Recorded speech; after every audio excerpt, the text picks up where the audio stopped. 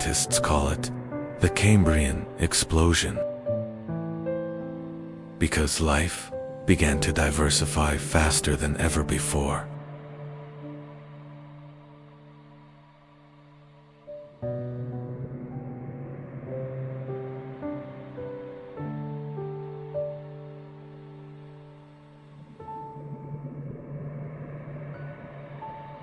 Life had existed on Earth for billions of years, but most organisms were extremely simple.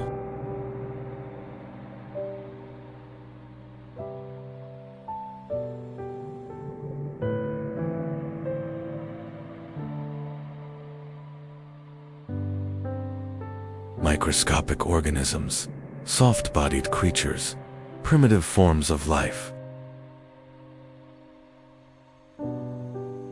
But then, a massive change began in the oceans.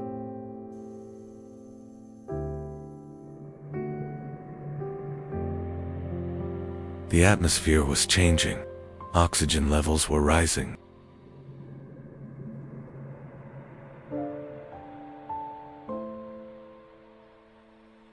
And this transformation allowed life to reach an entirely new level.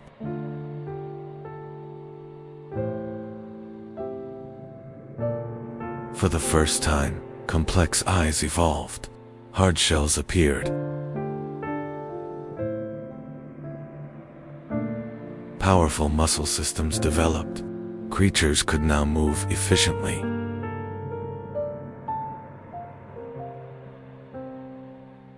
But the greatest change was this: creatures began hunting one another.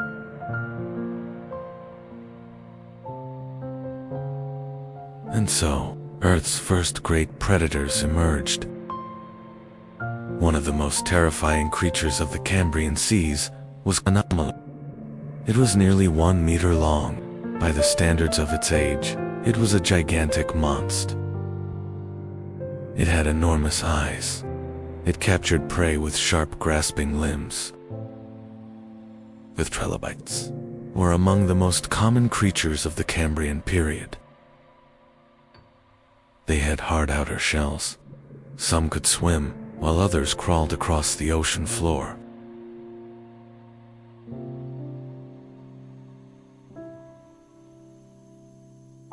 And for millions of years, they dominated the oceans.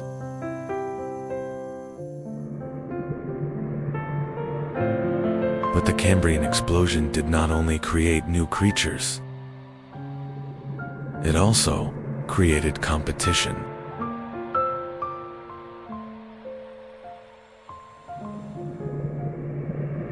To survive, creatures had to become faster. They had to become stronger.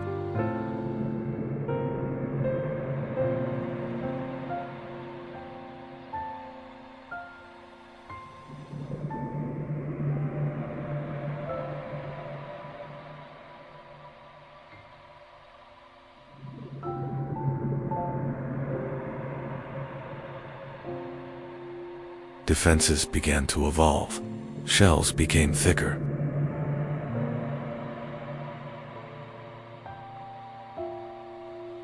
Spikes appeared. Camouflage began to evolve.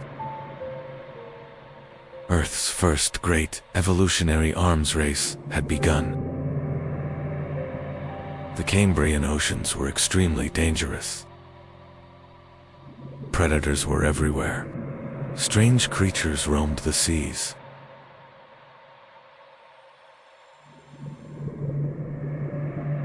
Some had long spikes, others had multiple eyes. Earth truly looked like an alien world. Many animal groups that appeared during this era became the ancestors of modern life.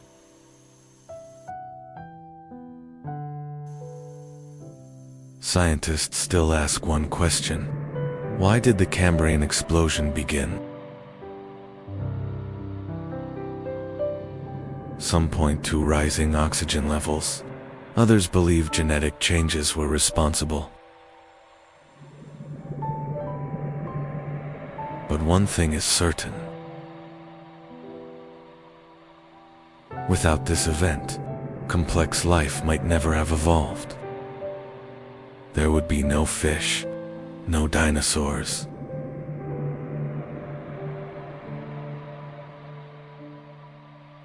Because the Cambrian Explosion was the beginning of Earth's great story of life.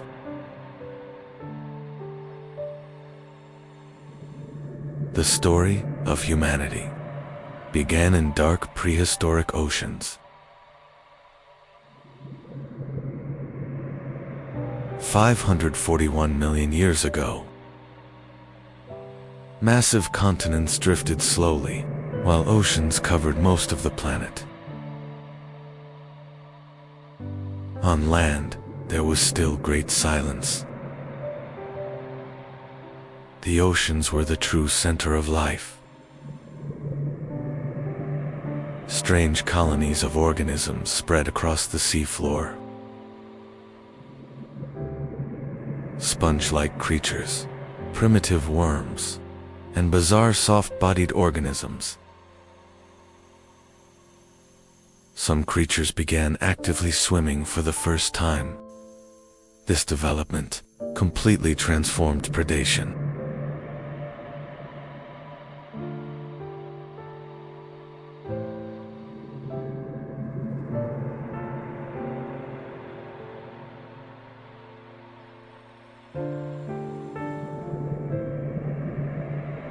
Now, hiding was no longer enough.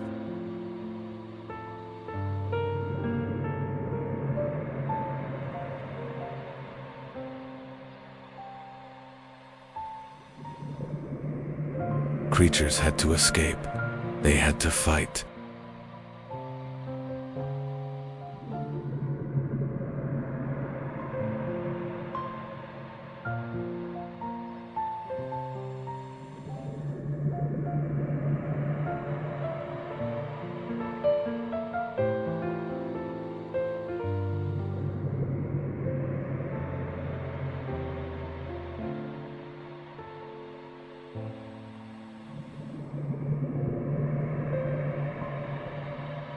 During the Cambrian Explosion, evolution accelerated dramatically.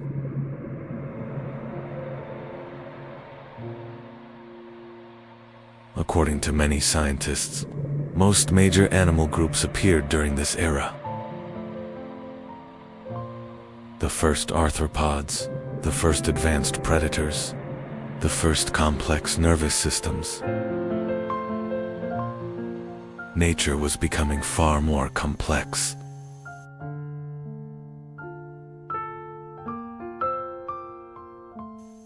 And this complexity became the foundation of all future life.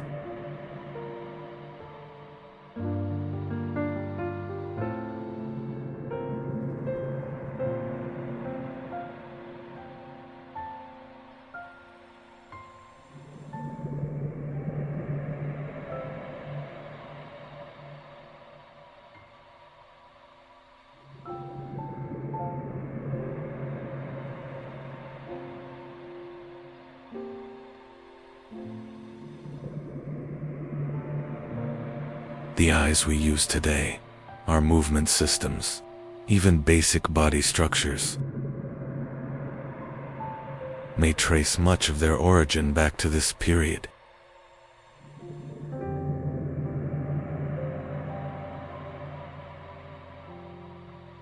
Life in the Cambrian seas was brutal. A predator could attack at any moment. That is why organisms were forced to evolve constantly.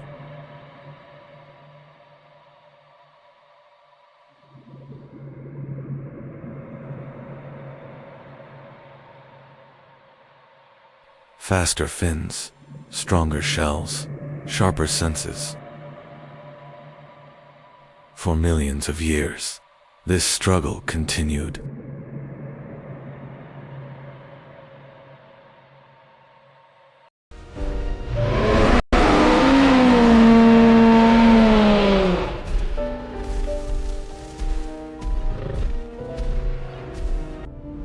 Long before dinosaurs walked the earth, 252 million years ago, the largest extinction occurred.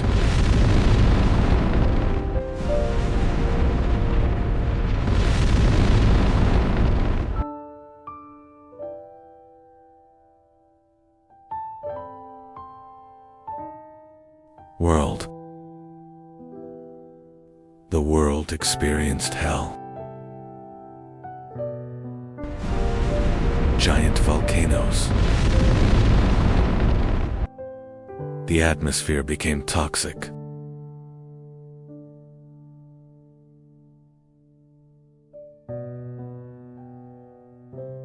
Oceans warmed and lost oxygen.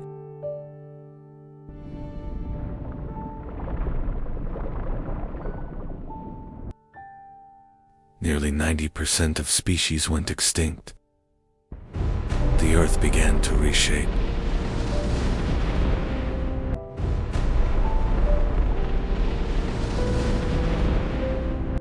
The climate was mostly hot and dry. Only the strongest could survive. The Triassic began after this devastation. About 252 million years ago.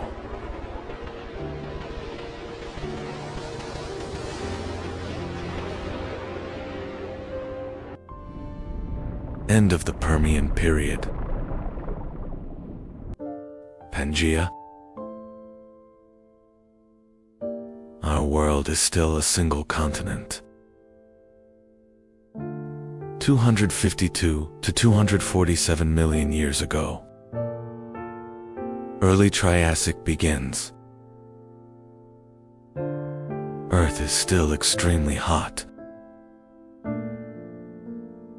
Life struggles to recover. Inland areas are dry and desert-like. 240 million years ago. Archaea.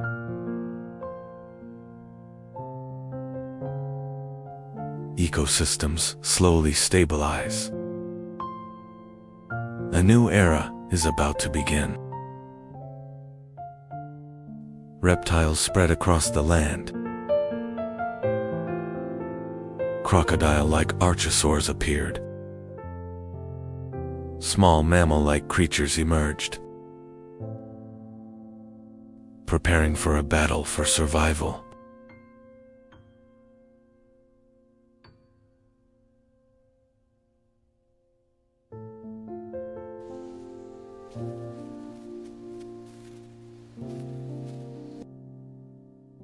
Giants had not appeared yet.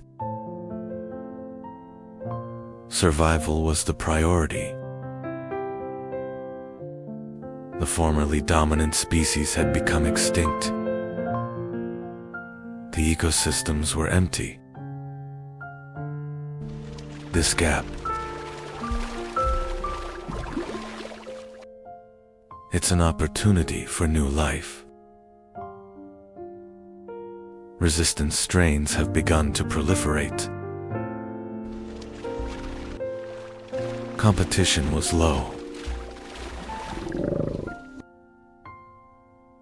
Resilient species had an advantage.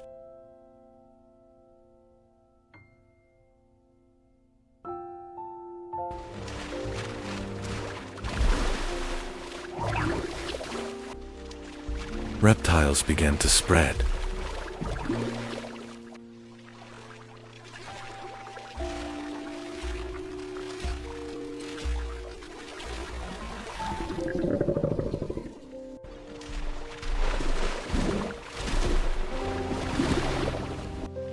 Some lived in water.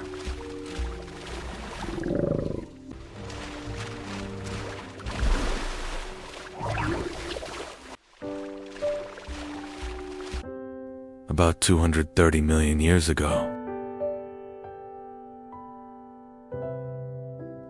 the first small dinosaurs appeared.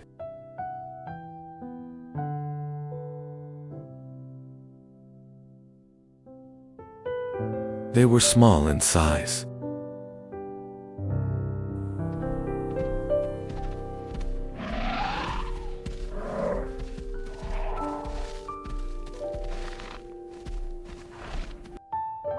They were fast and agile.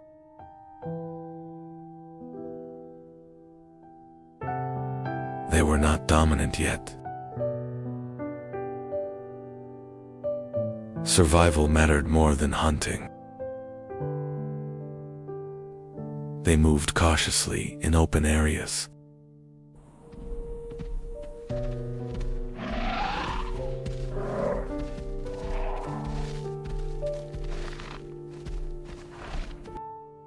Being small was an advantage.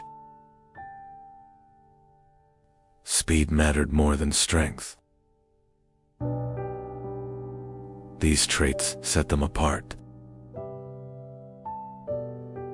But they were still few in number. The age of dinosaurs had not begun yet. 225 million years ago, Earth was slowly changing. Large reptiles struggled. Small dinosaurs used these gaps. They could reproduce quickly. They adapted more easily.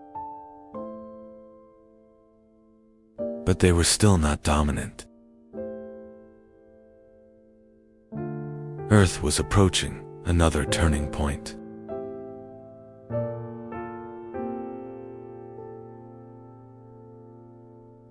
"215 million years ago, the climate became more stable. Rainfall increased. Plants spread across the land.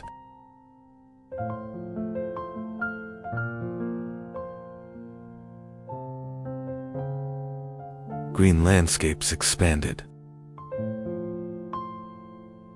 Ecosystems began to strengthen. Food sources increased. Survival became easier. Dinosaur numbers slowly increased. Species diversity grew. Small groups formed.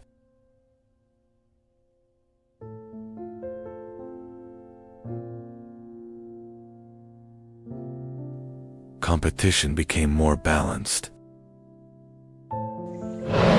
Earth became more humid. Dinosaurs adapted to their environment. Different feeding strategies evolved.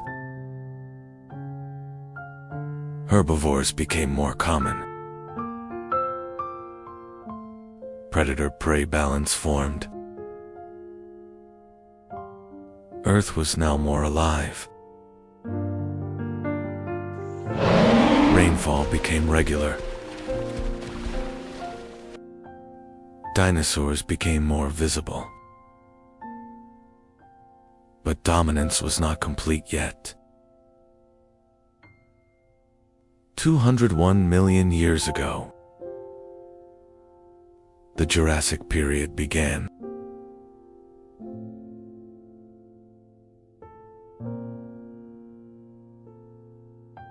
Climate stabilized. Plant diversity increased.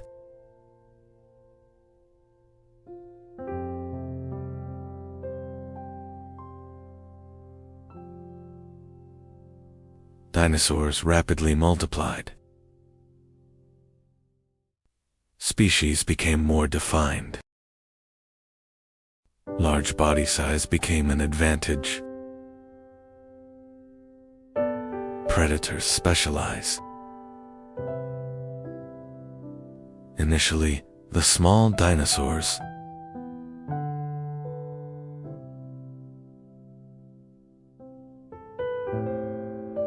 she became the ruler of the land.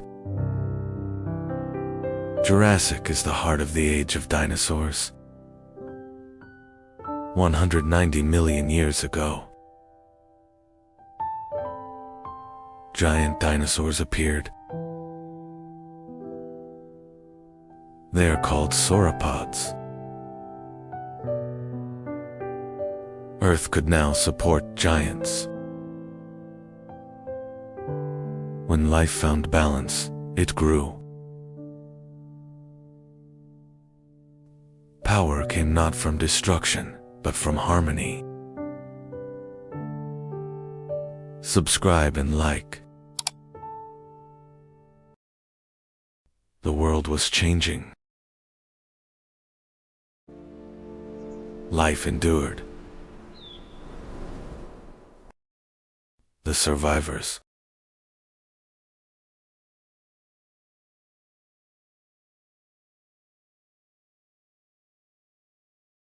Mammals were rising.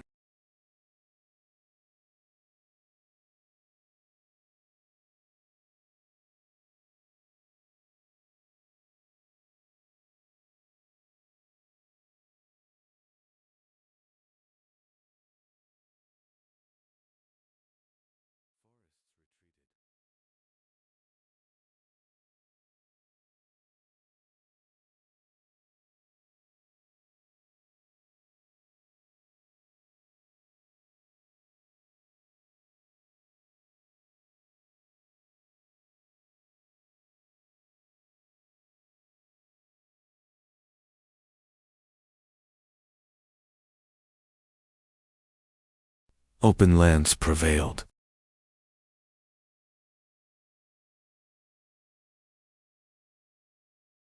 The world was shifting. Cooling intensified.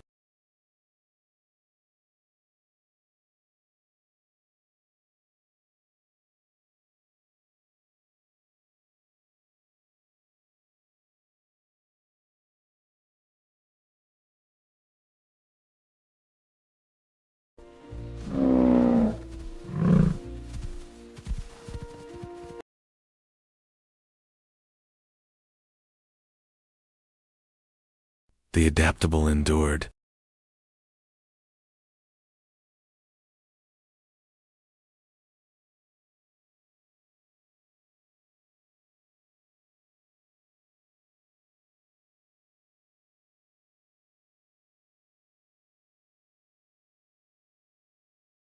$2.6 million years ago.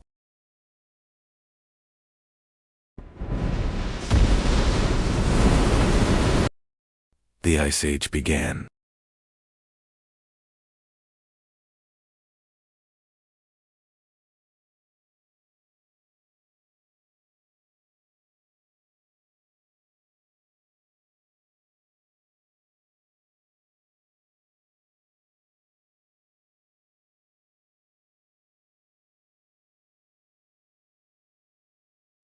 The struggle for survival began.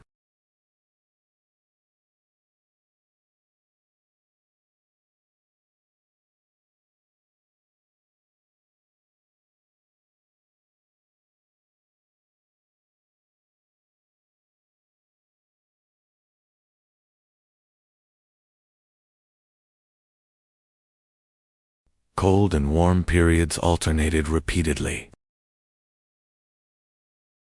Cold took control. Antarctica became isolated.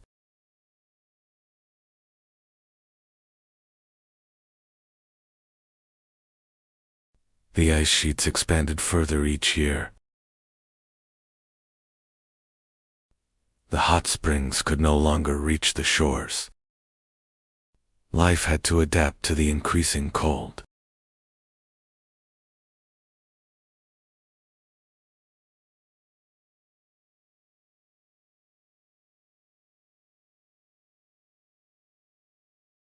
Polar life began.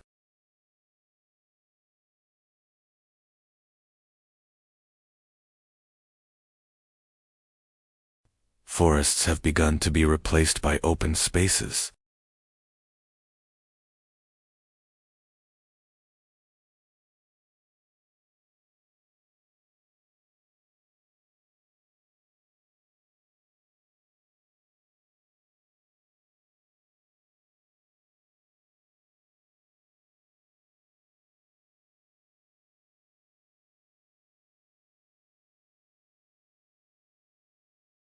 The planet's balance was shifting.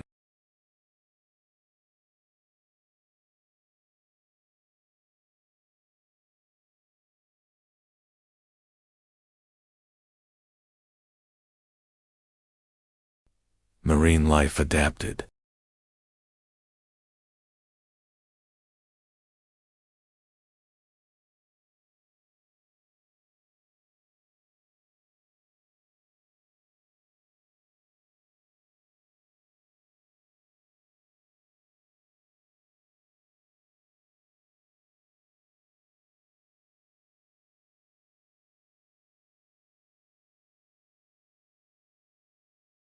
Life carried on.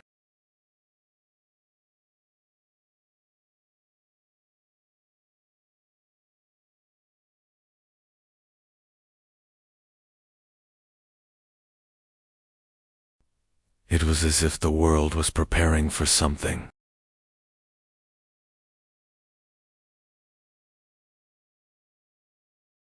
And the story continued.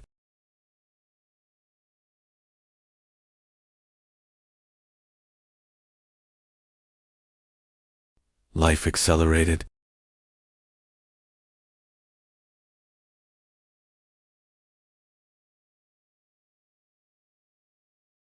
Nature came alive again. Rapport.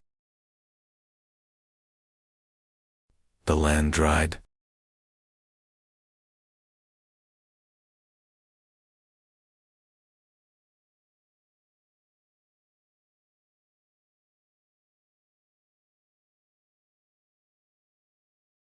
Drought spread.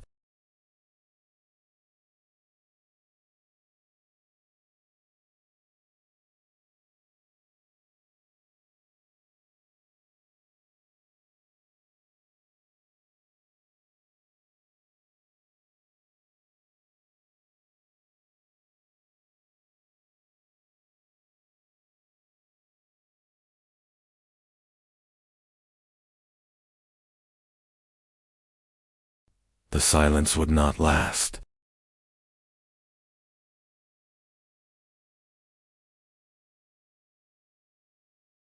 The change was very sharp.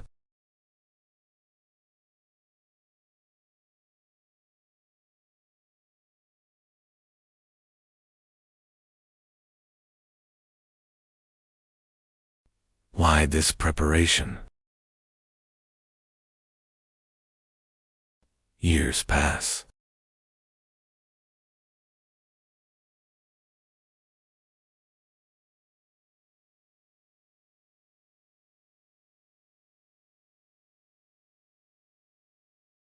It's as if a guest is coming.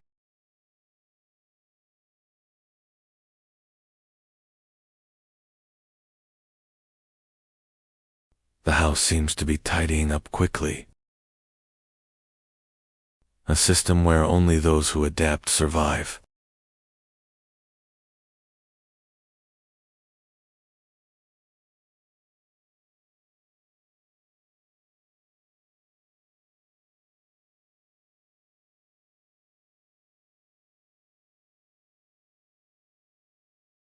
Glacial cycles began.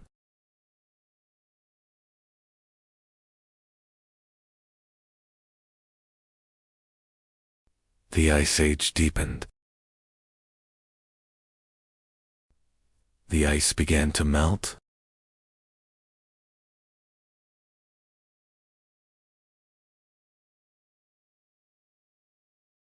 The Ice Age lasted long. But the climate did not remain constant.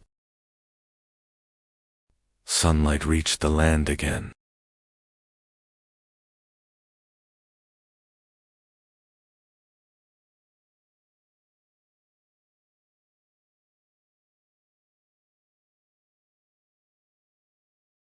Rivers were set free. Grasslands expanded. Animals moved into open plains.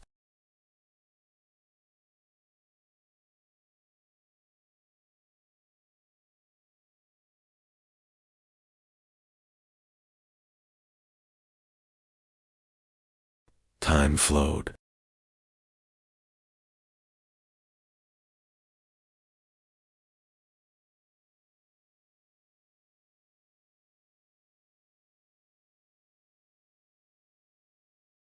And one day, millions of years later, humanity appeared. And humanity entered the stage. The real story begins now. The story continues. Stay tuned.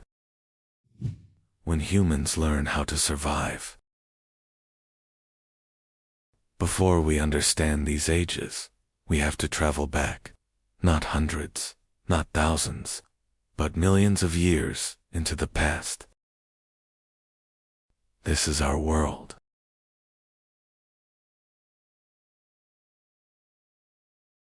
Travel back before humanity. A colder Earth ruled life. Much of the planet was covered in ice. Yet one region refused to freeze. The cold could not reach here. Animals gathered where life remained. Water meant survival. The first humans appeared here in Africa. Daylight was their safety. The open land meant life. But the night changed everything.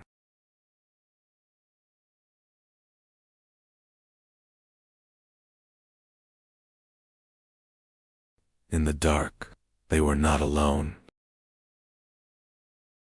Running was survival. They could not fight.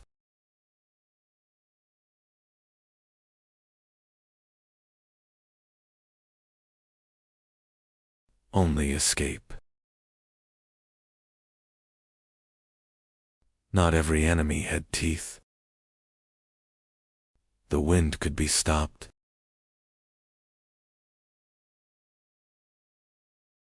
Not everywhere meant death.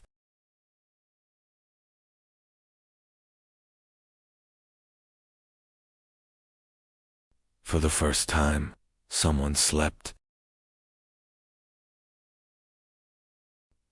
Something was wrong with the stone. They had found a place the wind could not reach. The dark was deeper than night. For the first time, it felt safe. For the first time, they did not fear the darkness. They fed on wild plants and fruits they found in nature. The animal carcasses they found were their only source of protein. This was insufficient for existence. They had to organize and become stronger.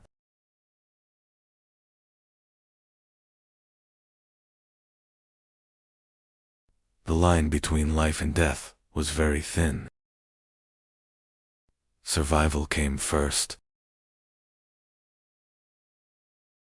The stone broke. The edge was different. It cut the skin. Meat separated. They had never seen flesh open like this before. The smell was strange, but irresistible. Others noticed the smell. Something new was happening. For the first time, food brought them together. The life reflex is about always being.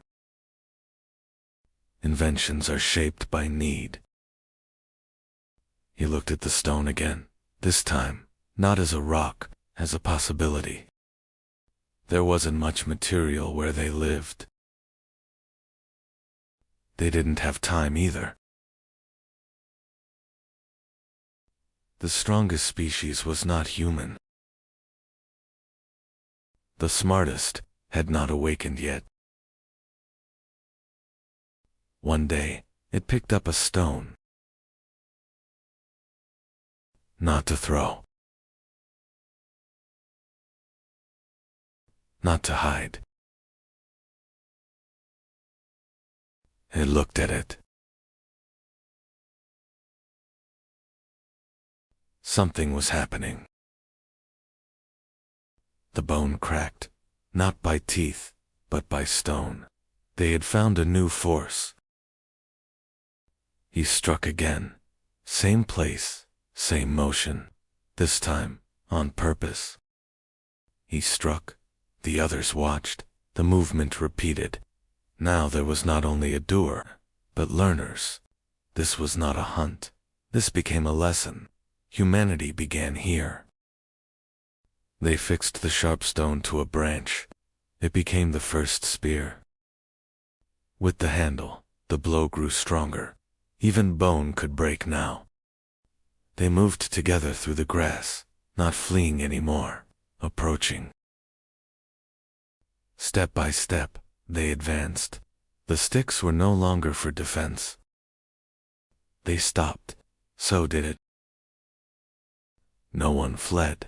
Something had changed. They held the spears tighter. Fear was still there, but controlled. For the first time, they faced nature, together. It stepped back. For the first time, they advanced.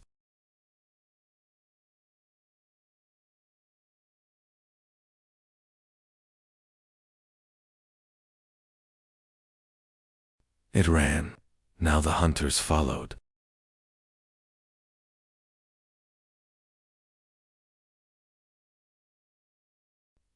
No escape remained. Everything was decided here. Closer and closer. There was nowhere left to go.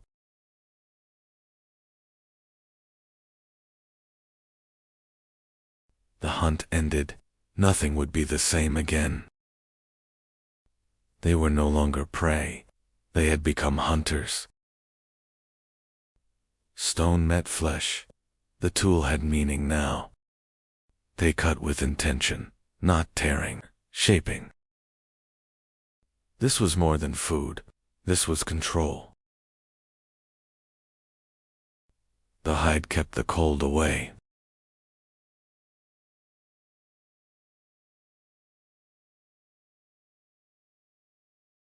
Stone-shaped bone, tools could now create tools. A tiny hole appeared. Nothing would fall apart again. They no longer searched for shelter. They built it. Bone, wood, and hide became walls. Nature was reshaped. For the first time, they had a place to return to. From stone came tools. From tools came life.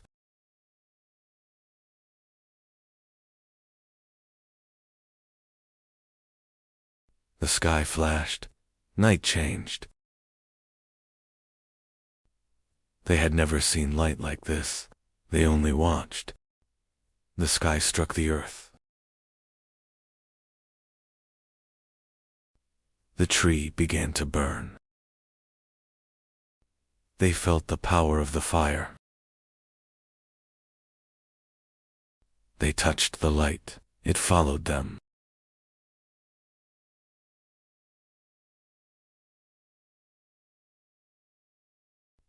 Now the night stayed away. The night was no longer theirs to fear. They had made their own sun. From the sky came fire. They carried it, and the darkness ended.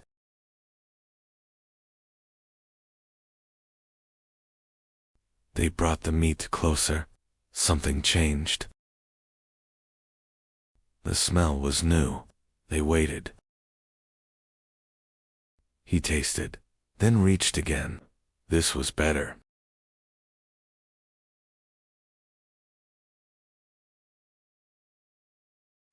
They all held the meat over the fire. The lesson spread without words.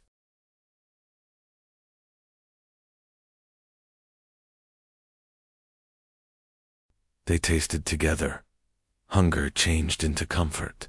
The fire fed more than their bodies. Eyes spoke first. Faces carried meaning. Sound was no longer instinct. Imitation began.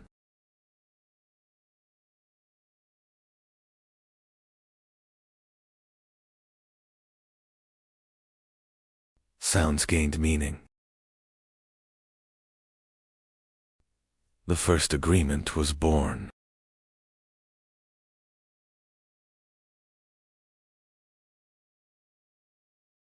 Thought was shared.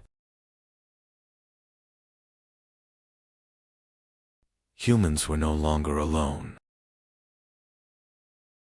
Language was being born.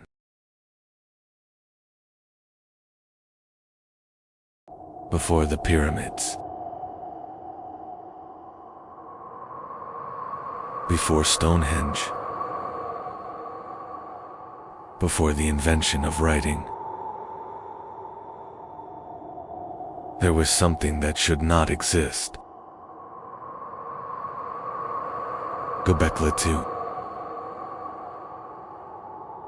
12,000 years ago, in the heart of Anatolia. At these exact coordinates, people kept returning. Humanity built the impossible.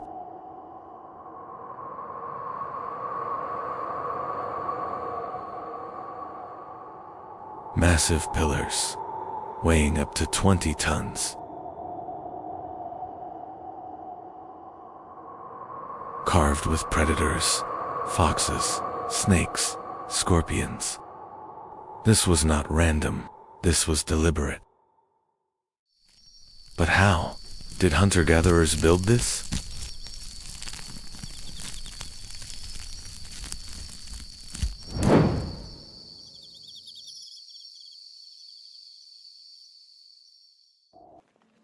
They had no wheels. No domesticated animals. And yet, they moved stones heavier than a modern truck. How?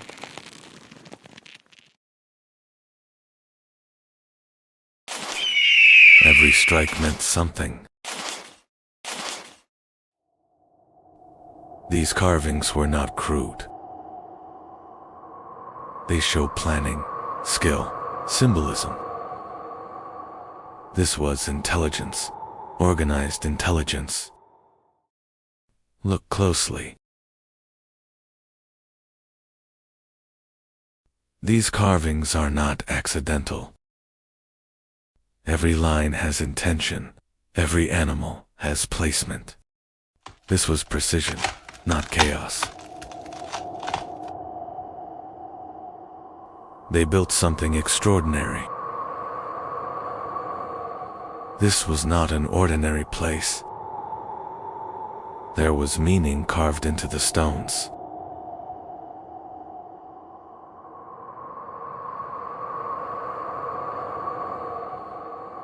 Whatever happened had to be hidden.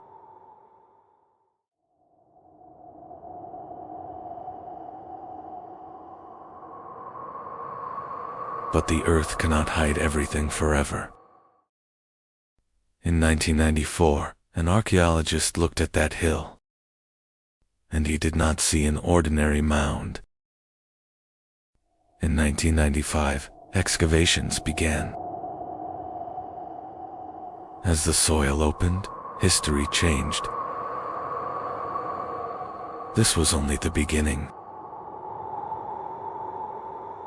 The work was being carried out with great meticulousness. Less than 10% of the site had been excavated. The remaining 90% still lies beneath the soil. Some pillars weighed up to 20 tons. and the people who built them were not even farmers yet. Maybe it wasn't fear. Maybe it was a calling. Perhaps temples were first built in the mines. The night ended, but the question within them did not. They began to walk. Separate groups, but in the same direction. This region had been a passage for thousands of years. They opened.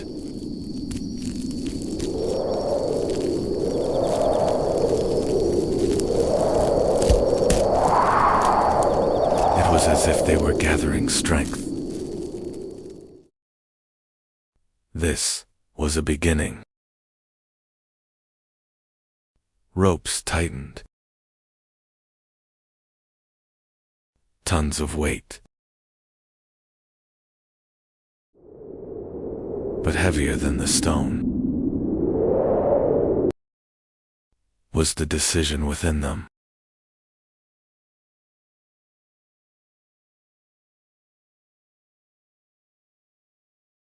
The people who lived here were hunters. When the stones were erected, it wasn't just architecture.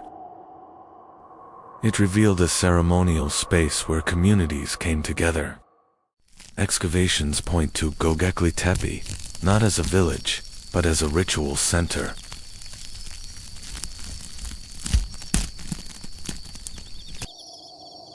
It could be a connection with the sky. People were coming here. On the massive T-shaped stones, there were animals. Snakes, a scorpion, vultures. But that same night, there were shapes in the sky as well, the stars, almost mirroring the carvings on the stone. Distant groups returned. To the same place. Around the same stones. The circle was complete. But the crowd was growing. This was not an ordinary meal. It was a celebration. Archaeologists were continuing their research at full speed. Feasting remains were found. It remained hidden for over 11,000 years. Why did they hide it?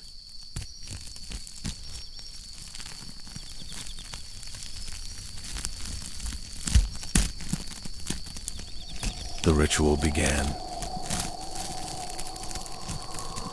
Before they settled there, they had already built their temples. Soil preserves history. Its age was measured in the laboratory.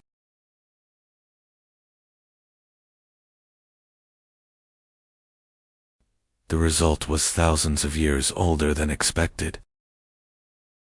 These stones were erected before it is believed that people settled down. History had to be rewritten.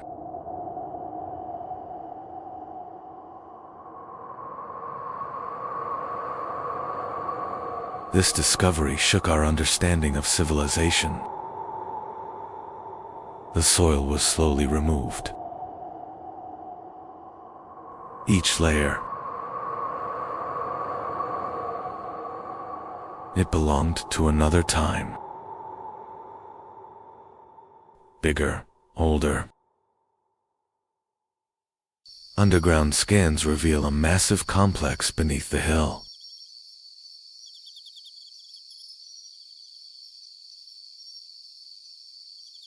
There was a past hidden beneath the earth. Like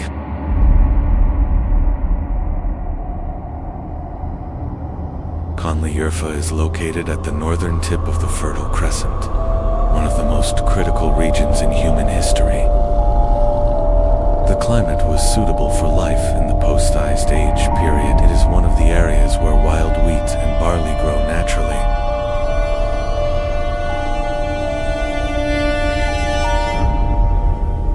The region had limestone deposits from which large T-shaped columns could be carved. And one day, they decided not to return. Hunters were becoming settlers.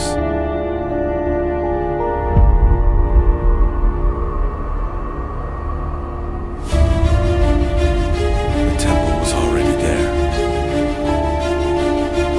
Now, life was there too. Perhaps civilization began right here. Around the stones, the first houses began to rise. The walls were no longer temporary. People had decided to stay. It wasn't only houses being built. Knowledge was being passed on. They now belonged to it. The transition from a hunter-gatherer lifestyle to agriculture was a major transformation.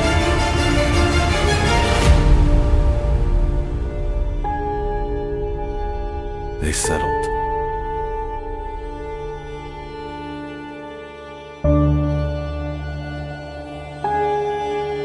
They built houses. But one day, they began to bury their temple. They did not destroy it. They did not abandon it. They hid it beneath the earth. Göbekli Tepe could be a message left for the future. History is never truly lost. It simply waits for the right moment. Stay tuned for the next episode. One night, humans stopped wandering. In the end, they understood each other. They talked about tomorrow, as if it would stay the same. They were chatting, unaware of what the morning would bring. The world was falling apart. The world as they knew it was slipping away. Even the animals were running away. And they didn't know where to go. There was no road for the first time. For the first time, they fell behind. Knowing wasn't enough to understand.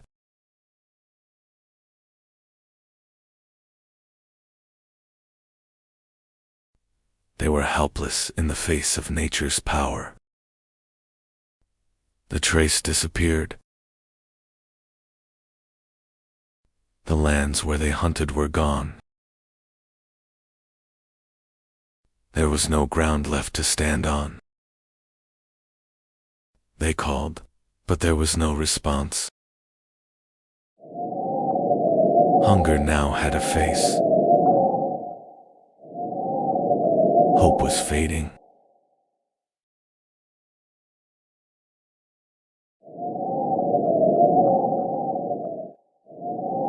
Fear divided the tribe.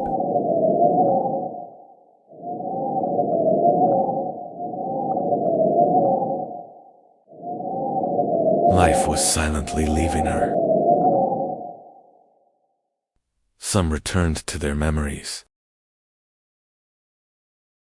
Life was waiting here. From the ashes, life has returned.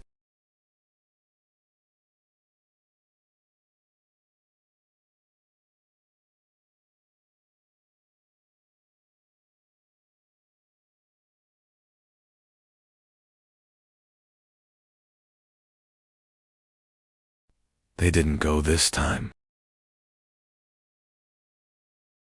They waited. The answer was in the ground. They tried to replicate the world. Patiently. They watched, and it changed.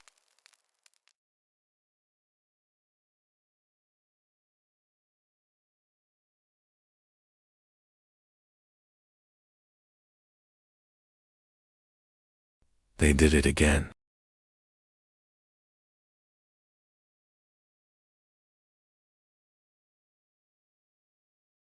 The animals are back.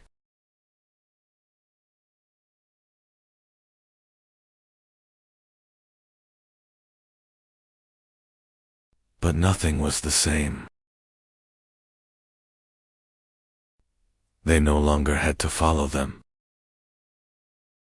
For the first time, they could stay. And again.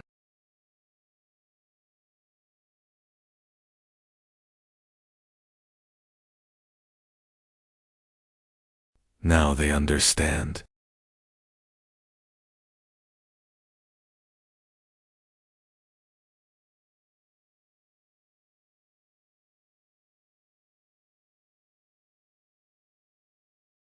They could do tomorrow.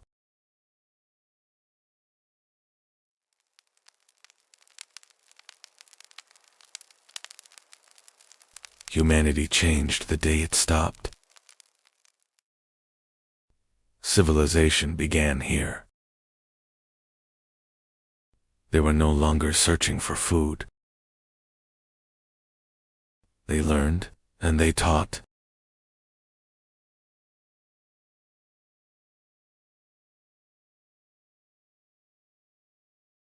For the first time, they watched life grow. Days passed.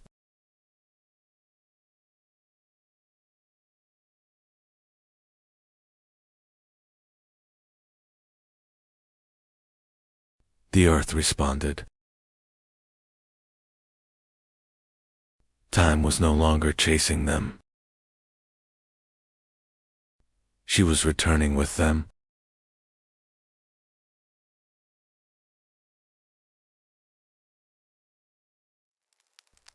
They had entered the rhythm of the world. More fires were lit. More fires were lit.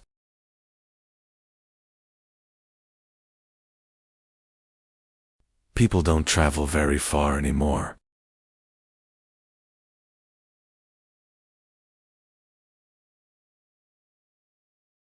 Walking around the camp, they reinforced the walls. What was temporary has become permanent.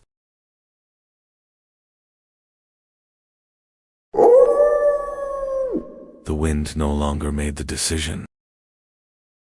They had some difficult visitors. He walked into the wilderness. They did not come as enemies. They allowed them to stay. They fed them. A new alliance was emerging. The person was no longer alone. They had a future ahead of them. They stayed nearby. They felt like they were part of something bigger.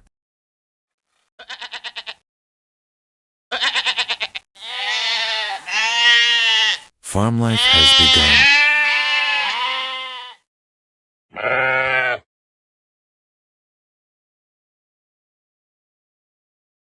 They learned to live with life. They led the flock. Fear has been replaced by confidence.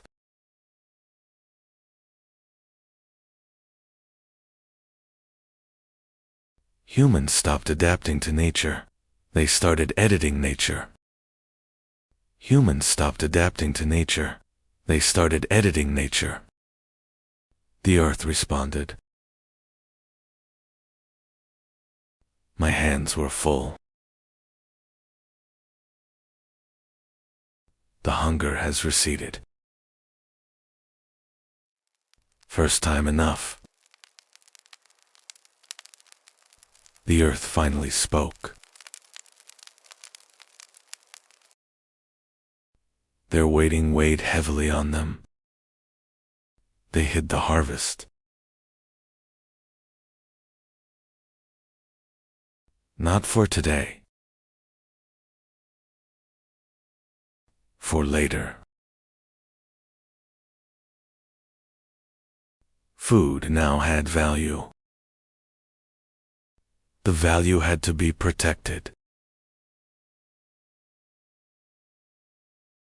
It was hidden in protected areas. Ownership is born. Some were protecting even more. This was no longer a partnership. They fought for tomorrow. Food became difficult.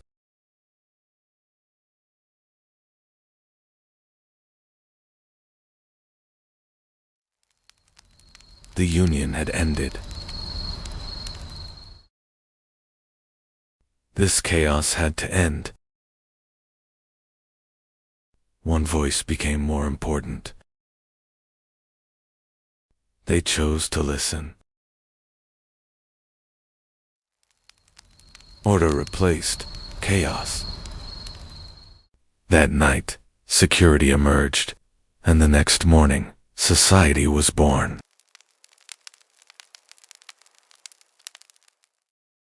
Not everyone was a hunter anymore. Some protected, some produced. Some of them were no longer hunting. They were making tools. The information wasn't withheld. It was taught. Experiences were shared. A voice began to be heard. Nobody was right yet. It was no longer power. It was words that determined the outcome. The first verdict was given.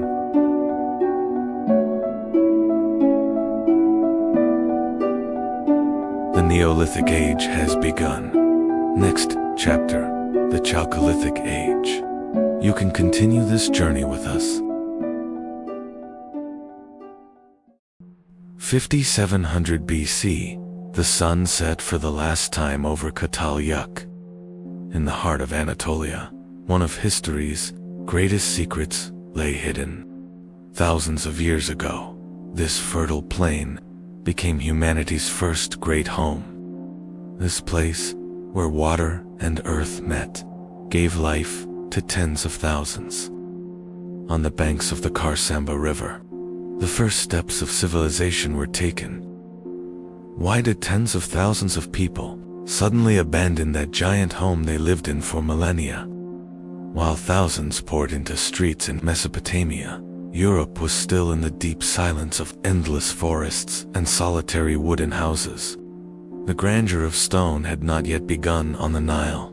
Life consisted only of the river's mud and reeds. In the Far East, life flowed with the rhythm of the earth and collective serenity, far from the greed of property. Across the ocean, the door had not yet been invented. Humanity was migrating boundlessly, without property, in nature's lap. What was it that the great crowd on the roofs of Çatalhöyük couldn't fit, that they turned their backs on one another? Was that first gap between the walls a sign of a breakup or a new freedom? What did that transition period that gave birth to today's cities take from us, and what did it give? The 1,000-year experiment ended. The great city fell silent. Now begins the great void and the 1,000-year march. The earth turned bitter, The fertile marshes dried up. Granaries emptied. Hunger seeped through the walls. Hearths went cold. The thousand-year fire no longer warmed. It was time to leave. Nature was casting them out. Smoke trapped in cramped houses turned the air into poison. An invisible enemy, plagues, seeped through the walls. The price of living side by side was heavy. Bodies grew weak. Now these sacred houses were turning into graves. The necessity of living in tight spaces gave way to rage. The silent harmony of 10,000 people broke with a great roar. Neither rules nor shared meals were enough anymore. The dream of living together was replaced by the ambition for independence. The great community shattered. Families broke away from the city one by one. Safe walls were abandoned. The first steps into the uncertain step were taken. Those dark holes, where thousands of voices once rose, fell into silence. Humanity was escaping into freedom from this giant prison of its own making. Walls were no longer shared. Houses began to separate from each other. That narrow gap between the houses was the first street in history. Humanity began to breathe and see sunlight at ground level. Now everyone had their own boundaries.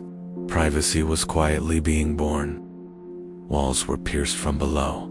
For the first time, entrances moved from roof to ground. There were no longer ladders, but thresholds. The first hello was said at the door. There were no longer ladders, but thresholds. The first hello was said at the door. The door was not just an entrance, but the first shield protecting man's fortress. When the door closed, the noise and gazes of the outside world remained behind. For the first time, humanity tasted the peace of breathing without others watching. Now we had secrets, private moments shared. Behind walls were born. When the door closed, the community ended, and the individual and family began. The colorful stones in the earth's bosom were heralds of a new power. Fire brought the hard rock to its knees. Copper melted in the glowing embers. Molten metal took the shape of a new world in stone molds. Now, not only stone, but also metal bowed to the will of man. Ketalyuk fell silent, but the dream it built was sealed beneath the earth. Though thousands of years passed, the desire to live together never died. Smoke rising from mud roofs has turned into towers, reaching for the sky today. We are the heirs today of the great story that began in those cramped rooms. The street was not just a road, it was the first boundary between yours and mine. Humanity took its first step from a common roof to a personal land here. The door and the threshold were born. Now the front of the house was as private as the inside. The giant mound of the past was giving way to an organized order, the first neighborhood. Streets were not just paths, they were the world's first free markets. Economy moved from the privacy of roofs to the transparency of the street. Barter came to life on doorsteps. The street was a bond connecting people. Every story shared made the city grow a little more. Loads were no longer carried on backs but on wheels that the streets now allowed. Ownership brought fear with it. Now it was necessary to protect not just the house, but the street as well. Those first stones surrounding the houses drew the insurmountable boundary between us and them. The door was now being locked not just for guests, but to keep the enemy out. Streets turned into the defense lines of civilization. Every corner became a new fortress. The street was no longer just a passage. It was a giant machine holding thousands of people together. As the city grew, streets began to carry not just people, but water and the burden of civilization. Where the street ended, walls began. The city was now both a sanctuary and a giant prison. In Uruk, streets were no longer just passages. They were the first great social contract holding thousands of strangers together. Doors closed. Property became sacred. The street was now the sharp boundary between what belongs to all and what belongs to one. The sound of the wheel echoed for the first time on these unpaved roads. The street was no longer just for walking, but for hauling in trade. And then, time warped. Mud brick gave way to stone, and paths turned into imperial roads connecting continents. Light made the street livable at night. Random paths turned into a planned city. The gap between two houses was the street's first breath. Stone and gravel protected the street against mud. Crossing paths created the first public space. The cleanliness hidden under the street was civilization. The wheel widened the shoulders of the street. Climate changed. The Euphrates shifted. The street was condemned to the dust of a parched city.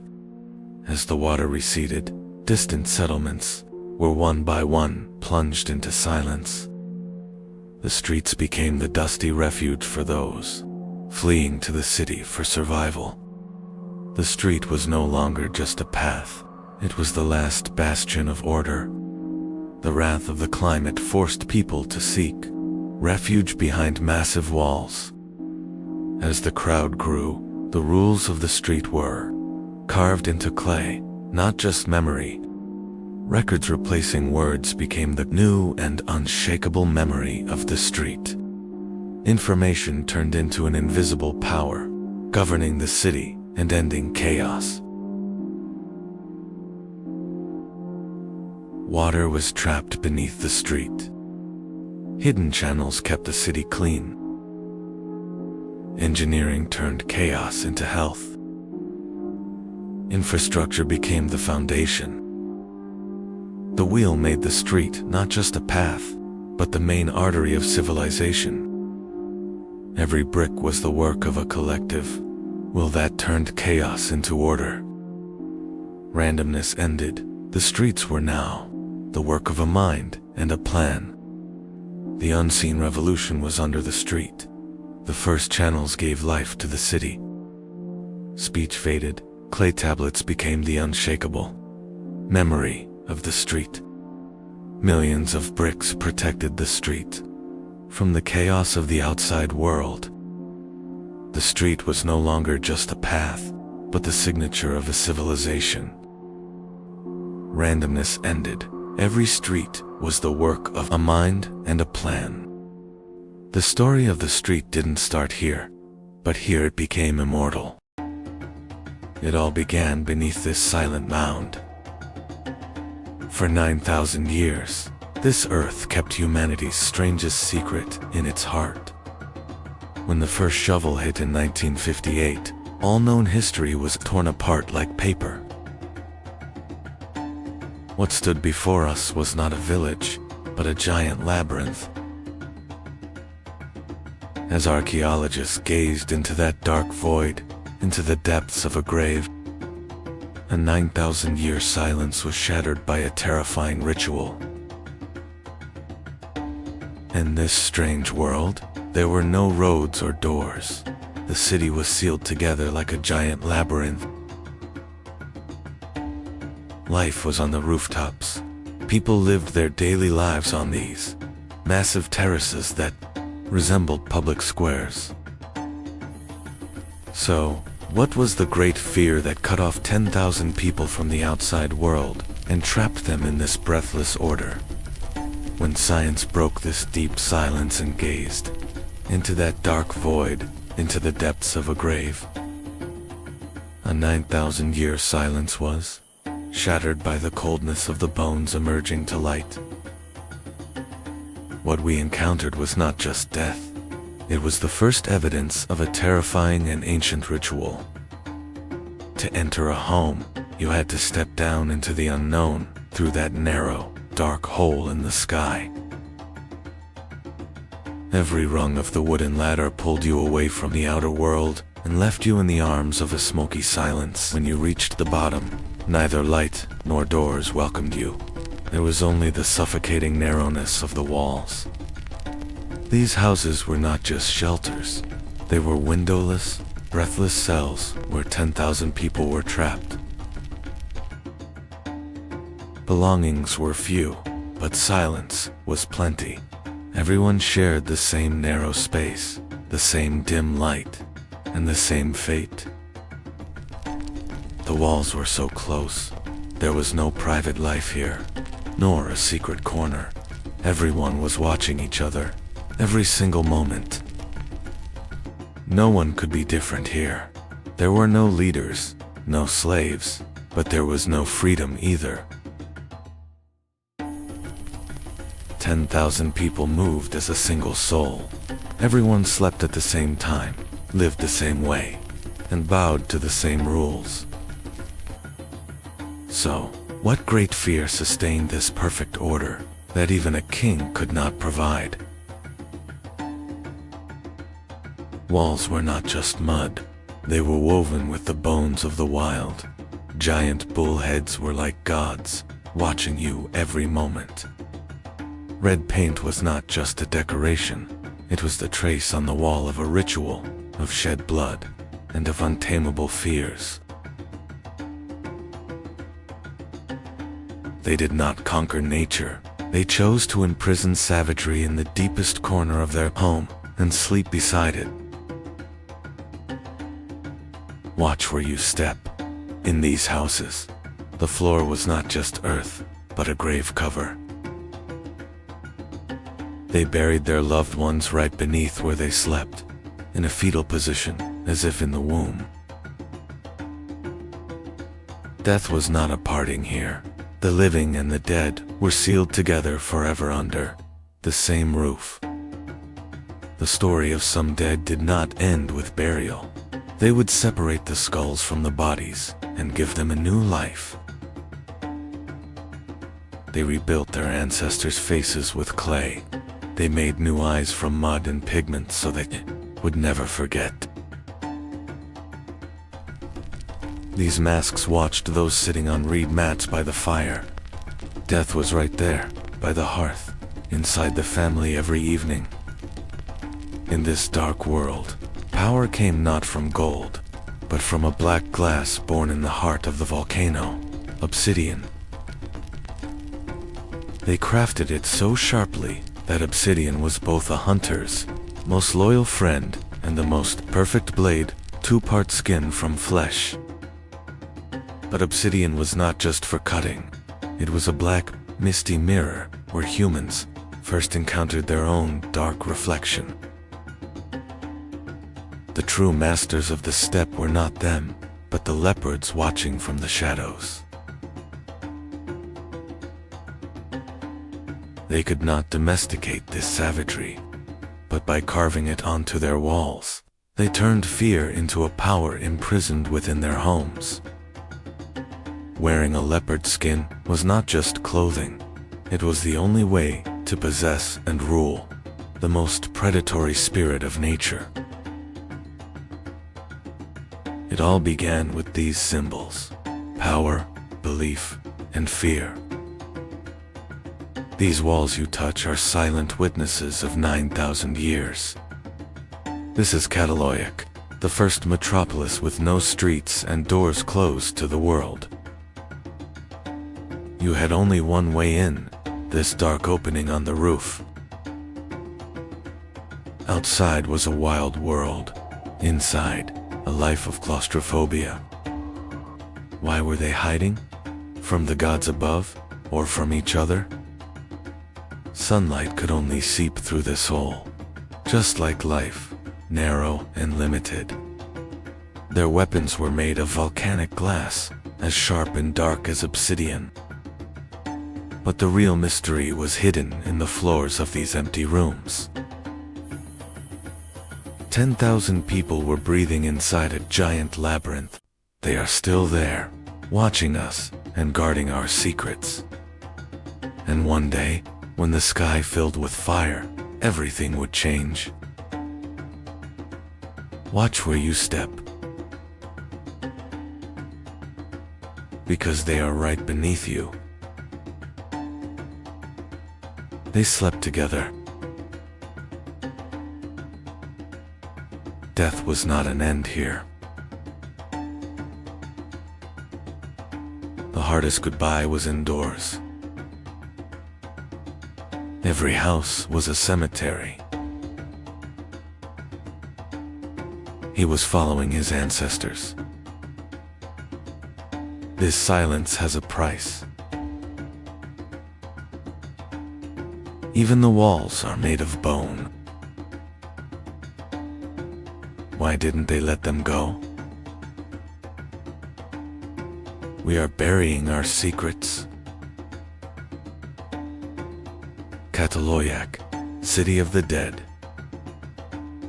This massive mound has kept humanity's greatest secret in its heart for 9,000 years.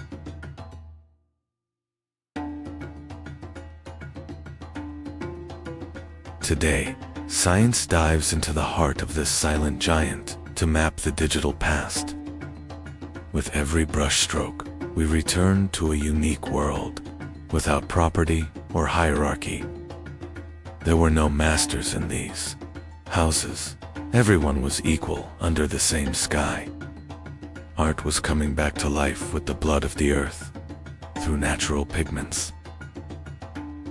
Yet life lived in the shadow of Mount Hazen, always ready to vent its fury. These lines on a wall were the first known landscape painting in history. Cleanliness was an obsession. They sealed their walls with fresh white plaster every year. They were devoted to their ancestors, burying them right under the rooms where they slept. As the first seeds of farming were sown here, humanity learned to domesticate nature. 10,000 people wrote history on the roofs of this streetless giant labyrinth. 10,000 people wrote history on the roofs of this streetless giant labyrinth. And now technology is finally beginning to break this deep, millennial silence. But then, the climate changed and rivers ran dry. The protective fire of the city slowly began to fade. The massive population of 10,000 succumbed to nature. All that remained were the soot marks on the walls. People abandoned the city with fear and uncertainty. After 2,000 years, Cataloyak sank into silence. They even left their sacred figurines in the dust. No one knows exactly where they went. The roofs were sealed, never to be opened again.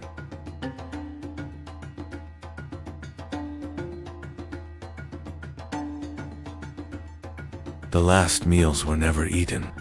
The pots remained empty. The city today is still waiting to speak beneath the earth. We are in a place where time and space lose meaning. We are touching the first great secret of humanity, 9,000 years ago. These bones, these lands, are not just remains. They are silent witnesses to a forgotten fear, a suppressed scream. But to reach this secret, you had to step down into the unknown through that narrow, dark hole in the sky. Cataloyak fell silent. That great roar that lasted for thousands of years gave way to the dust carried by the wind. But this was not an end. It was the beginning of a vast void. Humanity escaped these narrow walls and set out on that great march that would last 1,000 years. In the next episode, what happened after Cataloyak? How did humanity change in that great void? We are going to that new and wild world called by the rivers, Mesopotamia. Stay tuned. This is the lowest point on Earth, where everything ends, but for humanity, it all began. This is the lowest point on Earth. In the heart of a harsh desert, a lifeline that hasn't dried for 11,000 years, Jericho. Each layer of soil tells a 1,000-year story. Civilizations are sleeping beneath your feet, and it rises through the mist. The oldest massive man-made structure in the world. 22 steps descending into darkness. Where did these stairs lead? To protection or a ritual? They were the first masters to survive in a wild nature. When they found this oasis, the end of nomadism had come for humanity. They began to build not just a shelter, but a collective memory here. History was carved into stones and souls here, for the first time. Welcome to the greatest mystery of human history, the world's first city, Jericho. Before civilization, in the Jordan Valley, 10,000 years before pyramids, life spreads across the land. Around 9,000 BCE, the Jordan Valley. Why did humans stay here? To the Levant, in the Jordan Valley. The Ice Age comes to an end. The world grows warmer. Food was already here. They returned to the same fields. They wandered for ages, but that night, the dark wasn't silent. Something was there. They didn't understand. They were afraid. Not every stone was the same. Together they were stronger. The stone was no longer just a stone. The wall stood.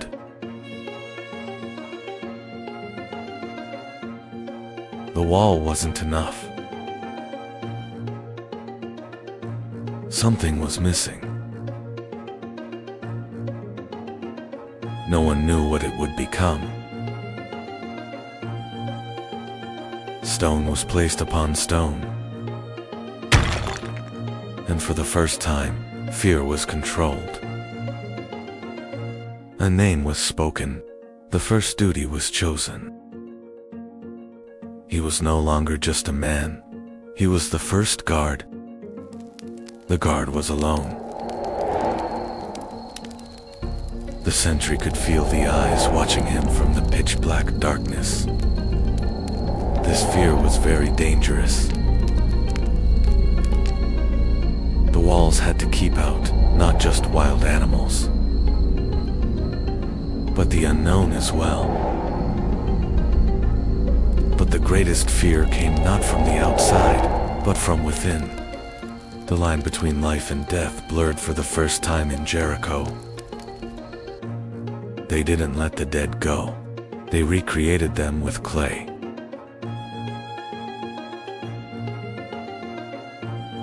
The tower was no longer just a lookout. It was a gateway. Those dull eyes began to watch the living at every moment.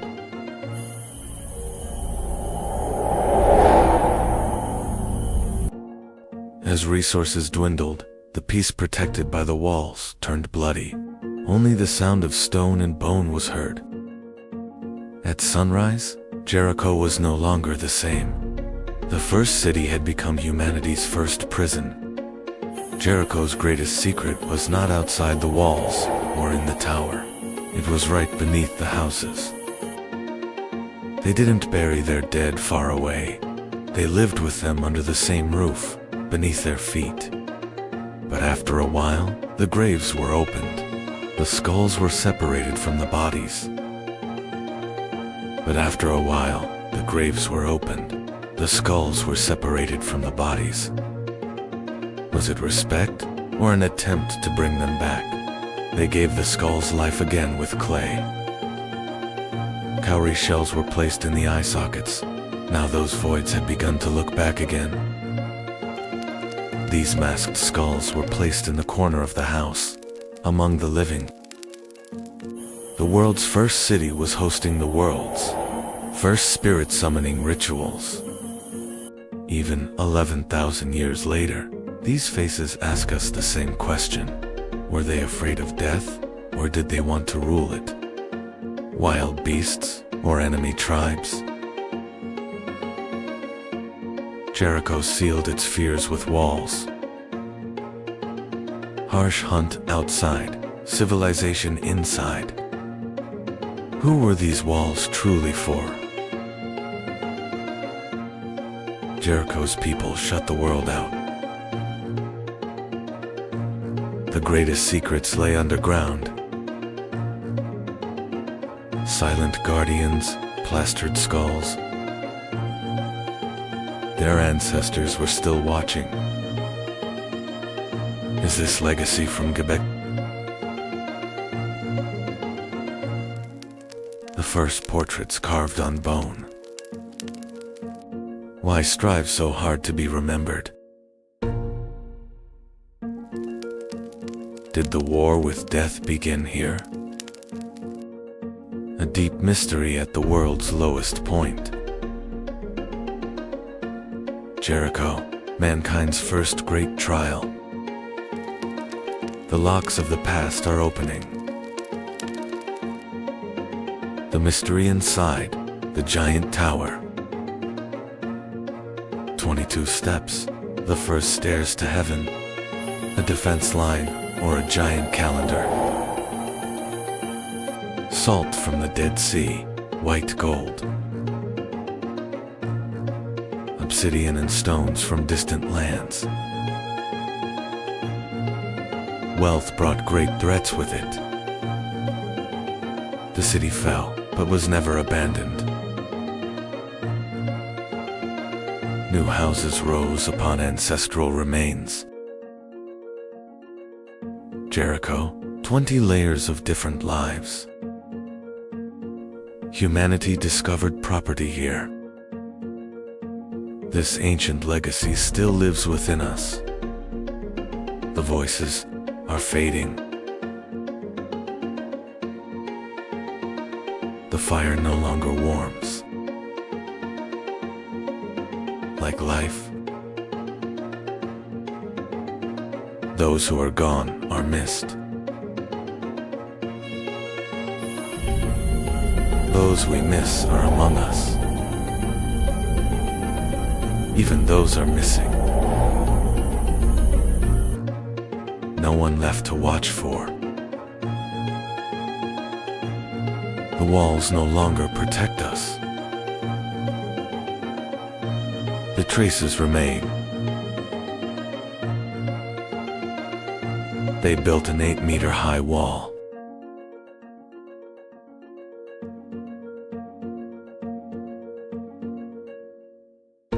They took them with them so they wouldn't forget their dead.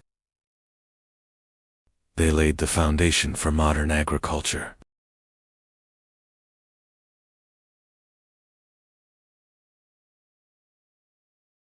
They hunted. Then one day, they left in small numbers. The rest,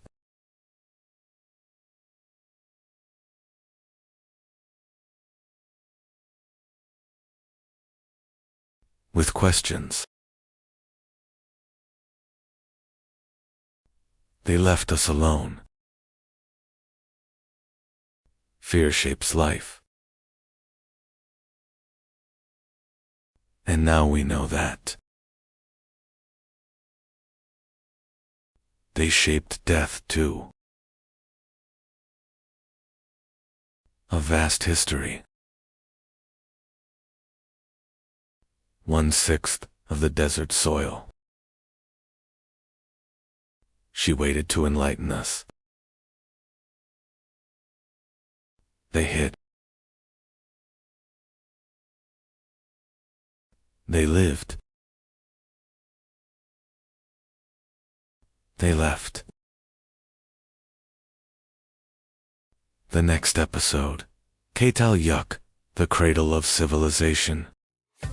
Legend says a gardener found a baby in a basket. This child would change history. The river chose him, not the palace. Before empire, there were only cities. Before empires, there was chaos between the rivers, and among them, a servant.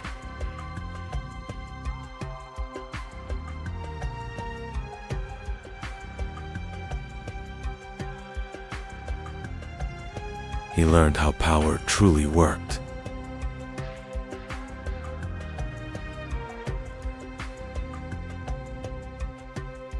He watched power from the shadows.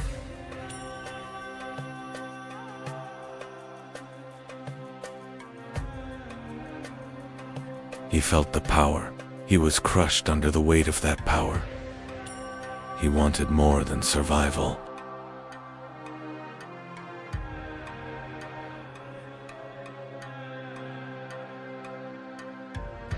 Into the unknown.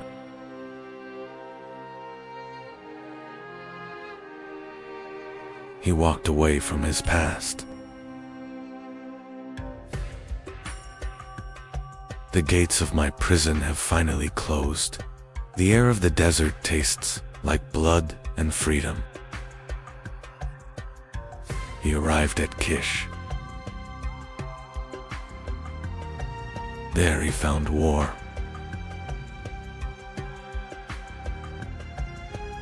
War was discipline.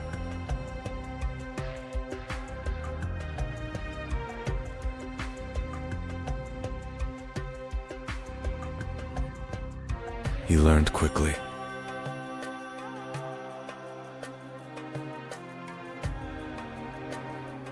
Men began to follow him. Order began to crack. Power changed hands.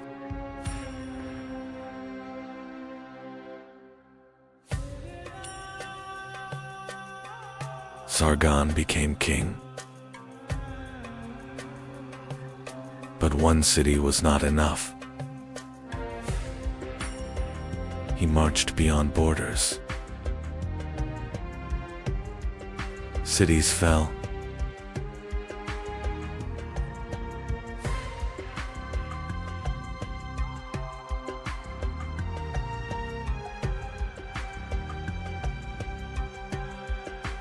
Others surrendered. They did not wait for dawn. Night provided the ultimate cover for Aki. Silence was their weapon. They scaled the walls before the alarm rose. The city's fate was sealed from within. Step by step, the wall lost its power.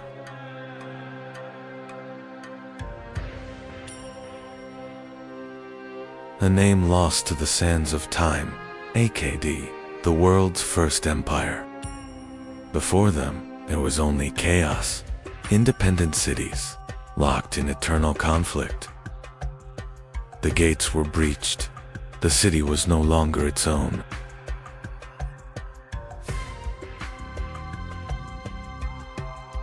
And Uruk was only the beginning. Another city stood in their path. One city fell, and the next one trembled. The march did not stop. Walls meant nothing now.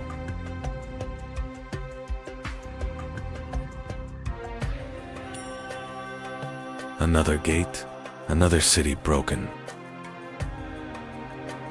This was not chaos. It was command. Sargon stood above them all. The age of kings had changed. Sargon reached the sea with the bronze sun of Shamash leading his way. The era of city-states ended. The era of the World King began.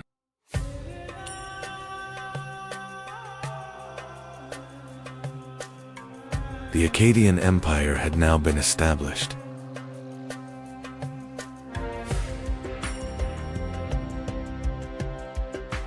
Sargon's conquests had united the city-states.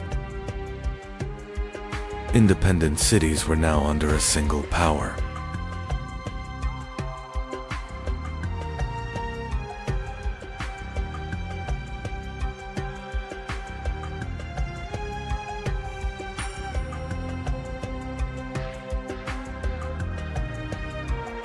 It was one of the first great empires in history.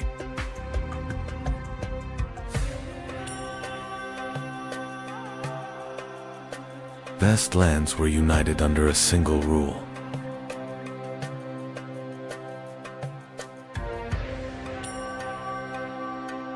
New roads were opened between cities. Caravans carried goods between cities. Trade brought life to Mesopotamia. Communication across the empire became faster. Cities were now connected. News traveled from distant cities. Akkad introduced the first standardized weight and measure system. Centralized administration was managed through thousands of clay records. The state controlled the grain, creating the world's first tax system. The world's first postal system was born, in the desert, connecting distant provinces. Clay envelopes ensured the confidentiality of imperial orders.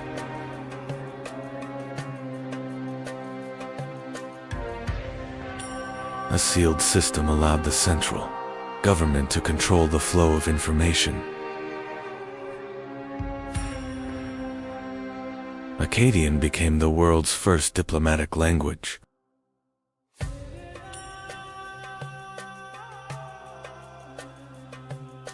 A common identity was forged through shared laws and faith. In Mesopotamia, people carefully observed the sky. The movements of stars and planets were recorded on clay tablets.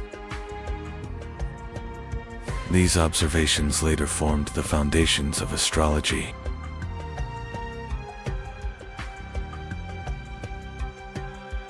Akkadian trade routes reached the distant lands of Magan and Malu.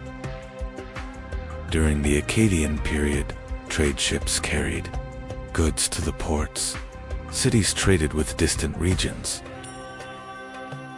Scribes recorded incoming goods on clay tablets. Trade had become a system carefully documented.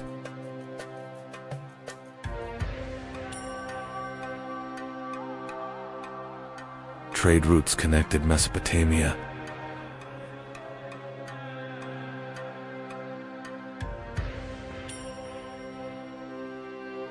Goods constantly moved across the land.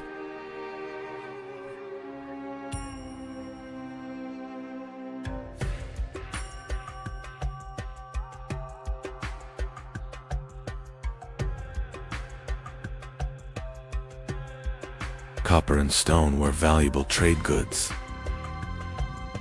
Precious goods were sold in markets.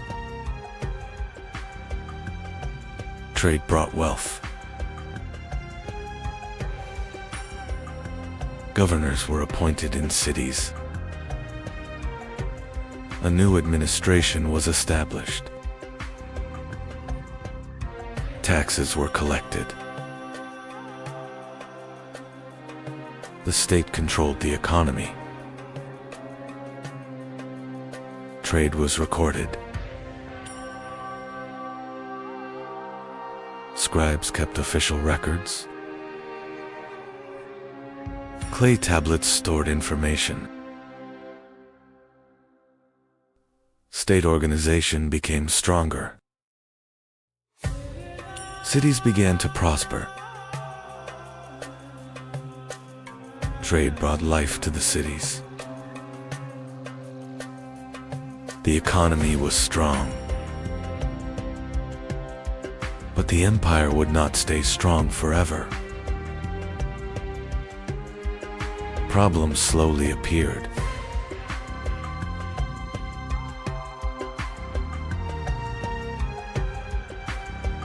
A great change was coming.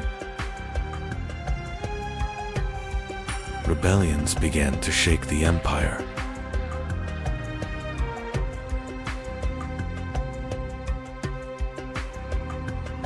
Unrest grew inside the cities.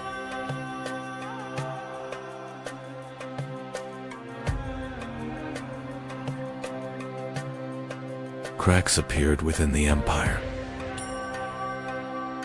Distant cities became harder to control. The empire had grown too large.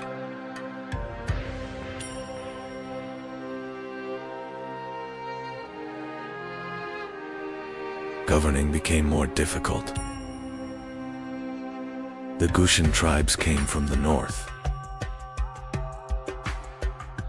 A new threat appeared.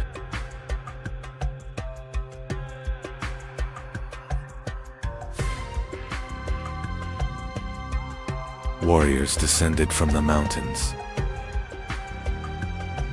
Wars weakened the empire. Cities were under attack.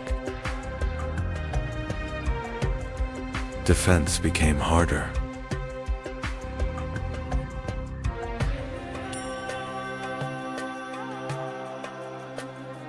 The Akkadian Empire finally collapsed. Mesopotamia fragmented again.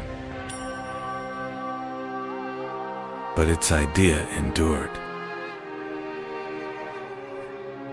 The concept of empire lived on in history. The Akkadian legacy remained. Thousands of years later, the story of Akkad emerged again from beneath the sands. Through archaeology, the Akkadian Empire was remembered again.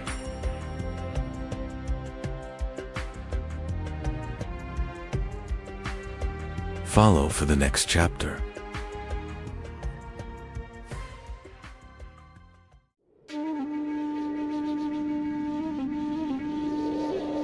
History began with a question asked between two rivers.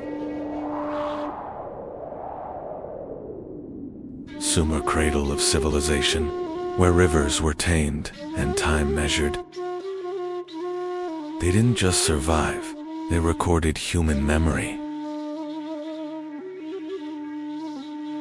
Law, math, and time were born here.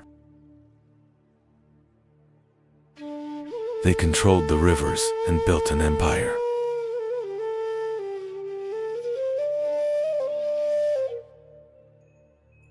Logistics was born here. The wheel-powered trade.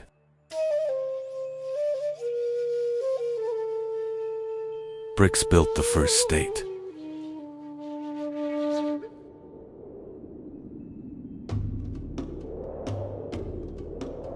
Wealth became numbers, power became records. They divided time itself. The hour was born.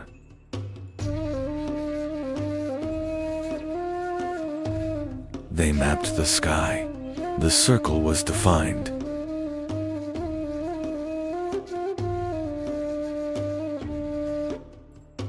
Writing began to tell stories and laws.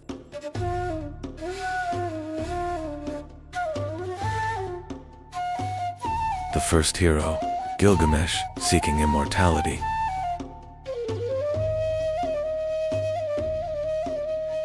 Enlil roared, the great flood came.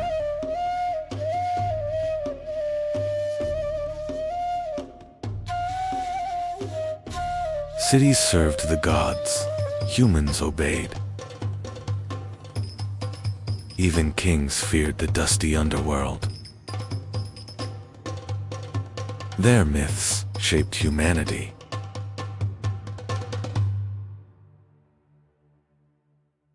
They fought for water, not unity. Internal wars ended their golden age. Drought turned nature into their enemy.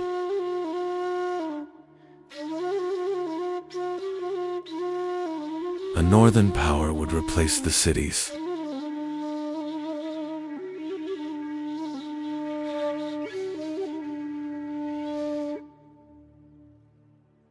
Every civilization is a continuation of a memory.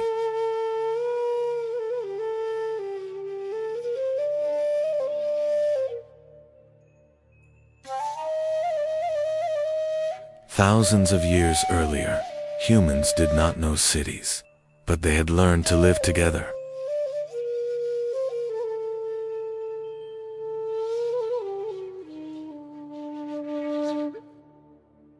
This was not a world of walls.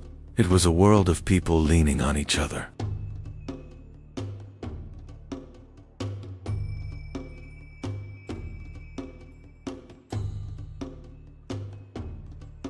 No streets, no doors, only life on the rooftops.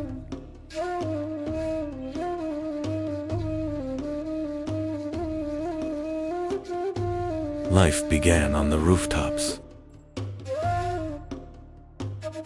A streetless human hive. Change broke the old safety. In 5000 BC, the first souls took a leap of faith. They walked away from the only home they knew, heading south toward the wild marshes. They were not searching for a place. They were searching for a way to live.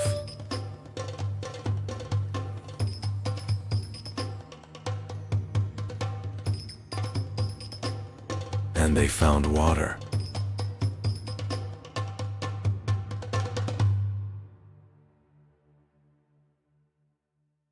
But water was not life. Water was chaos. Then someone cut the earth.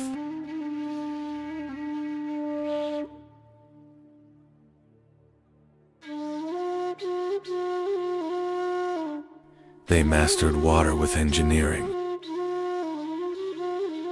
The wheel began a new era. The first Sumerian city, Uruk, began the Bronze Age. Before civilization, only rivers existed here. Humans had not yet built cities. This land was older than the Sumerians.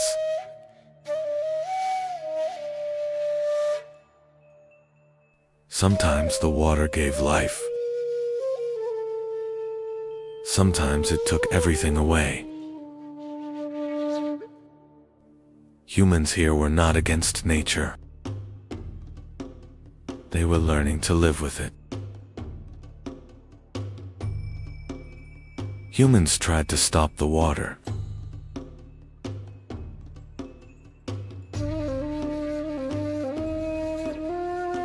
Alone, it was impossible.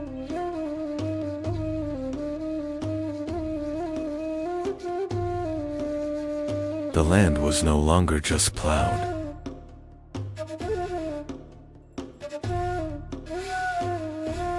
A path was given to the water. Nature was changing direction for the first time.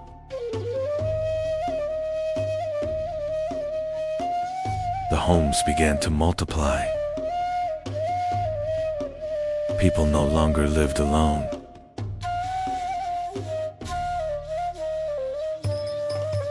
Neighborhoods appeared. Shared spaces formed.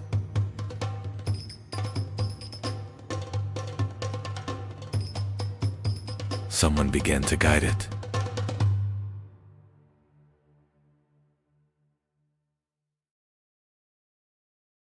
They built the first skyscrapers.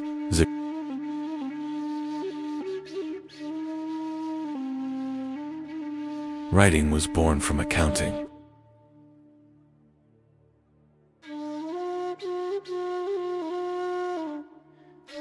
They turned stars into numbers.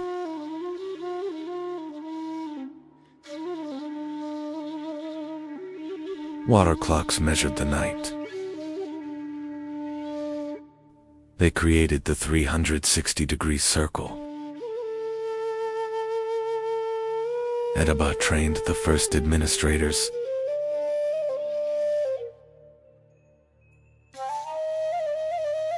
Information became power through records.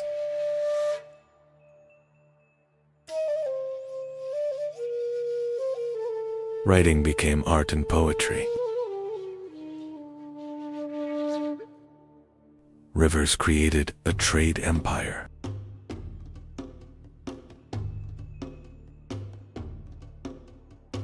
They created the state treasury system.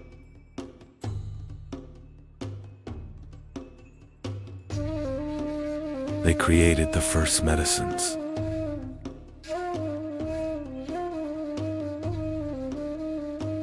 The cedar plow fed the first cities.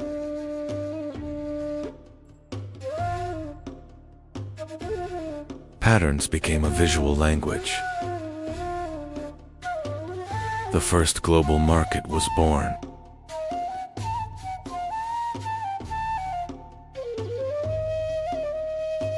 Law replaced tribal rule.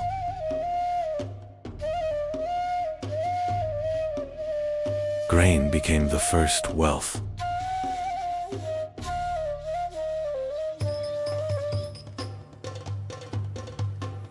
Bronze gave them power.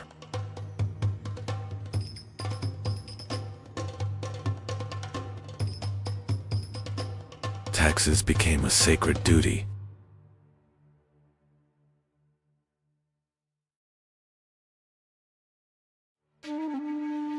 They connected east and west by sea.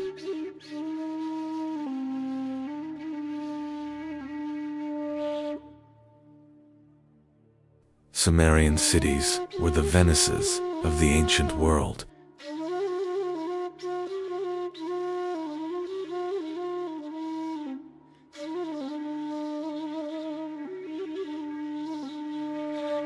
A city raised against the desert.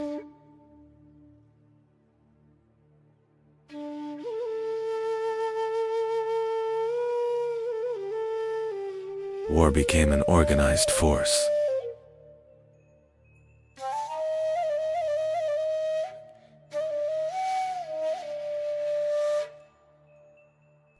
The first army marched as one.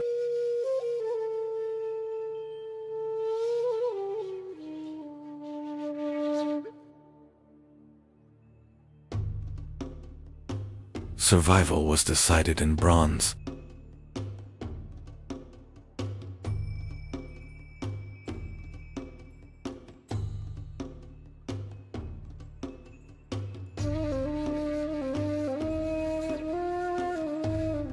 Sumer didn't die, it waited.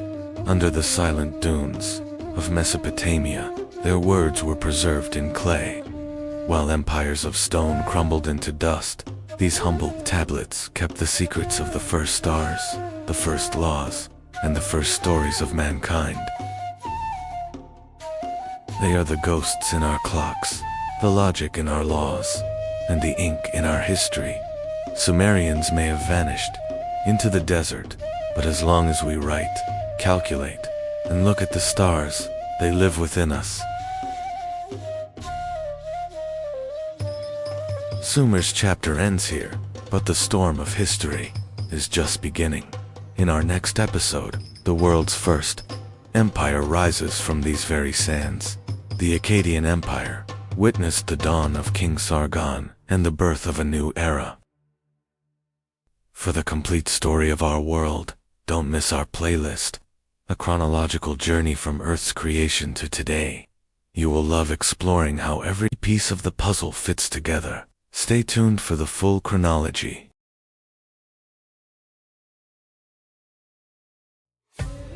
Mesopotamia was one of the lands where the earliest civilizations in human history were born. Around 2000 BCE, in the heart of Mesopotamia, a small city was rising. Its name was Babylon. Babylon stood in the very heart of Mesopotamia. Its position along the Euphrates River played a crucial role in the city's rise. Trade routes passed through Babylon. Merchants from distant lands came to sell their goods in this city.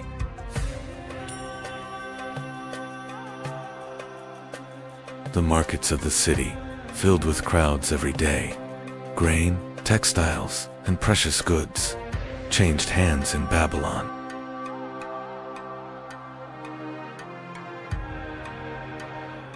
The market in Babylon had a rich variety of goods.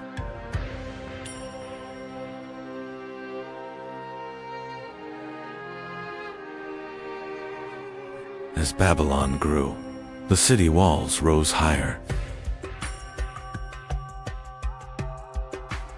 Strong fortifications protected the city from its enemies. Buildings began to rise.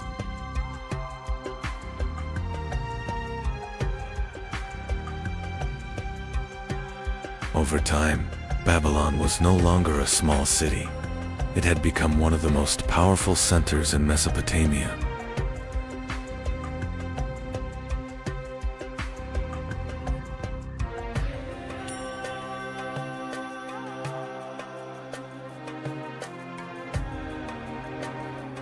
Soon, a powerful king rose to the throne of Babylon. His name was Hammurabi.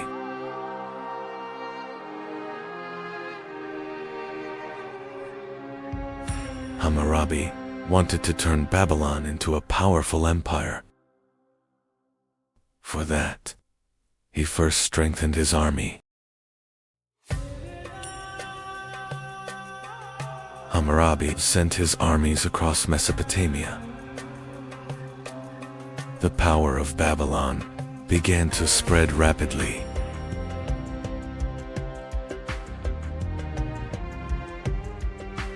Many cities, Babil Ordusunakar, Koyamat, Lar,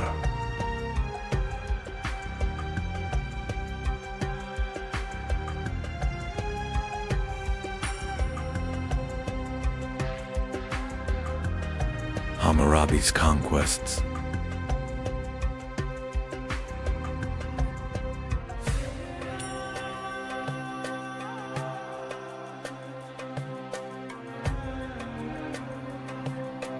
began to change the fate of Mesopotamia.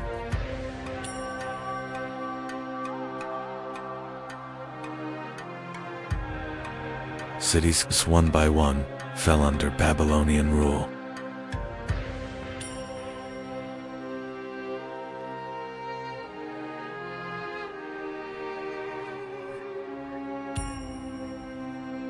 Hammurabi's kingdom was becoming a vast empire.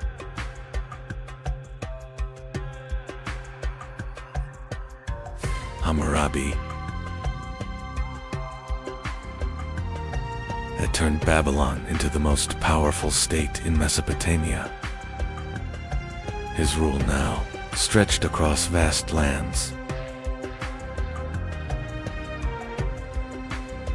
Hammurabi was not only a conqueror, he would also become one of the most famous lawgivers in history.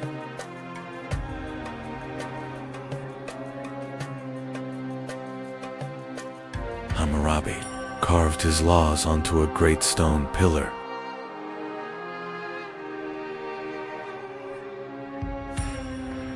In Babylon, everyone could see the rules. Babylonian scribes wrote the laws onto clay tablets. In this way,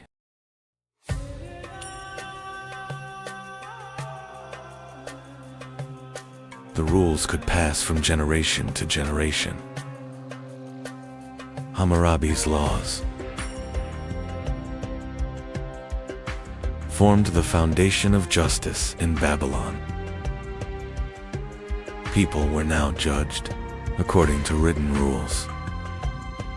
These laws were extremely strict The most famous rule was simple: an eye for an eye. Babylon was not only a city of kings and armies. In its streets, thousands of people lived their daily lives.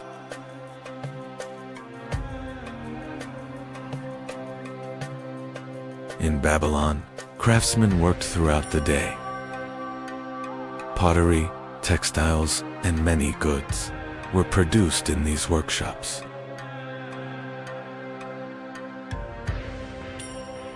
The Euphrates River was like a great trade route for Babylon.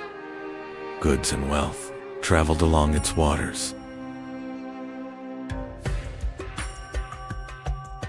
For the people of Babylon, the gods were of great importance.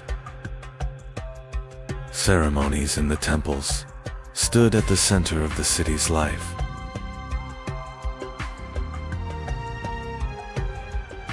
From the top of the great temples, Babylon looked like a vast city. Its streets were full of life.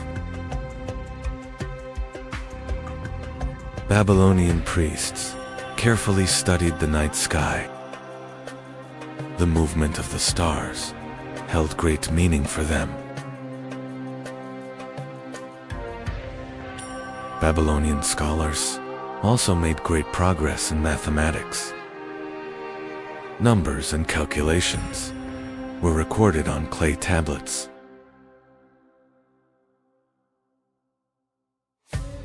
Babylonian mathematics was based on a base 16 number system.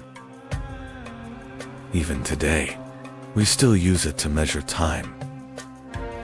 One of the most famous stories about Babylon is the Hanging Gardens. These gardens were considered one of the greatest wonders of the ancient world.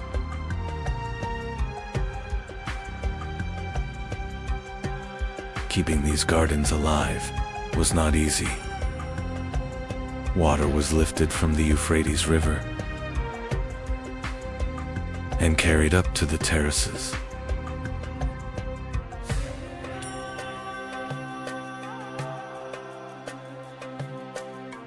The Hanging Gardens symbolize the grandeur of Babylon. Green terraces rose like a miracle in the middle of the desert.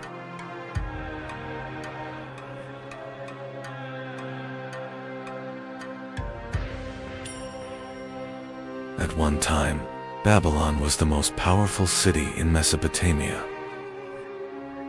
Its wealth and power were known across distant lands.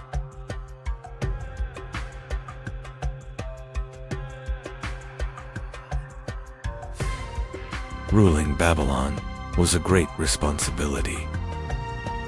Officials and scribes worked to maintain order across the empire.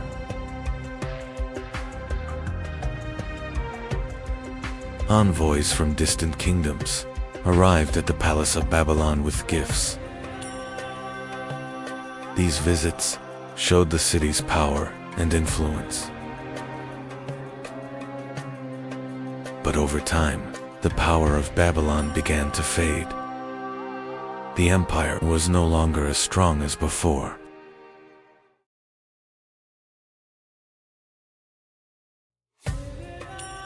The Persians first faced the Babylonian army outside the city. In the Battle of Opis, Babylon's forces suffered a crushing defeat.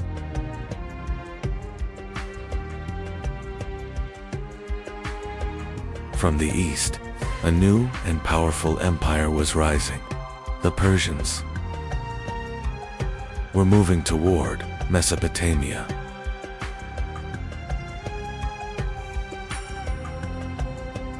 The Persian armies finally reached the walls of Babylon, one of the greatest cities in history. now faced a great danger.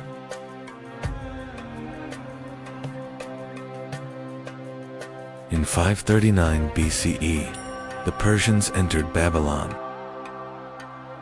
The once mighty empire was now under the rule of a new power.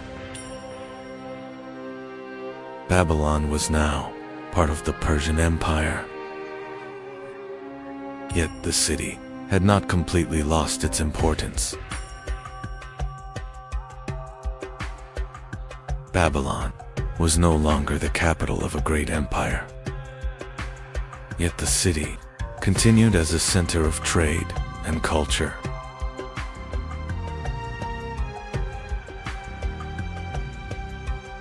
Babylon was no longer an empire.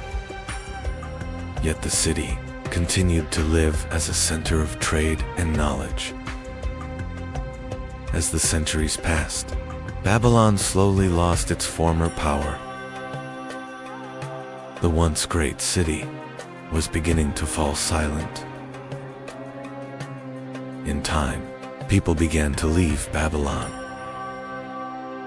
The great city was slowly sinking into silence. As the centuries passed, Babylon slowly fell into silence. The once magnificent city remained only as ruins.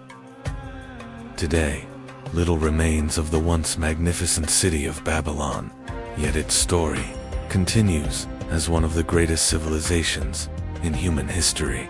Follow the channel to explore more great civilizations of world history. This story began in Mesopotamia, in a city on the banks of the Tigris River. In northern Mesopotamia, a small settlement was rising along the banks of the Tigris River.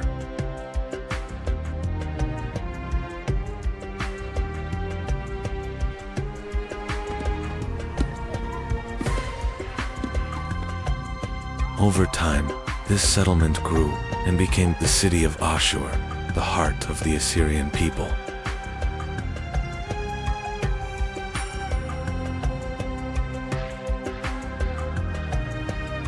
Ashur was not a war empire at the beginning. It was a city of merchants and caravans. They brought tin and textiles from Mesopotamia. They would buy silver and gold from Anatolia. At first, the Assyrians were not a great empire. They were a people who grew powerful through trade.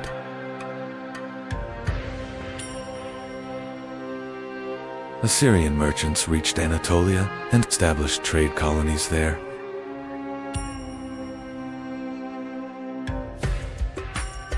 Through trade, Assyrian cities quickly became wealthy.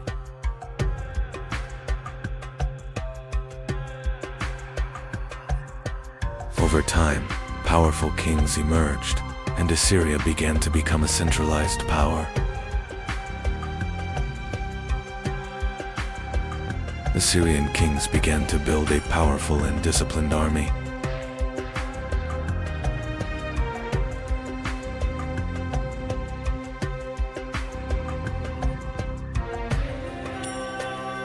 Discipline was everything. They regularly put the knowledge into practice.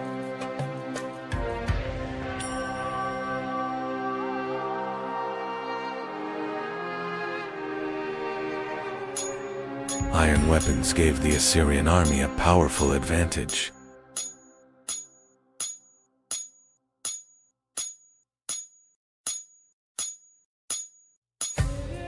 The Assyrians mastered ironworking and produced a wide variety of weapons for their army.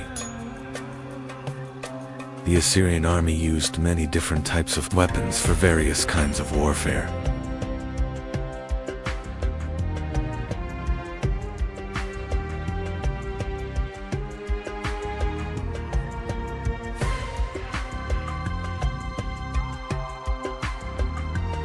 Each soldier was equipped with different weapons depending on their role on the battlefield.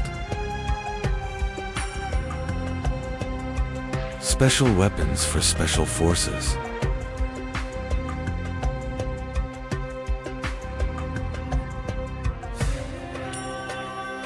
Weapon diversity and military discipline made the Assyrian army one of the most powerful forces of its time.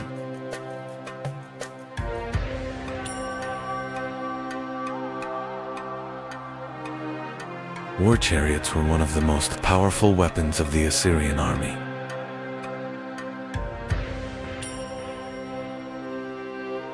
Using a war chariot required great training and skill.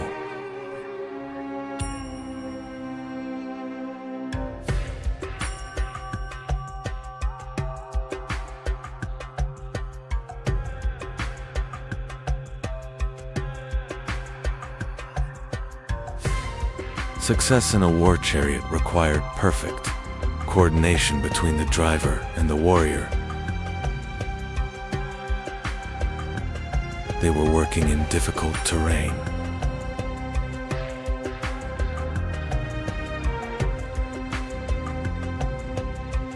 War chariots changed the nature of warfare with speed, mobility, and ranged attacks. The Assyrian army gained a decisive advantage over its enemies.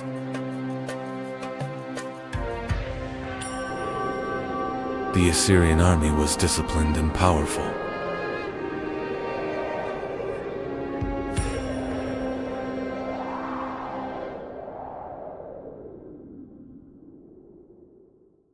The Assyrians mastered siege warfare and were able to conquer even the strongest cities.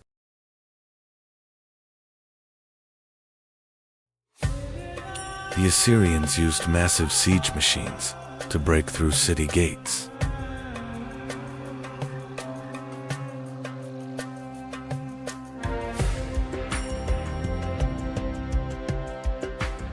Once the gates were broken, the Assyrian army stormed into the city, and the battle continued in the streets.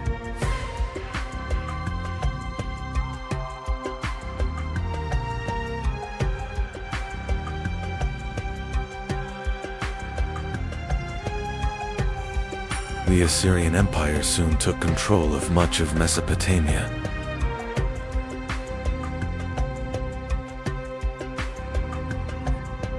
Assyrian kings built great capitals.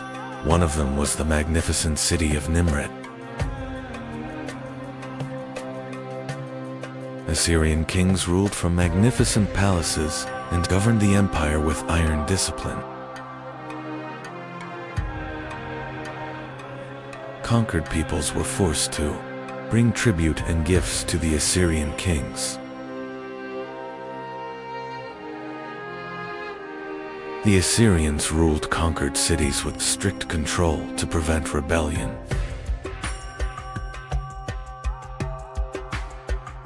Assyrian kings recorded their victories through stone reliefs carved into palace walls.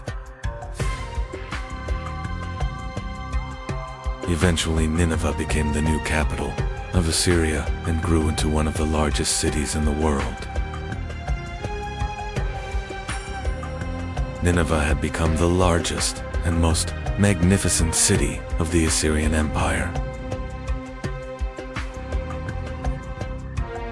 Under King Ashurbanipal, the Assyrian Empire reached the height of its power. Ashurbanipal built a great library in Nineveh, where thousands of clay tablets were preserved. The Assyrians recorded their knowledge on clay tablets using cuneiform writing. The famous Epic of Gilgamesh survived this day thanks to the clay tablets preserved in the library of Nineveh. At its peak, the Assyrian Empire stretched from Egypt to Persia. But ruling such a vast empire was difficult, and many cities began to rebel against Assyrian rule. Eventually, the Babylonians and the Medes formed a powerful alliance against the Assyrian Empire. The Babylonian and Median armies marched together toward Nineveh, the capital of Assyria. In 612 BC, Nineveh was placed under siege, and one of the greatest battles in ancient history began. The siege lasted 4 days, and the mighty walls of Nineveh began to weaken. At last, the mighty walls of Nineveh collapsed, and enemy armies poured into the city. When Nineveh fell, the city was devastated, and the end of the Assyrian Empire was near. With the fall of Nineveh, the Assyrian Empire disappeared into the pages of history. From one of the most powerful empires of the ancient world, only ruins remained.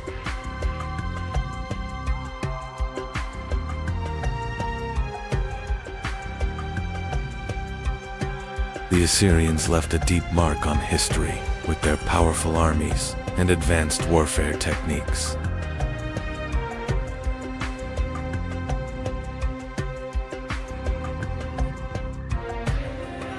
Today, many artifacts of the Assyrian Empire are displayed in major museums around the world.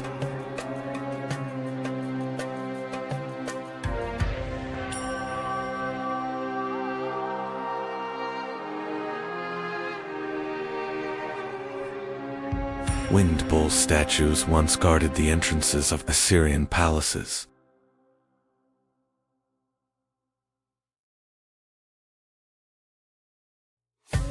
Artifacts recovered from Assyrian cities remain a vital source of knowledge for historians. We will continue exploring the mysteries of world history. Subscribe to the channel for upcoming episodes.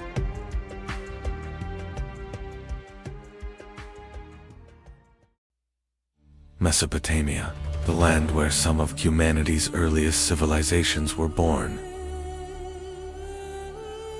The rivers Euphrates and Tigris gave life to these fertile lands. For thousands of years, cities rose here and powerful kings ruled. And this region became the stage for the first great empires in human history. One of these cities was Babylon, rising along the Euphrates River. Over time, Babylon became one of the most powerful cities in Mesopotamia. Trade routes met here, and people gathered within its walls. For centuries, Babylon remained one of the most important centers of the region. But for a time, Babylon lived under the shadow of a far greater empire. This empire was the most feared power of the ancient Near East. Its armies were disciplined, and its warriors were ruthless. It was the Assyrian Empire ruling Mesopotamia with iron authority. The Assyrian Empire was one of the most powerful military states of the ancient world. Its armies were disciplined and its soldiers highly experienced. With iron weapons and war chariots, they spread fear across their enemies. Through this power, much of Mesopotamia fell under Assyrian control. As the Assyrian armies advanced, many cities became their targets. Rebellious cities faced brutal and relentless sieges. Walls were shattered and entire cities burned in flames. These ruthless wars made Assyria a feared power across the region. Yet no empire remains powerful forever. Years of wars and rebellions began to weaken the Assyrian state. The empire was vast, but that vastness became a weakness. Controlling uprisings across such a huge land was becoming harder and harder. As the Assyrian Empire weakened, a new hope began to rise in Babylon. The leading figures of the city were watching this opportunity closely. For the first time, Assyria's power seemed truly shaken. And in Babylon, some were preparing to rise for freedom. In 626 BC, a new leader emerged in Babylon. His name was Nabopolassar, and he began a rebellion against Assyrian rule. This uprising was more than just a revolt. It was the beginning of a great change. Because the people of Babylon wanted to reclaim their own destiny. Nabopolassar quickly secured his power in Babylon. The rebellion against Assyria grew into a full movement for independence. Eventually, Nabopolassar was proclaimed king of Babylon. With this, a new era for Babylon had begun. Babylon was not alone in the war against Assyria. Another rising power stood in the east, the Medes. A powerful alliance was formed between the Median king and Babylon. This alliance would change the fate of the Assyrian Empire. The Babylonian and Median armies began to move together. Their goal was to destroy the power of the Assyrian Empire. The two great armies marched across the lands of Mesopotamia. Their targets were the great cities at the heart of Assyria. Eventually, the armies reached Nineveh, the capital of Assyria. This city was one of the greatest and most powerful centers of the empire. With its massive walls and strong defenses, it was expected to resist for a long time. But the Babylonian and Median armies surrounded the city. In 612 BC, the fate of Nineveh was sealed. After a long siege, the mighty walls of the city collapsed. The Babylonian and Median armies entered the city. And with that, the heart of the Assyrian Empire had fallen. Once one of the most powerful cities in the world, Nineveh now lay in ruins. Palaces had fallen, and statues were shattered. The glorious Assyrian capital was sinking into silence. And with it, the mighty Assyrian Empire began to fade into history. With the fall of the Assyrian Empire, the balance of power in Mesopotamia changed. At the center of this change stood Babylon. The city began to grow and regain its strength. A new and glorious era for Babylon was beginning. The man behind Babylon's rise was King Nabopolassar. He would be remembered as the ruler who freed the city from Assyrian control. Under his rule, the Neo-Babylonian Empire began to grow stronger. Babylon was becoming the new power of Mesopotamia. Beside Nabopolassar grew a young prince. He would become one of the most famous kings in Babylonian history. His name was Nebuchadnezzar, and he would transform Babylon into one of the most powerful cities of the ancient world. Nebuchadnezzar gained experience on the battlefield at a young age. He joined important campaigns at the head of Babylonian forces. His courage and military skill quickly drew attention. These experiences were preparing him to become a great king. In 605 BC, Nebuchadnezzar ascended the throne of Babylon. The new king quickly secured control over the empire. His rule would begin one of the most powerful periods in Babylon's history. During Nebuchadnezzar's reign, Babylon entered a massive reconstruction era. The city expanded with enormous walls, palaces, and temples. Babylon soon became one of the most magnificent cities of the ancient world. During Nebuchadnezzar's reign, Babylon grew into a powerful imperial center. The city became both a political and economic hub of the region. Babylon was now considered the heart of Mesopotamia. One of the most famous structures of Nebuchadnezzar's reign was the Ishtar Gate. It was decorated with blue glazed bricks and reliefs. The gate symbolized the power and magnificence of Babylon. Babylon was not only a magnificent city, but also a powerful fortress.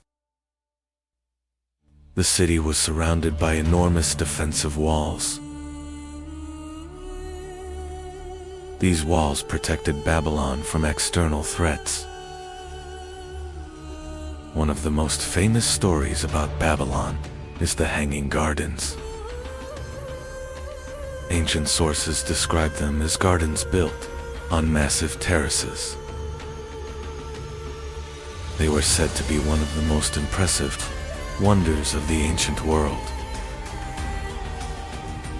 Babylon was not only a powerful city, but also a major center of trade. Caravans from distant lands gathered within its markets. Through trade, Babylon became a wealthy and vibrant city. Babylon was also an important center of knowledge and science.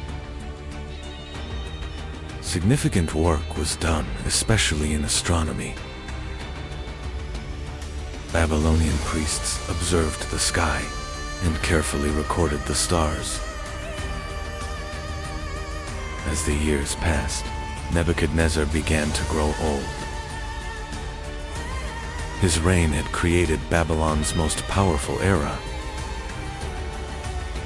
But with the death of the great king, the empire would enter a new chapter. After Nebuchadnezzar's death, stability in Babylon began to decline.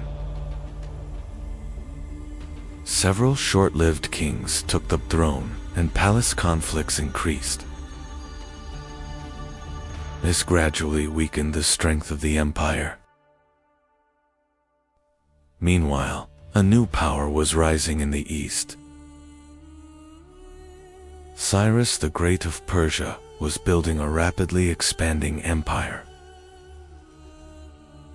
Soon, Babylon became one of his main targets. In 539 BC, the Persian army reached Babylon. The city fell into Persian hands with little resistance. And with that, the Neo-Babylonian Empire came to an end. But this story does not end here. Follow and subscribe to see what comes next. In the east of the ancient world, on the Iranian plateau, lived a people. These people would later be known as the Persians. And one day, they would build one of the greatest empires in history. At first, the Persians were not a great empire. For many years they lived under the rule of the Median Empire. But in these lands, a new power was about to rise. Soon a powerful leader emerged in these lands. His name was Cyrus, later known as Cyrus the Great.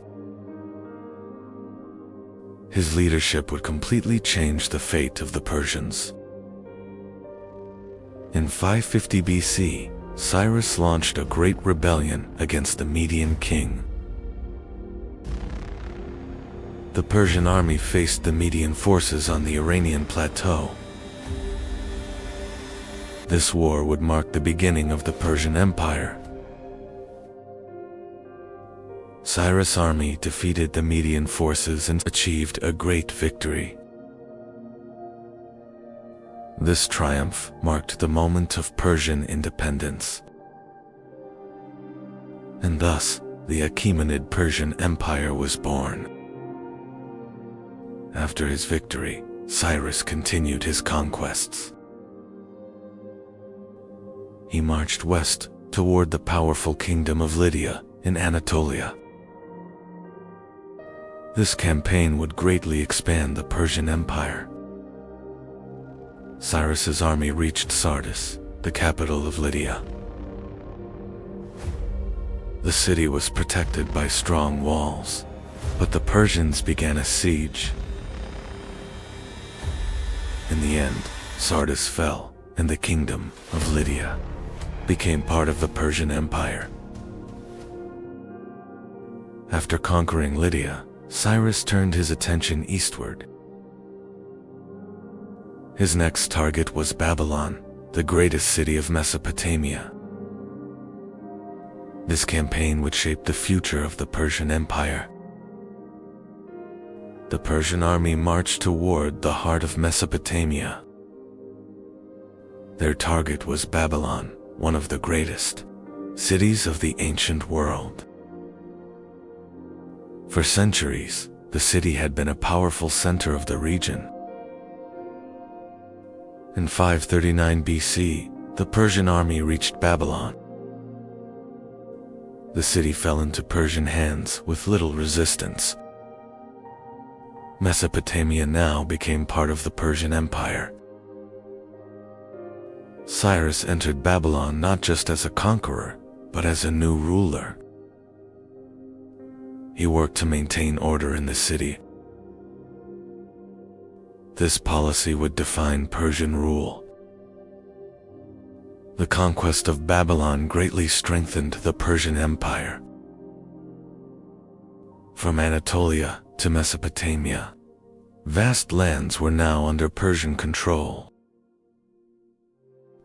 The Persians had rapidly built a great empire. Cyrus's rule strengthened the foundations of the Persian Empire. The conquests were not only about land. They were also about building a strong system of governance. Cyrus ruled the empire for many years. After his death, the throne passed to a new king. The Persian Empire would continue to expand. Cambyses II, who took the throne, began new conquests. His target was Egypt, one of the strongest kingdoms of Africa. The Persian army marched south. In 525 BC, the Persian army conquered Egypt. This victory expanded the empire into Africa. The Persian Empire now stretched across 3 continents. One of the most important kings of Persia was Darius. His rule made the empire even stronger. Darius introduced major reforms. Darius launched massive construction projects. The city of Persepolis was built during this period. It became a symbol of Persian power. The Persians built a vast network of roads. The royal road connected distant regions of the empire. These routes improved trade and communication. At its greatest extent, the Persian Empire had become a vast power. Its lands stretched from India to Egypt.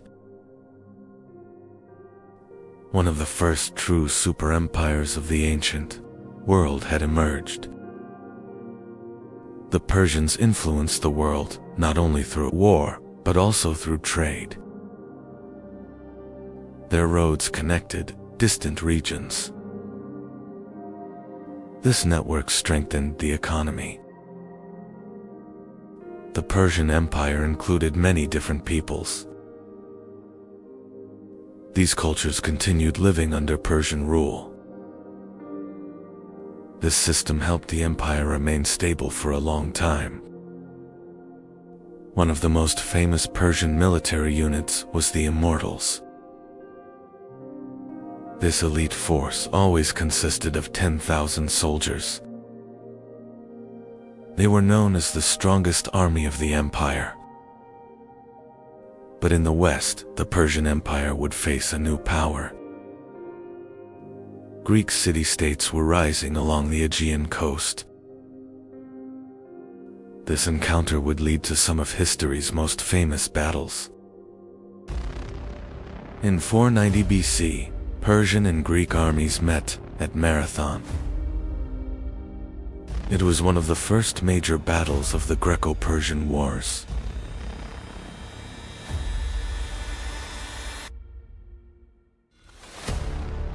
Greek hoplites achieved an unexpected victory. Years later, King Xerxes launched a massive campaign. A huge Persian army marched toward Greece. This would become one of the greatest military expeditions of the ancient world. King Xerxes sent messengers to the Greek cities. The envoys arrived in Sparta, demanding submission. But the Spartans would not accept this threat. Preparations for war began in Sparta. King Leonidas gathered his warriors. The Spartans were ready to face the Persian army. The Persian Empire was advancing toward the Greek lands. When the news reached Sparta, preparations for war began. Spartan warriors started gathering in the city courtyard. Soon, King Leonidas arrived in the courtyard. He stood before the warriors and assessed the situation. The Persian army was marching toward Greece. Leonidas began carefully inspecting the warriors. He was choosing the strongest and most experienced soldiers, because they would face a massive Persian army. In the end, 300 Spartans were chosen. This small force would march with Leonidas to Thermopylae. They were preparing for one of the most famous battles in history.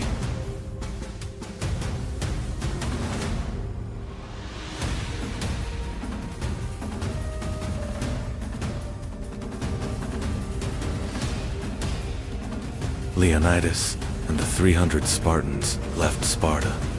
They marched to defend the lands of Greece. Their destination was the pass of Thermopylae. The Spartans arrived at the pass of Thermopylae. This narrow pass limited the movement of large armies. Leonidas chose it as the perfect place for defense. Soon the Persian army appeared on the horizon. Xerxes commanded a massive force, but the Spartans had no intention of retreating. At the pass of Thermopylae, Spartan warriors tried to stop the Persian army. King Leonidas and 300 Spartans resisted bravely.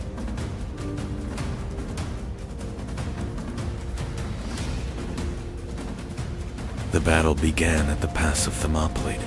The Spartans fought in a tight phalanx formation. In the narrow pass, they managed to stop the Persian army. The Persian army attacked again and again, but the Spartans continued defending the pass. The battle lasted for days. Eventually, the Persians found a way around the pass. The Spartans were surrounded. Leonidas and his warriors chose to fight until the end. In the end, the Spartans were completely surrounded. King Leonidas and his warriors refused to retreat. They fought until the end and fell at Thermopylae. This moment became one of the most famous battle stories in history. The Persian navy met the Greek fleet at Salamis. In the narrow sea, the battle became a major defeat for Persia.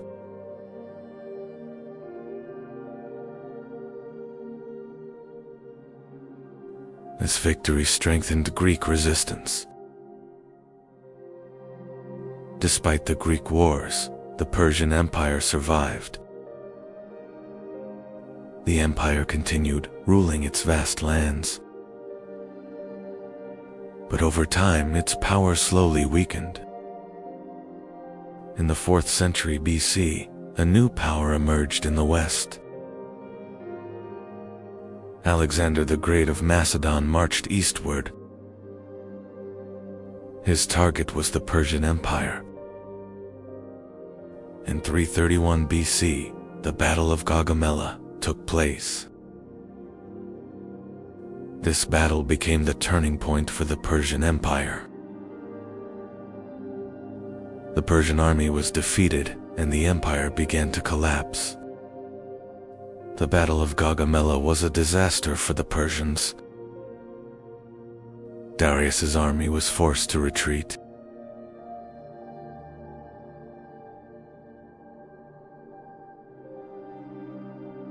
Alexander continued advancing deeper into the east. Soon Alexander reached the city of Babylon. The city surrendered without another major battle. One of the great cities of the Persian Empire was lost. King Darius III fled eastward. He tried to gather a new army to save the empire. But Persian power was collapsing rapidly. Alexander marched toward the heart of Persia. His army followed the royal road. The core of the Persian Empire was now in danger. One of the most magnificent cities of the Persian Empire was Persepolis. It served as the ceremonial capital of the Persian kings. The city symbolized Persian power. Alexander finally reached Persepolis. The Persian capital was now defenseless. The Macedonian army entered the city. The palaces of Persepolis were filled with immense wealth. Alexander seized the Persian treasures stored there. This victory increased his power even further. Soon the palaces of Persepolis were set on fire. Much of the city burned in flames. This moment symbolized the end of the Persian Empire. One of the greatest empires in the world had fallen. The throne of the Persian kings now stood empty. The balance of power in the ancient world had changed. Alexander now ruled a vast empire. The lands of Persia were under his control. But history would not end here. The Persian Empire would be remembered as one of history's greatest states. Its lands stretched across 3 continents. This scale made it a superpower of the ancient world.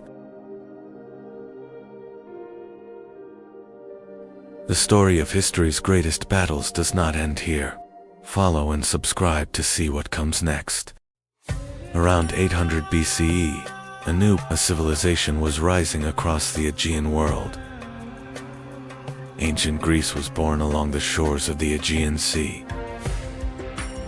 This land was filled with hundreds of islands and rugged mountains.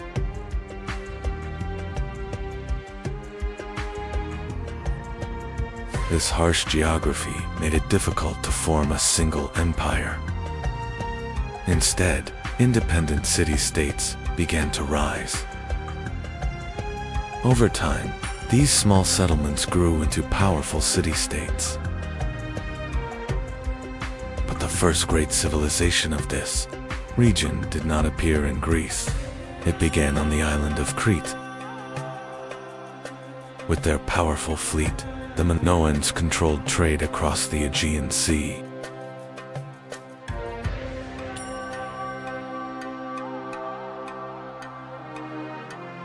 Around 1600 BCE, a massive disaster struck. The Aegean world, a huge volcano erupted on the island of Thera.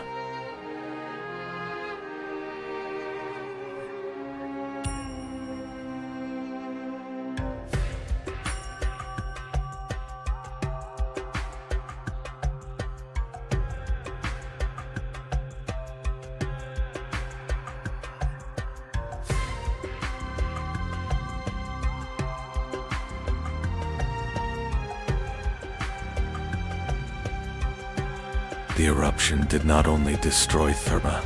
Massive tsunami waves spread across the Aegean and moved toward the coasts of Crete.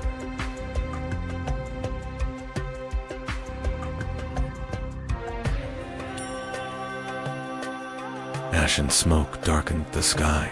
The sea rose, and many ports and settlements across the Aegean were heavily damaged.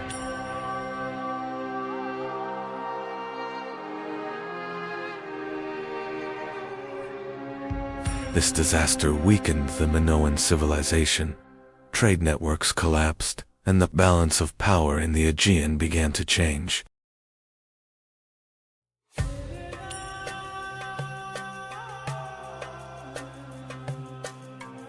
As the Minoan civilization weakened, a new power began to rise. On the Greek mainland, the Mycenaeans were stepping onto the stage of history. The Mycenaean civilization was known for its powerful and warrior culture. A new military power was rising on the Greek mainland.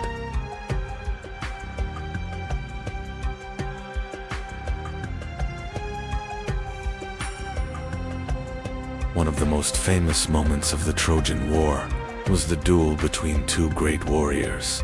Achilles, the greatest Greek fighter, faced Hector, the Prince of Troy. Achilles was one of the most famous warriors of the Greek army. His courage and unmatched fighting skills turned him into a legendary hero. Hector was the Prince of Troy and the city's greatest defender.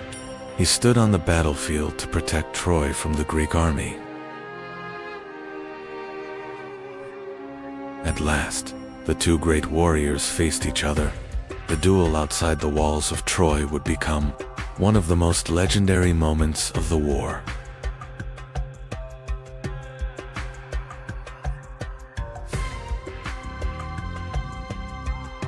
After a fierce battle, Achilles gained the upper hand. Hector, the greatest defender of Troy, had fallen on the battlefield.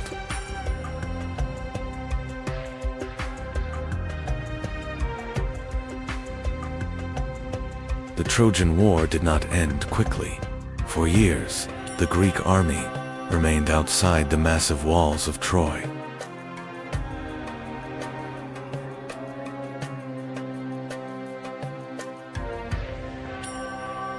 But the powerful walls of Troy could not be breached.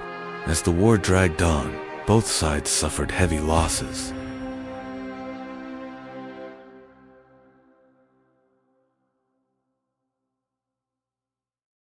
As the war dragged on, the Greek commanders began searching for a new solution. Taking the city by force no longer seemed possible.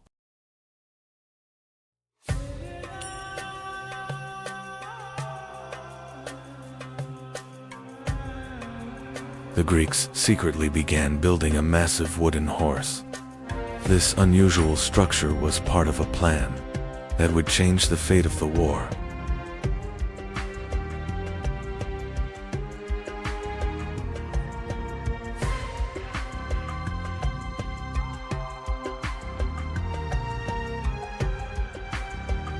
After years of war, the Greeks came up with a different plan. They built a massive wooden horse and left it outside the gates of Troy.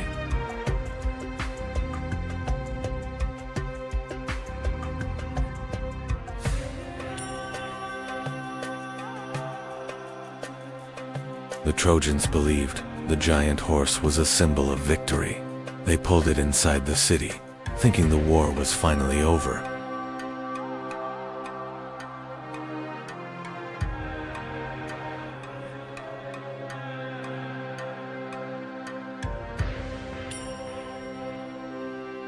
When night fell, the plan was revealed. Greek soldiers hidden inside the horse emerged and opened the city gates.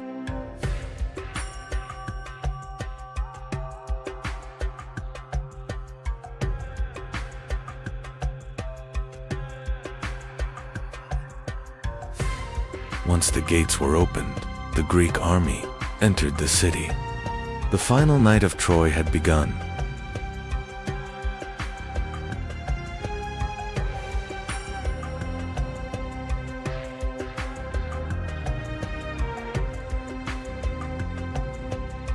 That night, Troy fell.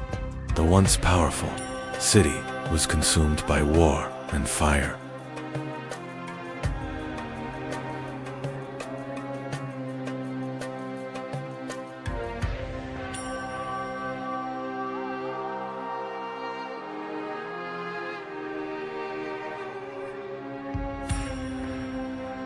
After the Trojan War, the Mycenaean world slowly began to weaken. Many cities were abandoned and the old order started to collapse.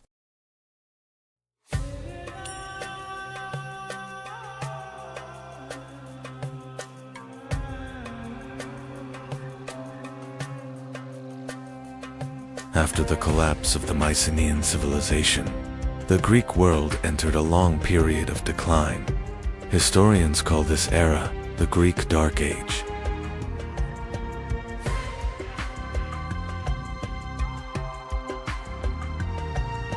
After the Dark Age, the Greek world slowly began to recover. Small but independent city-states appeared. These cities were known as polis.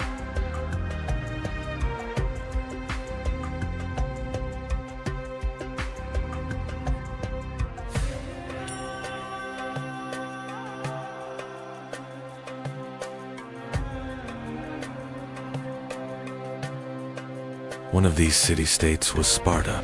Spartan society was built entirely around warfare.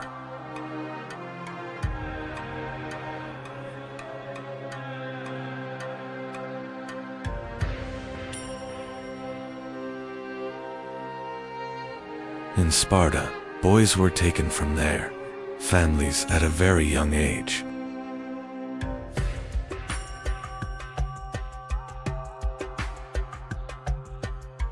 In Sparta, boys were taken from their families at a young age. They grew up in a harsh military training system, known as the AGA.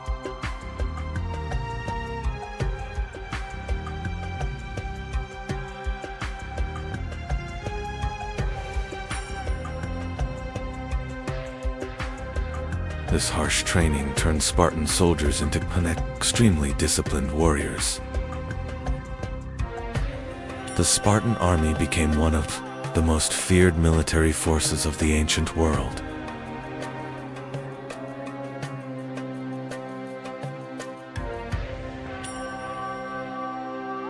But not all Greek cities were like Sparta. Athens followed a very different path. In Athens, politics philosophy, and art began to flourish. The city soon became the cultural center of the Greek world.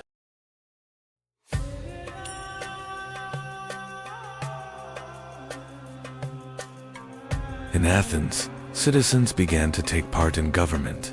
Important decisions were discussed together by the people. Over time, this system became one of the earliest examples of democracy in history.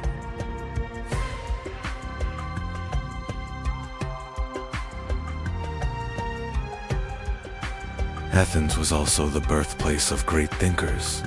One of them was Socrates. Socrates encouraged people to think by asking questions. His ideas would later form the foundation of Western philosophy. One of Socrates' students was Plato. He founded one of the first great philosophical schools in Athens.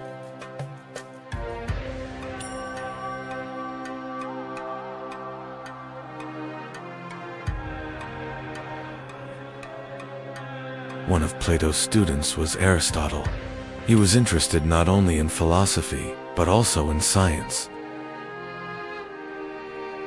Through his studies of nature, logic, and knowledge, Aristotle became one of the most influential thinkers of the ancient world.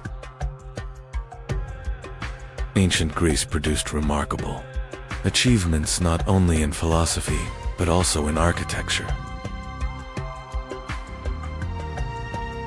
The Parthenon in Athens became one of the most magnificent structures of this civilization. Theater and the arts also flourished in ancient Greece. These works helped spread Greek culture across the Mediterranean world. Sports also played an important role in the Greek world. The Olympic Games and Olympia brought Greek city-states together. Ancient Greece left a profound legacy in human history. Its legacy still lives on in the foundations of the modern world. But one of the most mysterious stories from the Greek world was about a lost city. This story first appeared in the writings of the Greek philosopher Plato. Plato wrote that the name of this city was Atlantis. And this city was once one of the most powerful civilizations on Earth. For thousands of years, a story has been told. The story of a great civilization lost in the middle of the ocean. A place that once symbolized power and wealth. Its name was Atlantis.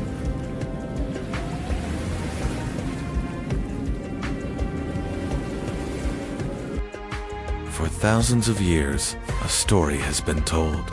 A powerful civilization in the middle of the ocean, Atlantis. Plato wrote this story in two of his works, Timaeus and Critias.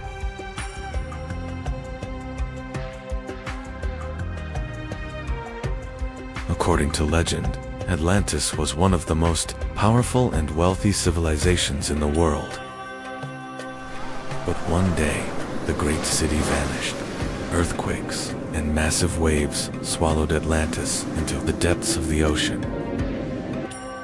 The story of Atlantis first appeared in the writings of the Greek philosopher Plato.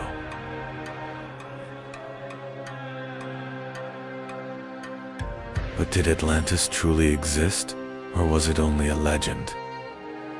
Atlantis was not just a city, but a vast empire. According to Plato, the founder of Atlantis was the sea god Poseidon. Poseidon began to rule a great island in the middle of the ocean. Poseidon had 10 sons and divided the island into 10 kingdoms. The eldest son was named Atlas, and the island was named after him. For centuries, Atlantis thrived as a powerful and wealthy civilization. But one day dark clouds gathered on the horizon, and a massive storm rising over the Atlantic began moving. toward the island.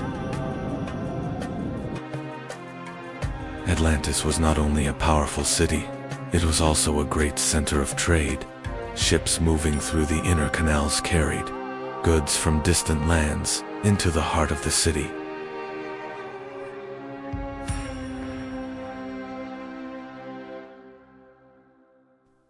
The capital of Atlantis was built in circular rings. Plato describes Atlantis as a civilization of incredible wealth. At the center of Atlantis stood a magnificent temple. It was dedicated to Poseidon, the god of the sea, and symbolized the power of the city. The people of Atlantis gathered around it to honor their god.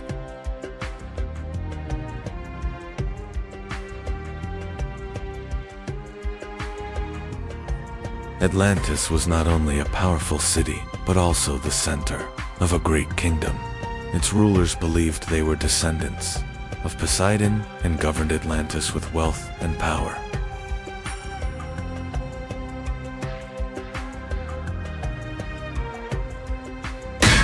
The island contained a precious metal called orichalcum.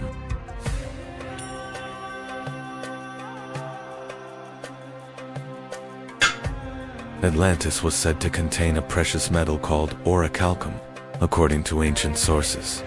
It was considered the most valuable metal after gold.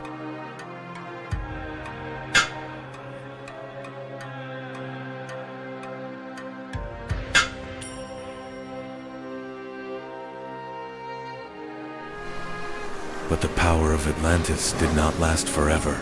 According to ancient accounts, great earthquakes and disasters began one day. The sea rose, and the mighty city was swallowed by the ocean.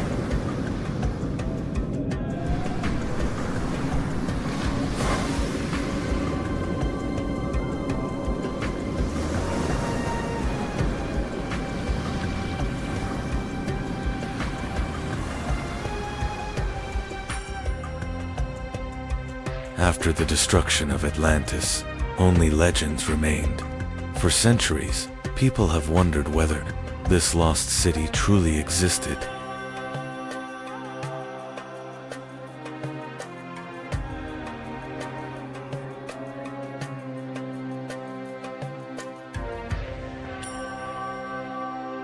The city of Atlantis had an unusual design.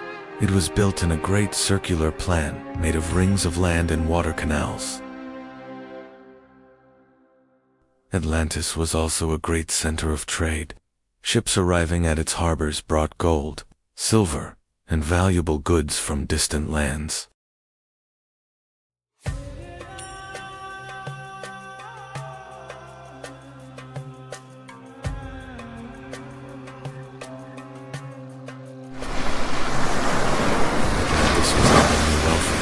It also possessed a powerful navy. This fleet carried the power of Atlantis across many parts of the ocean.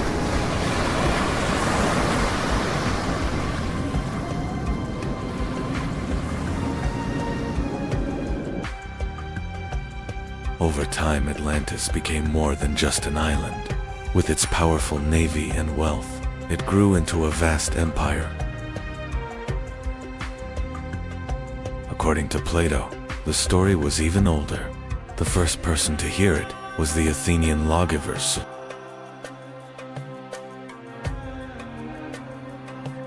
During his journey to Egypt, Solon learned this story. Egyptian priests told him about a powerful civilization that existed in ancient times.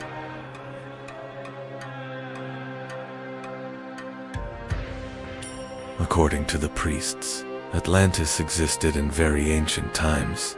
Egyptian records claimed that this powerful civilization lived nearly 9,000 years before Solon's time.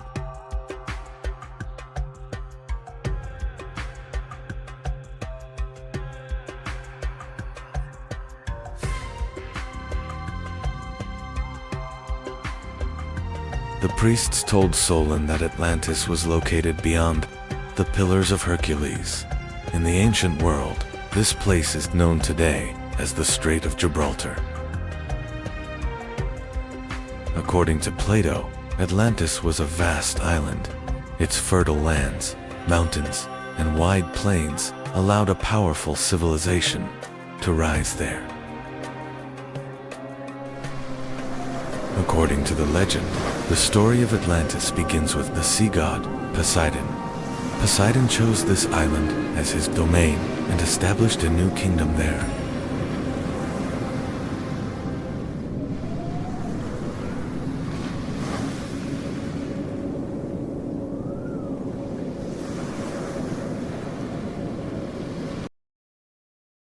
Poseidon fell in love with a mortal woman named Cleito, who lived on the island.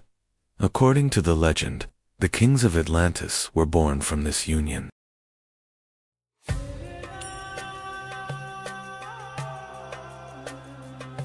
Poseidon and Cleito had 10 sons. These sons became the first rulers of Atlantis and divided the island into 10 kingdoms. The eldest of these kings was Atlas. The island of Atlantis and the surrounding ocean were said to be named after him. The 10 kings of Atlantis gathered together at certain times. During these meetings, important decisions were made about the laws and governance of the empire. Atlantis was not only a powerful empire, it also possessed fertile lands. Vast plains were used for agriculture, providing great wealth for the people of the city. In Atlantis, the canals were not used only for defense. They also served as the main routes for trade and transportation throughout the city. The markets of Atlantis were filled with merchants from distant lands. Gold, silver, and valuable goods were traded throughout the city. The harbors of Atlantis held hundreds of ships. These vessels were used both for trade and for military expeditions. Atlantis was known not only for its wealth, but also for its military power. A large and disciplined army protected the city and its empire.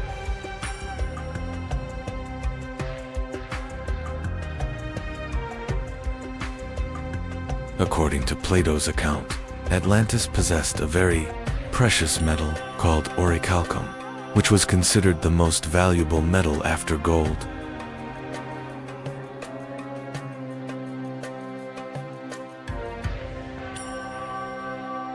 Atlantis was not wealthy only because of gold and silver. Ancient sources mention a mysterious metal called orichalcum.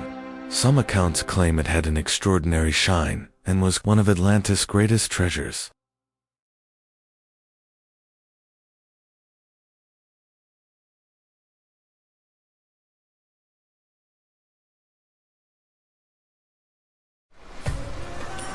Over time, Atlantis became more than a wealthy civilization. As its power grew, it began to dominate the lands around it. Atlantis was becoming a vast empire.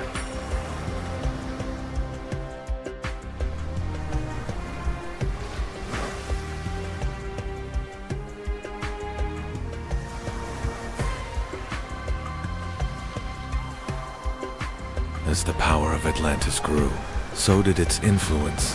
Over time, the empire expanded beyond its island and began to dominate many other lands.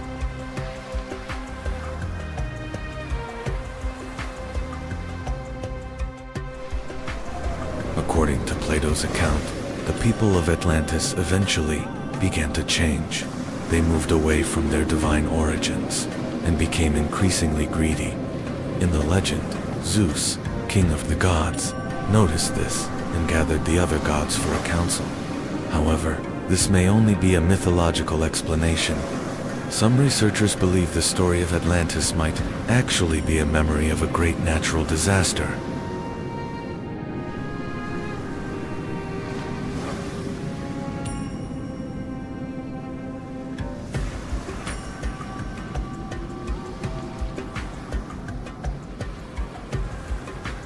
Some researchers believe the story of Atlantis may be connected to a massive natural disaster. earthquakes, and rising seas may have set the stage for the fall of the great city.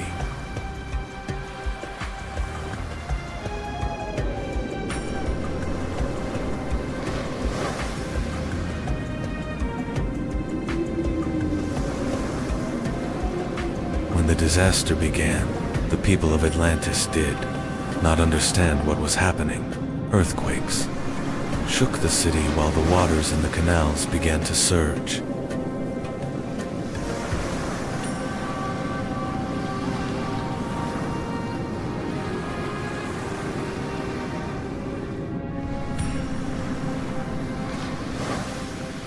Soon the sea began to rise. As the canals overflowed, parts of Atlantis started to sink beneath the water.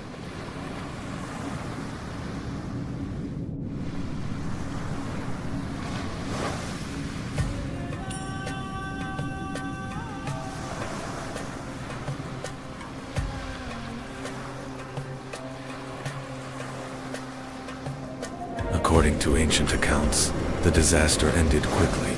In a single day and night, Atlantis sank beneath the depths of the ocean.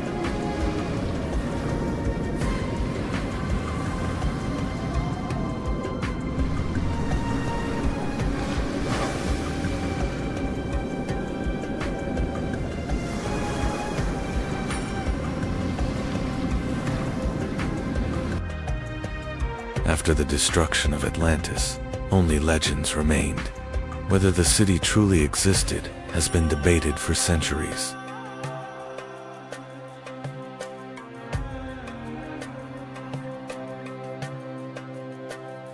After the fall of Atlantis, its story continued to be told for centuries.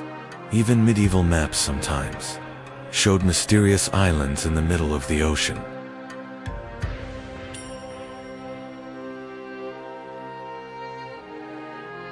When the age of exploration began, some explorers hoped to find Atlantis. Ships sailing across the oceans were searching, not only for new lands, but also for traces of a lost civilization.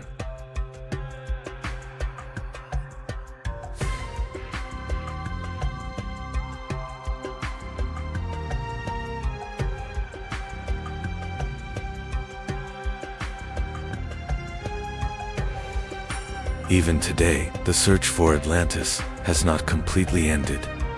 Scientists and researchers explore the ocean floor, hoping to find traces of a lost civilization.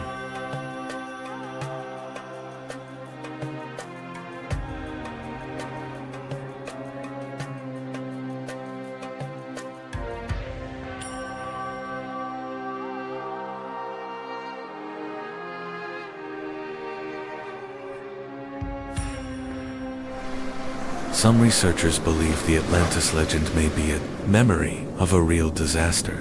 One of the strongest theories links the story to the massive volcanic eruption on the island of Santorini in the Aegean Sea.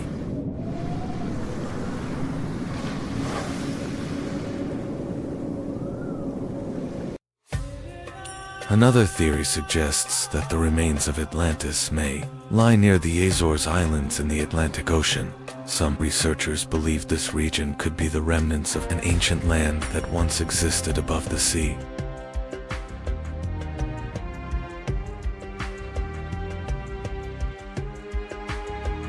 Whether Atlantis truly existed is still unknown, yet the legend has continued to inspire human imagination for thousands of years.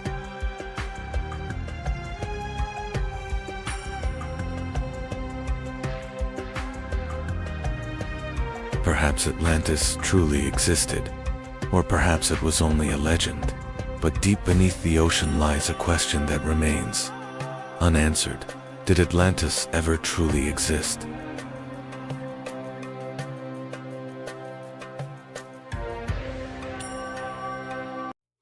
Everything began with the Nile River. Flowing through the desert, the river flooded each year and left behind rich black soil. And on that soil, one of the greatest civilizations in human history was born. Every year the Nile flooded its banks. When the waters receded, rich black soil remained behind. Because of this fertile land, people began settling along the Nile. Over time, two powerful kingdoms emerged along the Nile, Upper Egypt in the south and Lower Egypt in the north. Two crowns, two rulers, and two kingdoms divided the land of the Nile.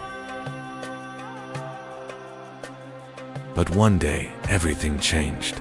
A king from the south united the two kingdoms into a single land. His name was Narmer, and with him, ancient Egypt was born. The kings who came after Narmer were more than rulers. They saw themselves as the earthly representatives of the sky god Horus, and so a new title was born in Egypt, Pharaoh.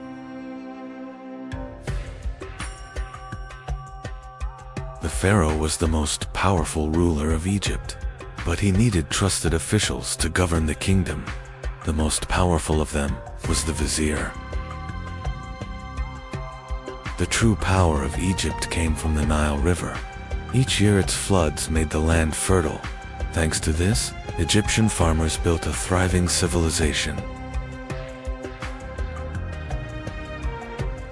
Large cities emerged along the Nile River. Cities such as Memphis and Thebes became centers of Egyptian life. Trade, craftsmanship, and daily life flourished within them. Markets in Egyptian cities were always busy. Merchants sold fruits, fabrics, and pottery goods. Trade was an important part of everyday life. In ancient Egypt, artisans worked with great skill. Statues, jewelry, and pottery were shaped by their hands. These craftsmen reflected the art and beauty of Egyptian culture. Writing was a great power in ancient Egypt.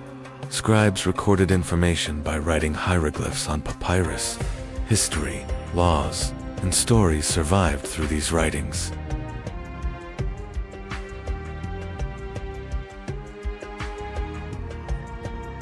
Religion was at the center of life in ancient Egypt.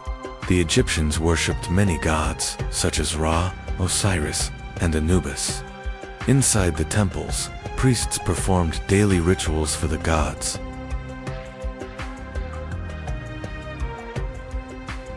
The Egyptians built massive temples for their gods. These sacred structures were not only places of worship, but also religious and cultural centers. Priests performed rituals here in the name of the gods. Ancient Egypt possessed a powerful army. Soldiers fought with spears and shields, while chariots became the fastest and strongest weapon on the battlefield. This army protected Egypt's power and its borders.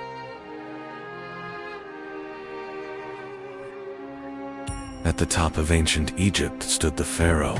Egyptians believed the pharaoh was not just a king, but the living representative of the gods on earth.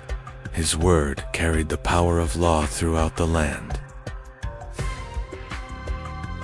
The Egyptians did not believe death was the end. They believed the spirit of the pharaoh would continue to live. But for that to happen, the body had to be preserved, and so the practice of mummification began. Royal tombs were filled with gold, jewels, and sacred objects. But over time, these tombs became targets for thieves. The pharaohs now had to protect not only their bodies, but their tombs as well. Pharaoh Djoser wanted his tomb to stand forever. His architect Imhotep proposed a new idea, stacking stone structures upward, and in the desert of Saqqara, the first pyramid in history began to rise.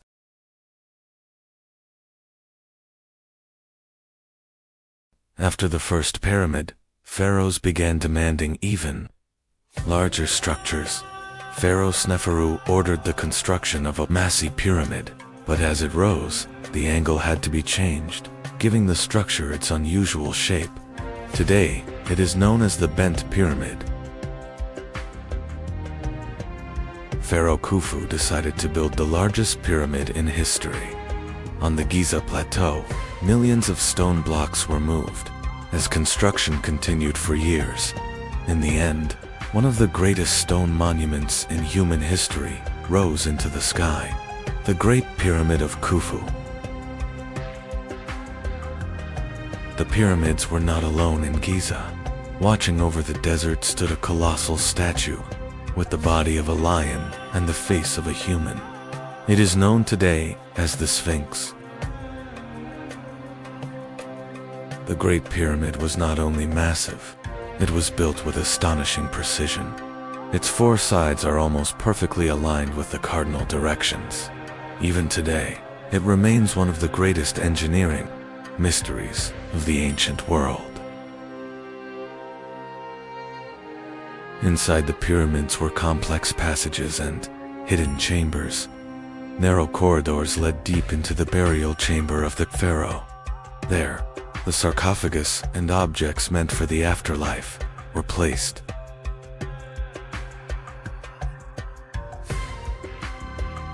Building the pyramids required millions of stones. These massive blocks were cut from limestone quarries near the Nile. Workers used copper tools to break the rock and prepare stones, weighing several tons.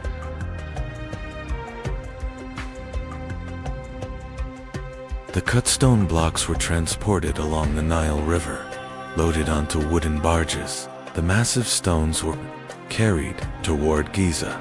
The Nile became the most important transportation route for the pyramid construction.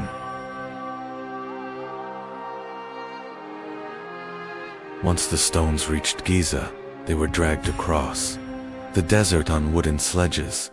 Hundreds of workers pulled the massive blocks with thick ropes. Water was poured onto the sand to reduce friction and help the stones move more easily. As the pyramid grew taller, moving the stones became increasingly difficult. To solve this, architects built massive ramps around the structure. Workers pulled the blocks up these ramps to reach the higher levels of the pyramid.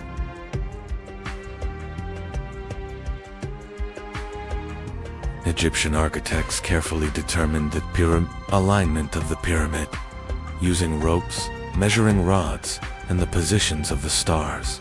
They aligned the structure with the cardinal directions. This is why the pyramids achieved an almost perfect symmetry. Thousands of workers who built the pyramids lived in villages near Giza.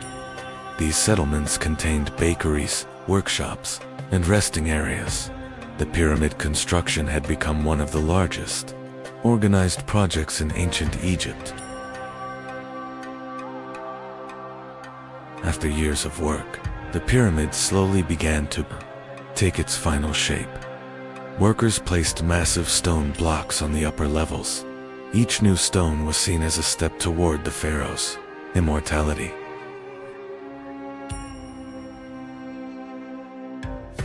Today the pyramids appear rough and weathered, but when they were first built, their surfaces were covered with smooth, white limestone casing stones.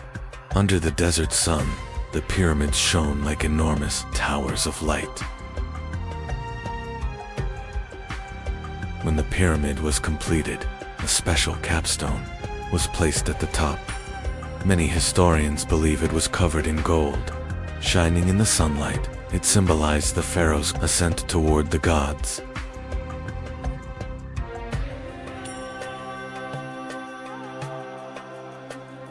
The pyramid was not a single structure. Around it stood temples, ceremonial courtyards, and long stone causeways leading to the pyramid. These places were used for royal funerals and sacred rituals. Years later, the life of the pharaoh came to an end. Priests and royal attendants began preparing for the great funeral ceremony. For the Egyptians, death was not the end, but the beginning of the journey to the world of the gods.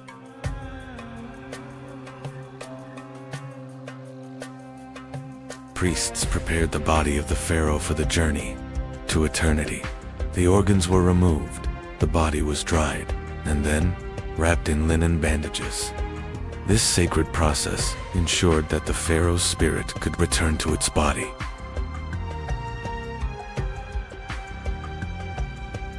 The pharaoh's organs were placed inside special containers. These containers were known as canopic jars. Gold objects, statues, and sacred symbols were also placed inside the royal tomb.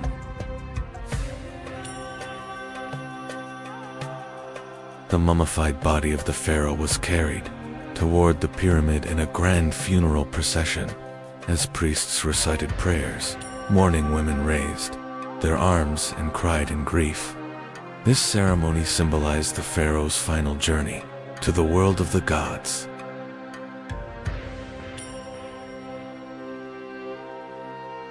Priests prepared the burial chamber of the pharaoh. Golden treasures, statues, food offerings, and sacred symbols were placed inside the tomb. The Egyptians believed the pharaoh would continue his life in the afterlife. The pharaoh's sarcophagus was placed inside the burial chamber. Priests recited their final prayers and completed the sacred rituals. With this moment, the pharaoh's journey into eternity began.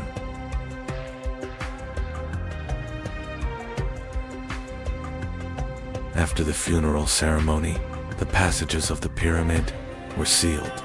Massive stone blocks were slid into the corridors to close the tomb. From that moment on, the pharaoh's resting place was meant to remain protected forever.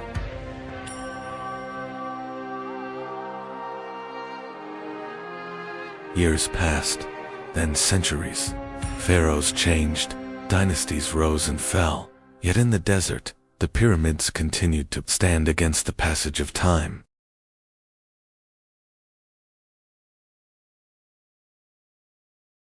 Centuries later, the pyramids had become relics of an ancient world. Travelers and merchants crossing the desert could see the massive structures from afar, and everyone asked the same question: who had built these enormous monuments? Over time, some people tried to enter the pyramids. Narrow corridors and dark passages led deep inside the structure, yet the pyramid still held many secrets.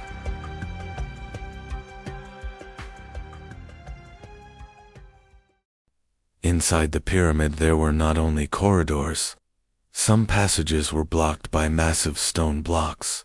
These hidden structures were designed to protect the pharaoh's tomb.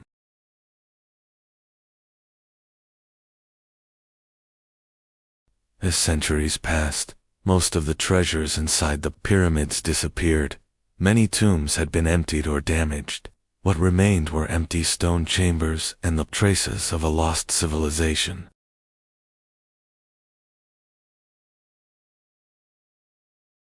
Once the pyramids were crowned with shining capstones.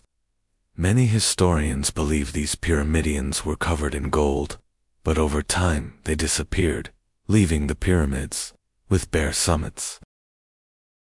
Centuries passed, kings and empires rose and fell, yet the pyramids continued to stand in the desert. The journey doesn't end here. We will continue exploring world history in chronological order. Follow the channel and visit us to continue the adventure.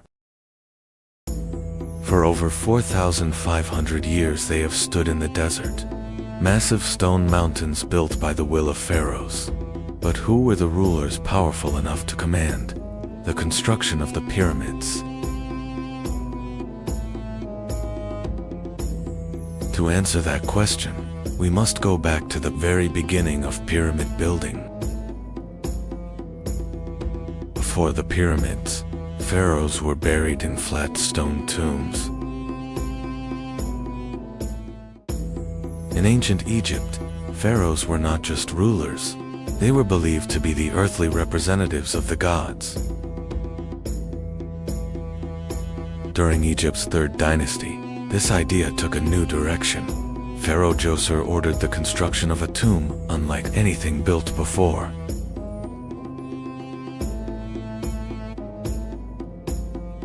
Over time, these mastaba tombs grew larger and more complex. Eventually, builders began stacking them on top of each other. This idea would lead to the first pyramid in history.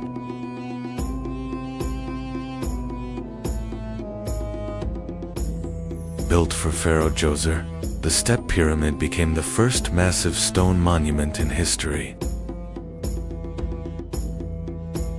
The mind behind this monumental structure was the pharaoh's architect Imhotep's idea was simple, yet revolutionary.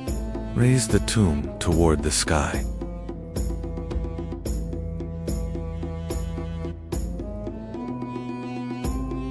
The Step Pyramid was rising layer by layer. Each new stone brought the pharaoh's name closer to the sky.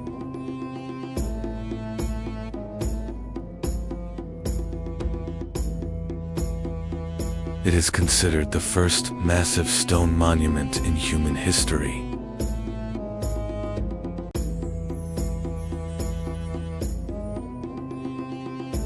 The Step Pyramid was only the beginning.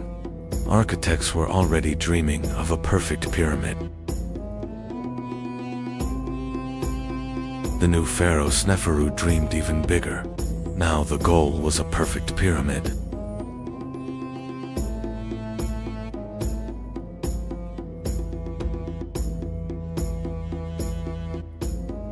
Detailed calculations were made.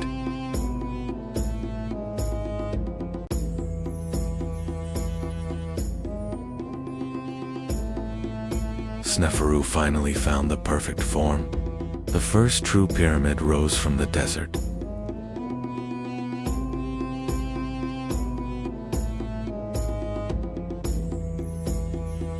Years of labor had finally come to an end. The workers walked home, carrying the quiet pride of their achievement. Sneferu was one of the pharaohs who advanced pyramid architecture. During his reign, pyramids took on a new form. This success opened the age of pyramids. Soon, an even greater monument would be built.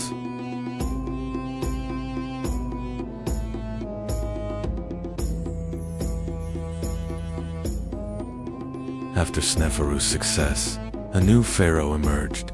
Khufu decided to build the greatest pyramid in history. When Pharaoh Khufu came to power during the 4th dynasty, he sought to surpass the achievements of the rulers before him. His goal was to construct a monument greater than anything Egypt had ever seen. The structure rising there would become more than just a tomb. It would stand as a symbol of the pharaoh's power and Egypt's engineering mastery.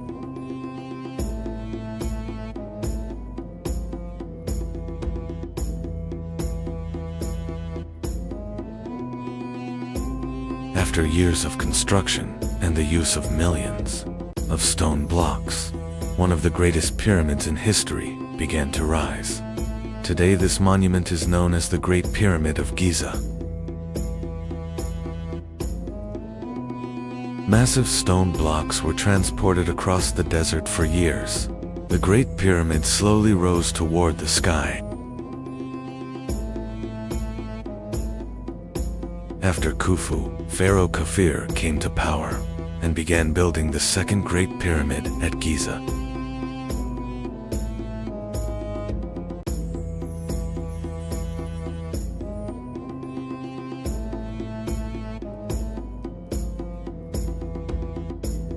After the death of Khufu, the throne of Egypt passed to his son Khafre. The new pharaoh wanted to continue his father's legacy and demonstrate his power. For this reason, he ordered the construction of the second Great Pyramid on the Giza Plateau.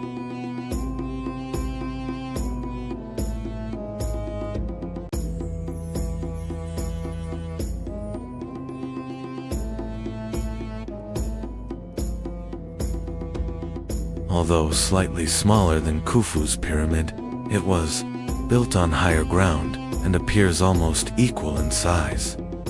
From a distance, During this same period, a massive statue rose on the Giza Plateau, with the body of a lion and the head of a human. It is now known as the Great Sphinx.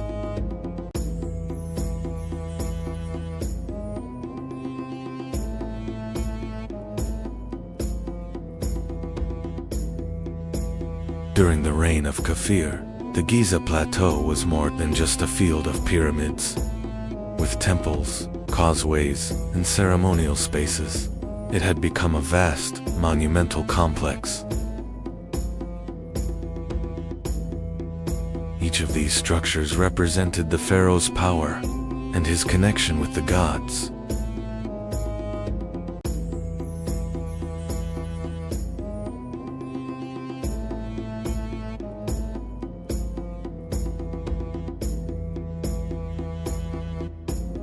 The pyramids were not only tombs, but also sacred monuments symbolizing the eternal life of the pharaoh.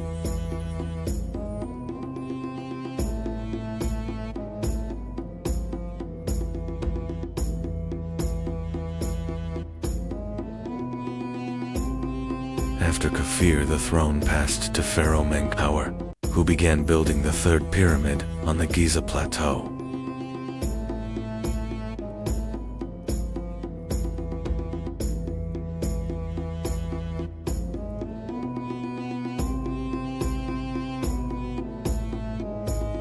Although smaller than the others, it became an essential part of the Giza complex.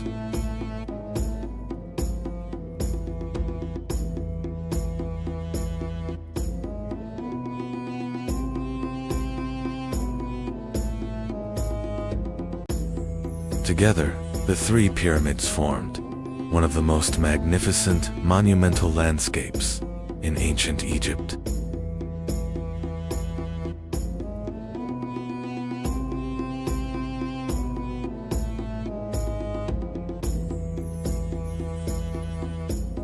These structures became one of the greatest engineering achievements of the ancient world.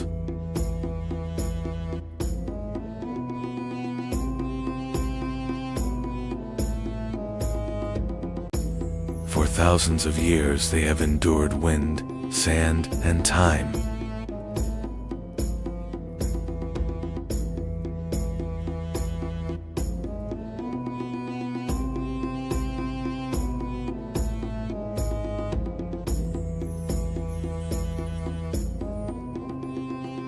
Today the pyramids of Giza still stand.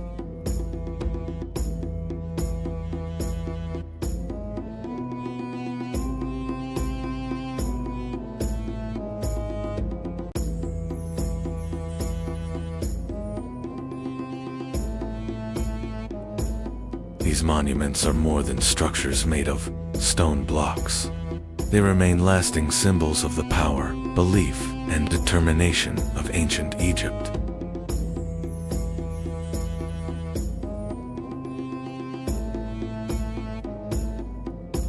The Great Pyramid of Giza is considered one of the 7 wonders of the ancient world.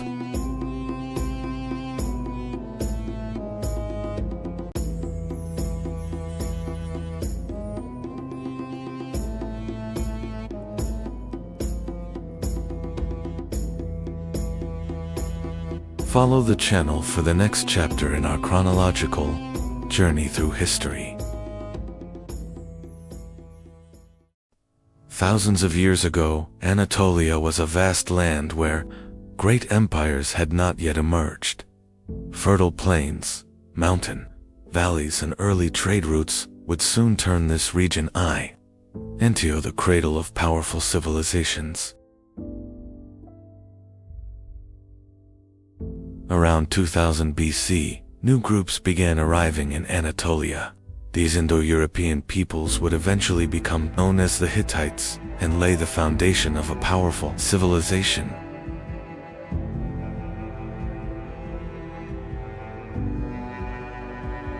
Before the Hittites, Anatolia was home to peoples such as the Hessians, Hurrians, and Luwians. Interaction with these cultures created a unique and complex civilization.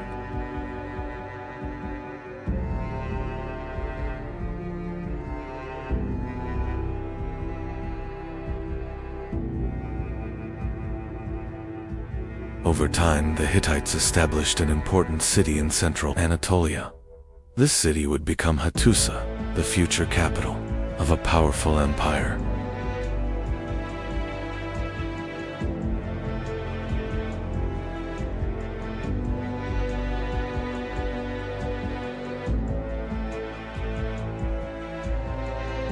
In the 17th century BC, King Hattusili I rose to power. His reign is often considered the true foundation of the Hittite state.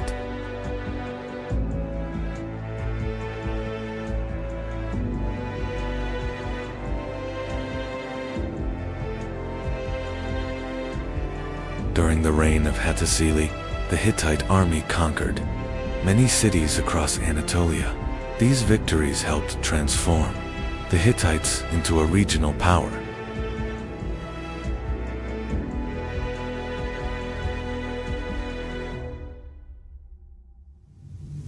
Under King Mursili I, the Hittite army marched deep into Mesopotamia, launching one of the most surprising campaigns of the ancient world.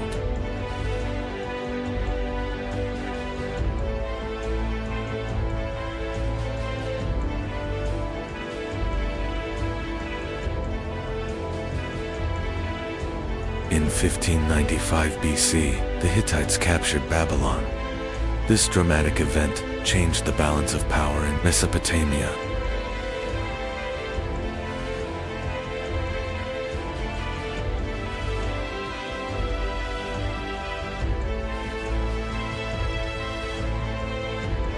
After the Babylon campaign, the Hittite kingdom entered a period of instability, marked by palace intrigues and power struggles.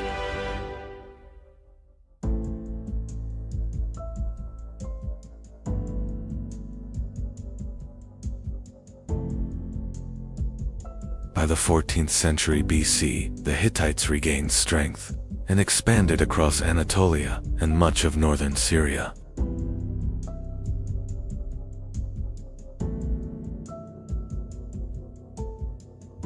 The Hittite capital Hattusa grew into a powerful city, surrounded by massive defensive walls. It became not only the capital, but also the political and military center of the empire.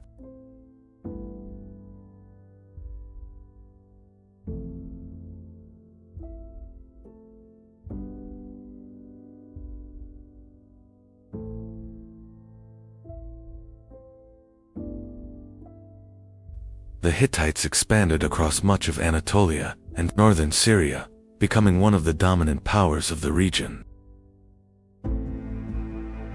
During the reign of Suppiluliuma I, the Hittite Empire reached a new height of power.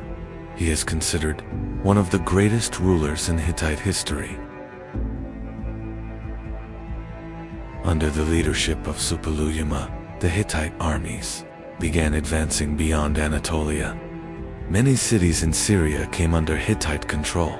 These conquests turned the Hittite Empire into one of the most powerful states of the ancient Near East.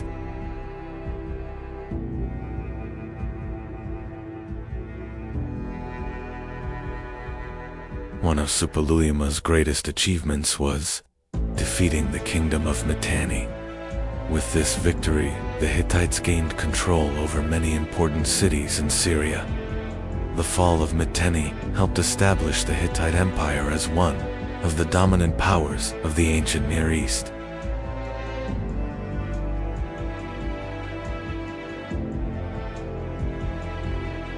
One of the greatest strengths of the Hittite army was the Poor Chariot. These vehicles, operated by a crew of 3, provided speed and maneuverability on the battlefield. With their chariots, the Hittites became one of the most formidable military powers of the ancient world.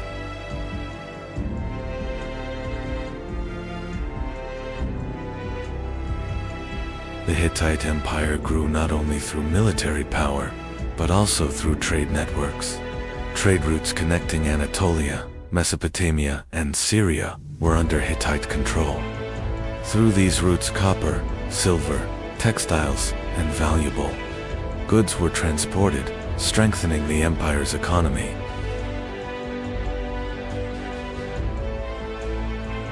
The Hittites recorded state documents on clay tablets, using cuneiform writing. Thousands of these tablets have been discovered in the capital city of Hattusa. Thanks to these records, historians have learned a great deal about Hittite laws, treaties, and daily life.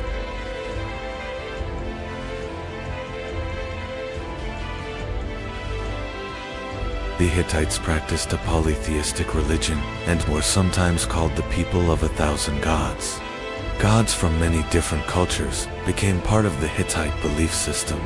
The sanctuary of Yatzilakaya was one of the most important religious sites where these gods were carved into massive rock reliefs.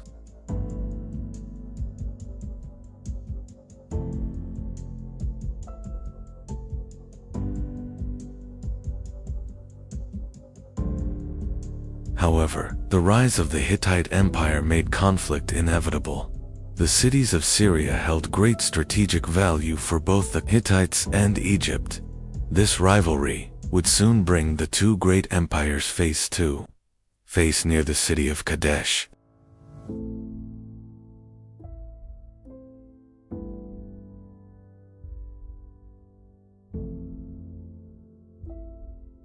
To the south, another great empire was rising, Egypt.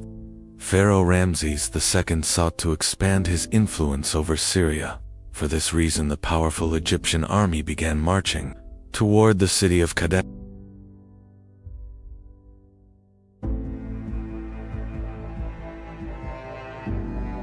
In 1274 BC, the Hittite and Egyptian armies met near the city of Kadesh. In the early moments of the battle, the Hittites launched a surprise attack. Their fast-moving chariots struck the Egyptian forces and created chaos across the battlefield.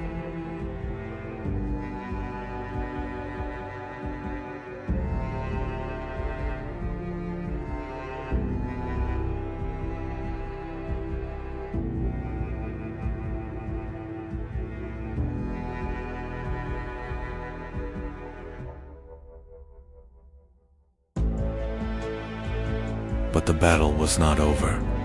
Pharaoh Ramses II rallied his forces and personally led the counterattack.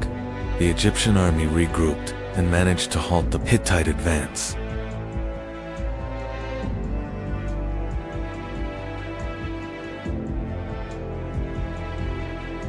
The battle raged for hours. Chariots, infantry, and archers fought fiercely across the desert battlefield. The Battle of Kadesh became one of the largest conflicts of the ancient world.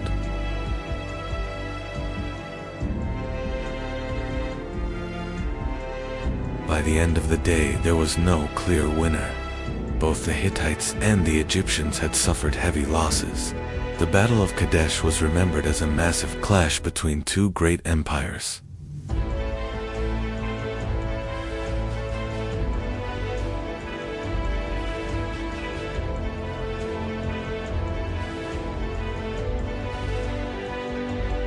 After the Battle of Kadesh, the two great empires chose diplomacy. The Hittites and Egyptians signed what is considered the first known written peace treaty in history. This agreement marked the beginning of a long period of peace between the two states.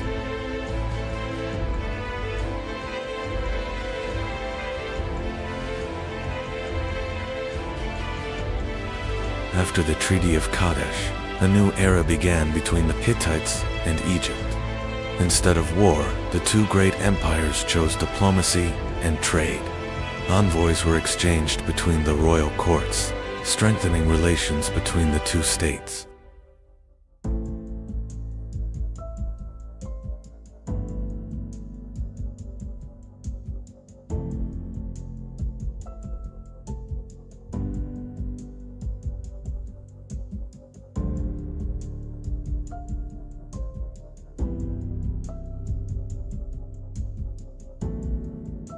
After the Treaty of Kadesh, the Hittite Empire remained powerful for some time. The capital city of Hattusa, with its massive walls, temples and royal palaces, stood as one of the greatest cities of Anatolia, but the fate of this powerful empire would soon begin to change.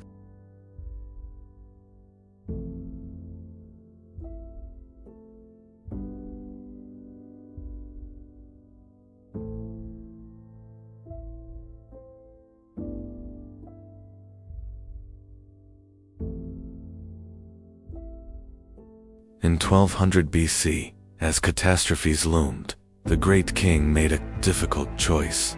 At dawn, the last hope of the Hittites and their sacred relics were quietly carried out of Hattusa's gates.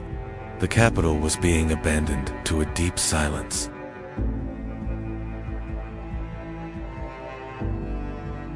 As the convoy abandoned the city, the empire's fate was already sealed.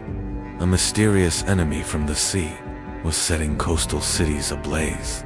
This was the great invasion that would bring about the end of the Bronze Age. These invaders were not just looting, they were dismantling an entire civilization. The famed Hittite chariots and bronze weapons proved useless against these warriors of the Iron Age.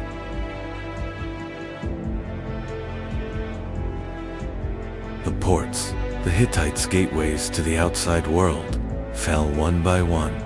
The sea peoples were not just taking land, they were severing the trade arteries of civilization.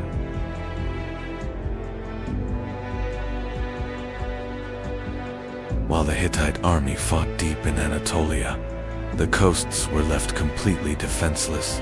Fire and smoke became the new fate of the once glorious Hittite cities.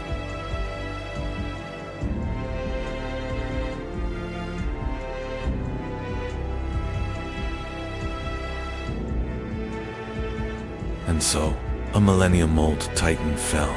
This great destruction, brought by the sea peoples, was the final nail in the coffin of the Hittite Empire.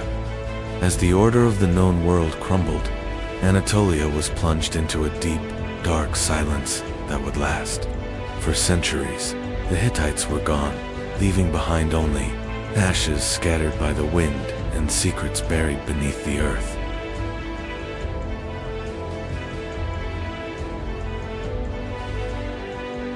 The Hittites may have disappeared from history, but their legacy remains part of the story of human civilization, and we will continue exploring history in chronological order. Follow the channel so you don't miss the next great civilization. The towering cedar trees atop the mountains of Lebanon were the pens that wrote the destiny of the Phoenicians.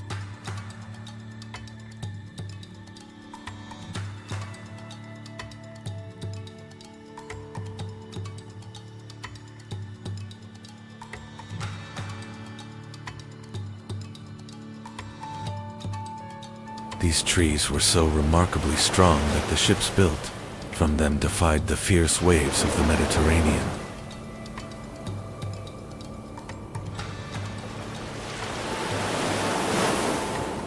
It all began with a voice lost among the dusty pages of history, beyond written history.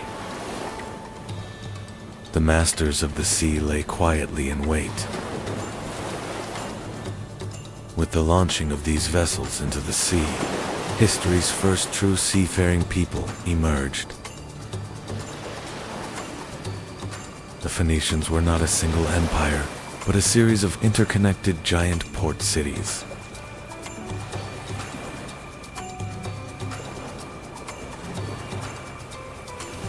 Tyre and Sidon were like impenetrable fortresses built upon the sea.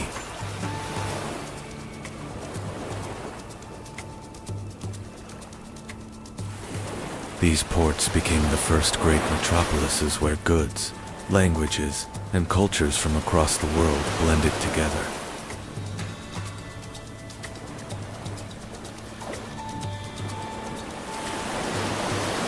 The heart of maritime trade beat here.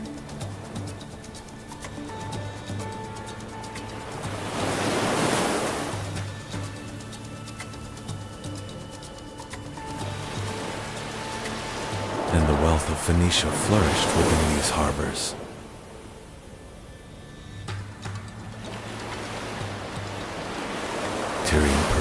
obtained from sea snails, was more valuable than even gold in the ancient world. This special color was produced through the laborious processing of thousands of sea mollusks. Over time, this color became an indispensable status symbol for kings, emperors, and nobles.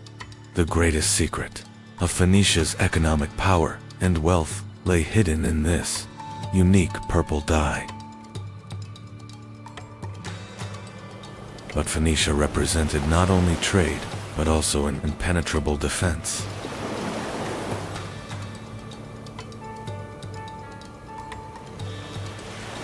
A circular waterway leading to the center, with a small island in the middle where the admiral was positioned. When the enemy entered, they would find themselves facing a massive fleet. This was strategy written in stone and water. The Cotton Harbor, rising in Carthage, was the most advanced military engineering marvel of the ancient world. From the outside, this circular harbor appeared to be a quiet trading center, but inside, there were secret hangars housing more than 200 warships.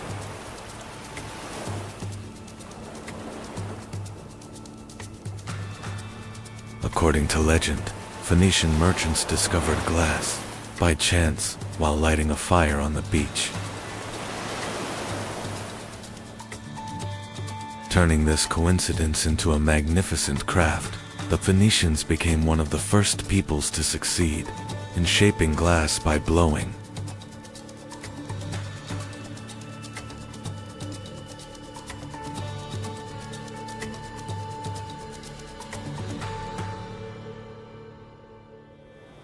Transparent glass vessels, elegant vases, and colorful beads became the most sought-after luxury goods, everywhere from the Mediterranean to Mesopotamia. Glass craftsmanship proved their aesthetic sense and commercial intelligence to the entire world.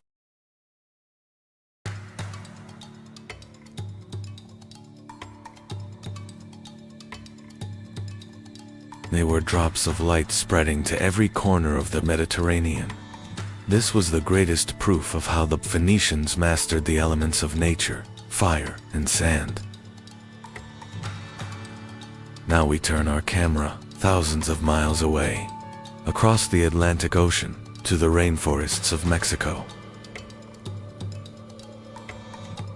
While the Phoenicians were shaping glass, the Olmecs, a major culture of the Americas, were rising to prominence. They were carving colossal basalt rocks to erect mysterious 20-ton statues and developing complex calendars.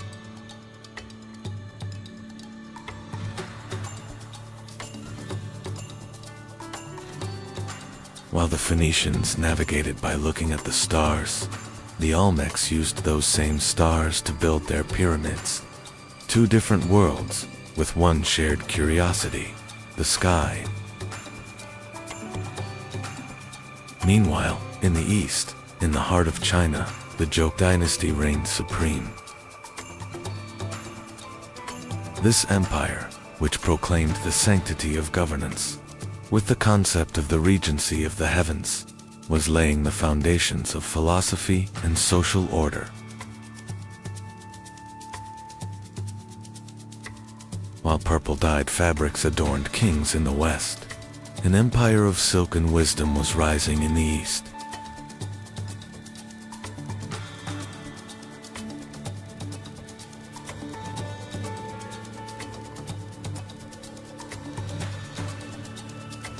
Varsalan met in history was like a gigantic machine beating, unaware of each other, but at the same pace.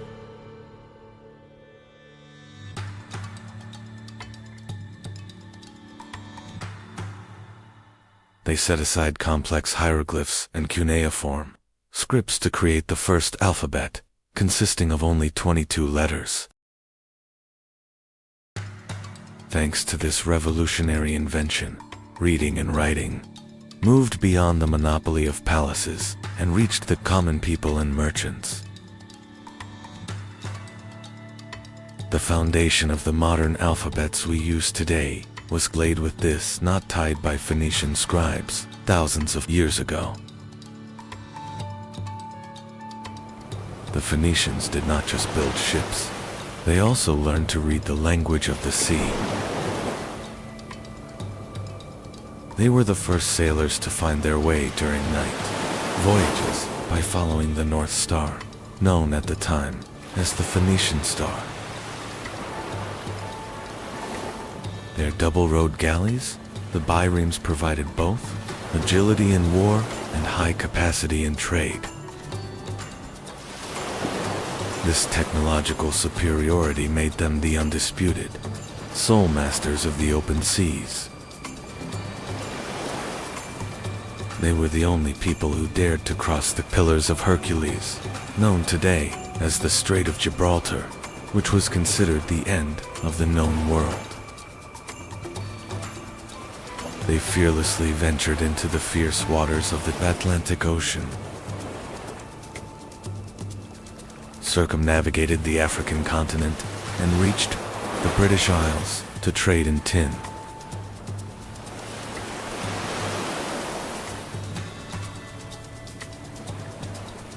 For them, the horizon was not a limit, but the beginning of a new world waiting to be discovered.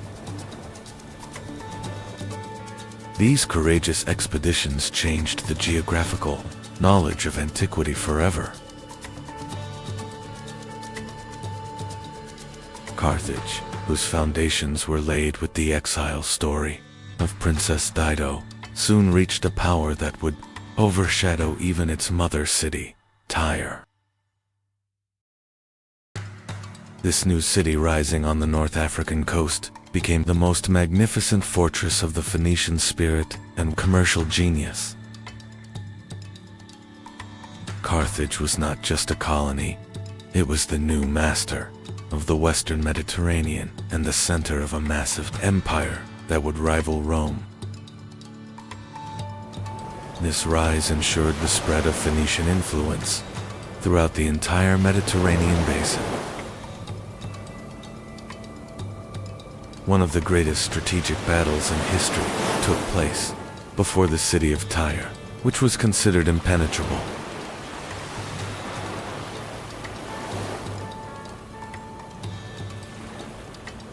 To capture this island city on the sea, Alexander the Great achieved a massive feat of engineering by building a causeway from the shore to the island.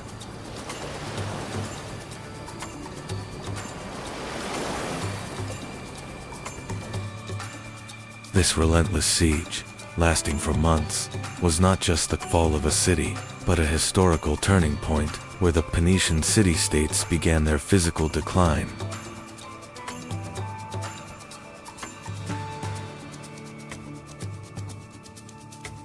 With this event, the absolute dominance of the ancient world over the seas began to change hands.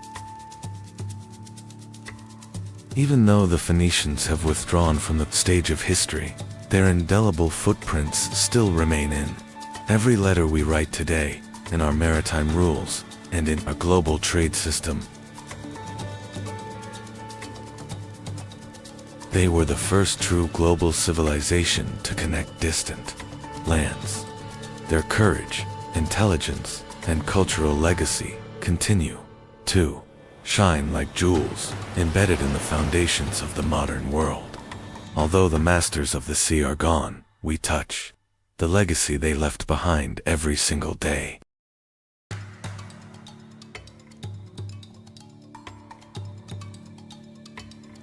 The ancient world was far larger than we imagined, bound together by invisible threads. From Phoenicia to America, from China to Africa, humanity built with the same unwavering determination. In the next episode, we'll explore the great turning point where these civilizations met. Don't forget to subscribe and join this vast journey. The jungles of Mexico hid America's greatest secret for thousands of years. This dense green canopy carried the traces of a massive genius isolated from the modern world. In 1862, a peasant found the first colossal head underground, changing American history.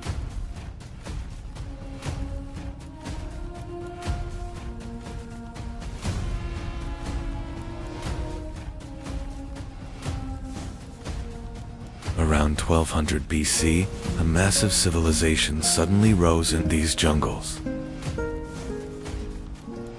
Without any preparation phase, they directly reached the peak in architecture and art.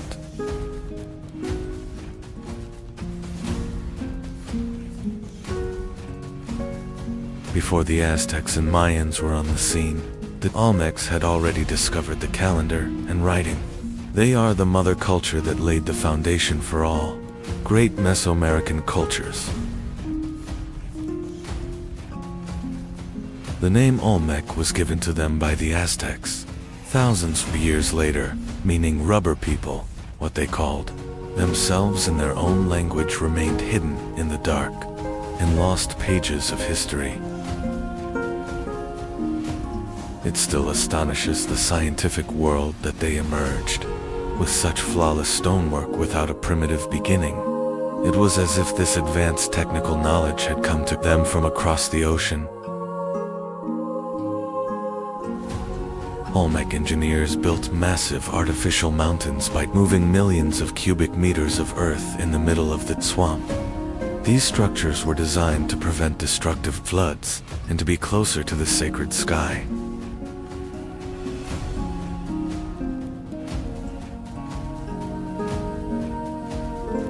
Water channels carefully carved from stone are one of the most advanced hydraulic engineering examples of the ancient world. This system, which brought continuous clean water to the city, is tangible proof of the Olmec's technical genius.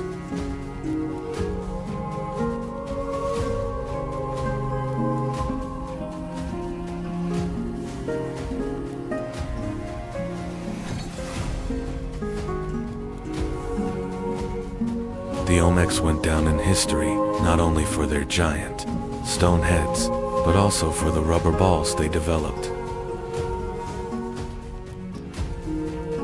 By processing latex obtained from rubber trees growing in forests, they managed to produce flexible and durable balls.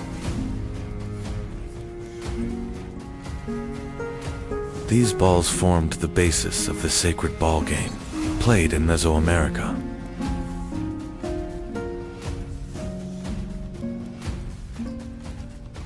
The game was not just entertainment, it also represented cosmic symbolism. The ball symbolized the sun, or planets, in the sky, and the player's struggle depicted the battle between order and chaos in the universe. The rubber technology developed by the Olmecs later spread to the Maya and Aztec civilizations, marking the beginning of a tradition that would last for thousands of years. Every street and structure in the city is not random, but aligned according to specific star systems and planets.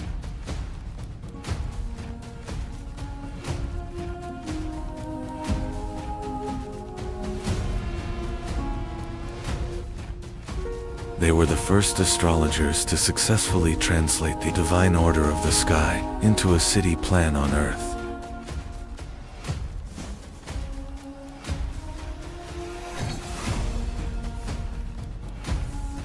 They not only observed the sky, but also interpreted the cycles of Venus and the movements of the stars as sacred signs.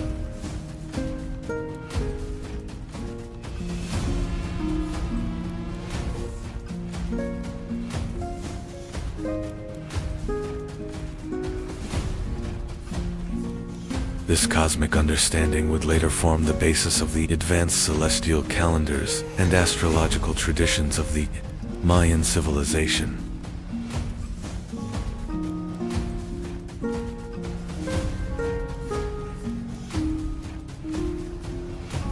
how did a people without wheels or pack animals bring these blocks from the mountains 100 kilometers away?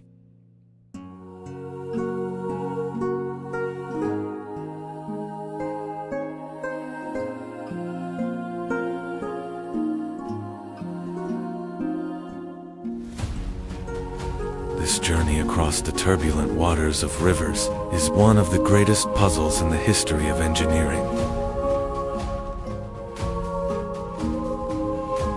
The thick lips and wide-nose structures on the statues contrast greatly with indigenous American genetics. These characteristic facial features may be a sign of a secret intercontinental bond in the ancient world.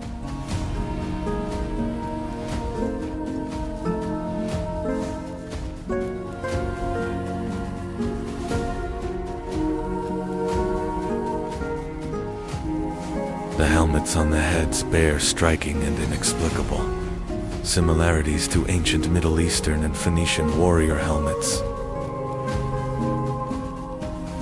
These details show that history is much more complex and connected than what we are told.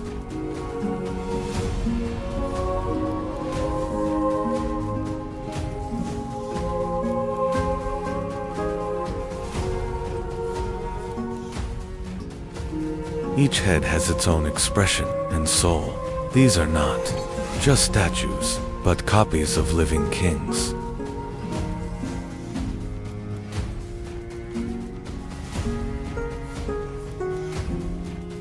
The Olmecs defied time by carving the immortality of their leaders into these massive stones.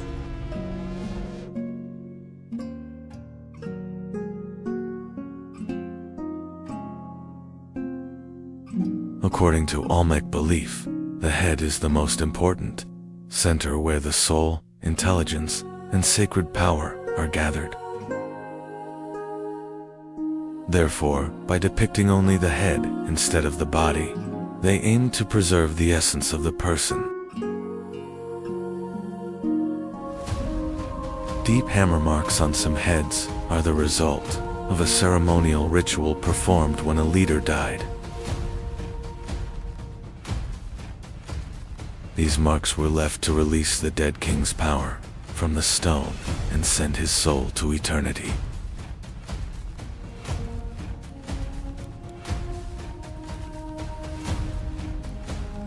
Many colossal heads were hidden by being buried underground in a grand ceremony shortly after being made. These statues may have been intended to serve the underworld gods rather than the physical world.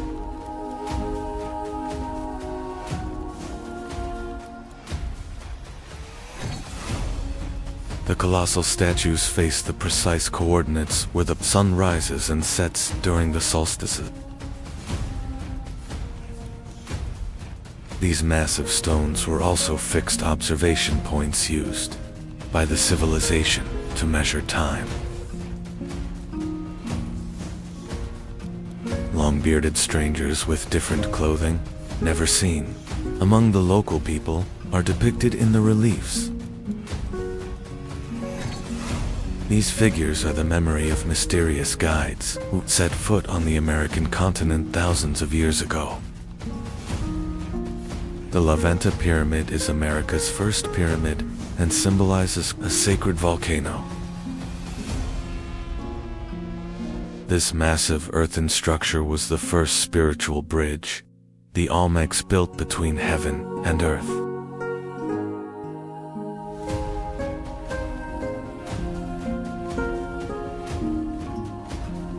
Giant mosaics buried underground are secret gifts, prepared for the gods and hidden from human eyes. Thousands of tons of precious jade were laid deep in the earth to form complex serpent motifs.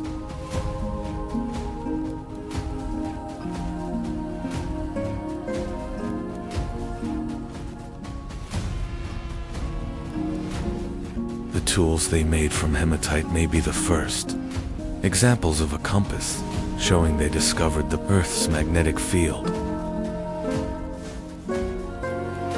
This technology proves they tracked not just the stars, but the invisible forces of the Earth.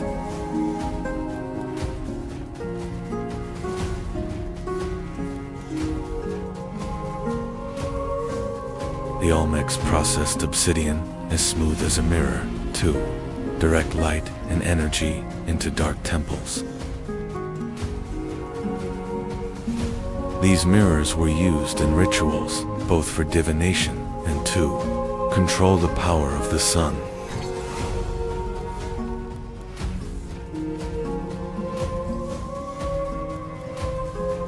They saw jade as the sacred color of life, water, and eternity, valuing it more than gold.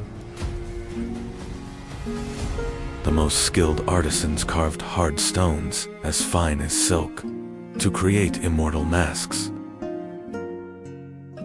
The Cascile block is the oldest and most mysterious, evidence of the first complex writing system in the Americas.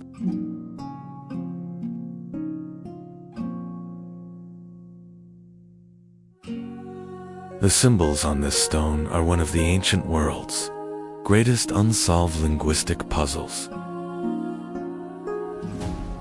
The Olmecs developed a number system of dots and bars capable of complex astronomical calculations. This mathematical genius allowed them to accurately measure cycles spanning thousands of years. Being one of the first civilizations to use zero as a digit shows the depth of their mathematical knowledge.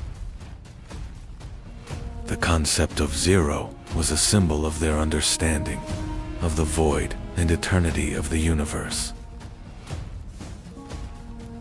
The Olmecs' adoption of this understanding shows that they were not only mathematicians, but also great philosophers who contemplated everything in the universe.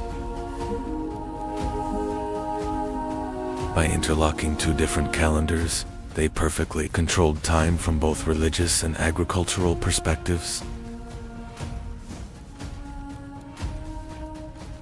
This system is a massive legacy that would form the basis of the Mayan calendar thousands of years later. The Olmecs' greatest god was a half-human, half-jaguar, being representing power and the underworld. This figure symbolized the union of nature's wild power and human intelligence. Mysterious baby-faced figures were sacred spirits, representing rain from the sky and the fertility of the earth. These statues were offerings for the continuation of the agricultural cycle that fed society.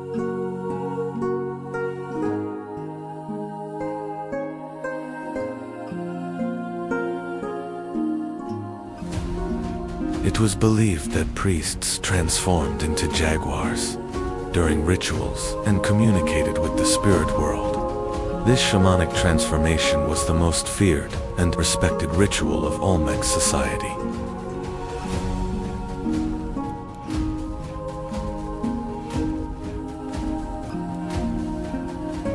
Sacrificial ceremonies to please the gods and maintain the balance of the universe began in the dark corners of Olmec temples.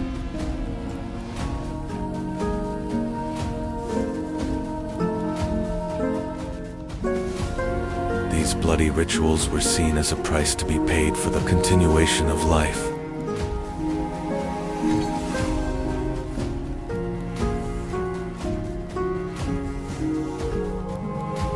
They consecrated caves as massive mouths opening to the realm of the dead and the dwellings of the gods.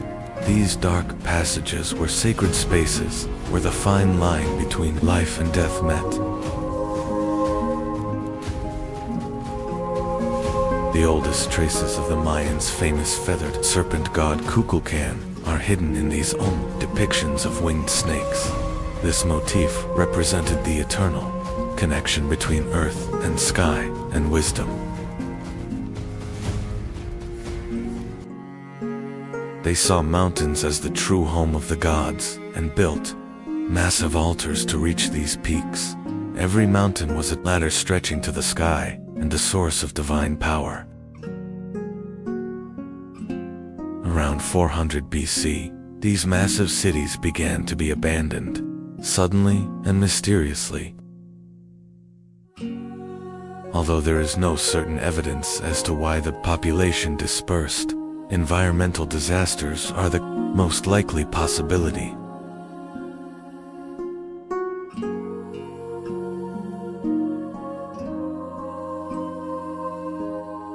The shifting of riverbeds and volcanic eruptions may have completely collapsed their agricultural systems.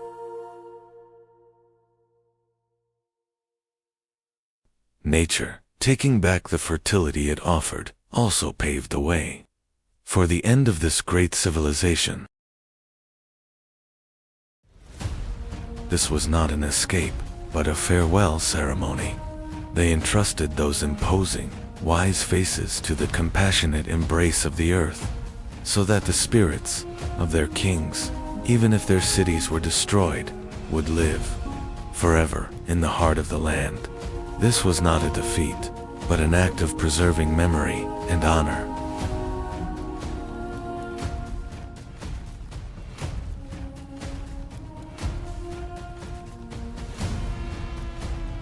Although the Olmec civilization vanished, their language, beliefs, and calendar systems were inherited by the Mayans and Aztecs. Every great culture in Central America, from pyramid construction to the writing system, was born from this legacy they left behind. The foreign facial features on the colossal stone heads and underground cities discovered with LiDAR technology still make researchers think about mysterious connections. These statues may be proof that human history united much earlier than we thought. This is perhaps the most intriguing question. What if the Olmecs weren't silent witnesses to the history we know, but rather a missing link in a forgotten global network? What if those stony faces were the memories of visitors or ancestors from across the oceans?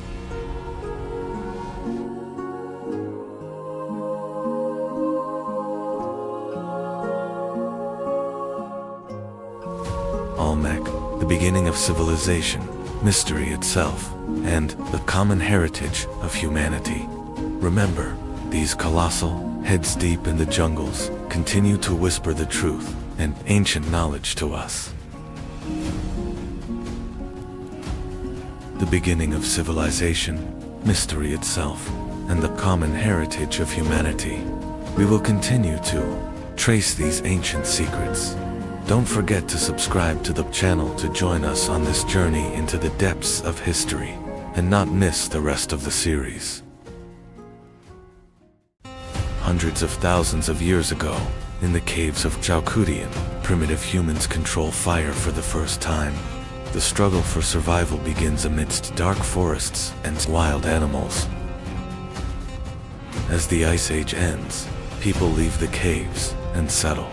Along the Yellow River, the first millet fields are planted, and the art of painted pottery leaves the first marks of civilization.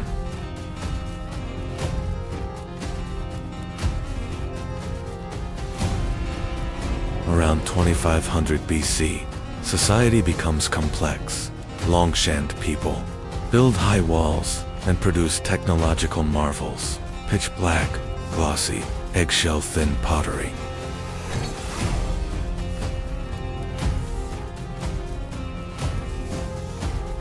The legendary Yellow Emperor Huangdi gathers the scattered warrior tribes along the Yellow River under one roof, laying the political and cultural foundation of Chinese civilization. Empress Lisu, while sitting under a mulberry tree in her garden, unspools silk fibers from a cocoon that fell into her teacup, starting the silk weaving that would dominate the world for millennia.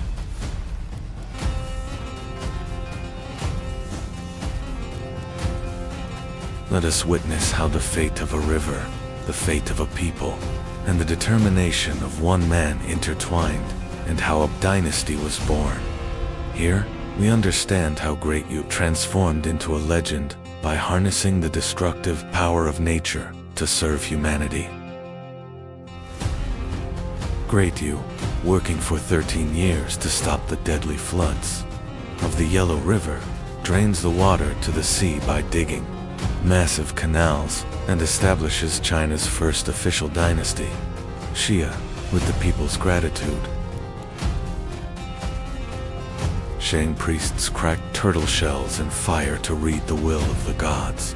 The symbols engraved on these cracks become the earliest ancestors of Chinese writing.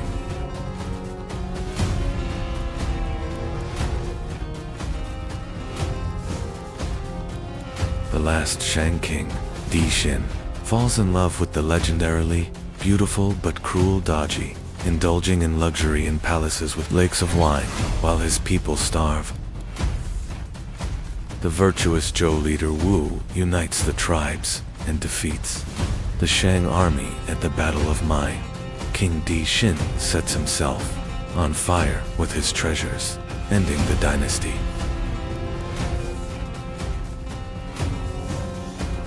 Zhou kings declare they have received the mandate of heaven. They established China's first major feudal system by distributing land to nobles gathered in the palace square. Amidst political turmoil, the sage Confucius teaches morality and loyalty to his students under a willow tree as philosophies that will forever change China's mindset begin to flourish. As central authority collapses, China divides into 7 great states. Technology shifts from bronze to iron, and massive armies clash to rule all of China.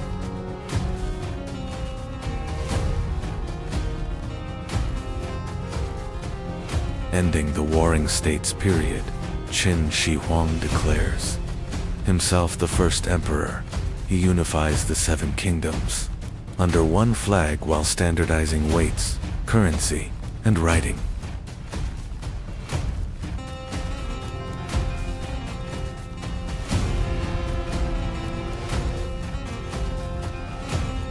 To stop nomadic raids from the north, the emperor connects previously built walls into a massive defense line. Thousands of workers raise the world's largest structure on mountain peaks.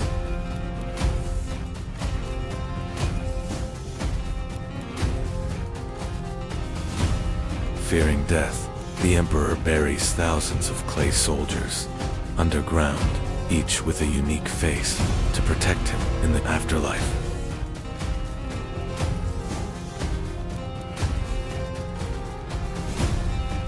The Silk Road carried not only silk and horses, but also the arts and riches it encompassed as China encountered the world. Beyond its walls, it was also experiencing an enlightenment. Within itself, the stability of the Han Dynasty paved the way for some of history's most brilliant inventions and cultural achievements. Now, it is witnessing an invention that will change the very end, and a history that will never allow the past to be lost. CSI Lan, an official in the Han court, produces the first real paper by mixing tree bark and old rags. This invention changes the world by allowing knowledge to move from bamboo sticks to light pages.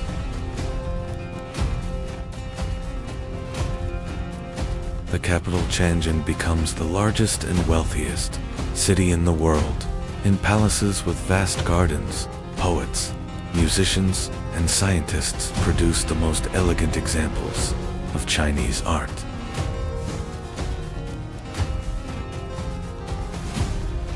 A massive fleet on the Yangtze River is engulfed in flames as the strategic genius Zhuge Liang turns the wind.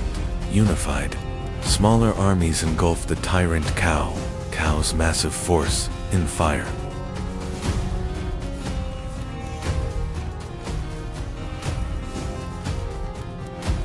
Three legendary warriors under blooming peach trees, Liu Bei, Guan Yu, and Zhang Fei, swear an oath to remain brothers until death. to protect the people and save the empire. The wise Zhuge Liang sits on the city walls with a feather fan. Stopping the enemy with a single musical note, he proves to the world that intelligence is superior to brute force.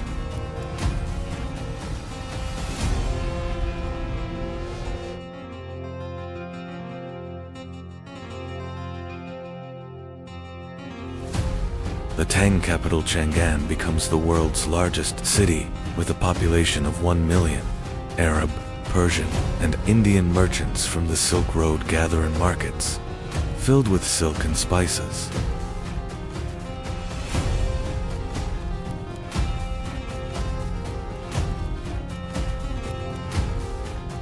Wu Zixin, the first and only woman to sit on the throne in Chinese history, rules the empire with her intelligence and iron fist. She takes the power of women in society and the grandeur of art to its peak.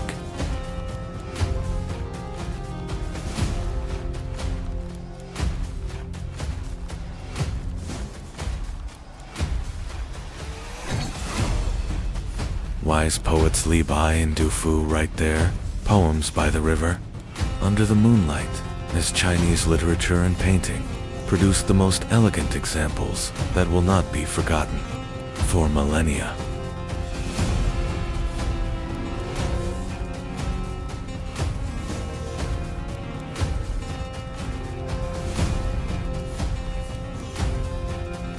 Towards the end of the Tang dynasty, in the 800s AD, 9th century Chinese alchemists accidentally invent gunpowder while searching for the elixir of immortality in their laboratories.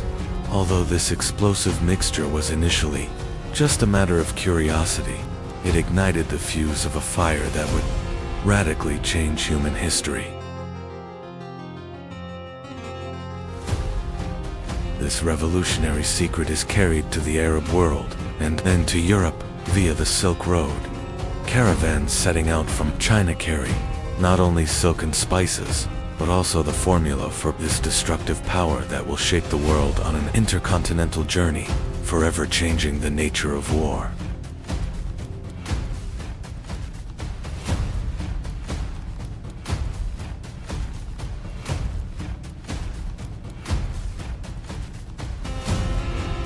This technology reaches its peak during the Song dynasty. Gunpowder arrows and the first cannons begin to roar on the battlefields. Chinese civilization now guides the world, not only with its philosophy, but also with its engineering.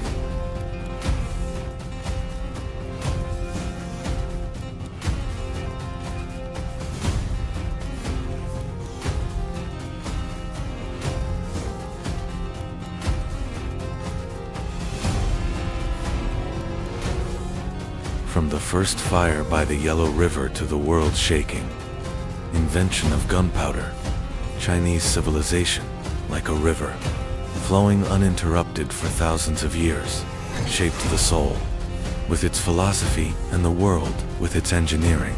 On this journey, we only saw the foundations, the wisdom of Confucius, the ambition of the first emperor, and the grandeur of the Silk Road.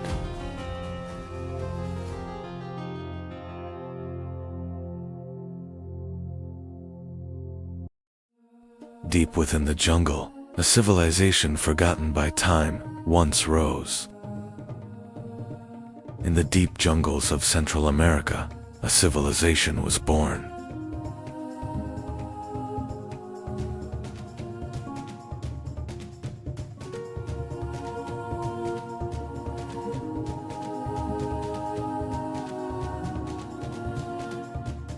A civilization beyond time. What an accurate description.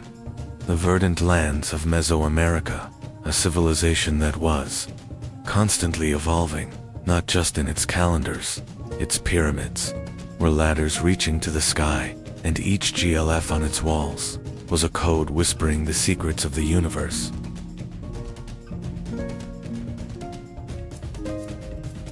For centuries, it was hidden by nature.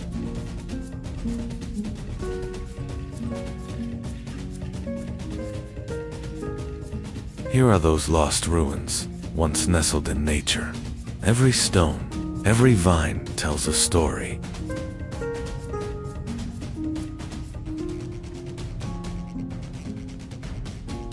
But this civilization would change the world.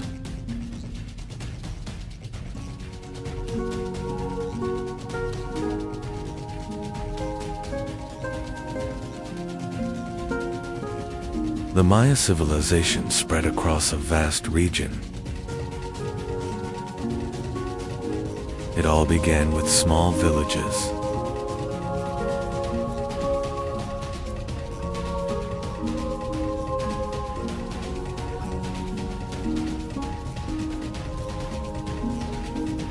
Corn was at the center of life.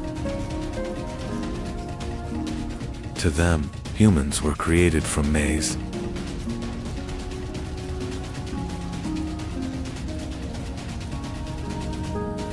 Villages slowly transformed into great cities.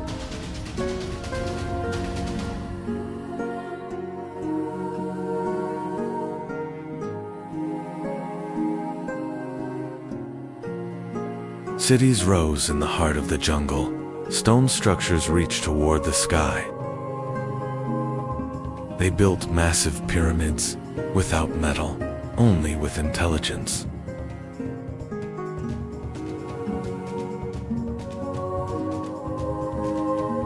Engineering, without using wheels, iron tools, or pack animals. They built pyramids overlooking the sky by moving tons of stone deep into the forests. Population, the total population of the cities exceeded 10 million during this period.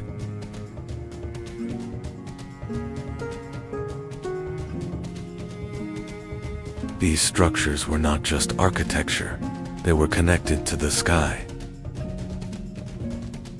On certain days, sunlight touched the pyramids and moved like a serpent of light. Architecture, they developed an acoustic and astronomica.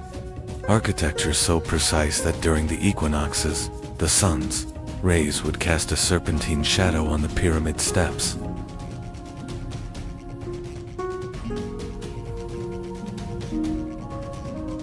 The Maya watched the skies. The stars were their guide.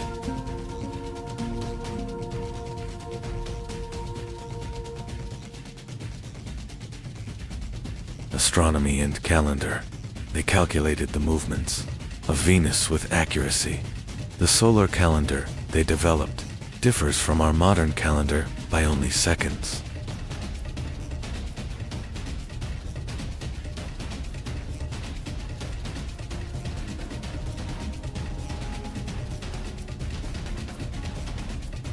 They tracked planetary movements, especially Venus, which was crucial to them.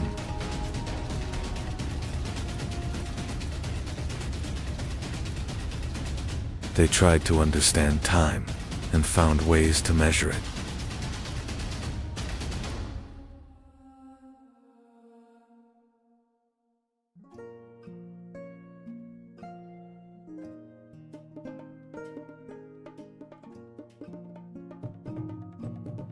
They created complex calendars, still incredibly accurate today.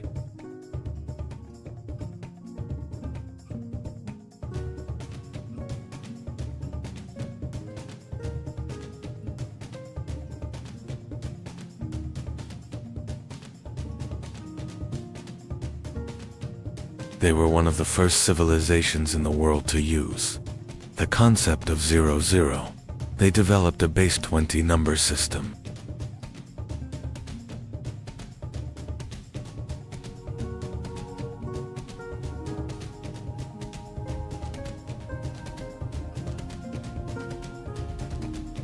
Writing system.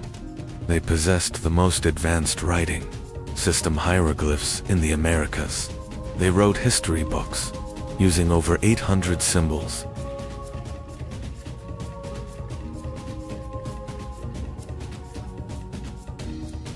The Maya writing system was advanced, combining symbols and sounds.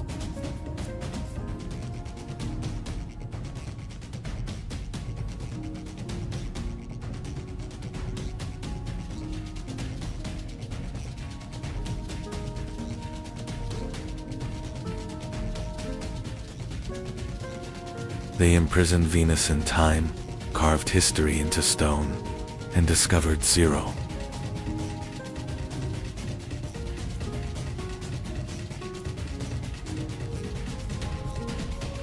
They carved their stories into stone, leaving records of kings and wars.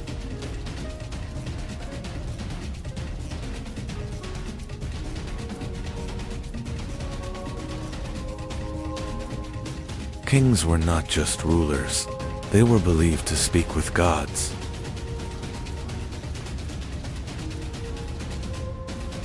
Rituals were part of daily life.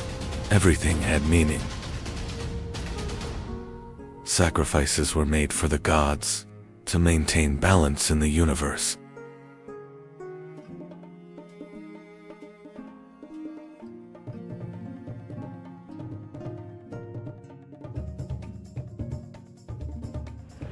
But the Maya world was not peaceful.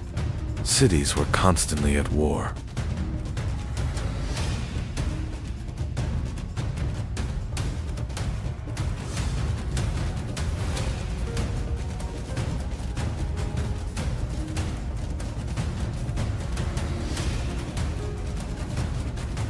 Wars were fought for power. Blood was spilled for control.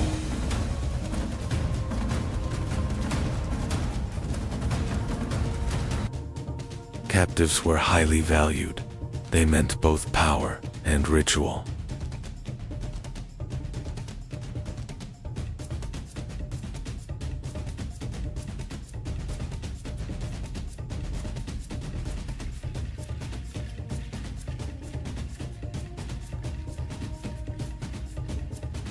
Then nature began to change. Drought made life harder.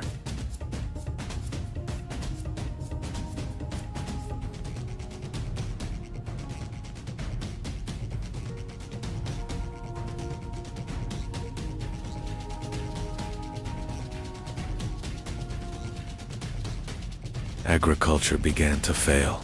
The land was no longer as fertile.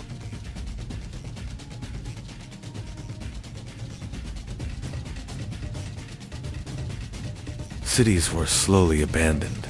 People left their homes behind.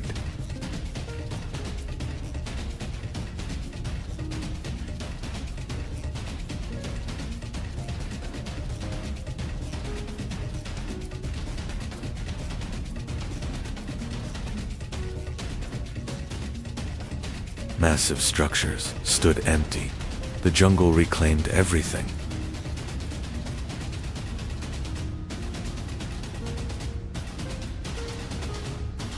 A great civilization collapsed, but the reason remains unclear. One thing is certain: the collapse was sudden and deep.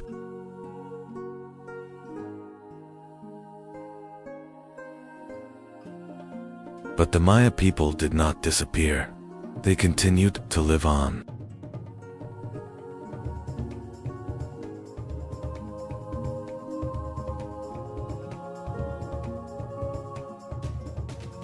Today, millions of Mayas still exist.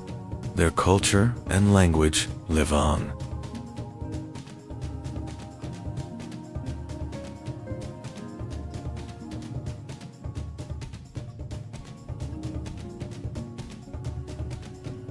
Their past still lives within them, and their story continues.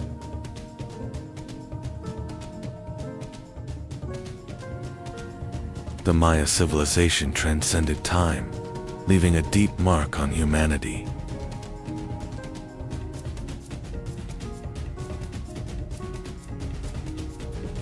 And some mysteries remain unsolved. Perhaps they never will be.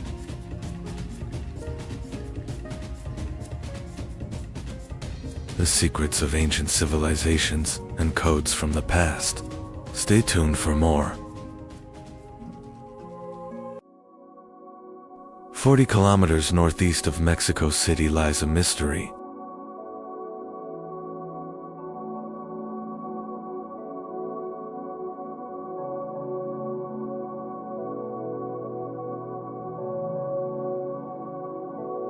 Its name comes from the Aztecs. the birthplace of the gods. But they didn't found this city, they discovered it. In the 1400s, when they looked at these ruins, they gave them names, but they didn't understand them. Because Teotihuacan doesn't speak.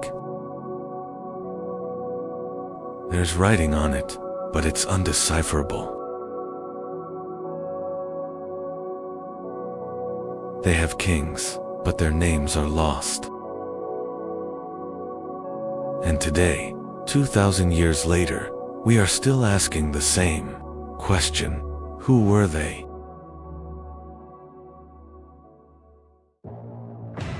In 100 BC, while the Roman Republic was being established, and the Qin dynasty was rising, something else was happening here.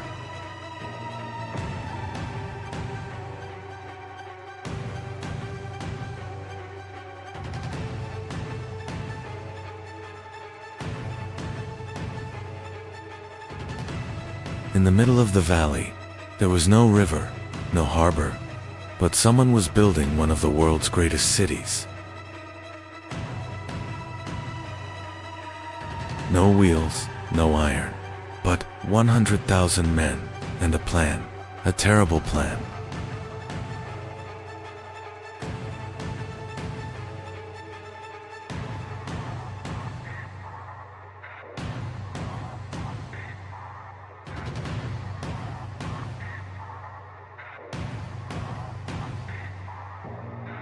The plan for Teotihuacan is a message, a 2-kilometer-long boulevard, the way of the dead.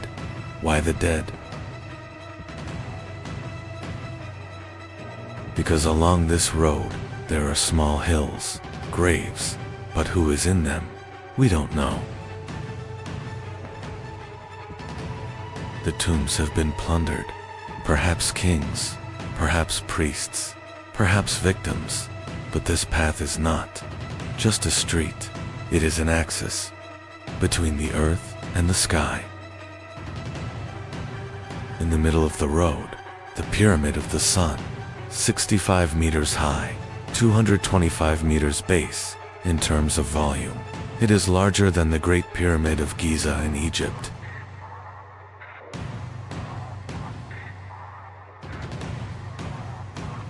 But it's different.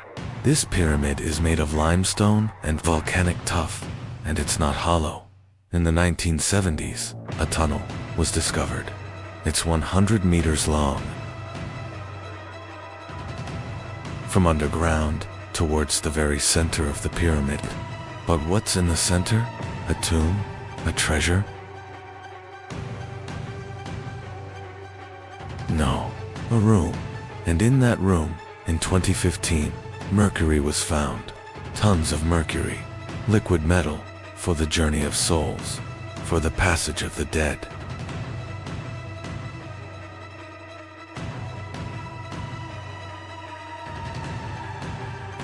Mercury is poison, but it is also immortality.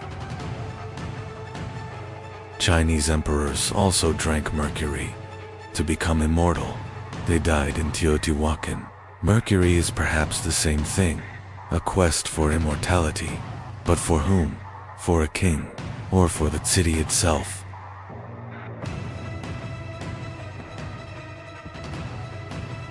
At the end of the road, the Pyramid of the Moon, smaller, older, more mysterious.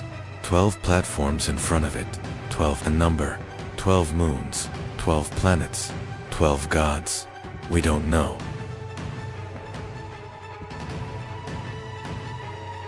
But we know that this pyramid is more sacred than the Pyramid of the Sun. Because here, there are sacrifices, human sacrifices, children, animals, all for a ritual.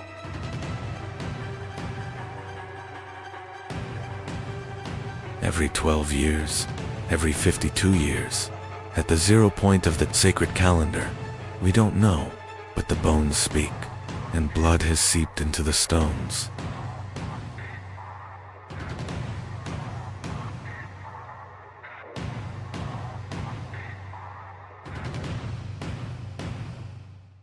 pyramids are fascinating, but the real Teotihuacan was here.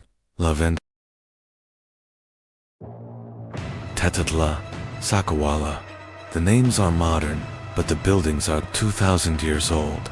Multi-story apartment buildings. The first apartment buildings. Perhaps each one housed 60 to 100 people, families, craftsmen, merchants, and on the wall of every room, paintings. Red, green, yellow. There's no wall without a jaguar, because the jaguar is power, and the feathered serpent, and the feathered snake.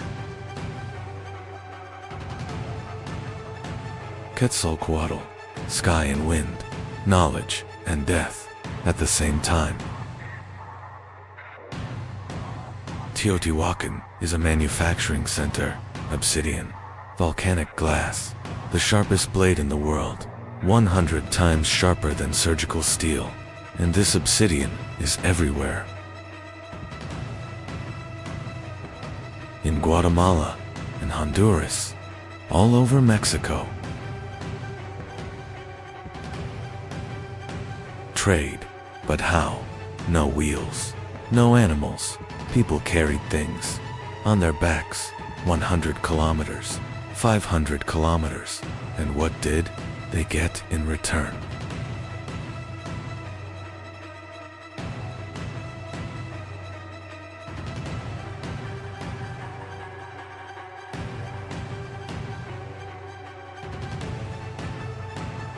Jade from Guatemala, 1,000 kilometers, feathers from the Amazon, seashells from the Pacific.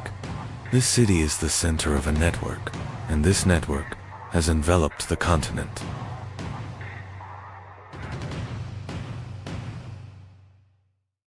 But Teotihuacan isn't just rich.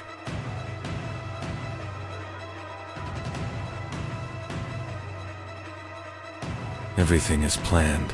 The streets are like cages. Every block is a square. Water, sewage, perhaps.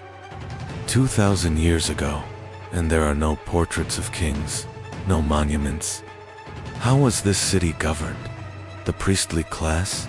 A military aristocracy? Or a system we don't understand? Perhaps the first megacity, the first anonymous power. 1,000 kilometers to the south, another world, the Maya.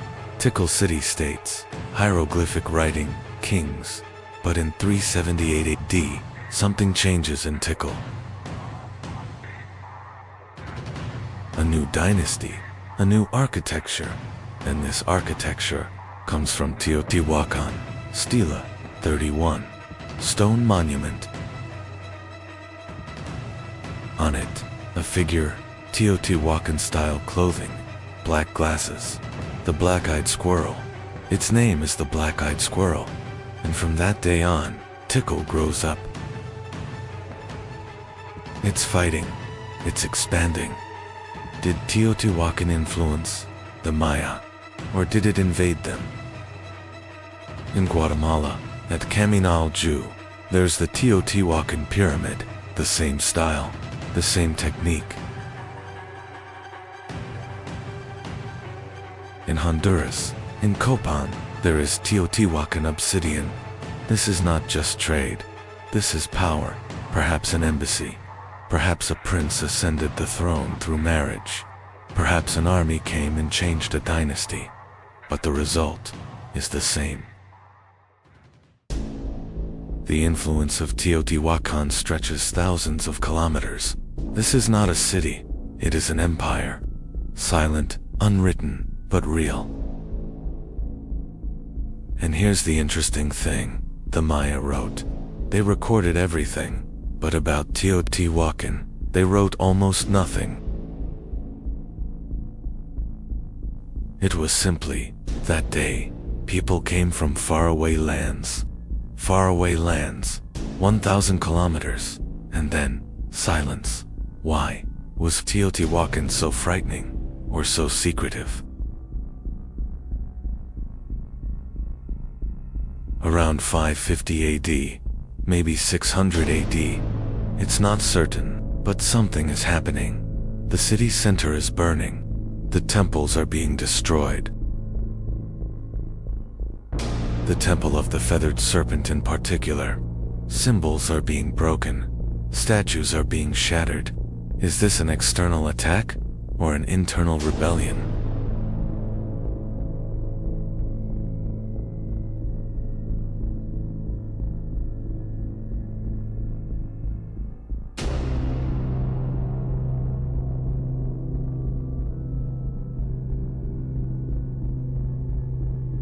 Climate change, drought, Lake Texcoco is drying up, agriculture is collapsing, 100,000 people are going hungry, or the obsidian trade is stopping, alternatives are emerging, power is disappearing.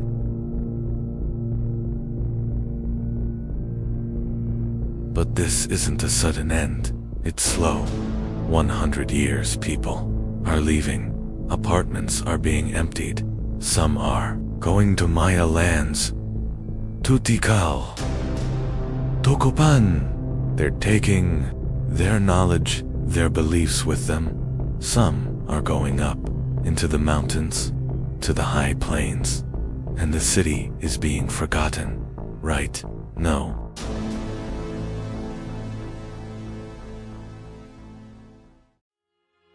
Because 600 years later, the Aztecs arrive. And they don't forget. They call it the birthplace of the gods, and they build temples here for their gods, layer upon layer, history upon history.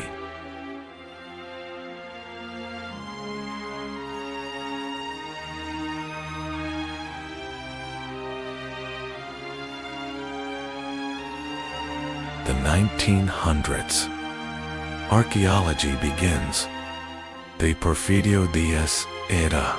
Mexico is modernizing, and Teotihuacan becomes a tourist destination. But science progresses slowly. The 1970s, the tunnel is discovered.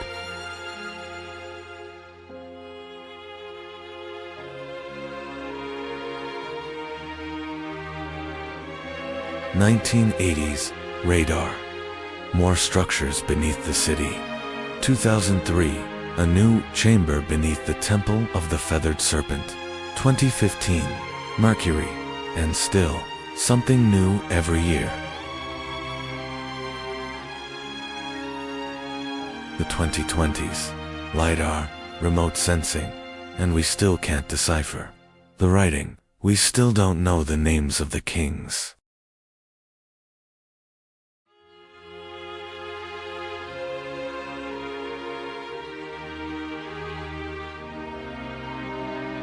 Today, Teotihuacan is a UNESCO World Heritage Site.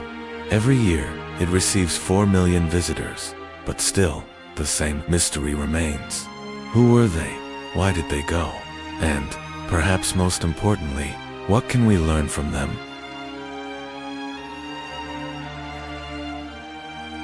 The collapse of megacities, climate change, resource depletion, social inequality. All of these existed 2,000 years ago, and we're still asking the same questions. Teotihuacan is silent, but its stones speak. Every step is a message. Every wall tells a story. And we just listen. 2,000 years later, we're still listening. Because some places are outside of time. Some questions must remain unanswered. Perhaps that is why it is still there, waiting. The birthplace of the gods, and perhaps of us too.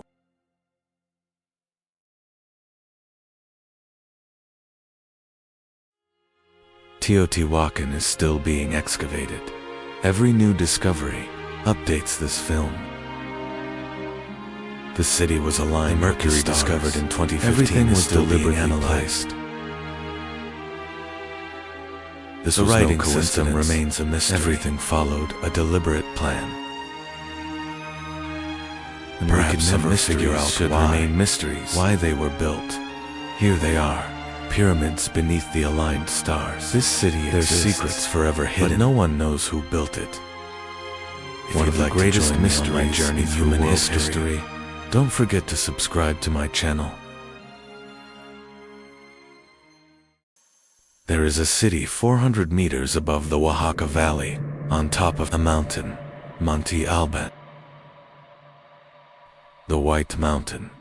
This name was given by the Spaniards, who arrived in the 16th century, but they did not found this city. The Zapotecs built this city, yet even today, we still do not know the original name they gave to this mountain, because the Zapotec writing system has not yet been fully deciphered. 700 BC, that's 300 years before Rome founded the city. The Olmecs had collapsed. The Mayans were rising. But here, in southern Mexico, something else was happening. A people leveling the mountaintop, a construction project that lasted 300 years, and the resulting city with a population of 15,000 terraces, temples, observatories, and a message: we are here and we are watching. The construction of Monte Alban seems like madness. Why the top of the mountain? Why 400 meters up? Defense, perhaps? But there's more to it. Surveillance, control. The Oaxaca Valley is one of Mexico's most fertile agricultural areas. And this mountain is right in the middle of the valley. It sees everything. It controls everything. The city center, Grand Plaza, 300 meters long, 200 meters wide, flat, symmetrical, planned. This is the oldest planned city in Mexico, and this plan hasn't changed for 1,000 years. The J platform, the South platform, the Eyes Monument, all remained faithful to the original design from 700 BC. Why? Because that plan was sacred. The J platform, Monte Alban's most mysterious structure. Shaped like the letter J, but why J? Astronomical alignment, calendar calculation, or is it a burial complex? In the 1930s, more than 170 tombs were discovered here. Mummies, jade masks, obsidian knives, and one name, the 12 Apostles. Lady 12 Macaw. A female ruler, circa 450 BC, the most powerful period of the Zapotecs. Monte Alban's most famous monument, the dancing figures. Stone reliefs, over 300 figures, men, women, children. Some are dancing, some are in pain, some are dead. And above all, names, glyphs, hieroglyphic writing. The Zapotecs invented writing.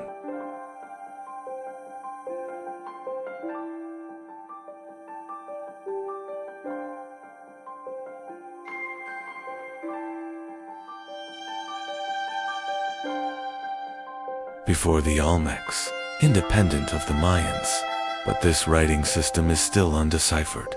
80% of it remains unknown. The inscriptions on the figures, names, dates, places. There's a place called Bourgeois, where we don't know. An event called Bloody Moon, when we don't know. But what we do know is, these figures are prisoners, enemy, leaders. They're not dancing, they're being tortured. And this is the message of Monte Alban. If you oppose us, this is your end. This monument is propaganda, a show of force. But it is also history, a record of how the Zapotecs conquered their neighbors, and this record spanned 1,000 years. Because Monte Alban stood for 1,000 years, until 708. Rome fell, Teotihuacan fell, but Monte Alban still stood. The place of women in Zapotec society is still debated. Was it male-dominated, or did women also hold power? The tombs of the 12 apostles support the second question. But is this the only example? Or were there more female rulers? We don't know. Because the Zapotec script remains undeciphered, and perhaps, when it is deciphered, we will find even more of the 12 apostles. Outside Monte Alban in the valley, there were villages, agriculture, corn, beans, squash. 3 sisters, Mexico's staple food, and handicrafts, obsidian work, ceramics, weaving. The Zapotecs were experts in textiles, and these textiles were traded to Teotihuacan, to the Mayans, even further afield. Monte Alban and Teotihuacan, 2 mountain cities, 2 power centers, 500 kilometers apart, but connected. Between 200 and 500 AD, there was intense trade. Obsidian, ceramics, jade, and perhaps ideas. Was Zapotec writing influenced by Teotihuacan writing? Or was it the other way around? We don't know. But what we do know is, these 2 cities knew each other, and they respected each other. Teotihuacan-style ceramics have been found at Monte Alban. Talak figures, feathered serpent motifs, and Zapotec jade from Teotihuacan. It came from Guatemala, but passed through Zapotec hands. This wasn't just trade, it was diplomacy, perhaps an alliance. 2 superpowers, not enemies, but partners. But there were differences too. Teotihuacan is anonymous. It has no king. The Zapotecs have names like the 12 apostles. Teotihuacan was unwritten. The Zapotecs were written, and perhaps that writing made the difference, because writing is identity, it is history, and the Zapotecs recorded their history. On tombstones, on monuments, and we are still trying to decipher those records. By AD, Monte Alban is being abandoned. Why? Drought, civil war, depletion of resources, perhaps all of them. The city on the mountaintop was unsustainable. The water was below, the agriculture was below, and the people moved down to Mitla, a new city, smaller, but Zapotec culture lived on. Mitla, the place of the dead, the new center of the Zapotec civilization. And here, a unique form of art emerged. Mosaic walls, geometric patterns in red, white, and black. These designs became the final expression of Zapotec identity. And that identity endured until 1521, until the Spanish arrived. In 1521, the Spanish conquered Oaxaca, but the Zapotecs did not surrender. Their resistance lasted for 50 years in the mountains, in the forests, and in the end, an agreement was reached. Zapotec leaders took positions within the Spanish colonial administration. Their language survived, their traditions survived, and today, even after 2,000 years, more than 400,000 people still speak Zapotec.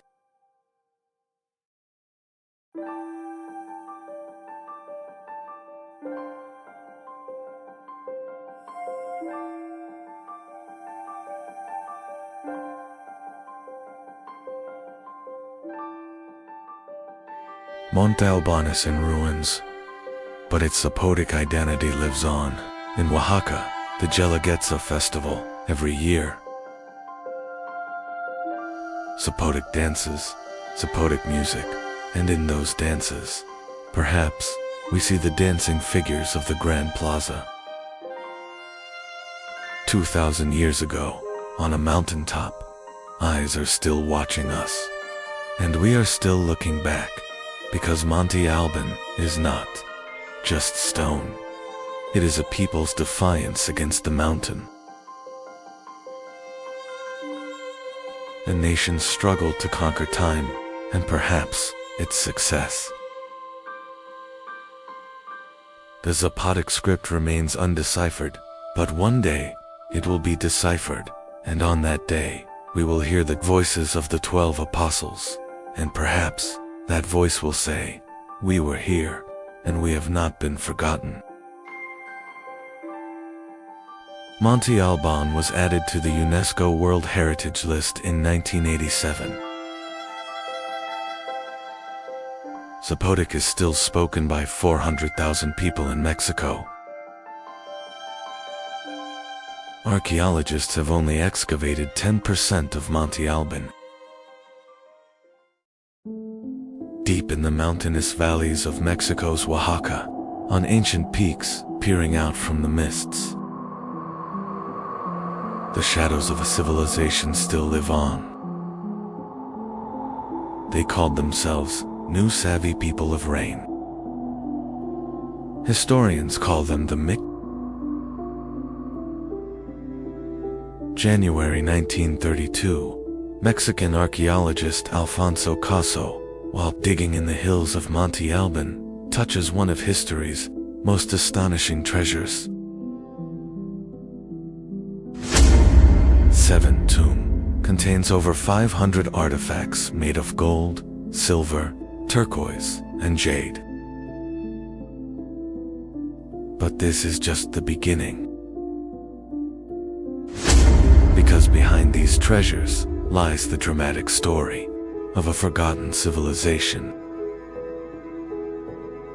A people who ruled the rugged mountains of southern Mexico from around 1500 AD to 1523 AD.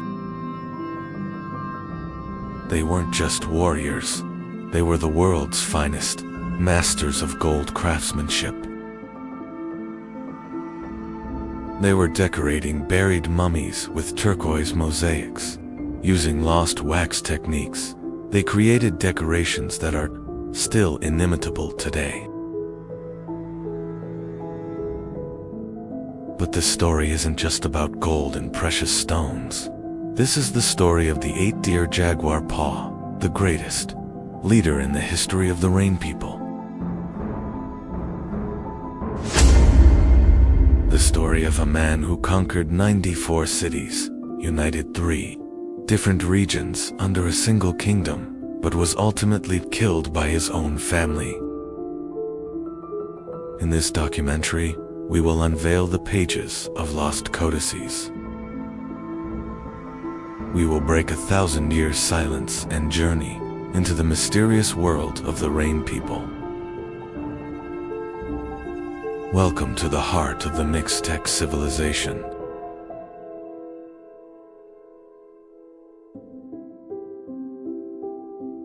The Mixtec people call themselves New Savvy, the people of rain.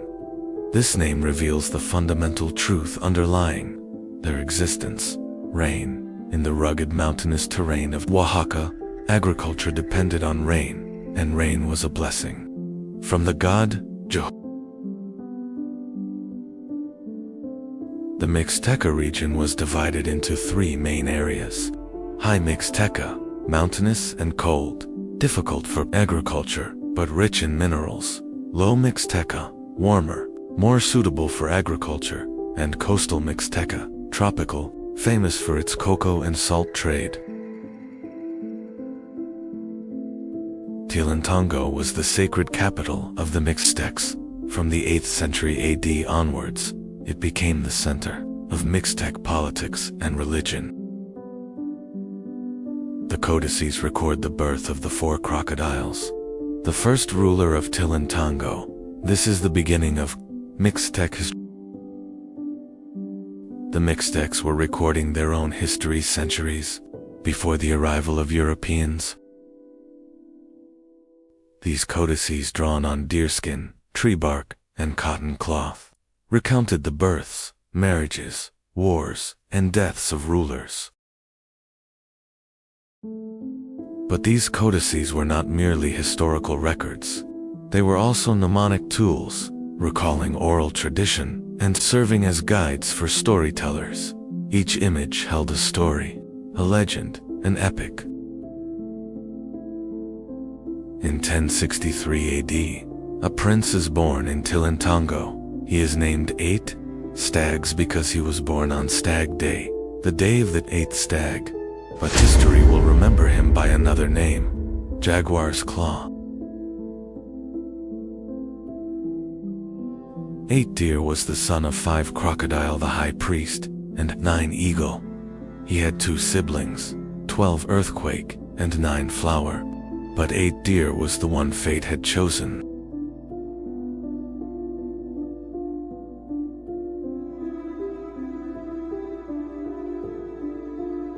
According to the codices, during his reign as King 8, he conquered 94 cities. Each victory was recorded in vivid colors on the pages of the codices. He is always depicted wearing a jaguar helmet, a symbol of his warrior spirit and strength. But 8 Deer ruled not only by the power of the sword, but also by diplomacy. They formed an alliance with 4 Jaguars, a more powerful Toltec ruler than Cholula. In return for this alliance, they received the turquoise nose ornament, a symbol of Toltec royal power. The most striking story of 8 Deer is his tragic relationship with his family. His stepsister, 6 Lizards, married 11 Winds. This marriage posed a threat to 8 Deer because 11 Wind's family had their eyes on the Tilantongo throne. In 1101 AD, the 8 Deer finally conquered the city of the Red and White Bunch, the center of their rivals. They captured 11 Winds and his brothers, but they spared their youngest brother for Winds. This pardon would seal his fate.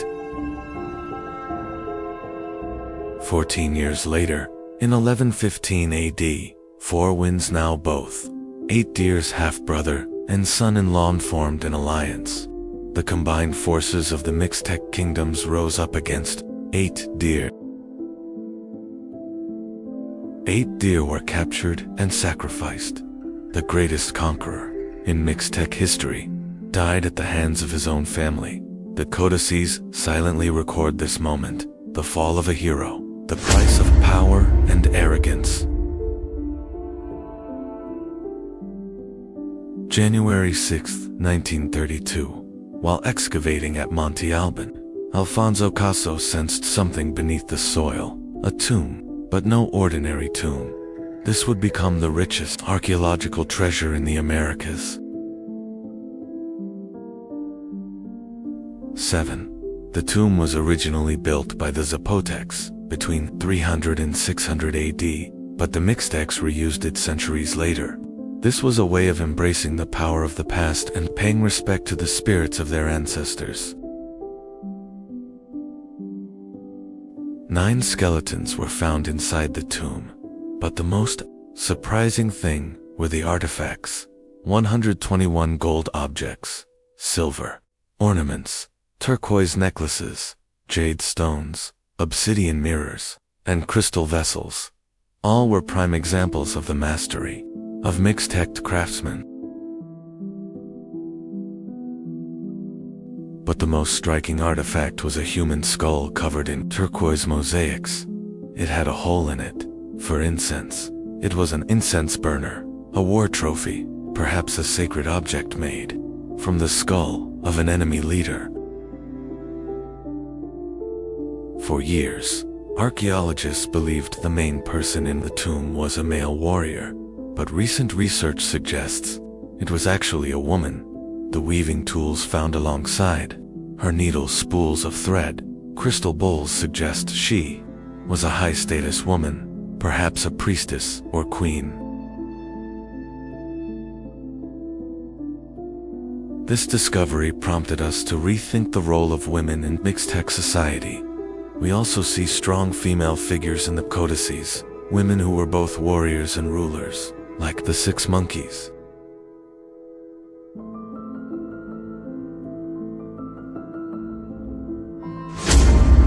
The tomb's treasures are now on display at the Oaxaca Cultural Museum, but the tomb itself, high up in Monte Alban, still awaits visitors. Although the lights inside are out, its stories live on. For the Mixtecs, rain was not just a meteorological event. Rain meant life, and Jehui, the god of rain, was their supreme god. Jehui is typically depicted wearing a blue or green rain goggles mask with a jaguar-like expression and bared teeth. Rain or steam is thought to emanate from his nostrils. This imagery symbolizes both his life-giving and destructive power. Ceremonies were held on mountaintops in honor of Jehui. During severe droughts, much darker rituals were performed. Historical records indicate that child sacrifices were offered to appease the rain god.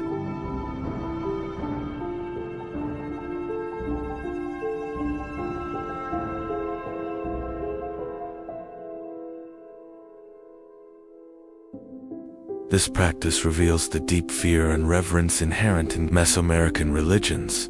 Natural forces were things that humans couldn't understand or control, and appeasing these forces was essential for the survival of society. The Mixtec religion was based on an animistic worldview. Mountains, caves, rivers, all were filled with spirits. The world consisted of 3 layers: Earth, Nu, Sky, Yuchi, and Underworld, Nu Nador. The codices recount the earliest creation stories. 1 deer, the jaguar snake, and 1 deer, the puma. Snake created the world's first beings, Noah. When the sun rose, these first beings turned to stone. Some survived by taking refuge in caves and continued to live there. This belief system explains the cave cult of the Mixtecs.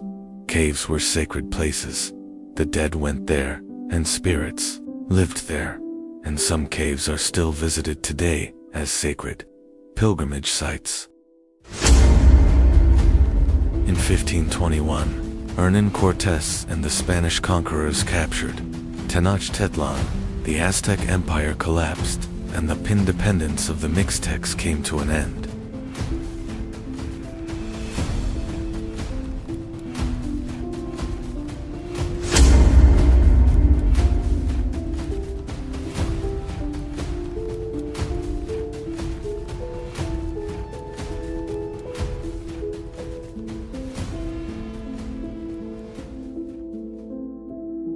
The arrival of the Spaniards was meant to be the end for the Mixtec civilization, but that wasn't entirely the case. The Mixtecs survived culturally.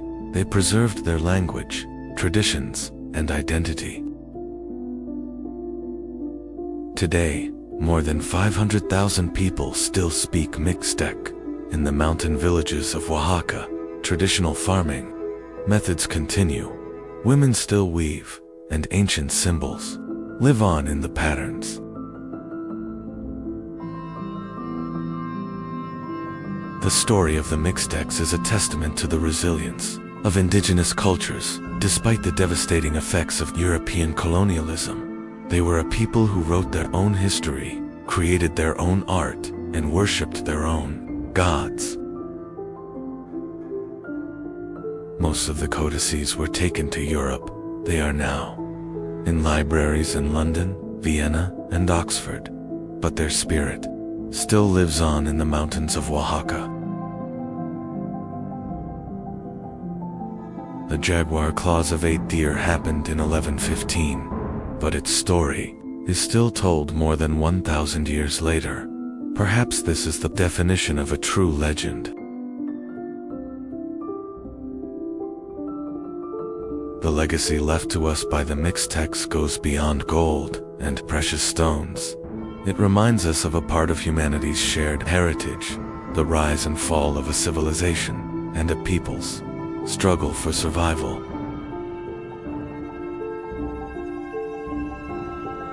And when the mists cover the valleys of Oaxaca, when the wind blows through the mountains, you can still see the jaguar helmet of the 8 deer. It's still there, still waiting, still telling its story. We are traveling through world history in chronological order, civilization by civilization, step by step across thousands of years. From the first cities to great empires, from forgotten kingdoms to legendary rulers. This journey has just begun. Join this journey through world history. Subscribe and explore the story of humanity with us. Today, beneath Mexico City, there was once a miracle 500 years ago, one of the largest cities in the world, yet built in the middle of a lake. Its people were not fishing in the water, they were building pyramids. And the inhabitants of this city demanded blood every day so that the sun would not die.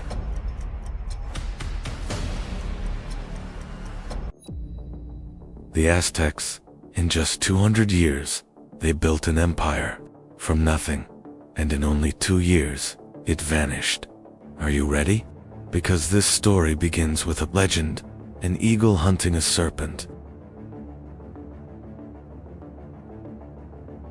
August 1250. In the arid lands of northern Mexico, a tribe emerges from a mysterious place called Aztlán. They call themselves Mexica, hunter-gatherers, warriors, and most importantly, homeless.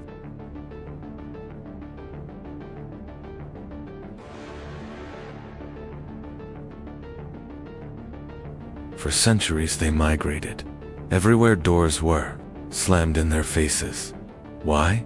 Because these men simply did not want peace.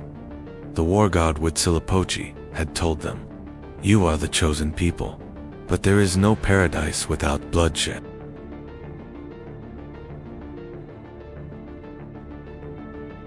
In 1248, they settled on Chapultepec Hill, but their neighbors didn't like them. They were driven out. They became mercenaries. They fought whoever they had to fight, not for money, but to survive.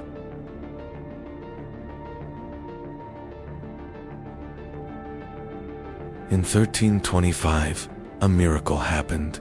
On a swampy island in the middle of Lake Texcoco, they saw an eagle with a snake in its beak, right on top of a cactus.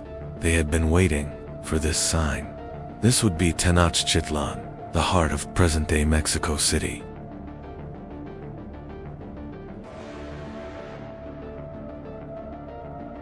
Imagine 400,000 people living in the middle of a lake, more populous than some of Europe's largest cities. But how? Chinampas, floating gardens, artificial islands made of layers of reeds and mud, not for agriculture, but for the city. They filled in the lake, but the lake fed them.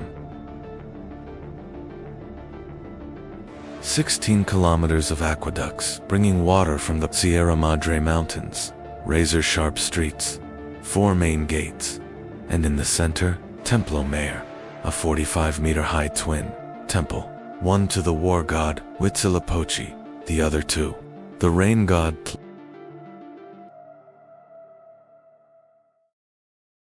But the craziest part, when the Spaniards first arrived, they said, "It's more beautiful than Venice Hernan courts." And a letter to King Charles wrote, "This city doesn't seem real." Now we come to the really interesting part. Why did the Aztecs sacrifice so many people? Answer: cosmology.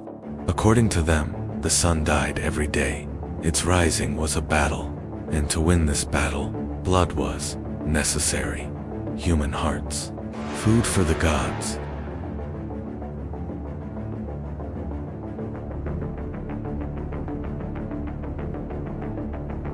But how was this ritual performed? The sacrificial animal was first carried ceremonially for 4 days. It was painted and adorned with feathers. On the last night, it was carried up the 114 steps of the Templo Mayor. At the top, 2 priests waited. One held it by the head, the other by the feet, and they laid it on the stone altar. An obsidian blade would be inserted below the rib cage, and the heart would be removed while it was still beating. The heart would be placed in a stone bowl and offered to the god. The body, it would be thrown down the stairs. Sometimes their heads were cooked and served to the nobility. It was an honor. But it wasn't just religious, it was political too. At the opening of the Templo Mayor in 1487, Emperor Quetzalcoatl sacrificed 20,000 captives. It lasted for days. Why so many? Because it was a display, a show of force, a message: don't oppose us.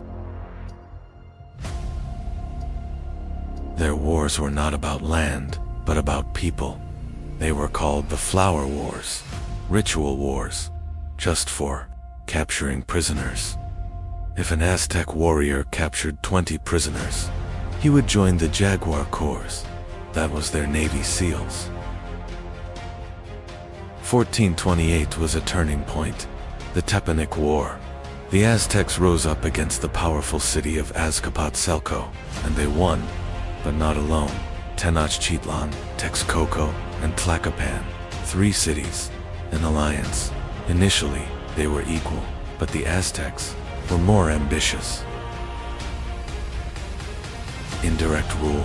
Conquered cities retained their own kings and religions.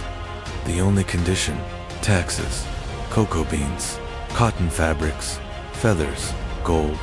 They flowed into Tenochtitlan every year.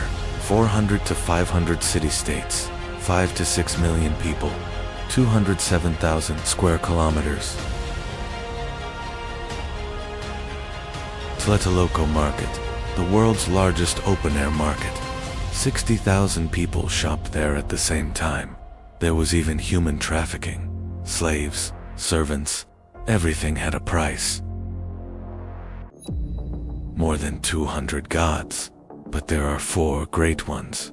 Huitzilopochtli, the left-handed hummingbird, war and sun, protector of Tenochtitlan, a blue black-faced feathered warrior. Quetzalcoatl, the feathered serpent, light, wisdom, art.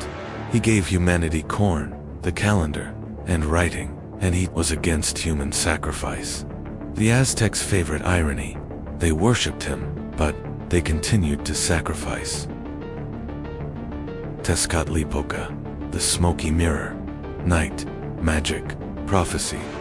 He has an obsidian mirror that sees the future, the invisible god. Tlaloc Rain, with his protruding teeth, his jaguar mask, the god of agriculture.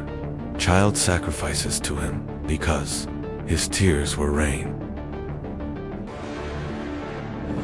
February 18, 1519, Hernan courts landed with Wu-Bide men, horses, dogs, artillery.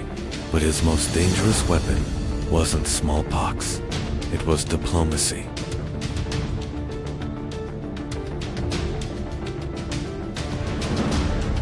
The Aztecs had many enemies. The people of Tlaxcala had never submitted. Courts formed an alliance with them, thousands of native warriors. Now this is not just a Spanish invasion, but a civil war.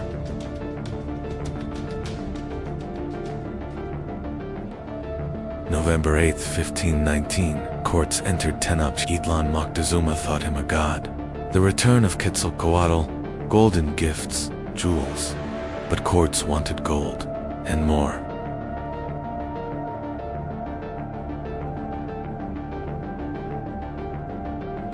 Junio 1520 Moctezuma died. Who killed him? It's still debated, but the city revolted. The Spaniards fled. La Noche Triste, the sad night. Half of them died, but they returned. August 13th, 1521. 75 days of siege, famine, smallpox. 25% to 50% of the population died. The last emperor, Cuauhtémoc, was captured. Tenochtitlan fell. Tenochtitlan lies beneath Mexico City today. The Templo Mayor was rediscovered in 1978. Something new emerges with every excavation. But weren't the Aztecs real? Mexico's name comes from Mexica, the eagle and snake on their flag. Chocolate, corn, tomatoes, avocados, they all come from them. They built an empire in 200 years. It was gone in 2 years. But 500 years later, we're still talking about it. That's real power.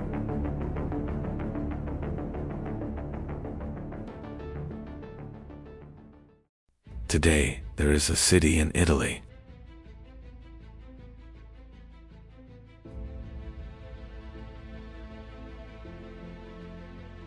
Tourists take photos, cafes are full.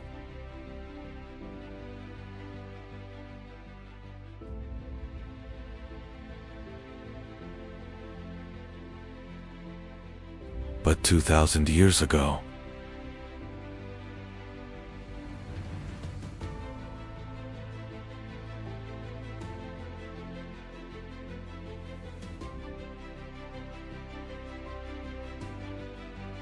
Rome.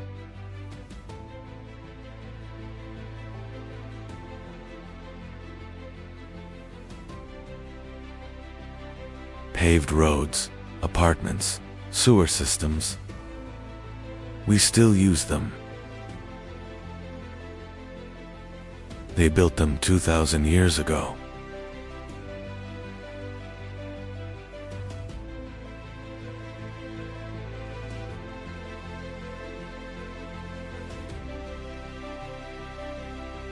But the craziest part, this empire was not built in one day. It did not collapse in one day either. And when it collapsed, the world was plunged into darkness. Are you ready?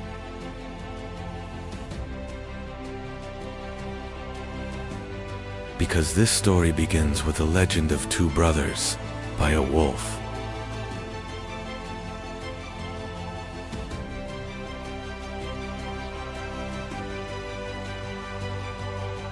(753 BC), the Italian peninsula. 7 hills on the banks of the Tiber River, Palatine Hill. Here is a shepherd's tent. Inside are 2 infants, Romulus and Remus. According to legend, a king named Amulius wanted to kill his nephew. The babies were thrown into the river, but a wolf found them and nursed them. Then, a shepherd adopted them.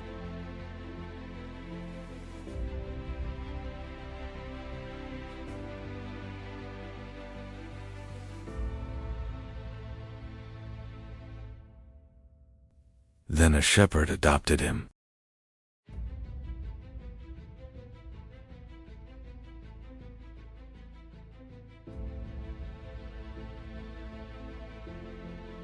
Years later, the brothers wanted to settle on these hills, but where? Remus chose Palatine Hill. Romulus chose Aventine Hill. They asked the gods. They counted the distances as the crow flies. Romulus saw 12. Remus saw 6. Romulus won.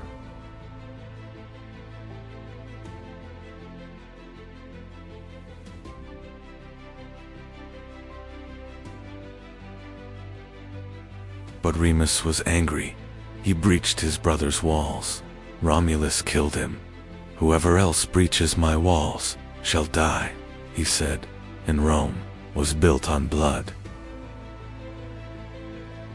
It was initially a pastoral village. 300 houses, 3,000 inhabitants.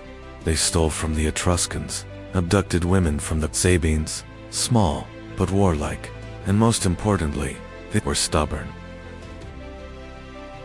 509 BC, the last king, Tarquinius Superbus, was exiled.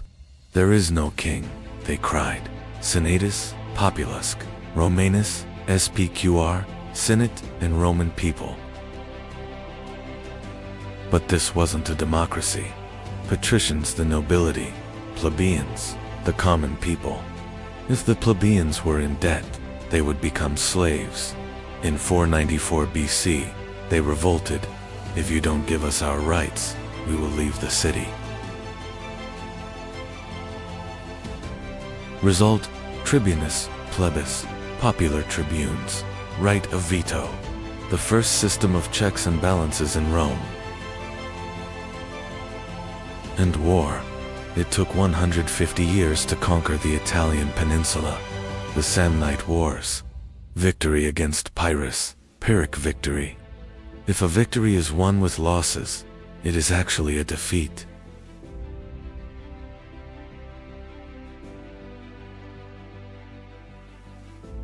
In 264 BC, Rome was the master of Italy, but a danger lay across the sea: Carthage. Carthage, modern Tunisia, founded by the Phoenicians, masters of maritime trade. Unlike Rome, rich, cultured, but with a mercenary army.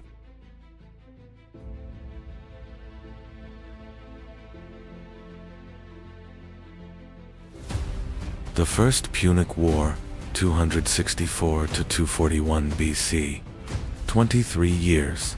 Naval battles. Rome formed its first fleet. Corvus Crow. They lowered bridges from the ships, turning the naval battle into a land battle. Victory. Sicily and Sardinia became Roman territories. But the greatest danger was yet to come: Hannibal.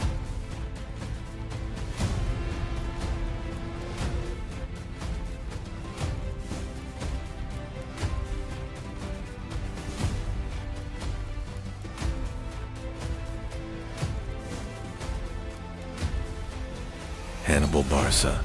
At the age of 9, he swore an oath to his father: "Rome will be my enemy." In 218 BC, he set out from Spain. 37 elephants, 40,000 soldiers. He crossed the Alps. In winter, in 15 days, half of the elephants died, but he crossed. Lake Trasimene, Roman consul Gaius Flaminius, ambushed. 15,000 dead. To 16 BC, Cannae. 50,000 Roman soldiers, annihilated in 8 hours. The most perfect ambush in history. Hannibal's army was half the size. Rome was in a panic, but Quintus Fabius Maximus devised a delaying tactic.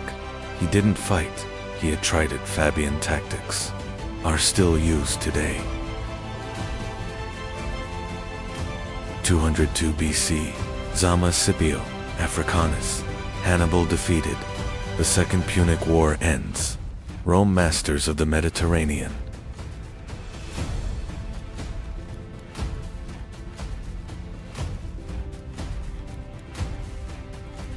(146 BC), the Third Punic War. Cato the Elder said in every speech, "Carthage must be destroyed." Finally, they destroyed it. The city burned for 17 days. The ground turned to salt. Carthage no more. That same year, Corinth was also destroyed. Greece became a Roman province. The Mediterranean, Mare Nostrum, RC. The price of victory, 133 BC. The Gracchus brothers, Tiberius and Gaius. They said, The soldiers are returning. Landless, the rich are seizing everything, they demanded. Reform, the nobles killed them, the first bloody political assassinations. Marius and Sulla, 88 BC, generals gained power. Army loyalty shifted to the general. Sulla became a dictator. Prescription lists, lists of those to be killed. 5,000 names. And Spartacus, 73 BC, a gladiator slave. He escaped with 70 people. In 2 years, his number grew to 120,000. Rome's greatest fear, a slave revolt. Marcus Licinius Crassus crushed it. 6,000 rebels were crucified on the Appian Way, a corpse every 40 meters. 60 BC, the first triumvirate. Pompeius, Crassus, Julius Caesar. Power sharing. Caesar went to Gaul, 8 years, 300 battles. Veni, Vidi, Vici. I came, I saw, I conquered. 49 BC, Rubicon River, Aelia, Iacta, EST. The dice have been cast. Caesar started a civil war. Pompey fled to Egypt and was killed. Caesar became dictator, but it didn't last long. March 15th, 44 BC, Idus Marcia, 23 members of the royal family, including Brutus. You too, Brutus. Caesar was killed with 23 stab wounds. His last words are controversial, but the result is clear. Rome descended into chaos once again. The second triumvirate, Octavian, Antony, Lepidus. Lepidus was eliminated. Octavian versus Antony, 31 BC. Battle of Actium. Cleopatra's ship escaped. Antony pursued her. They were defeated. 30 BC, Cleopatra and Antony committed suicide. Egypt became Roman. Octavian was the sole ruler, but he didn't say king. He said Augustus, the Great, the first Roman emperor. The Republic ended. Pax Romana began. Pax Romana, 200 yield-bearers, 5 million kilometric, 50 sampai 70 million insan. Britania dan Mesopotamia, Kuzi, Afrikadan. Augustus, emperor, but he called us first citizens. Tax reform, road system. All roads lead to Rome. 80,000 kilometers of roads. Some are still in use. Tiberius, Caligula, Claudius, Nero, the Julio-Claudian dynasty. Caligula was mad. He wanted to make his horse a senator. Nero, he burned Rome, played music, and committed suicide. The Colosseum, with a capacity of 80,000 people. Gladiator, fights, lion hunts, naval battles. Nomakia, built by Vespasian, opened by his son Titus, a 100-day festival. 5,000 animals were slaughtered. Trajan, 98 to 117 AD. The empire at its greatest extent. Dacia, Romania conquered. Gold mines, Trajan's Forum. Remember me like this. Hadrian 117 sampai 138 AD. Hadrian's Wall, defended. Britain, admirer of Greece, restored the temple in Ephesus and temples in Athens. Marcus Aurelius, 1680. Age, philosopher emperor, author of On Myself. Stoic, life is a battle, long and varied. Only patience and courage save. But the golden age was coming to an end. Commodus, Marcus's son. He wanted to be a gladiator. He dressed like Hercules. He was strangled to death in 192. The empire began to crumble. The crisis of the 3rd century. 50 emperors in 50 years. Most were killed. Persians in the east, Germanic tribes in the north. The empire was divided in two. Diocletian 284 AD, the system of four empires tetrarchy. Constantine 312 AD, Milvian Bridge. Win with this sign. Christianity 330 AD, Constantinople, New Rome. The east is victorious, the west is weakened. 410, Alaric, Visigoth king. Rome was sacked, for the first time in 800 years. 455, Genseric, Vandals, 14 days of looting. The word vandalism comes from this. The last emperor, Romulus Augustulus, an ironic name, from Romulus to Augustulus. 476 AD, Odoacer, Germanic, general. He said, "You don't need to rule." The Western Roman Empire ended. The East, it lasted another 1,000 years as Byzantium, but that's another story. 2,200 years ago, it was a shepherd's village. 2,000 years ago, it was the master of the world. 1,500 years ago, it collapsed, but its legacy lives on. Law, innocent until proven guilty. Roads. All roads lead to Rome. Language, words of Latin origin. Government, Senate, veto, republic. Rome fell, but Rome never died. In the next video, the Byzantine Empire, the 1,000-year resistance of the Eastern Roman Empire. Don't forget to subscribe. See you soon. Constantine III, Roman Emperor, Christian, and a visionary. He chooses the ancient city of Byzantium, the mouth of the Bosphorus, between Asia and Europe. And here, he builds the new Rome. 6 years, 100,000 workers, forums, palaces, a hippodrome, and this city will stand for 1,000 years. The walls, 5th century Theodosius, 6 kilometers, 20 meters high, 3 layers of defense, for 1,000 years. These walls stopped the greatest armies of Europe, Huns, Avars, Bulgars, Russians. They were all broken at these walls. Until 1453. When the Roman Empire collapsed, the world changed. But Rome did not disappear. Its heart kept beating. And that heart was Constantinople. Today we call this Empire Byzantium. But its people never called themselves Byzantines. They used only one name, Romans. While Western Rome collapsed into darkness, another world was rising in the east.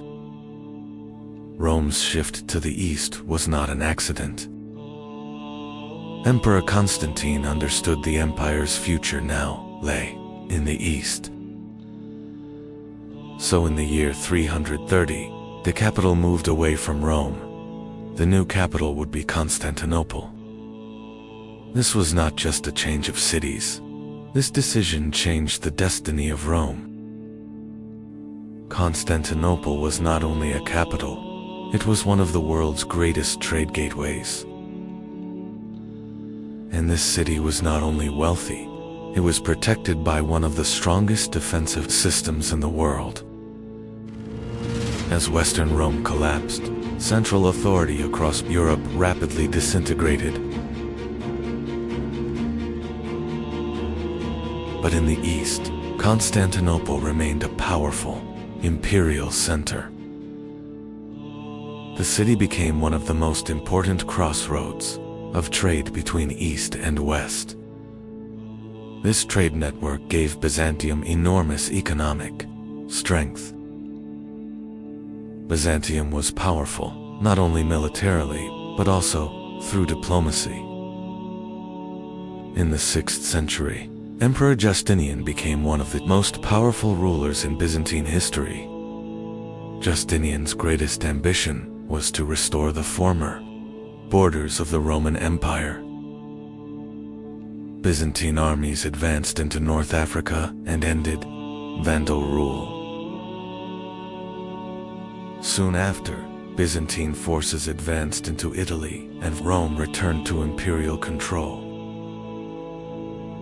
The Mediterranean once again began to resemble the center of the Roman world.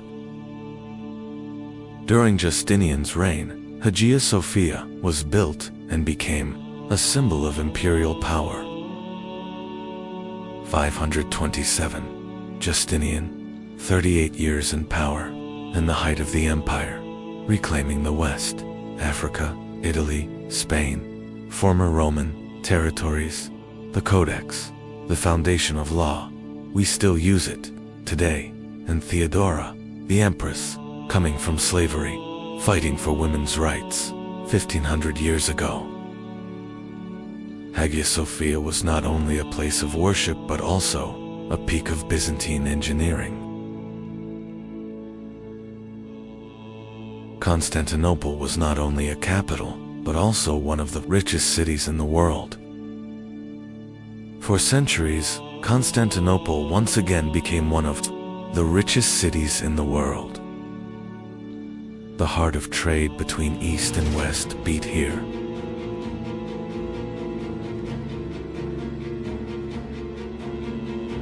Eighth century, iconoclasm, icons banned, war within Christianity, and this war weakens the empire.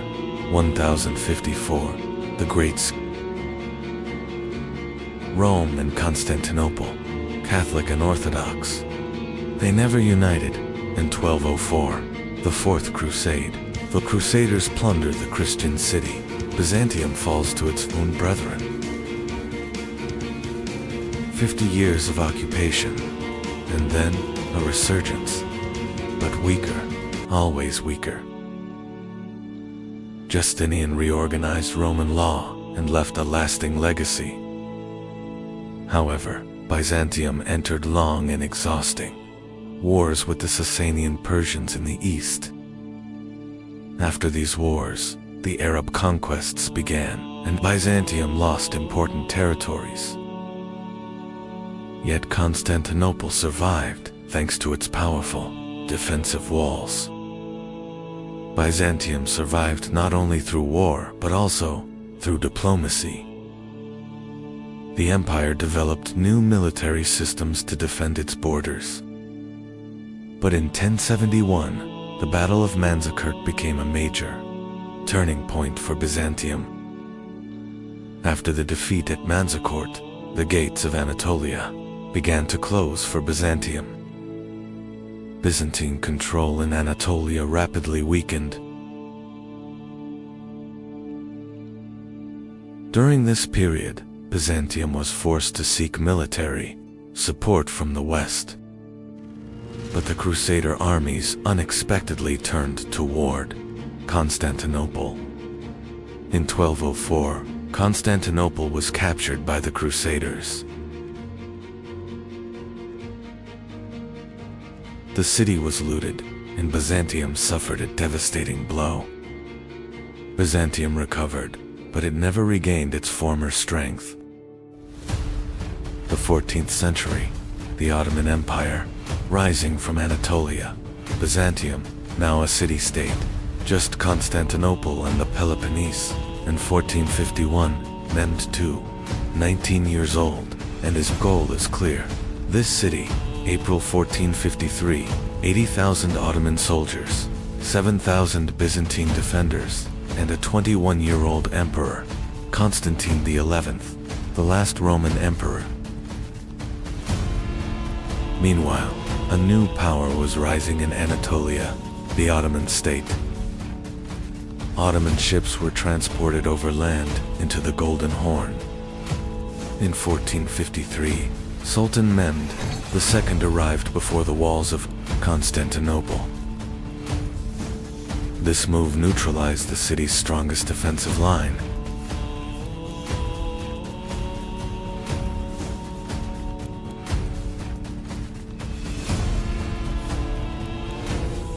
With the final assault, the defenses of Constantinople collapsed. On May 29, 1453, Constantinople fell. This event marked the end of the Byzantine Empire. But Rome did not die, because Byzantium left a legacy: Orthodox Christianity, Russia, Greece, the Balkans, law, Justinian's Codex, the foundation of Europe, art, mosaics, icons, and Hagia Sophia. 1500 years. First a church, then a mosque, now a museum, and it's still standing, because Byzantium knew how to build structures that took 1,000 years to build, and these structures are still speaking. We can still hear Rome's last breath. Byzantium, Eastern Rome, Constantinople, Istanbul. The names have changed, but the stones are the same, and we are looking at the same stones 2,000 years later. Rome was founded in 753 BC. It ended in 1453 AD, 2,206 years.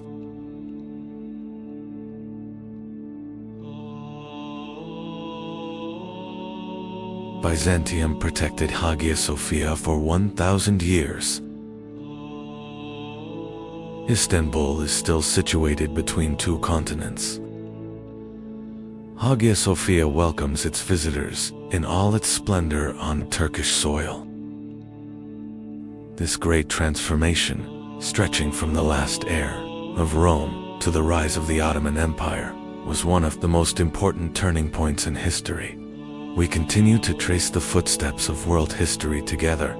Don't forget to subscribe to the channel and stay with us on this journey for the continuation of the series. The last queen of Egypt. The woman who changed the fate of Rome. And a ruler who influenced the two most powerful men of the ancient world. She was the last hope of a collapsing civilization. Cleopatra is often remembered for her beauty, but her true power was not her beauty. Cleopatra was born in Alexandria in 69 BCE, but she was not ethnically Egyptian, as many people believe. Cleopatra was a member of the Ptolemaic dynasty, established after the death of Alexander the Great. This dynasty ruled Egypt for nearly 300 years. Rome was rising, while Egypt struggled to survive. Cleopatra was only 18 when her father died. According to tradition, she ascended the throne, together with her younger brother. Sibling marriage was common in the Ptolemaic dynasty. This situation quickly turned into a civil war. Cleopatra was removed from the throne. At that moment, Julius Caesar arrived in Egypt. Cleopatra made one of the boldest political moves in history. Legend says she entered the palace hidden inside a carpet. This was not just a dramatic entrance. Cleopatra gained Caesar's support. With his help, she returned to the throne. This event changed not only the fate of Egypt, but also the future of Rome. From this union, a child was born, Caesar. But in 44 BCE, Caesar was assassinated in the Senate by a group of senators, including Brutus and Cassius. Cleopatra was once again alone. A new leader emerged in Rome, Mark Antony. Cleopatra formed an alliance with him. This alliance soon became a powerful partnership. Together they formed a major power in the Eastern Mediterranean. 10 years, 2 children, and a plan. Donations of Alexandria. 34 BC, Antony gives the East to Cleopatra's children: Egypt, Syria, Cilicia, Cyprus. This is Roman territory. and Rome is going mad. Octavian is spreading propaganda. Antony is a prisoner of a woman. The East is surrendering to a woman.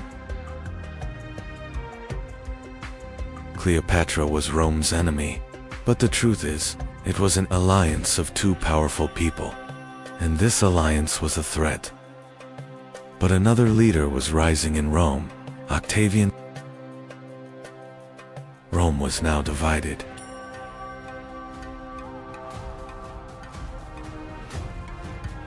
'31 BC, Actium, Greece, the last war. Cleopatra and Antony, 500 ships, Octavian, 400. But the command is chaotic. Antony is not a sailor. Cleopatra is on board. Why? We don't know.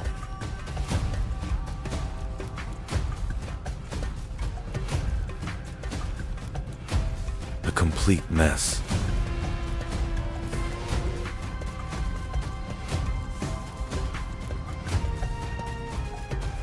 History calls it betrayal.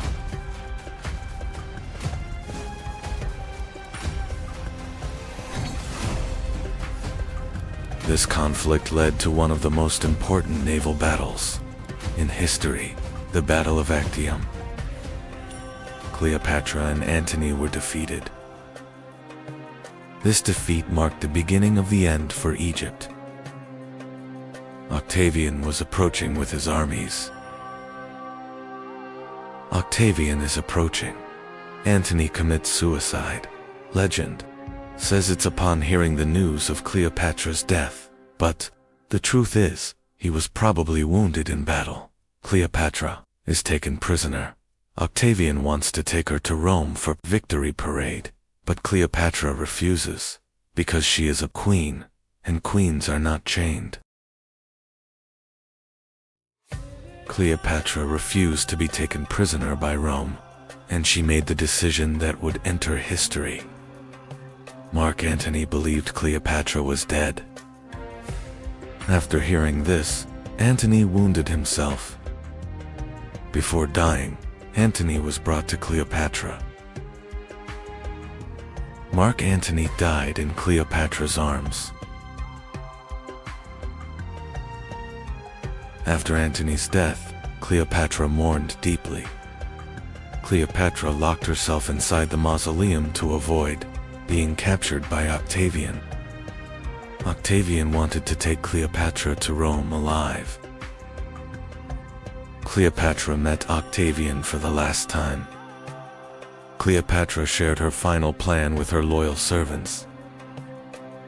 Cleopatra wished to be buried beside Mark Antony.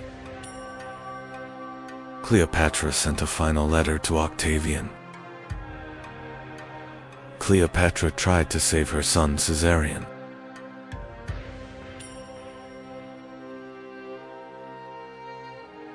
Cleopatra remained with only her two loyal attendants. A basket of figs was brought to Cleopatra. Inside the basket was a cobra. Cleopatra took her own life. 30 BC, August 12th. Cleopatra, 39 years old. She is poisoned. The snake, legend, real, perhaps opium, perhaps a poisoned needle, but the result is the same. The last pharaoh dies, and Caesarion, 17 years old, ascends the throne, but only for 11 days. Octavian kills him, because Caesar's son is a threat. Egypt becomes a Roman province. 3,000 years of pharaohs come to an end. Charmian adjusted Cleopatra's crown and said, "This was a death worthy of a queen." Caesarion was captured and executed. When Roman soldiers entered the chamber, they found Cleopatra dead. Octavian received the news of Cleopatra's death. Cleopatra and Mark Antony were buried together. Egypt was no longer an independent kingdom. Egypt became one of the most important provinces of the Roman Empire. The age of the pharaohs had come to an end. Cleopatra's name continued to be remembered, even 2,000 years later. Cleopatra was not remembered only for her beauty.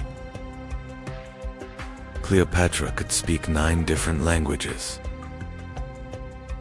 Cleopatra was the first Ptolemaic ruler to speak the Egyptian language.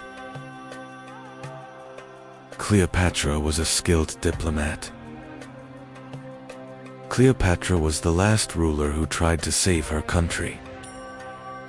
Cleopatra's story was not a love story. It was a struggle between empires. Most of what we know about Cleopatra comes from Roman historians. For this reason, Cleopatra's true story is still debated today. Roman historians portrayed Cleopatra as a threat. Cleopatra was not only a queen, but a powerful leader. History remembers not only rulers, but the decisions they made. Cleopatra. History remembers her for her beauty and intrigue, but she was also a diplomat, a linguist, a survivor. He reigned for 22 years. He formed alliances with 2 great Roman leaders, and he maintained control to the very end. Even his death was his own choice, because he was the last pharaoh, and pharaohs don't become slaves. Rome defeated her, but Cleopatra became a legend, and 2,000 years later, we're still talking about her, because she wasn't just a queen, she was the last. The last pharaoh, the first feminist, a legend. Follow the channel to explore world history in chronological order and continue this journey through time with us. Year 224. Rome faced a new enemy in the east. Its name was the Sassanid Empire, and it would become Rome's greatest rival for 4 centuries.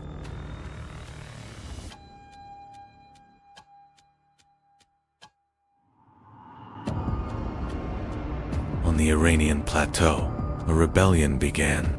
A local ruler named Ardashir challenged the 400-year-old Parthian Empire, and at the Battle of Hormozgan, he defeated the Parthian king and began a new era. Ctesiphon fell. Ardashir declared himself Shahanshah, the King of Kings. This was not just a victory. The Persian Empire was being reborn. 7 centuries earlier, Alexander the Great had destroyed the Persian Empire. Now, the new empire, founded by Ardashir, was reviving the power of ancient Persia. In the west stood Rome, in the east stood China, and between these 2 great worlds, at the heart of the Silk Road, a new superpower was rising, the Sassanid Empire.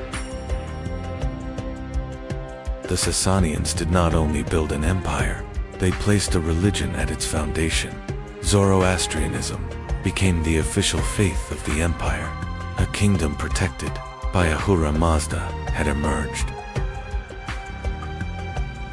Sassanian kings were not only political rulers, they were seen as the earthly representatives of Ahura Mazda, and the Mobids were the guardians of this sacred order. As the Sassanid Empire rose in the east, another superpower stood in the west, Rome. Along the frontiers of Mesopotamia, the 2 empires prepared for a struggle that would last for centuries. In 260, at the Battle of Edessa, Sasanian King Shapur I captured the Roman Emperor Valerian. It was the first time in Roman history that an emperor had been taken prisoner by an enemy. Shapur did not only win, he carved his victory into history. At Nakshi Rustam, the Roman Emperor Valerian was shown. Kneeling before him, it was a clear message to Rome. The conflict between Rome and the Sassanians was not a single war. along the frontiers of Mesopotamia, a rivalry lasting centuries had begun. The same cities, the same fortresses, changed hands again and again. At the center of the struggle between Rome and the Sasanians stood Armenia. For centuries, this region became a frontier zone, changing hands between the two empires. In 363, the Roman Emperor Julian launched a massive campaign. His objective was clear: capture the Sasanian capital, Ctesiphon, and change the balance of power in the east. Ctesiphon was never captured. During the retreat, Emperor Julian was killed. This campaign ended Rome's hopes of dominating the eastern frontier. In 531, Khosrow I came to the throne and became one of the greatest rulers of the Sasanian Empire. During his reign, the empire did not only expand, it was reorganized. Khosrow I was not only a warrior, he reorganized the tax system, strengthened the army, and transformed the empire into a more centralized state. These reforms made the Sasanians one of the strongest powers in the region. In 529, the Byzantine Emperor Justinian closed the Academy of Athens. Some philosophers fled east to the Sasanian court. There, Greek thought continued to survive in Persian lands. The Great Arch of Tak Kasra at Ctesiphon symbolized the power of the Sasanian Empire. For centuries, it stood as one of the largest single-span vaults in the world. The Sasanian Empire was not only a military power, situated at the center of the Silk Road. It controlled trade between China and Rome and gained immense wealth. During the reign of Khosrow II, the Sasanian Empire reached its greatest extent. Persian armies captured Jerusalem, Syria, and Egypt, pushing Byzantium into one of the most difficult crises in its history. Byzantine Emperor Heraclius launched an unexpected counteroffensive, advancing deep into Persian territory. The Byzantine army began to change the course of the war. The war that lasted 26 years had ended, but there was no winner. Both Byzantium and the Sasanian Empire were exhausted and vulnerable, and this weakness would open the way for a new power to rise. After 628, the Sasanian throne became unstable. Within just 4 years, 14 different rulers took power. As central authority collapsed, the empire became vulnerable. In the 7th century, a new power rose from the Arabian Peninsula. Weakened by long wars and internal conflicts, the Sasanian Empire now faced a new threat. In 636, two armies met at Al-Qadisiyah. This was not just another battle. It was a turning point that would decide the fate of the Sasanian Empire.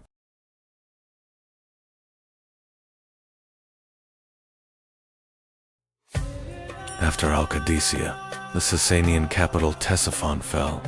The heart of the empire was lost. This marked a turning point, from which Sasanian resistance could no longer recover. In 642, at Nahavand, the Sasanian army made its final, major stand. But this battle, later known as the Victory of Victories, would mark the end of Persian resistance. In 651, the last Sasanian king, Yazdegerd III, was killed. With his death, the Sasanian Empire, which had ruled for more than 4 centuries, came to an end. The Sasanian Empire fell, but its legacy lived on. In Iranian identity, in the court culture of the Islamic world, and across medieval civilizations, the influence of the Sasanians endured for centuries. The Sasanian Empire had fallen, But history did not stop. In the same century, a new civilization was rising in Arabia, and this rise would change the balance of the world forever. The rise and fall of the Sasanian Empire was part of one of the greatest turning points in world history, and this story was only just beginning.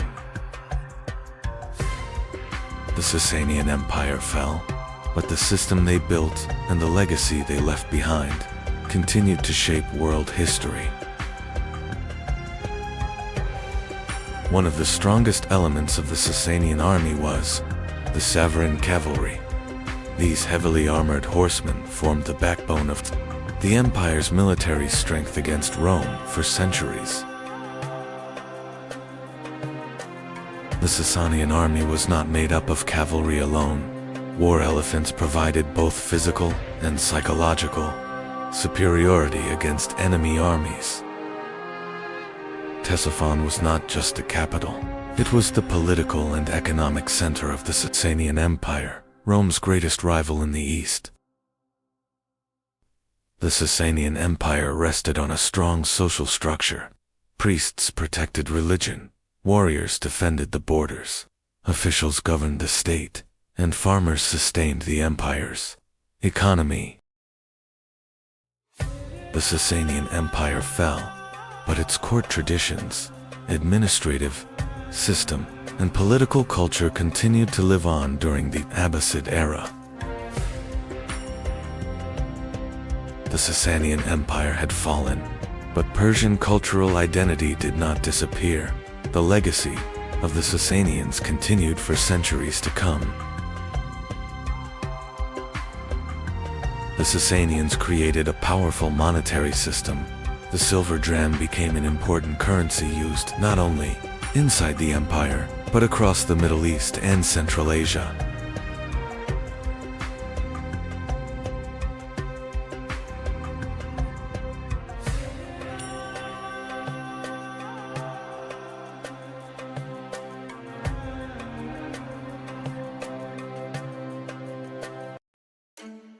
× 375 AD, Europe. The Roman Empire has ruled for 400 years. The borders are secure. The forests are silent. And suddenly, a sound in the distance. The sound of horseshoes. So much, so fast. Huns.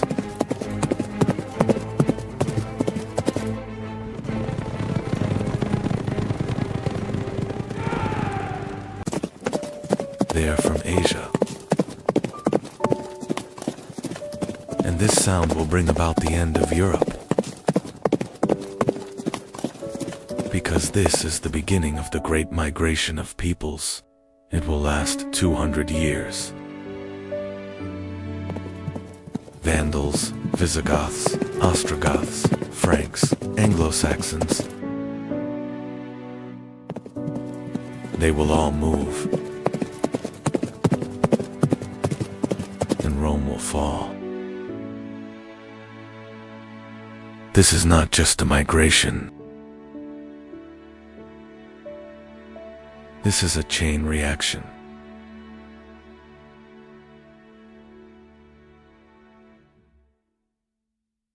The Huns are pushing back the Goths, the Vandals, the Alans, and all of them towards Rome. 200 years, 5 million people. And in the end, the map of Europe will be redrawn.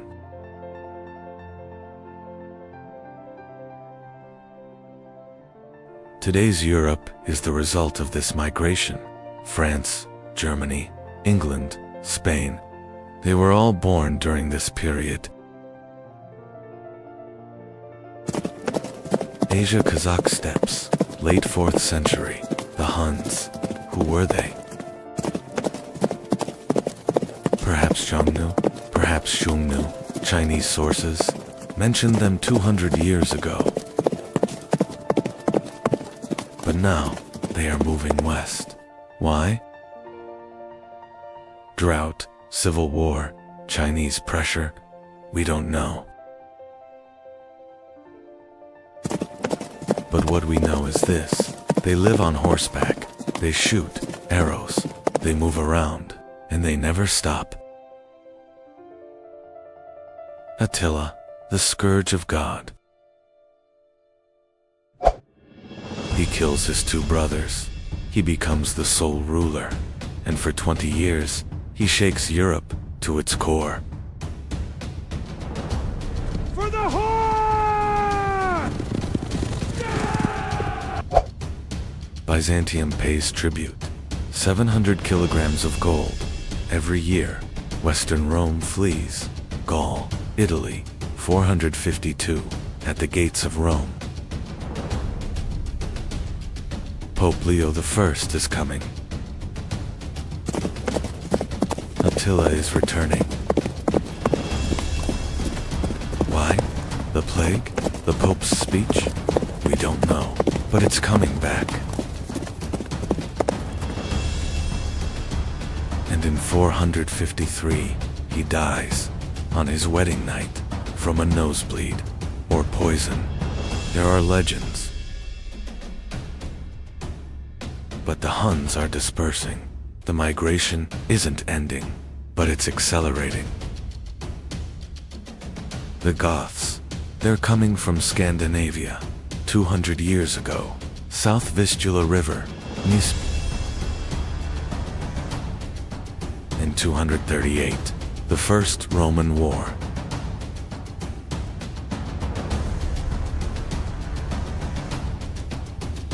But at the same time, trade will continue. The Goths want Rome. And Rome wants the Goths. Soldier, refugee, buffer zone. This relationship will last 200 years, but in 376, it changes. The Huns are coming. 376, Fritigorn, Gothic king, reaching the Roman border. Refugees, hungry, and Rome is helping the refugees.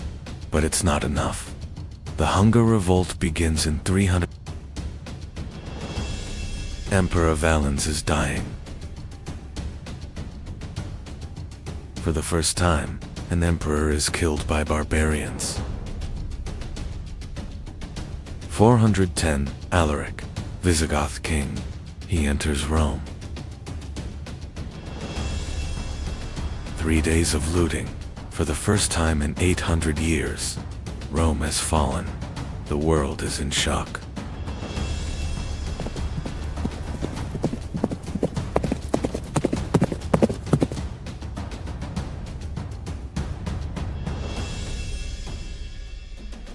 (418). The Visigoths settle in Spain. The Kingdom of Toulouse and the Western Roman Empire is collapsing.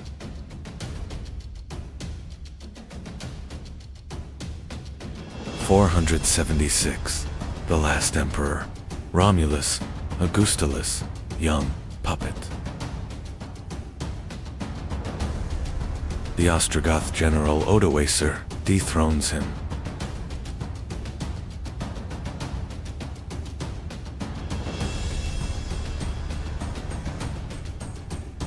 But it doesn't kill it. It retires it.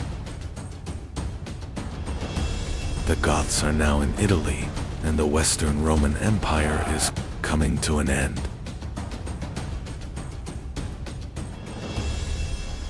Vandals, they're coming from Sweden, Vandalia, today, Pomerania, and the migration is westward. 406, the Rhine River. Winter, frozen, they're passing through, to Gaul, to Spain, and Gazric. 429, 80,000 men, to North Africa by ship. The Vandals become seafarers, and in 439, Carthage, Rome's granary, it falls. The Vandals control the Mediterranean. Year 455. The Vandals arrive in Rome by sea. The city falls. Rome is looted for 14 days, but this was not uncontrolled destruction. Churches were protected. Pope Leo I intervenes once again. However, this time, he cannot save Rome. The Vandals were no longer just a migrating people. They had become a powerful naval force in the Mediterranean. Carthage was their capital. Rome's former grain supply was now under their control.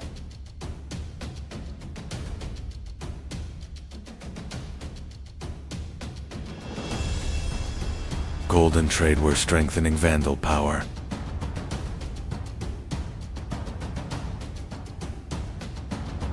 The Mediterranean was now under Vandal naval control.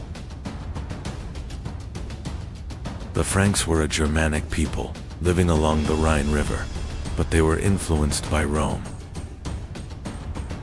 In 481, Clovis became the sole king of the Franks at just 15 years old. And Clovis fought continuously for nearly 30 years. The victory at Soissons broke the last major Roman resistance in Gaul.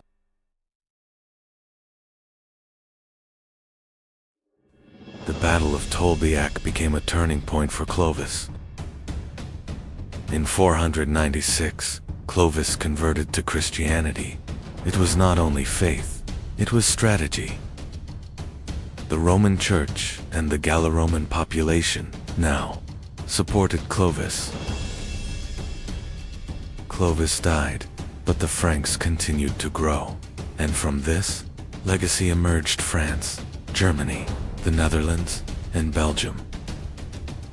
In just 200 years, between 375 and 575, Europe became unrecognizable.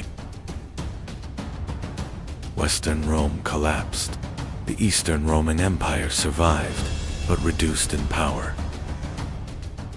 New kingdoms emerged: Visigothic Spain, Ostrogothic Italy, Frankish Gaul. The Vandals, Burgundians, Alans, Herulian Gepids. Some disappeared, others faded into history. This transformation was not only political. Language, culture, and religion changed. Christianity spread. The Pope grew. Stronger, Rome returned, not as an empire, but as a church. Today, France, Germany, England, Spain, and Italy. All of them were born in this period. The migration period was not destruction, it was rebirth. The fall of Rome was the birth of Europe. This was a story of 200 years, a story that began with the sound of hooves. The Huns, Goths, Vandals, and Franks disappeared, but their traces remained. The migration period lasted from 375 to 568, 200 years. 5 million people moved. Europe was reborn. Rome fell, but Europe began. In the silence of the Arabian desert, on a mountain above the city of Mecca, a message that would change human history was about to begin. At the heart of this land stood a city, Mecca. And at the center of Mecca stood a structure revered for centuries, the Kaaba. In the early 7th century, the Arabian Peninsula, a land of vast deserts, tribal rivalries, and intersecting trade routes. In this land, a message would emerge that would change the course of world history. At the time Islam emerged, the Arabian Peninsula was politically fragmented. There was no central state. Society was organized around tribes, and each tribe governed itself. Rivalries and conflicts between tribes were part of everyday life. The strong held decisive power over the weak within society. Inside the Kaaba in Mecca stood hundreds of idols. It was in this very environment that a new message would soon emerge. Around the year 570 CE, a child was born in Mecca. He would become the bearer of a message that would change the course of world history. He lost his father before he was born, and at a young age, he also lost his mother, growing up as an orphan. He was first cared for by his grandfather Abdul Muttalib, and later by his uncle Abu Talib. In his youth, he worked in trade and had the opportunity to travel across different regions of Arabia. In his youth, he worked in trade. He traveled across different regions of Arabia. These journeys expanded his understanding of the world around him. Because of his honesty and integrity, he earned the respect of the people of Mecca. They gave him a name, Al-Amin. At the age of 25, around the year 595, he married Khadijah, one of the most respected and wealthy women of Mecca.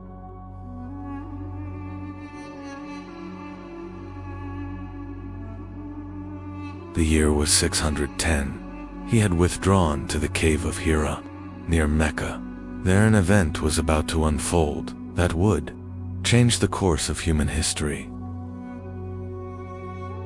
One night, inside the cave of Hira, the first revelation began that would change the course of human history. And that night, the first word was revealed. Read. After that night, as he descended from the mountain, nothing would ever be the same again. He returned home that night. He was deeply shaken and trembling. He asked his wife Khadijah to cover him. His wife Khadijah comforted him. She reassured him and stayed by his side. She told him this was not something to fear. He went with his wife Khadijah to Waraka ibn Nawfal. Waraka said that what had happened was a divine revelation. The first to believe in his message were his wife, Khadijah, Ali, Abu Bakr, and Zayd. Thus the first small community of believers began to form. In the early years, Islam was taught in secret. A small community quietly began to grow in Mecca. He later gathered the people on Mount Safa. There, he openly called them to Islam. However, the leaders of Quraysh opposed this message. The open call was met with strong resistance in Mecca. As Islam began to spread, persecution started in Mecca. The early believers were subjected to severe torture because of their faith. As persecution intensified in Mecca, some Muslims migrated to Abyssinia. It became the first migration in Islamic history. A harsh boycott was imposed on the Muslims and the Banu Hashem in Mecca. They endured great hardship for 3 years. Persecution against the Muslims in Mecca continued to intensify. The leaders of Quraysh surrounded his house to stop him. That night, Ali stayed in his bed. That night, he quietly left Mecca. To hide from those searching for him, they took refuge in the cave of Thor. They remained hidden in the cave of Thor for 3 days. After a long journey, they approached Medina. After 3 days, they continued their journey toward Medina. They arrived in Medina. Before entering Medina, the first mosque was built in Kuba. The people of Medina welcomed them with great joy. The Prophet's mosque was built in Medina. Brotherhood was established between the Muhajirin and the Ansar. An agreement was established between the communities of Medina. Around 313 Muslims faced a much larger Meccan force at Badr. The battle ended with a Muslim victory. At Uhud, the Muslims faced the Meccan army once again. The battle became a difficult test for the Muslims.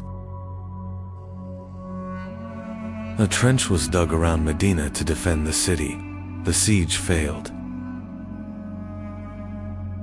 An agreement was made with the Meccans at Hudaybiyah.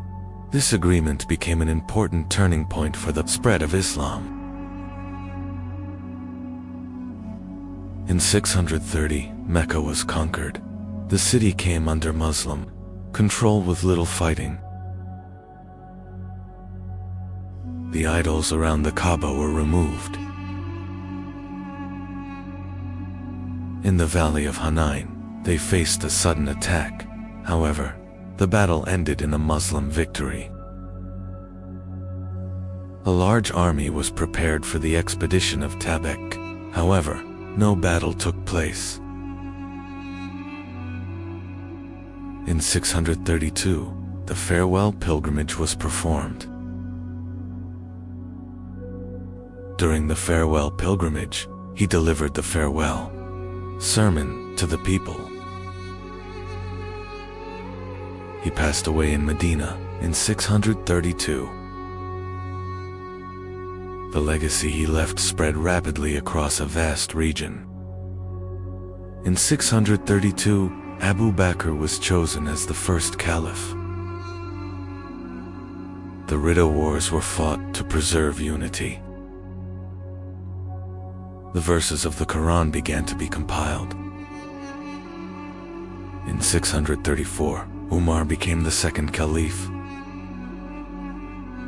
Between 634 and 644, during Umar's rule, Islamic lands expanded rapidly. In 637, Jerusalem was peacefully surrendered. In 644, Uthman became the third caliph. During Uthman's rule, copies of the Quran were prepared and sent to different regions. In 656, Uthman was martyred. In 656, Ali became the fourth caliph. In 656, the Battle of the Camel took place.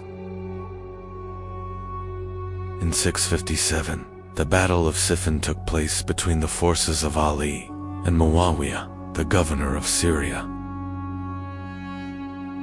This battle was a continuation of the political crisis that began after the martyrdom of Uthman. It became one of the major turning points of the Rashidun period. It was followed by the arbitration event and the emergence of the After the Battle of Siffin, an arbitration took place between the two sides. This development led to new divisions in the Islamic world. After the arbitration that followed the Battle of Siffin, a group separated from Ali's army and became known as the Kharijites. This development led to new divisions in the Islamic world. In 658, the Battle of Nahrawan took place between Ali and the Kharijites. In 661, Ali was martyred. Thus, the Rashidun period came to an end. Abu Bakr was known for his honesty and loyalty.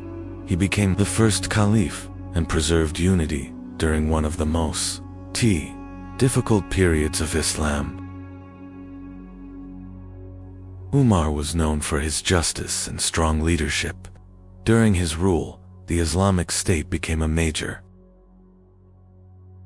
Uthman was known for his kindness and generosity. During his rule, copies of the Quran were distributed to different regions. Ali was known for his courage, wisdom, and justice.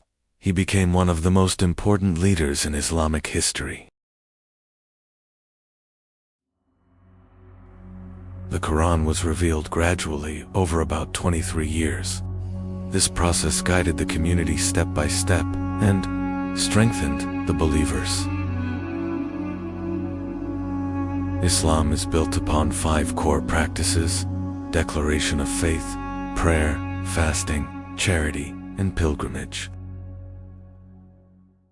Islam encourages reading, cleanliness, goodness, and justice. It emphasizes protecting the weak and carrying responsibility. Within society, to be a Muslim, one must declare with the tongue and believe with the heart. The Quran clearly declares that there is no God but Allah and that Muhammad is his messenger. This belief forms the foundation of Islam. Islam is a faith built upon justice, compassion, knowledge, and good character. For centuries, it has continued to guide the lives of millions of people. In 661, after the death of Ali, a new era began in the Islamic world. After the death of Ali, Muawiyah became the caliph, and the Umayyad period began. During this period, the caliphate changed from an elected leadership into a hereditary system within the same family. The Umayyads moved the center of administration from Medina to Damascus. Damascus soon became the political center of the Islamic world. During Muawiyah's rule, the state administration was reorganized and the central authority was strengthened. During Muawiyah's rule, a disciplined and powerful army was established. During Muawiyah's rule, a strong naval fleet was established, increasing the influence of the Islamic State in the Mediterranean. During the Umayyad period, naval conflicts with Byzantium began to shift the balance of power in the Mediterranean. In 680, after Muawiyah, his son Yazid became caliph. Thus, the caliphate turned into a hereditary system passed from father to son. In 680, Hussein and a small group with him were surrounded. In Karbala, this event became a turning point that left a deep impact on Islamic history. During the Umayyad period, Muslim armies advanced westward and brought much of North Africa under their control.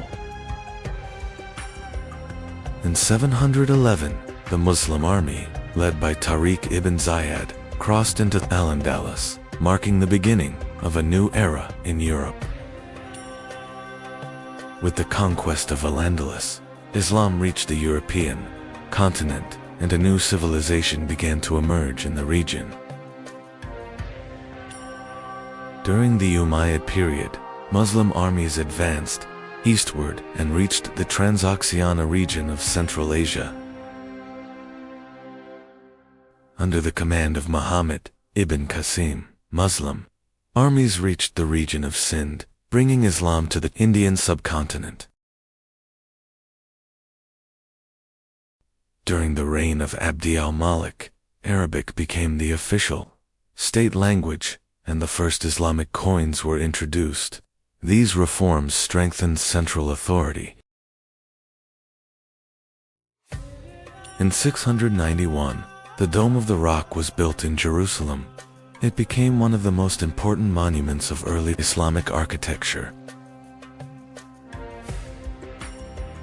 During the reign of Al-Walid I, the Umayyad Mosque of Damascus was built. It became one of the most important symbols of Umayyad power and early Islamic architecture. During the Umayyad period, the Islamic State expanded across a vast territory stretching from Al-Andalus in the west to Central Asia in the east. During the Umayyad period, trade routes expanded, and major cities became important economic centers. Toward the end of the Umayyad period, the Abbasids began to gain strength and opposition movements spread rapidly.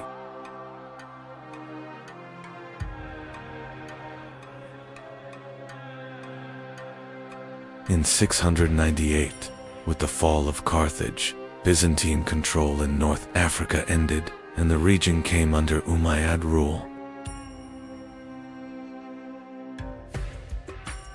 After the capture of Carthage, the Umayyads established permanent administration in North Africa, making the region an important center of the Islamic world.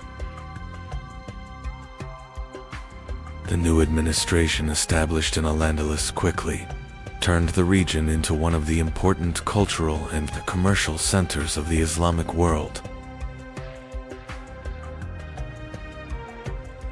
During the reign of Abd al-Malik, the central administration was reorganized and the state structure became stronger.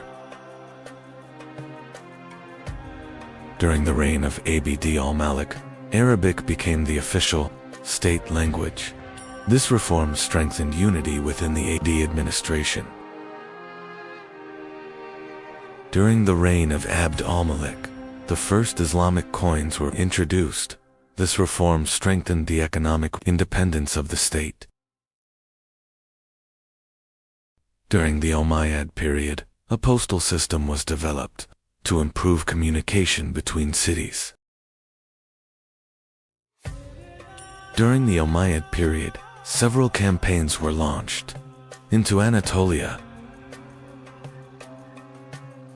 The Umayyads laid siege to Constantinople and fought major battles against Byzantium.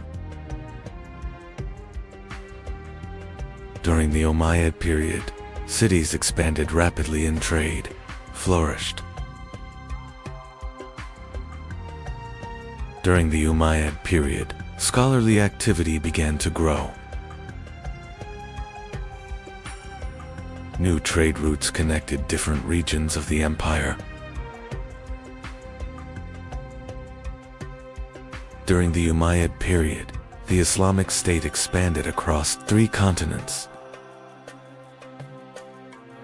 During the reign of Al-Wal, major construction projects were carried out in cities.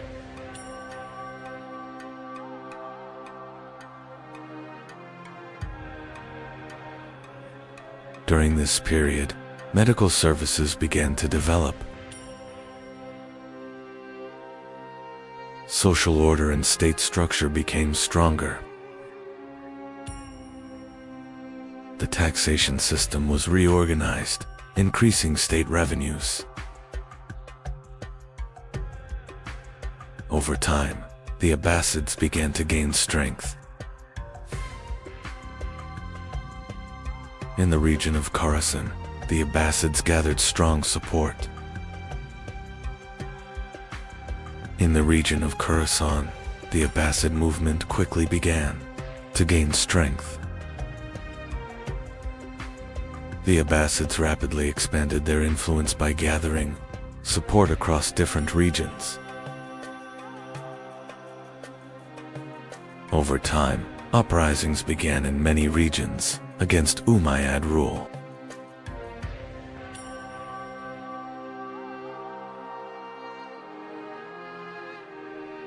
Abbasid armies advanced westward and began a major struggle against Umayyad rule. The 2 major armies faced each other near the Zab River. The Battle of the Zab in 750 became the decisive conflict that led to the end of the Umayyad state. After the battle, the Umayyad army was forced to retreat. Abbasid forces advanced toward Damascus and took sole control of the government. In 750, the Umayyad state came to an end. Some members of the Umayyad dynasty managed to escape westward. A branch of the Umayyad dynasty reached Al-Andalus and established a new rule there. The new Umayyad rule established in Al-Andalus became a powerful center in the Western Islamic world. Cordoba soon became an important center of knowledge and culture.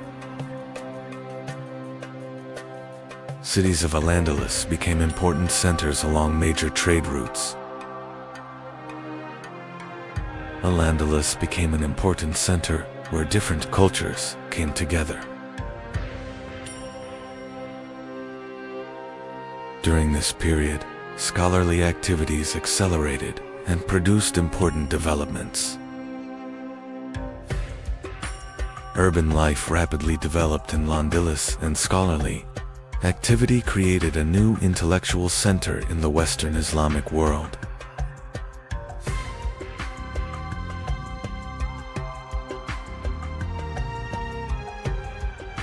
The Umayyads left lasting architectural achievements that became an important part of Islamic civilization.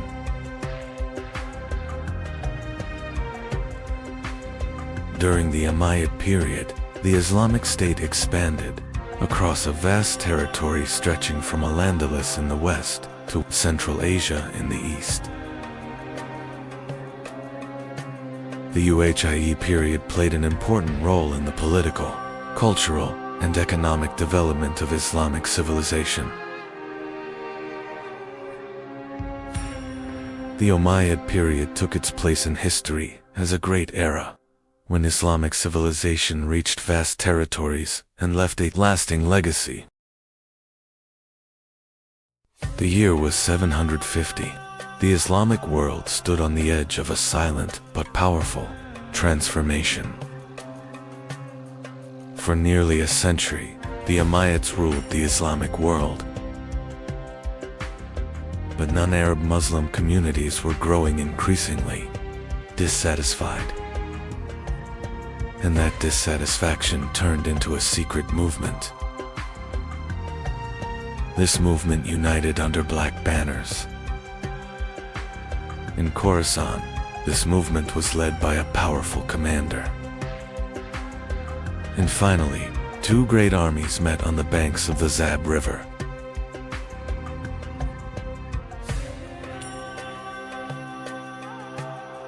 This battle was not just a defeat. It was the end of an era. A new era had begun, and the Abbasids had entered the stage of history.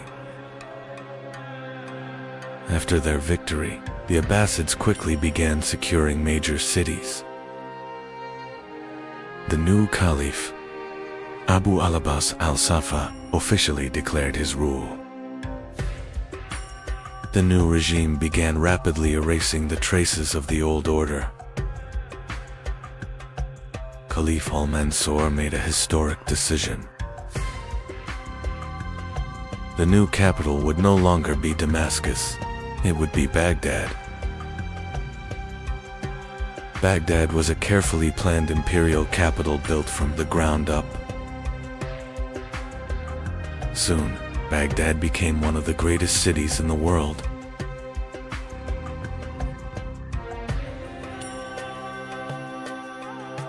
During the reign of Harun ar-Rashid, Baghdad became one of the most powerful cities in the world. Baghdad was no longer just a capital city. Baghdad had become the center where the world's trade routes met. At the House of Wisdom, texts from across the world were being translated. The knowledge of ancient Greece was being rediscovered. Al-Khwarizmi was transforming the foundations of mathematics. Astronomers studied the skies to understand the universe. Ibn Sina was writing one of the most important medical works in history. Early forms of modern hospitals were emerging in Baghdad. Baghdad had become one of the greatest centers of knowledge in the world. Under the Abbasids, Baghdad had become one of the brightest cities in human history. But the central authority of the Abbasids slowly began to weaken. In distant provinces, governors began making their own decisions. In North Africa, central authority was gradually fading. In the West, Al-Andalus had become a completely independent power. In Baghdad, the balance inside the palace was beginning to change. The caliphs relied on Turkic soldiers to secure their safety.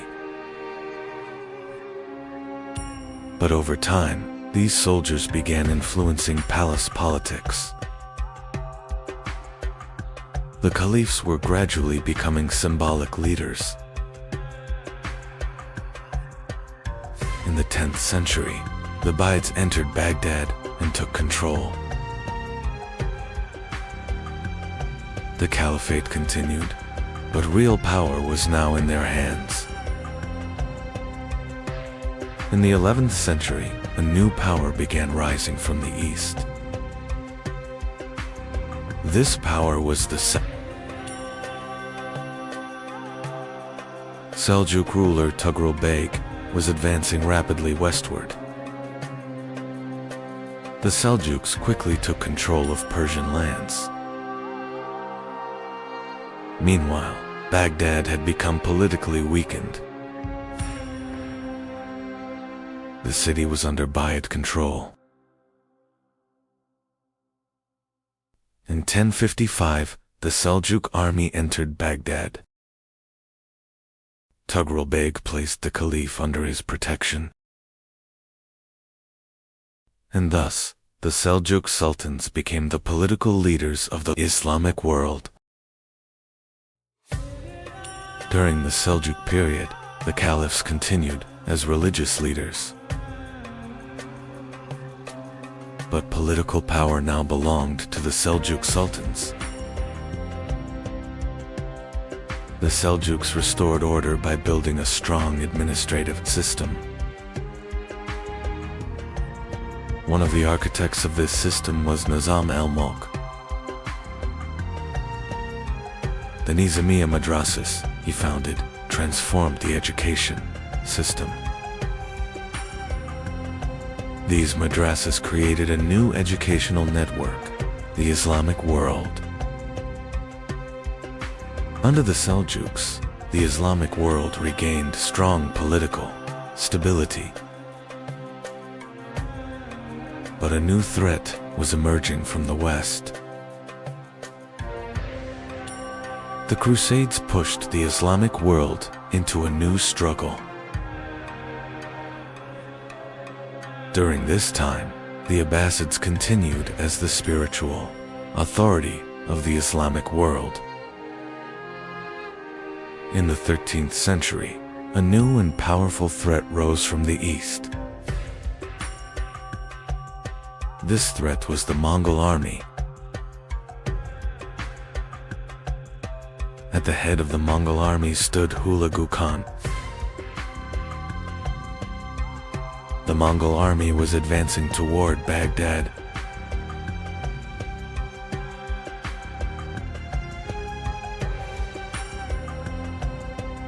In 1258, Baghdad was besieged.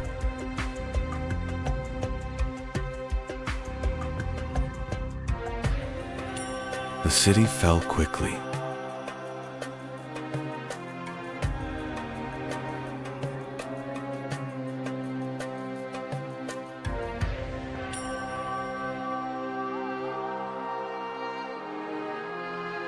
The House of Wisdom was destroyed.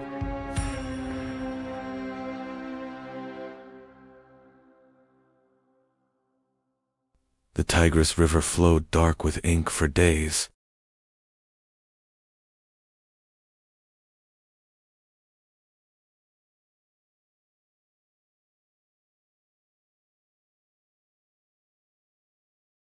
The last Abbasid Caliph was killed. And thus, Abbasid rule in Baghdad came to an end.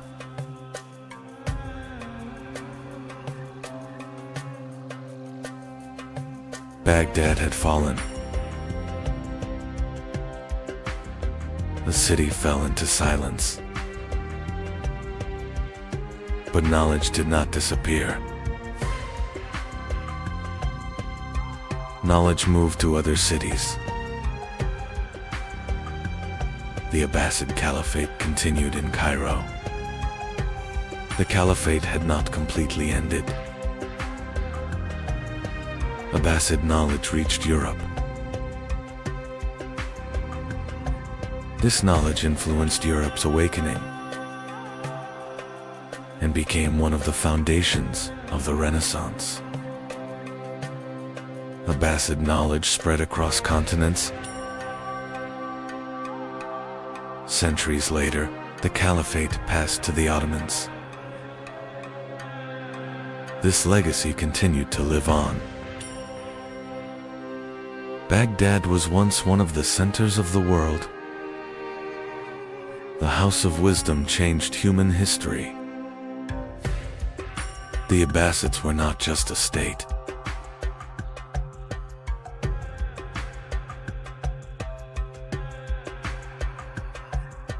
They were a bridge of civilization.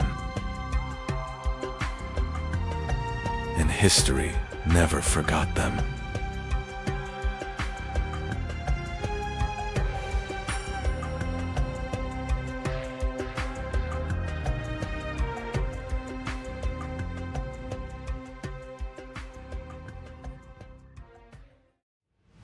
The year is 793.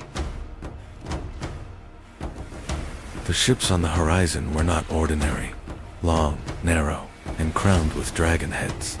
The warriors of the north were coming. The longships reached the shore. Warriors carrying shields and axes stepped onto this silent coast. Lindisfarne was no longer safe.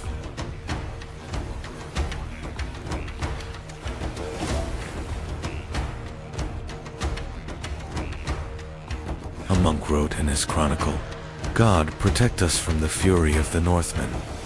Europe was now facing a new threat. The Vikings were not born raiders. It was the harsh geography they lived in that pushed them toward the sea. Narrow lands, long winters, and limited resources forced northern people to search for new horizons. Population was growing in Scandinavia. Land was limited. For young warriors, the path to wealth and glory now lay across the sea. The Vikings' greatest strength was not only their warriors, but their ships. Long ships could cross open seas and travel deep inland through shallow rivers. The Vikings did not raid England alone. Soon they reached the coasts of France, the Baltic, and the rivers of Eastern Europe. The northern warriors were now everywhere across Europe. In 845, Viking ships sailed along the Seine River. The northern warriors had reached the heart of Europe. Their target was Paris. King Charles the Bald was forced to pay a large tribute to save Paris. European kingdoms were now negotiating with the Vikings, instead of stopping them.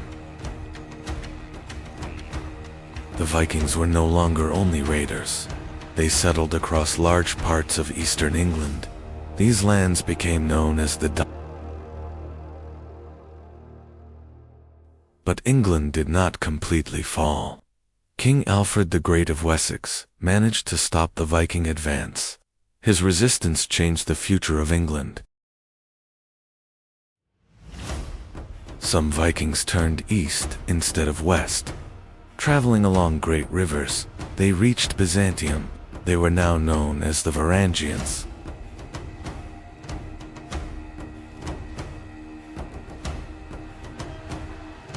Some Viking warriors entered the service of the Byzantine Empire. In Constantinople, they became the emperor's most trusted guards. This elite unit was known as the Varangian Guard. The Vikings were not only raiders, they explored new lands and settled there. Iceland became one of the most important colonies founded by the northern people. Viking explorer Eric the Red sailed even farther west. He named the newly discovered land Greenland and established a new colony there. Leif Erikson sailed farther west and reached a new continent. The Vikings had set foot in North America nearly 100 years before Christopher Columbus.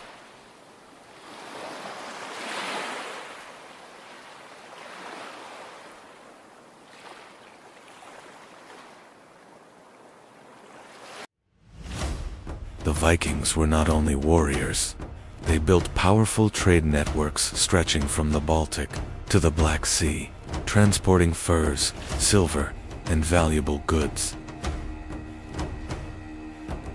Viking society was divided into three main classes. Jarls were the ruling elite, Carls were the free people, thralls stood at the lowest level as slaves. In the Viking world, battle was more than survival. They believed in Odin's wisdom, Thor's strength, and that brave warriors would enter Valhalla after death. Over time, the Viking world began to change. Scandinavian kings accepted Christianity. The old gods were slowly replaced by a new faith. The Viking Age came to an end, but the legacy of the northern warriors lived on in Europe's culture, trade, and exploration. They were not only raiders, they were explorers who helped shape history. One of the most mysterious figures in Viking history was Ragnar Lothbrok. According to some sources, he was a great warrior. According to others, only a legend. Ragnar Lothbrok later turned toward the shores of England, but this time, the campaign would not end as he expected.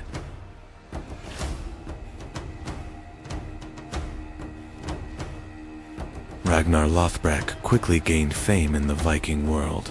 His raids across England and Frankish lands made his name legendary among northern warriors. Ragnar was not only a warrior. Under his leadership, many Viking warriors united. Across the northern world, his name became associated with great expeditions. Ragnar Lothbrok sailed toward England one last time, but this time he did not command a great army. This journey would change his fate. Ragnar Lothbrok was captured in England. By order of King Alella, he was thrown into a pit of snakes. But his death did not end the Viking raids. It marked the beginning of a much greater army. Ragnar's death caused great anger in the north. His sons gathered one of the largest Viking armies in history to take revenge. In 866, the great heathen army reached the shores of England. This was no longer a raid. It was the beginning of a permanent invasion. The great heathen army quickly captured the city of York. The city would now be known as Jorvik and became a major center of Viking power in England. The great heathen army quickly began to shake the Anglo-Saxon kingdoms. Northumbria, Mercia, and East Anglia fell under Viking control. Much of England was now in the hands of northern warriors. Much of England had fallen to the Vikings, but the kingdom of Wessex still stood. King Alfred formed the last line of defense against the Viking advance. In 878, at the Battle of Edington, Alfred's army stopped the Viking leader Guthrum. This victory became a turning point that prevented England from falling completely under Viking rule. After the victory at Edington, Alfred and the Viking leader Guthrum agreed on the Treaty of Wedmore. England was now divided between two worlds, the south, under Anglo-Saxon control, and the east under Viking rule. In 1066, William, Duke of Normandy, invaded England. This conquest was not only a change of kings, it was the return of the Viking legacy to England. The Norman descendants of the Vikings reached not only England, but also the Mediterranean. In southern Italy and Sicily, they established new kingdoms and shaped the politics of southern Europe. In 1066, Viking King Harald Hardrada launched his final campaign into England, but he was defeated at the Battle of Stamford Bridge. This defeat marked the end of the Viking Age.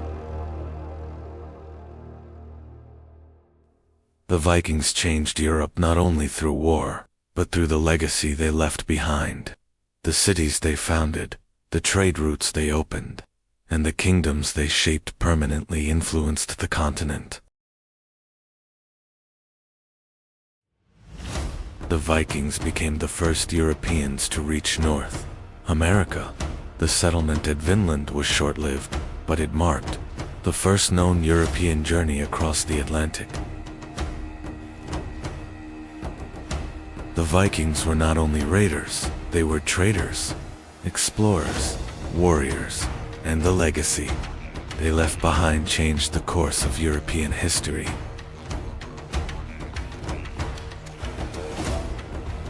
The greatest strength behind Viking success was their ships.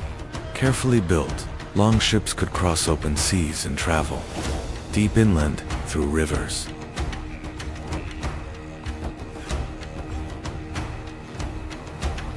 The Vikings were not only brave, they were skilled navigators. Using the sun, the stars, and signs from the sea, they were able to travel across the open ocean. The Vikings were not only warriors from the north, they were explorers who expanded Europe's horizons, sailors who reshaped trade routes, and a civilization that influenced the course of world history.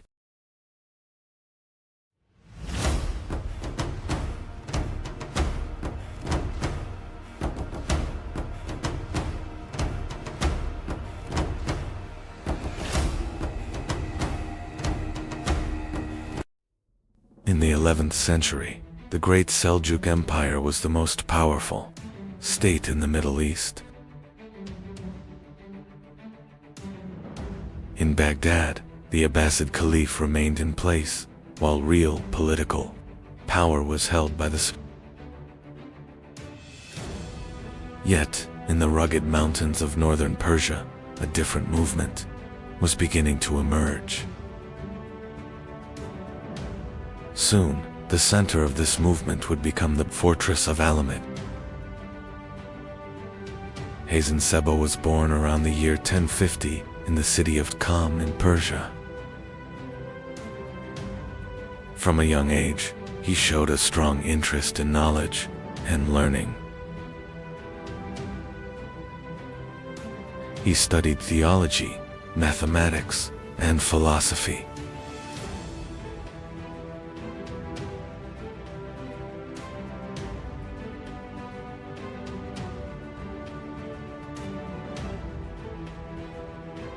He studied theology, mathematics, and philosophy.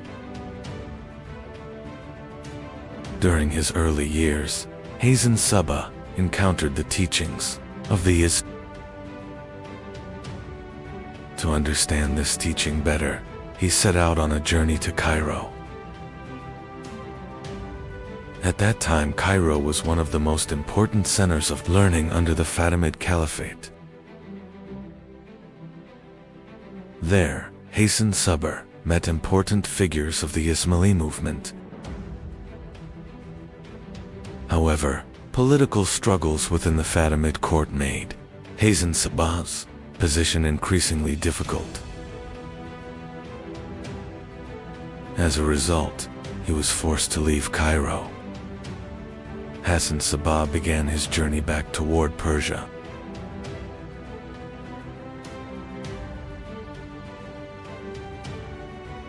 His goal was now to establish a new center in the mountains. In 1090, Hassan Sabr turned his attention toward the fortress of Alamet.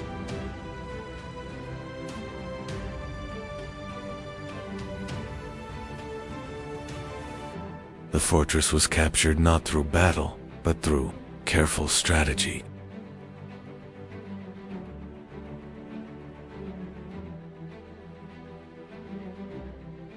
Alamet had now become Hassan Sabr's center of power.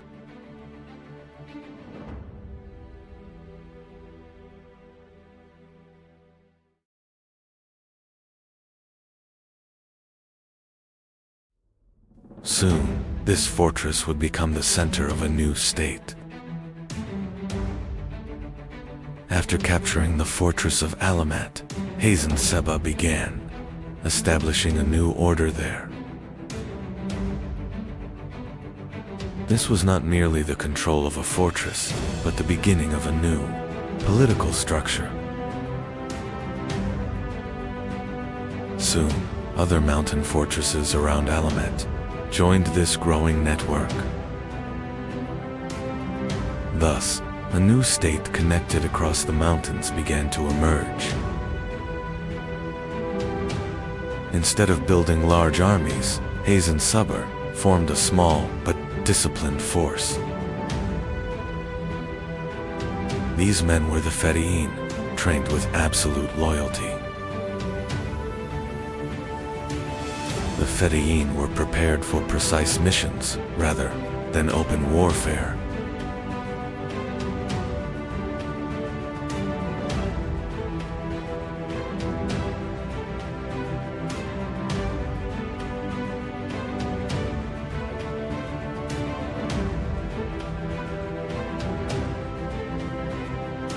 This system quickly made Hassan Sabr's power felt across the region. At this time, the Great Seljuk Empire was the dominant political power across Persia and the surrounding regions. One of the most powerful figures of the Seljuk state was the vizier Nizam al-Mulk. The Seljuk administration viewed Hassan Sabr's movement as a serious threat.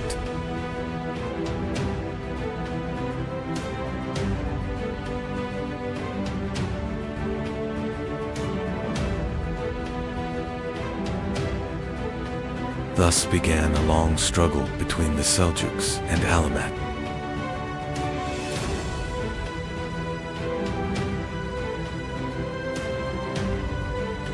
In 1092, the Seljuk vizier Nizam al-Mulk was attacked during a journey.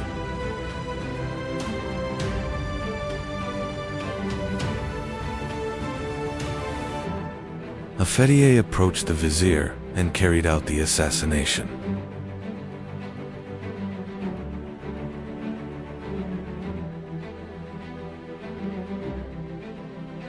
This event caused a major shock across the Islamic world.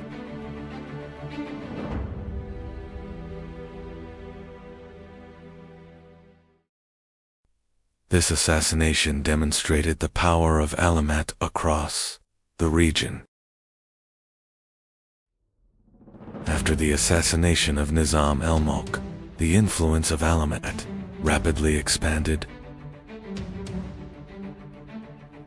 Regional rulers now had to take the power of Alamet seriously.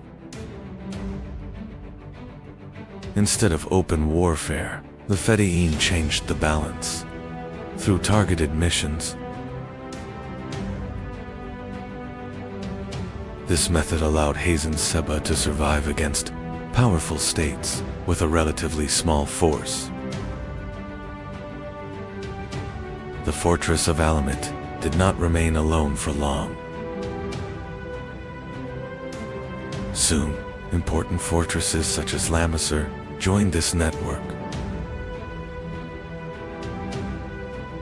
These fortresses formed a powerful defensive system, connected through communication.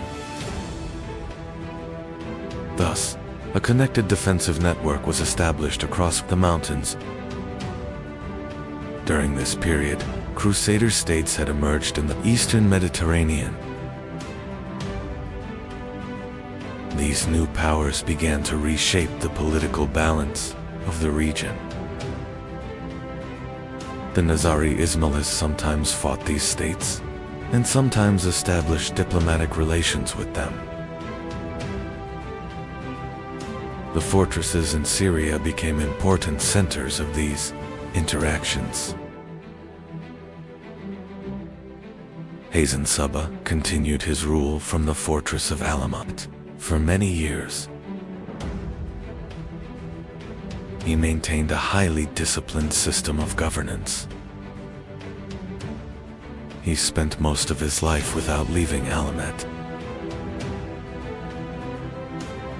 As his life neared its end, the state he had built continued to survive. Hazen Seba died in 1124 in the fortress of Alamut. However, his death did not mark the end of the state he created. The Nizari Ismaili state, centered in Alamut, continued to survive. The system established by Hazen Seba continued to remain influential for many years. In the 13th century, a new power began advancing into Persia from the east. This power was the Mongol army.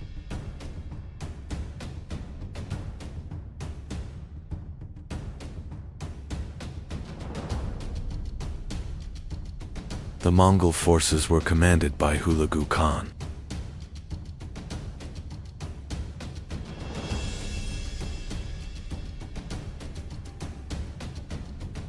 And one of their targets would be the fortress of Alamut.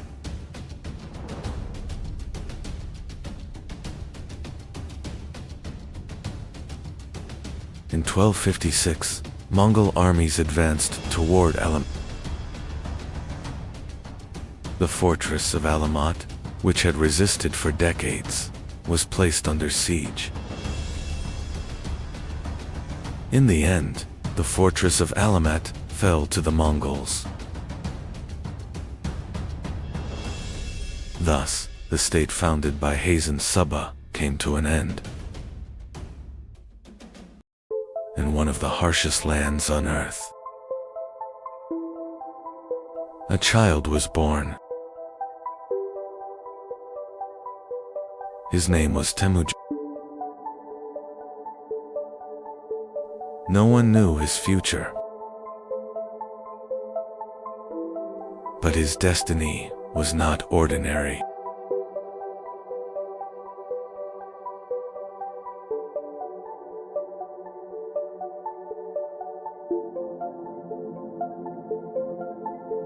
His father was a tribal leader,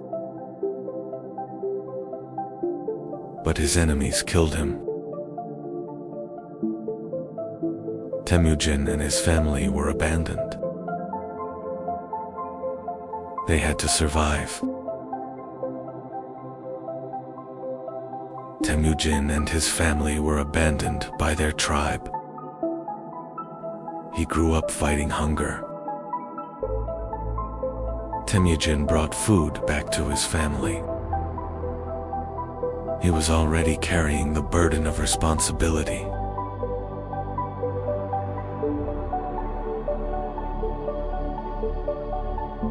But being alone on the steppe was dangerous. He did not yet know the threat approaching him. One day, he was captured. But he managed to escape.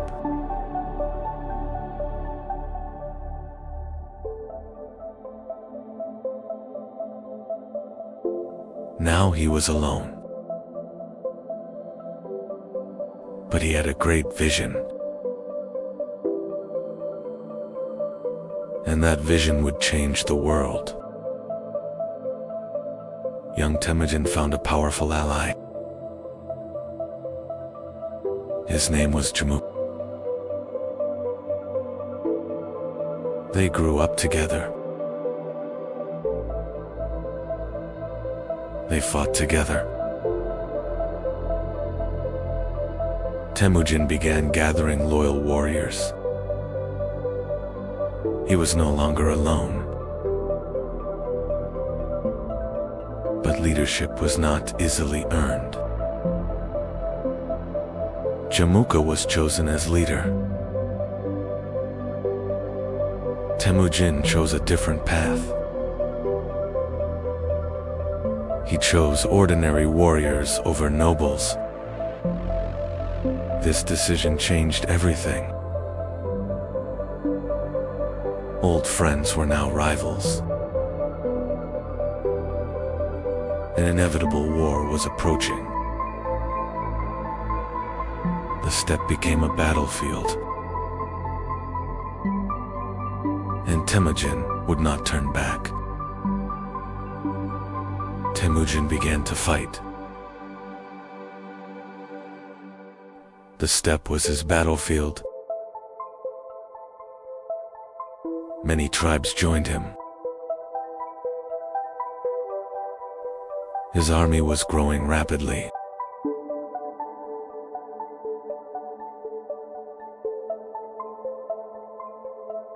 But Jamuka still stood against him.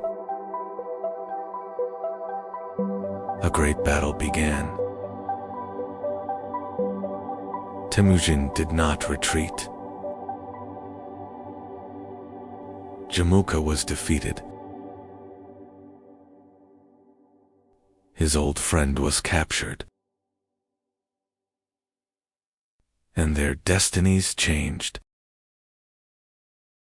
Now the tribes were uniting. A great Kurultai was called. A new leader would be chosen. All eyes turned to Temujin.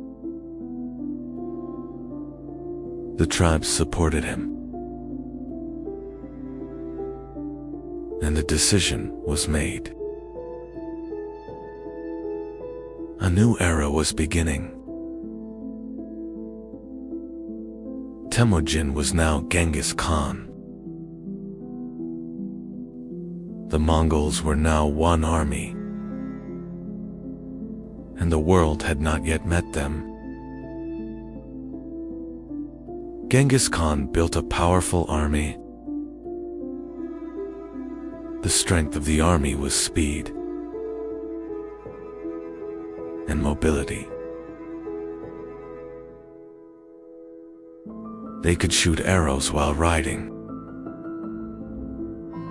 Their bows were deadly. They used the feigned retreat tactic. They lured their enemies into traps and surrounded them.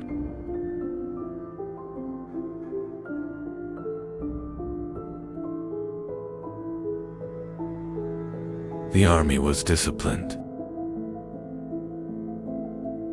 Every unit was organized. Orders moved quickly. A relay system was created. This system sped communication. Scouts gathered intelligence.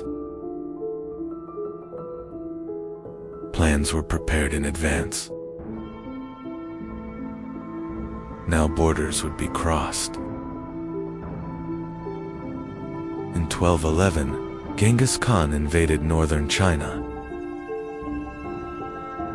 The first target was China. The Mongols advanced against the Jin dynasty. The war was just beginning. In 1215, Zhongdu was captured. Zhongdu, Bugian-Kopeki. New cities were targeted. Northern China was now under Mongol control.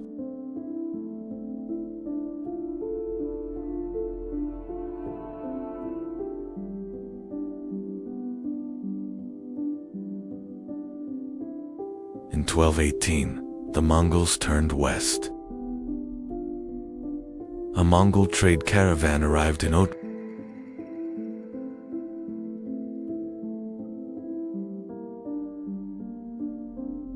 But the caravan was arrested.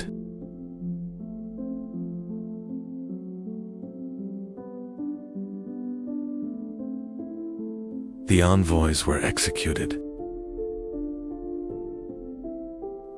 Genghis Khan answered with war. In 1219, the Great Campaign began. Otrar was besieged. The city was captured.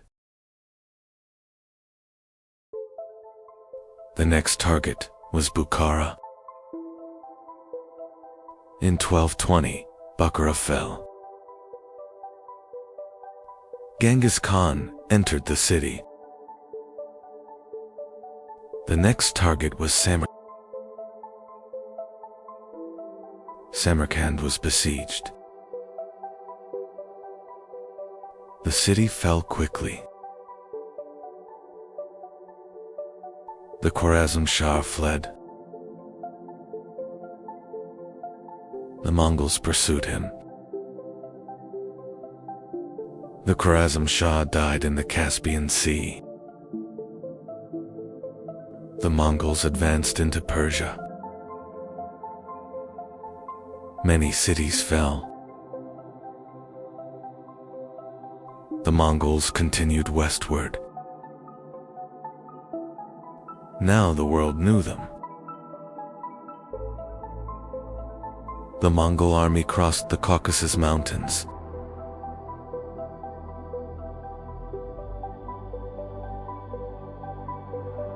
They were now approaching the gates of Europe.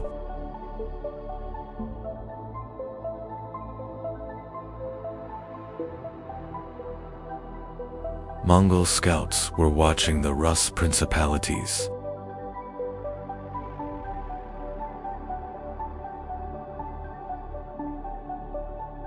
The great cities of Europe did not yet know the danger that was coming.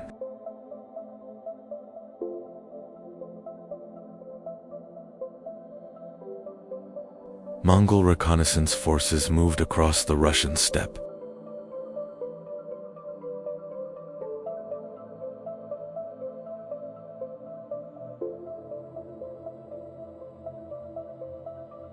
The borders of Europe were now before them.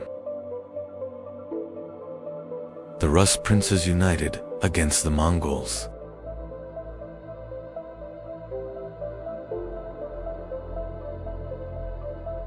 Europe was preparing a common defense for the first time.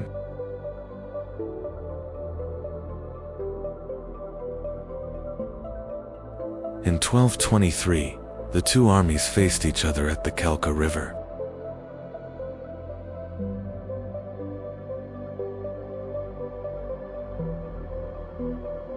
This confrontation marked the beginning of a new era for Europe.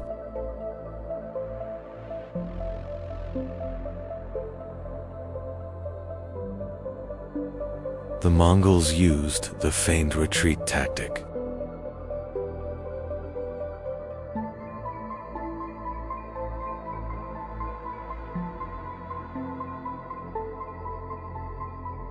They were drawing the Rus army into a planned trap.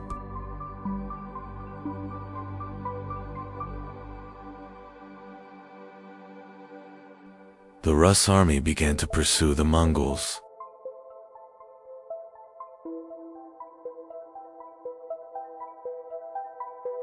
But this advance was leading them into a trap.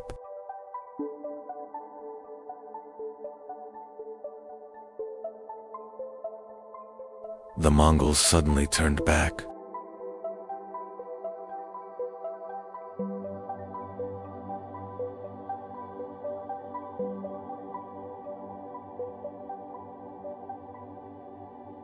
The Rus army was now surrounded. The Rus army suffered a devastating defeat.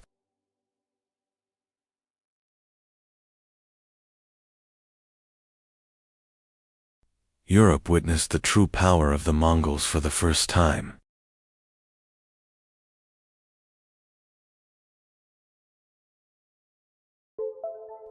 This victory was the result of Subutai and Jeeb's strategy.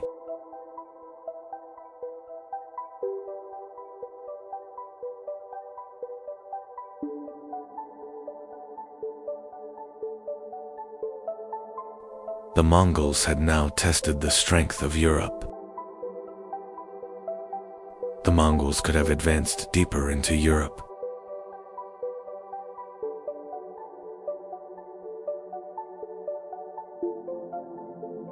But this campaign was only a reconnaissance mission.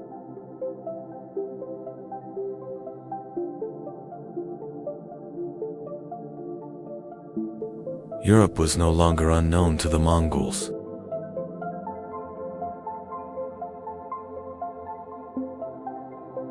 This reconnaissance laid the foundation for future invasions.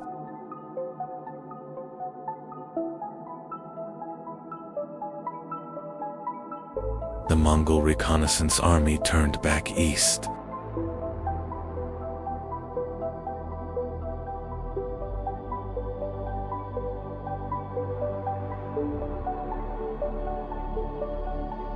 The knowledge they gathered would shape future campaigns.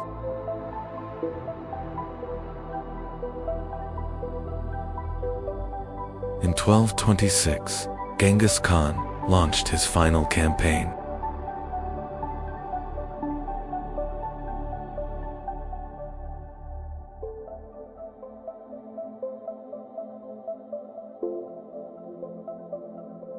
The target was the Western Shaya Kingdom.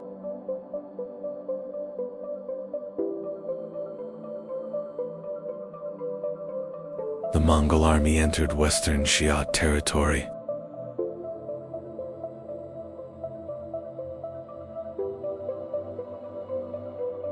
Soon, major cities were placed under siege.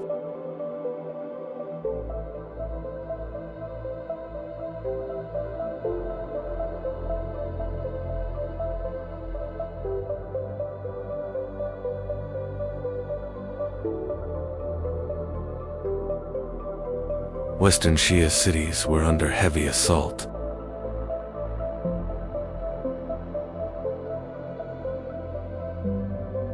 The Mongols were tightening the siege ring. During the Western Xia campaign, Genghis Khan fell ill.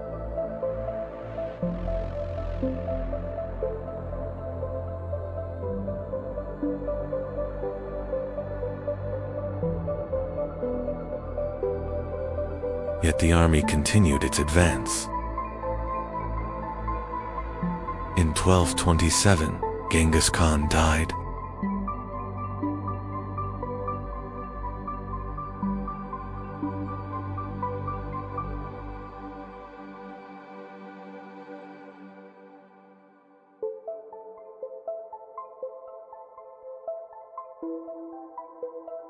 The death of Genghis Khan was kept secret from the army.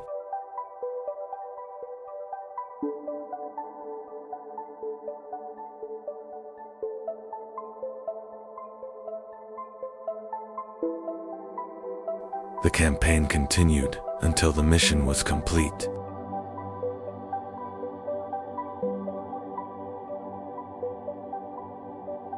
Genghis Khan was buried in a secret location. The place of his grave remains unknown even today. In 1229, Ogedei Khan was proclaimed Great Khan. the Mongol Empire would continue to expand.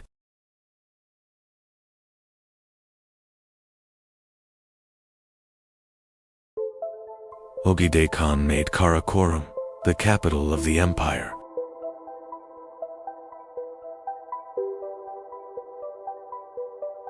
From here, campaigns across Asia and Europe were directed.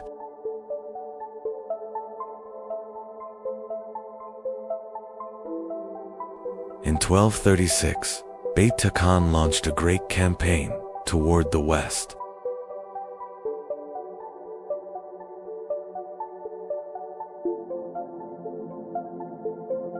Subutai was the strategic architect of this invasion.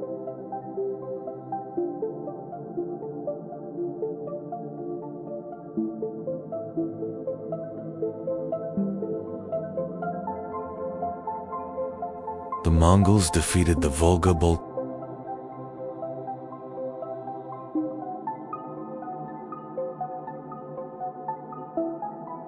The gates of Eastern Europe were now open. In 1237, Ryazan was besieged by the Mongols.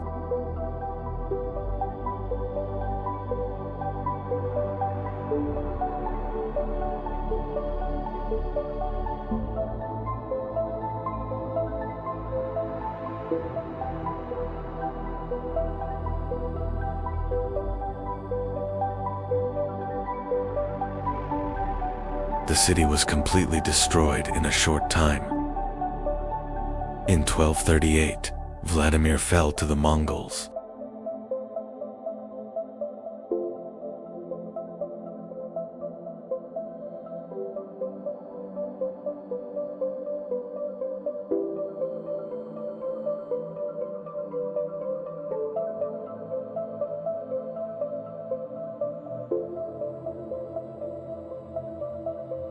The resistance of the Rus principalities began to collapse rapidly.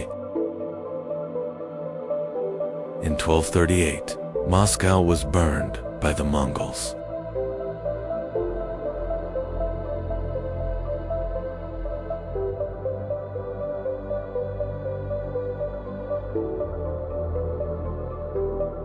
Though still a small settlement, it was completely destroyed.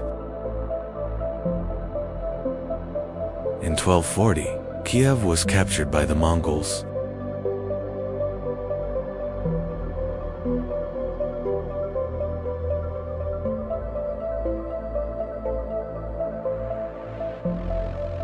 One of the greatest cities of Eastern Europe had fallen. The Mongol armies were now advancing towards Central Europe.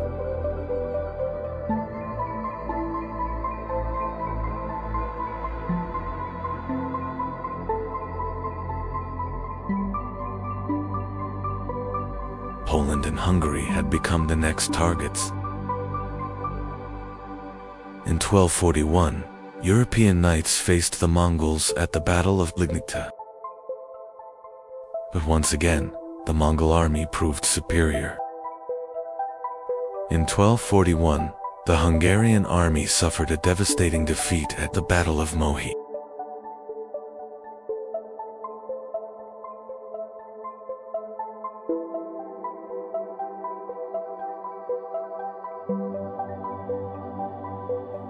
The Mongols had now reached the gates of Central Europe. The Mongol armies continued advancing across Central Europe.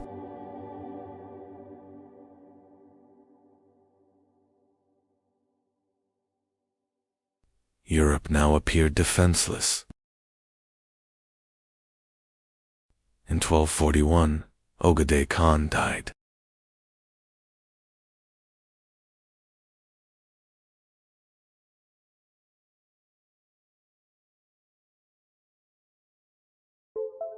The Mongol army had to return for the Kurultai assembly.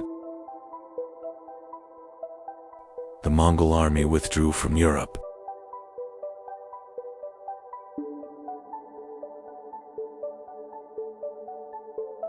But this was not a defeat. Beta Khan established the Golden Horde in the Western territories.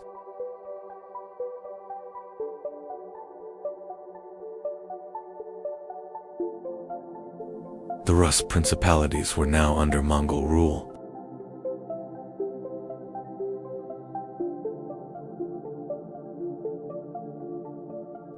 The Mongol Empire became the largest land empire in history.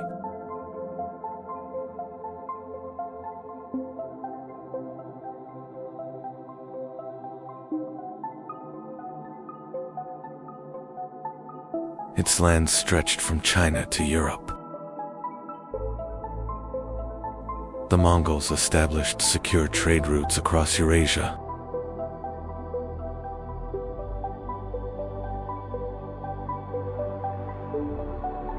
This period became known as the Pax Mongolica.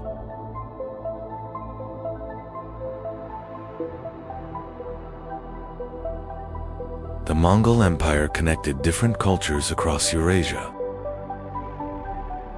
Knowledge and technology spread rapidly along its routes.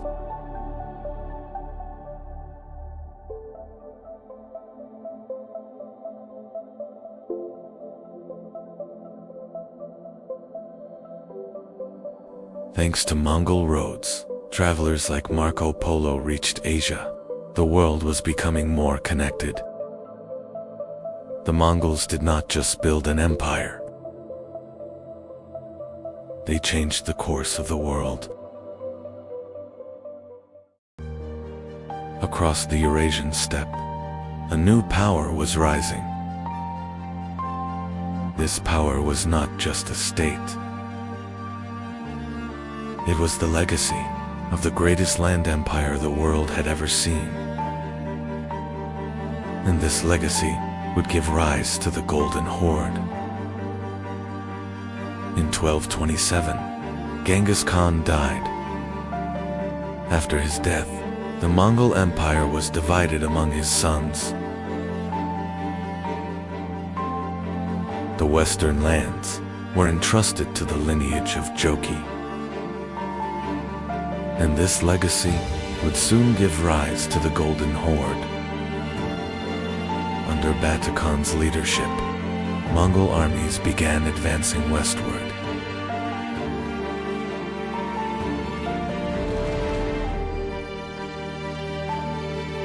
This advance was not an ordinary campaign of conquest.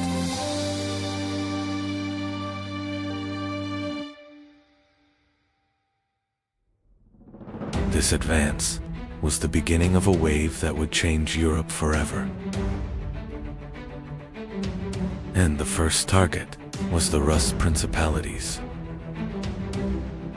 Soon, Mongol armies reached Kiev.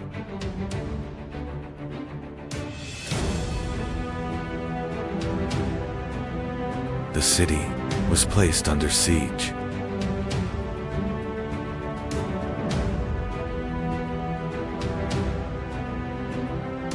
And Kiev fell to the Mongol armies.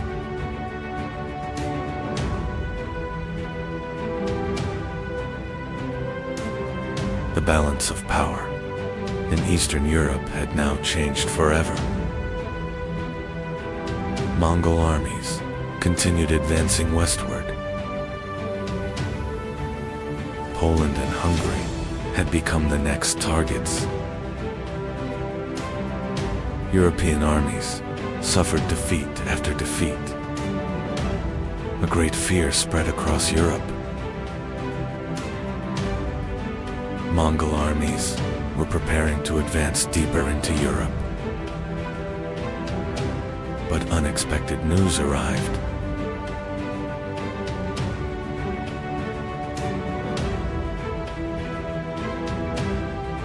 The great Khan, Girai, had died. And Batu Khan was forced to withdraw his armies. Batu Khan established a new center along the Volga River. This center was the city of Sarai. Sarai soon became the capital of the Golden Horde.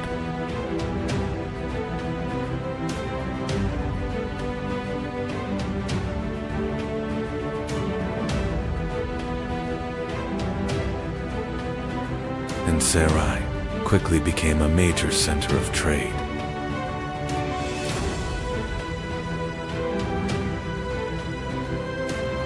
The Golden Horde established dominance over the Rus principalities. But this dominance was not direct occupation. The Rus principalities began paying tribute. Through this system, the Golden Horde controlled vast territories efficiently. The northern branch of the Silk Road passed through Golden Horde territory. These routes connected the east and the west.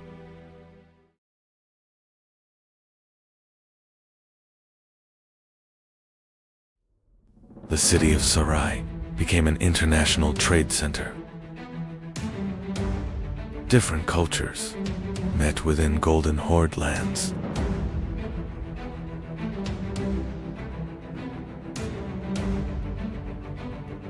Over time, the structure of the Golden Horde began to change. Turkic steppe communities became increasingly influential within the state.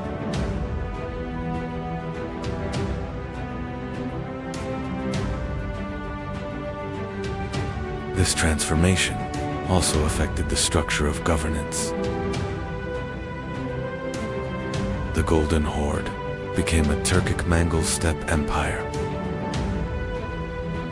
The most important turning point came during the reign of Berk Khan. Berk Khan encountered Islam, and Berk Khan accepted Islam. The Golden Horde had become part of the Islamic world. The destruction of Baghdad caused great anger within the Golden Horde. Berk Khan moved against Hulagu Khan.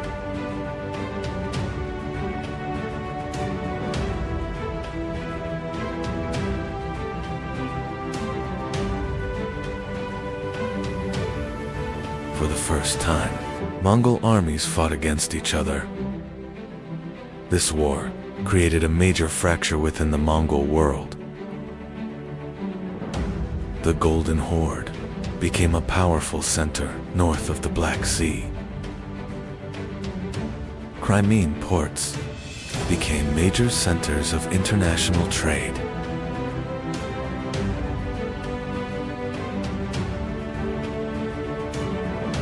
Genoese merchants established colonies in the region. These colonies strengthened trade between the Golden Horde and Europe. During this period, the Grand Duchy of Moscow began to rise.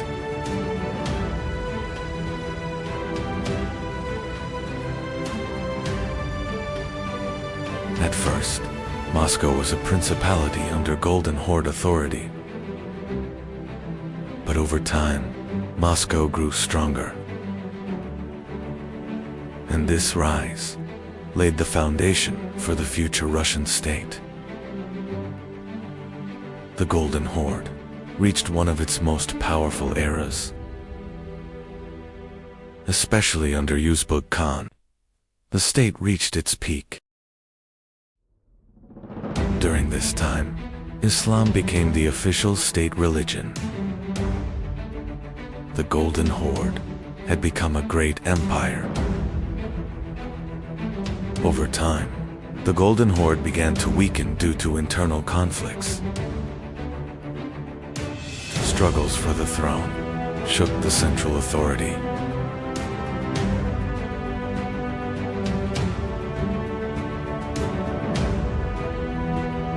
This situation allowed the principalities to grow stronger. The power of the Golden Horde began to fragment. By the 15th century, the Golden Horde began to fragment. The Kazan Khanate became one of the successor states. The Crimean Khanate rose to power north of the Black Sea.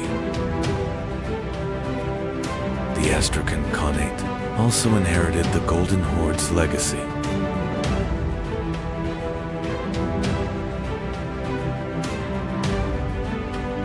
During this period, Moscow gradually became independent.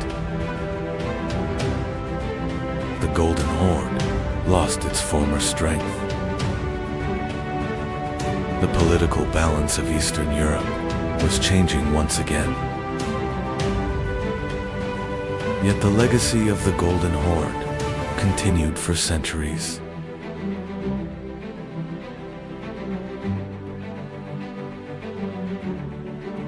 Toktamish Khan faced the army of Timur.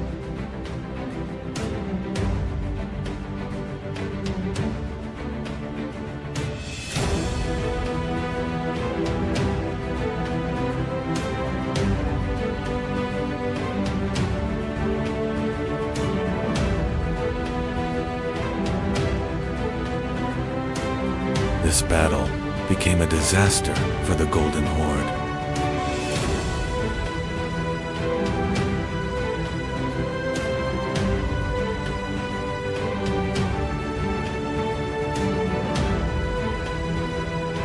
The Golden Horde suffered a devastating blow.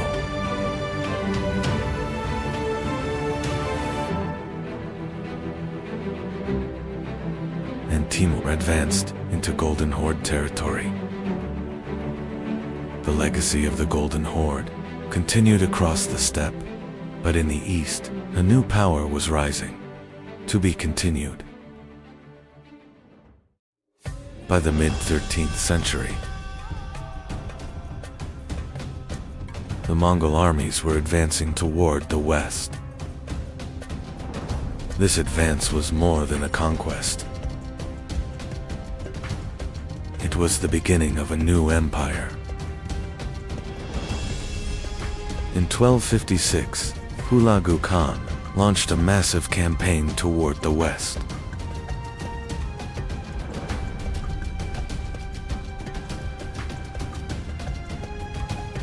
His goal was to bring Persia and the Middle East under Mongol rule.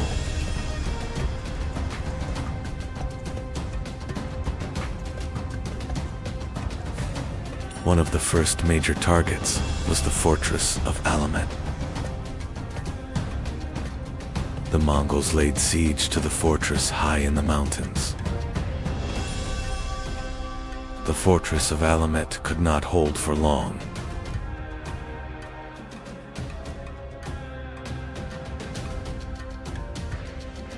The Mongol army captured the fortress in a short time.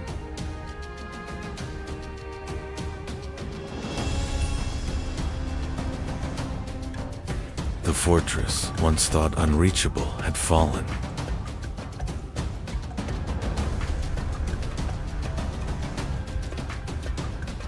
Now the gates of Mesopotamia were open to the Mongols. The Mongol army was now advancing toward Baghdad. For centuries, Baghdad had been the heart of the Islamic world. But now, the city faced an approaching and unprecedented danger.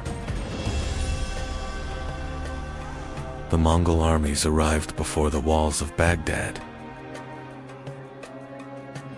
In 1258, the Mongols placed Baghdad under siege.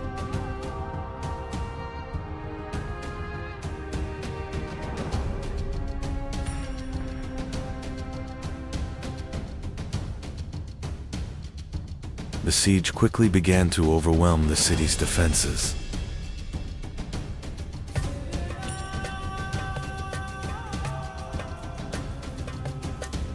The Abbasid defenders resisted from the walls with determination.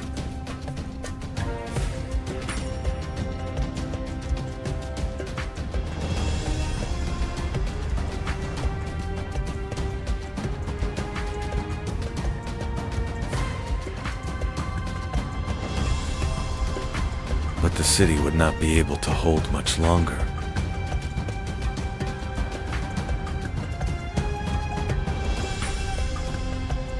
In 1258, the walls of Baghdad were finally breached.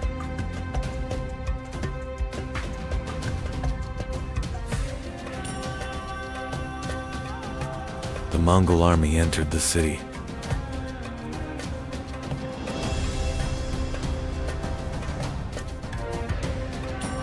The Abbasid rule was now on the verge of collapse.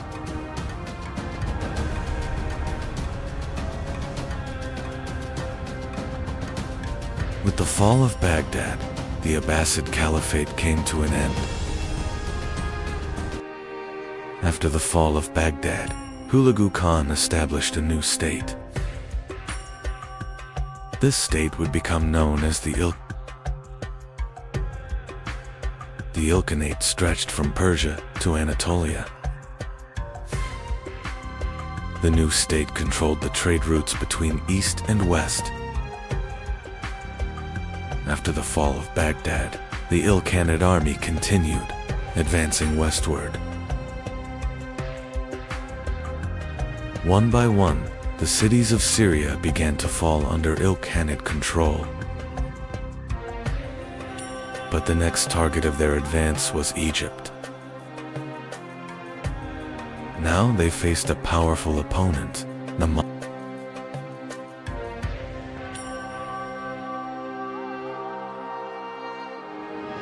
In 1260, two great armies met at Ain Jalut.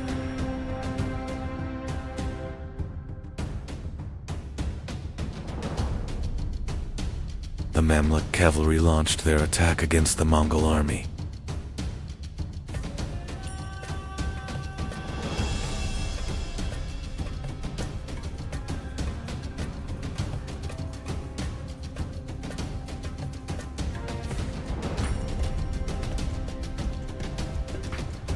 The battle quickly turned into a fierce confrontation.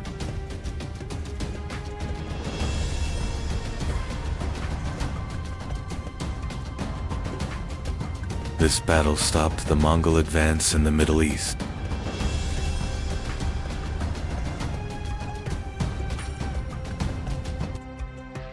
After Ain Jalut, the Ilkhanate began adapting to the lands they ruled. Persian administrators began to play an important role in government. Islamic scholars became increasingly influential around the court. The Mongols were no longer only conquerors, they had become rulers of an empire. In 1295, Ghazan Khan made a decisive choice. By accepting Islam, he changed the direction of the state. This decision transformed the identity of the Ilkhanate. The Ilkhanate had now become a powerful Islamic state. During the Ilkhanate period, the Silk Road began to revive once again. Trade between East and West became secure once again.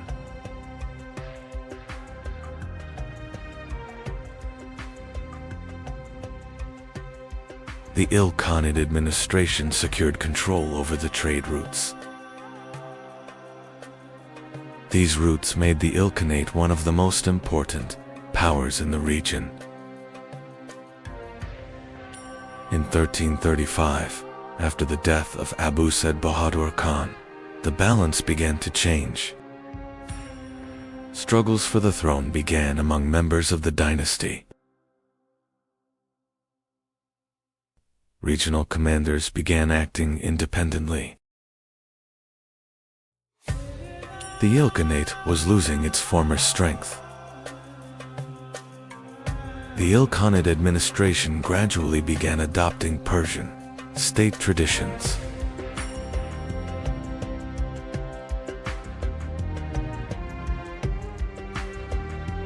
The Karakoyunlu Turkmen began rising across Persia and eastern Anatolia. The Koyunlu soon became one of the major powers of the region.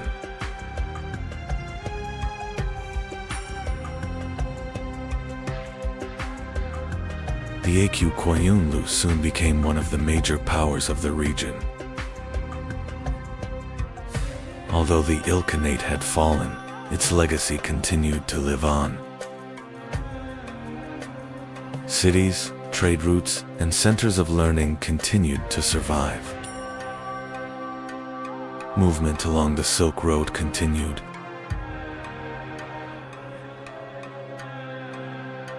But a new balance of power was emerging across the region. After the Ilkhanate, new movements began to rise in the east.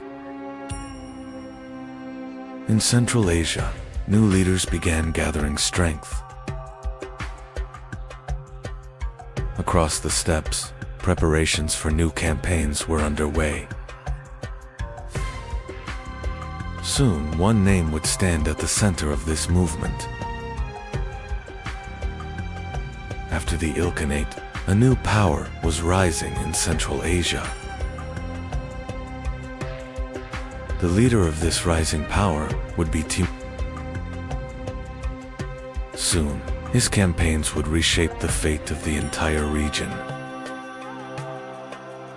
A new imperial age was about to begin. By the late 13th century, the world had become a stage of powerful empires. In the west, the Byzantine Empire still survived around Constantinople.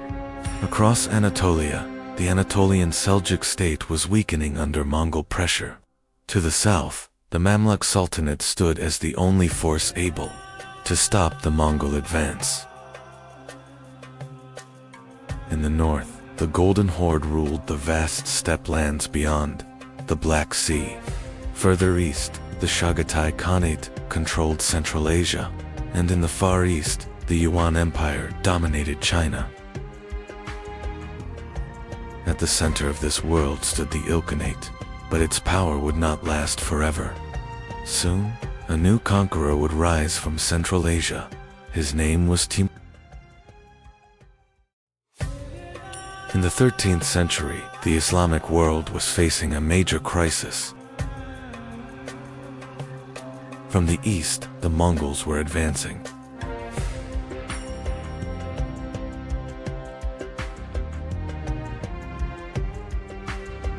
In the west, Crusader states still controlled the coastline. Meanwhile, the Abbasid Caliphate was losing its power. The Mamluk system was one of the most unique military structures of the medieval world.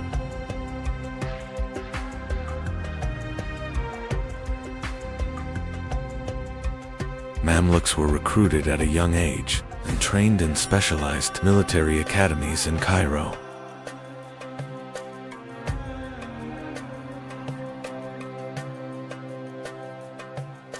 They mastered horseback riding and archery, transforming into elite cavalry warriors.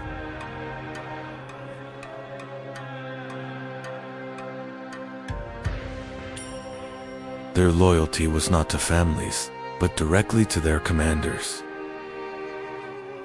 At first, the Mamluks were not independent. They served within the Ayyubid state, founded by Saladin.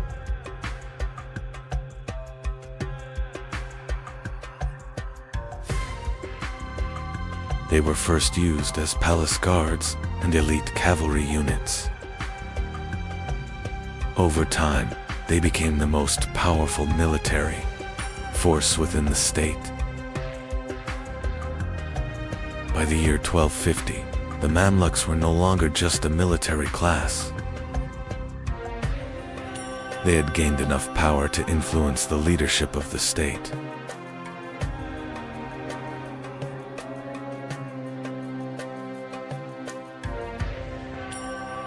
In 1250, they seized control and established their own state.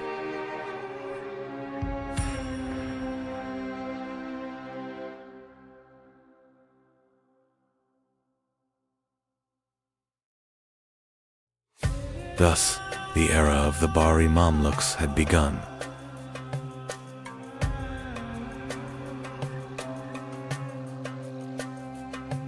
In 1258, Mongol armies reached Baghdad, the capital of the Abbasid Caliphate. Soon, the city was placed under siege.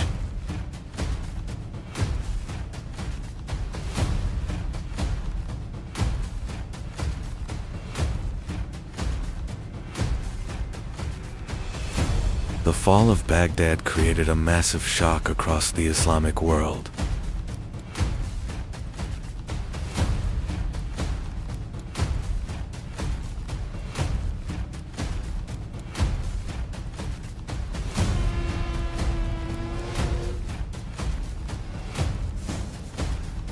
The Mongol armies continued advancing, and Syria became their next target.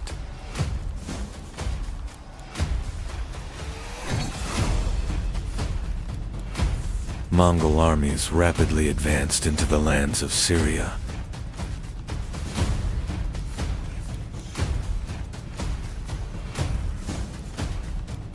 Damascus and the surrounding cities fell under serious threat.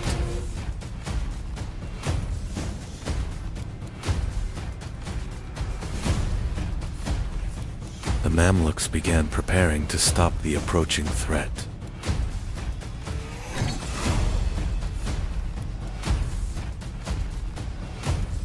The Mamluk army marched north, preparing to confront the Mongols.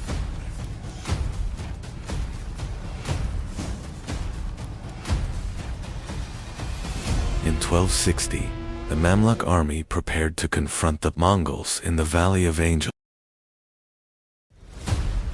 The Mamluk army was commanded by Sultan Kut. One of his leading commanders was The two armies faced each other at Angel. As the battle began, the Mamluks executed a planned tactical retreat.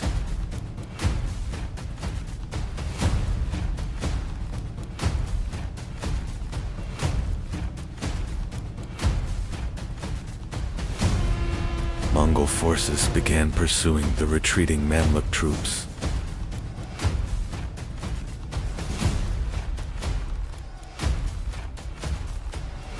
But this retreat was a trap.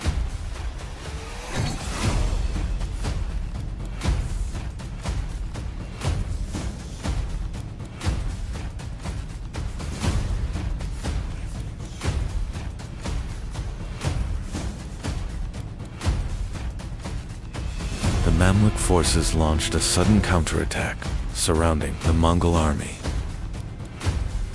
At Angjalut, the Mamluk army successfully stopped the Mongol advance.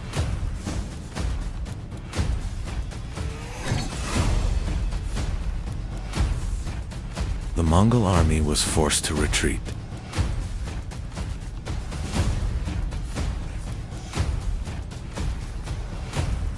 This victory was more than just the outcome of a battle. It became a turning point that changed the course of history. With the victory at Ain Jalut, the Mongol advance into the Middle East was halted. The Mamluks secured control over Syria and Palestine. Mamluk commanders began shaping the new balance of power in the region. The Mamluks had now become the dominant military power of the region. After the victory at Ain Jalut, one of the most important leaders of the Mamluk army emerged. That leader was Sultan Baybars soon took control of the Mamluk Sultanate. Under his leadership, the Mamluk Sultanate entered a new era of strength. Sultan Baybars first secured the frontier against the Mongol threat. Defensive positions along the Syrian frontier were strengthened. Mamluk commanders reorganized the defense of the region. This prevented the Mongols from advancing once again. Sultan Baybars did not fight only against the Mongols. Crusader fortresses along the Levant coast still posed a serious threat.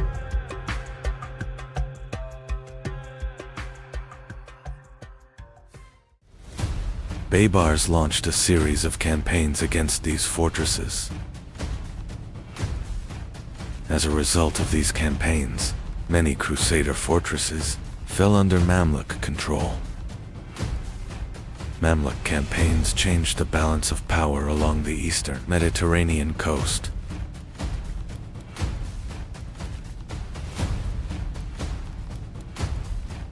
Crusader fortresses gradually became isolated. The Mamluk army turned toward the last major Crusader strongholds in the region. Thus, Mamluk dominance along the eastern Mediterranean coast began to take shape. In 1291, the Mamluk army laid siege to the city of Acre.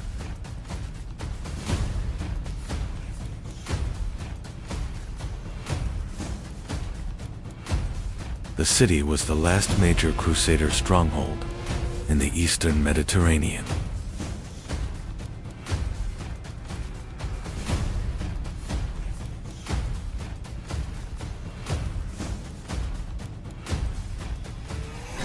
After intense fighting, the Mamluk forces managed to breach the city.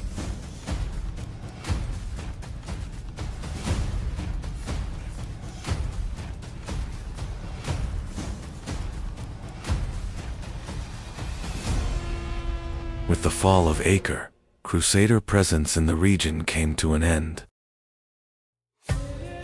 During the Mamluk period, Cairo became one of the most important cities in the world. The city became a major center of international trade. Madrasas were established, and intellectual life flourished. Cairo became the political and cultural center of the Islamic world. The Mamluk army was one of the most disciplined military forces of its time. Each Mamluk soldier was a skilled horseman and expert archer. These cavalry units provided exceptional mobility on the battlefield. Thanks to this military structure, the Mamluks remained one of the most powerful armies in the region for a long time. Over time, a new era began within the Mamluk Sultanate. During this period, the ruling class was largely of Circassian origin. Although the political structure changed, the military strength remained. The Mamluks continued to be one of the most powerful states in the region. By the late 15th century, the Ottoman Empire began to rise rapidly in power. The Ottomans were expanding from Anatolia toward the Middle East. This expansion made a direct confrontation with the Mamluks inevitable. Thus, a new era of conflict began between the two great powers.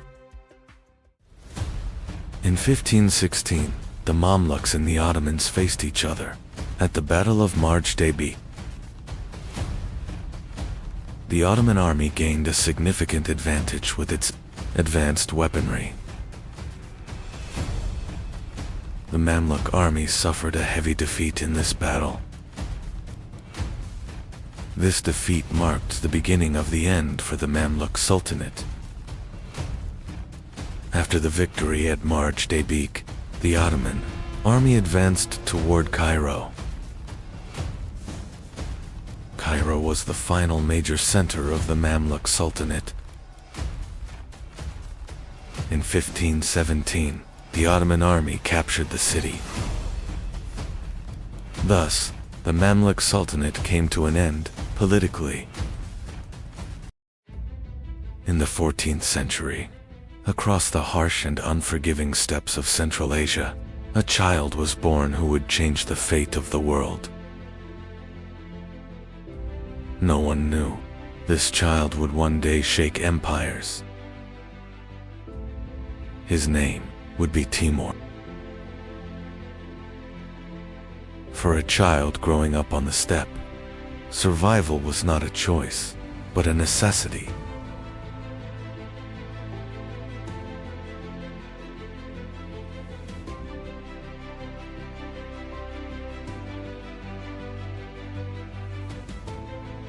War was a natural part of the world he was born into. But Timur was learning more than just how to fight. And within him was the desire to become more than a simple warrior. Over time, Timur was becoming more than just a warrior.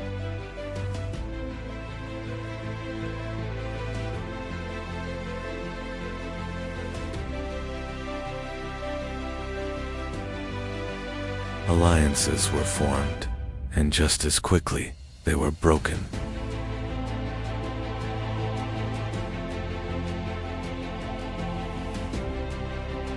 Power was no longer won by courage alone, but by strategy.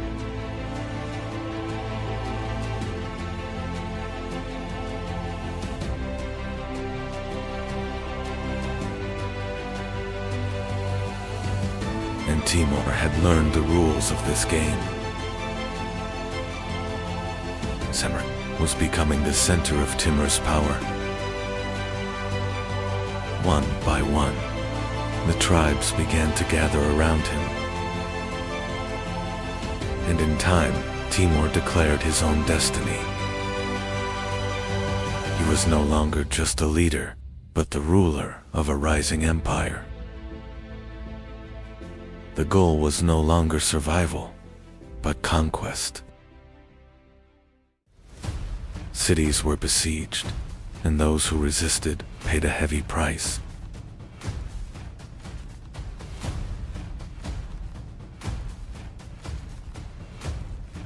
Where Timur's army passed, it left behind not only victory, but destruction.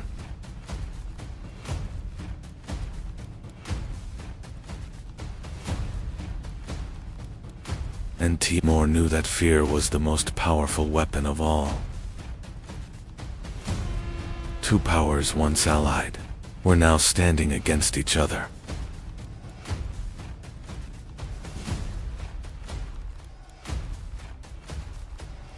The steppes became the stage for one of history's greatest clashes.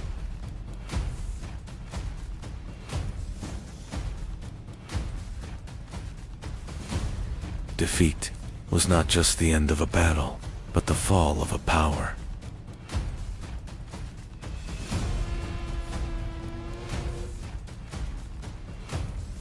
And Timur was no longer just a conqueror, but a force-shaking countenance. Timur's army was now advancing into the heart of India.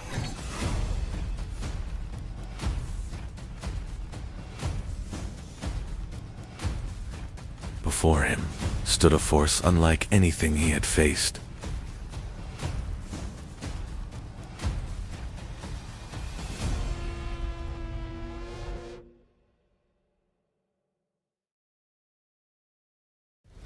But the outcome did not change. The city fell.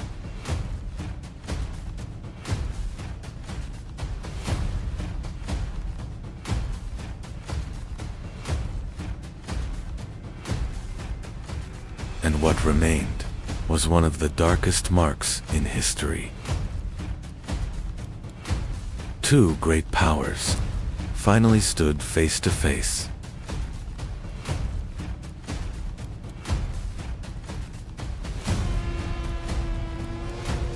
The plains of Ankara became the stage for one of history's most critical battles.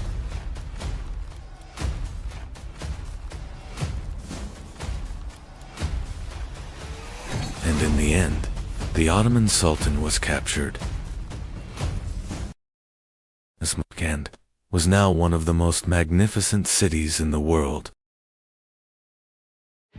Timur had become not only a destroyer, but a builder. minds gathered from conquered lands turned this city into a center of knowledge. And the empire was larger than ever before. Timur's empire was growing larger with every passing year. Conquered lands were merging into a vast and unstoppable power. The roads were now under his control. Trade, power, and wealth flowed within his borders.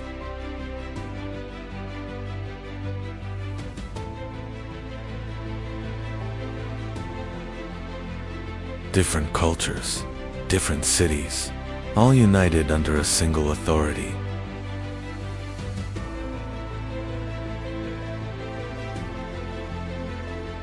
And Timur had no intention of stopping. For him, a border was simply the next target. Timur's victories were not won only on the battlefield. He was conquering the minds of his enemies. His name was enough to spread fear before he even arrived. Many cities chose to surrender without a fight.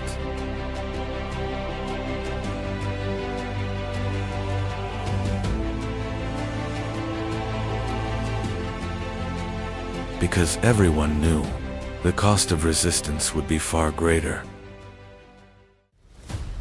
Timur's armies were now turning toward the greatest cities of the world. The target was Damascus.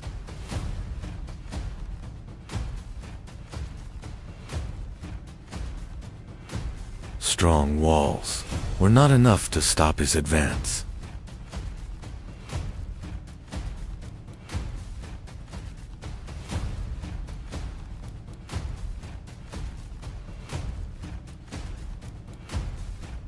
Cities fell, and once great centers were left in silence.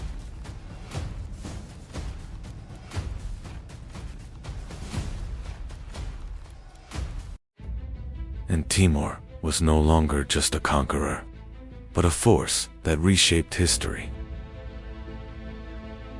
For Timur, there was still a world left unconquered, and he turned his gaze to the east. Hedef Dunyanin and Büyük Medina Larindin, Biridi, Kin. But this time, nature itself was as ruthless as the enemy.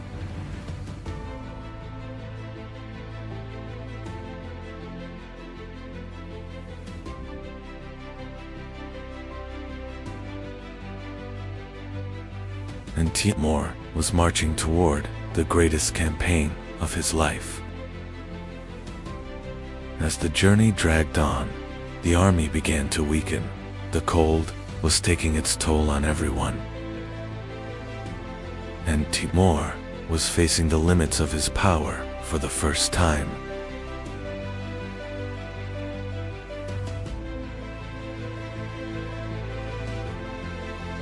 Whispers spread through the camp.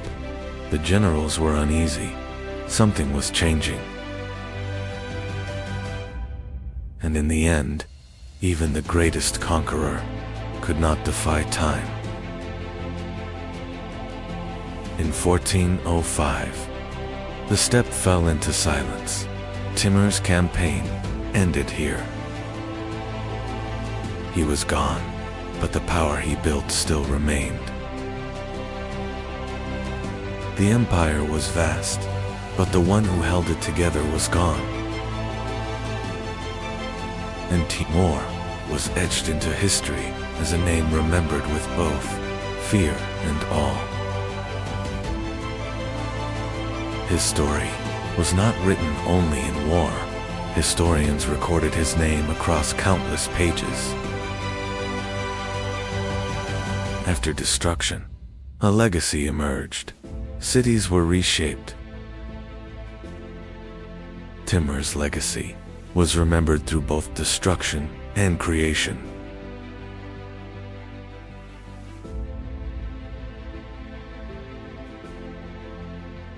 And today, his name still echoes as one of history's most powerful legacies.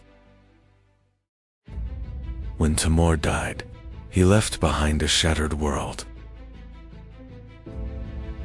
His empire quickly began to fall apart, and a massive power vacuum emerged. And that vacuum called for new powers. In the 14th century, Eastern Anatolia was a land where power struggles began. Two great powers were rising on these lands: the Karakohunlu and the Akyu-Kohunlu. After Timur's death, Kara Yusuf returned. He regrouped his scattered power.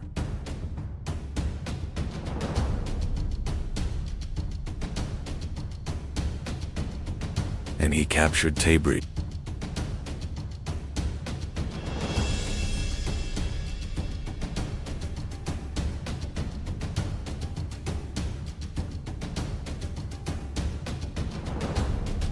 Anatolia, Iran, and Mesopotamia. Their destinies were intertwined.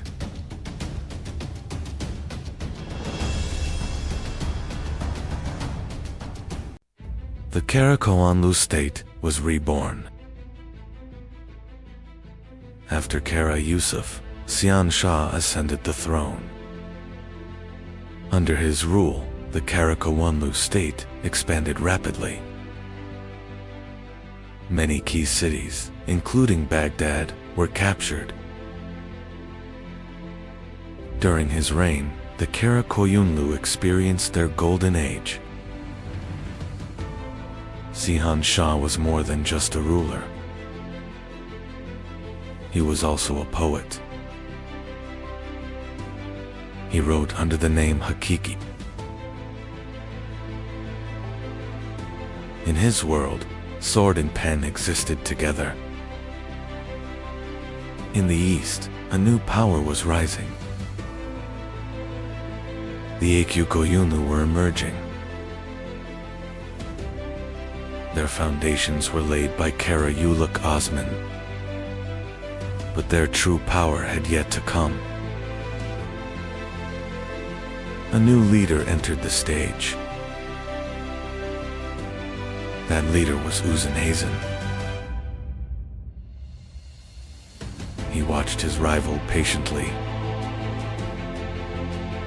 and he waited for the right moment.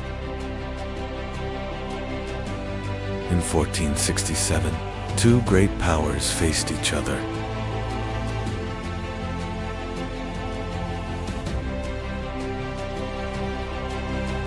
The battle was fierce and brutal. Sian Shah was defeated in battle, and the Karakohunlu state collapsed. After the victory, the Akyu-Kohunlu gained power. Uzenhazen established a vast empire. Tabriz became the capital of the Akyu-Kohunlu state. The state reached its peak during his reign. But in the west, a new power was rising. This power was the Ottoman Empire.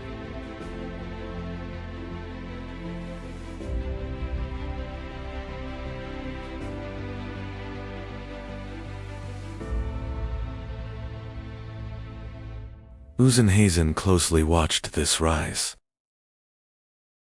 Tension between the two great powers was rising. The Ottoman army was disciplined and powerful.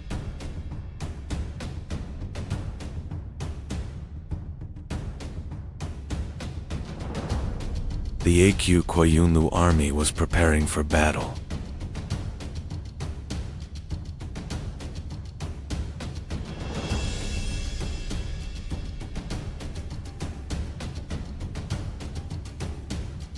The two armies faced each other. Before the battle, there was a heavy silence. The battle began suddenly.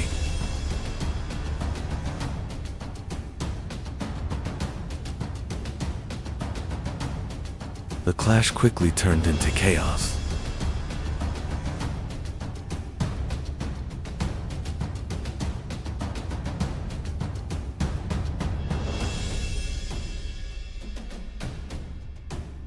The Ottoman army used its firepower.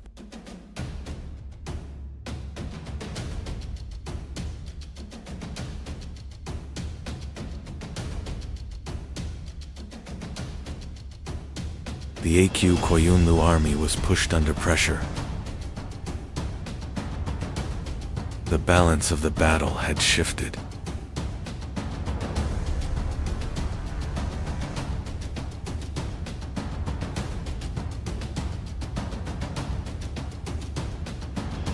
The A.Q. Koyunlu forces began to retreat. The battlefield turned into a scene of devastation, with hundreds fallen and order completely shattered. This defeat permanently ended the military dominance of the A.Q. Koyunlu state. After the defeat at Otluk-Bely, succession struggles began within the A.Q. Koyunlu court. Power struggles among members of the dynasty intensified.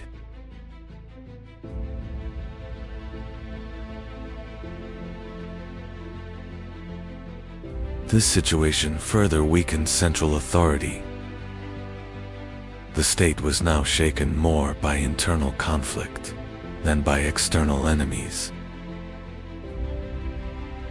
As the A.Q. Koyunlu weakened, a new power was emerging in the east.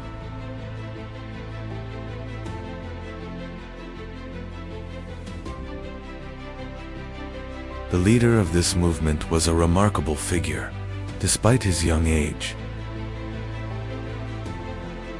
He quickly gathered a large following.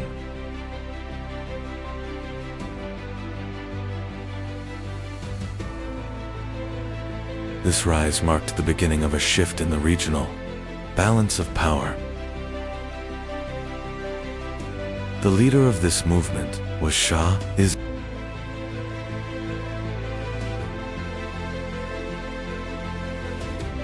He quickly formed a disciplined force.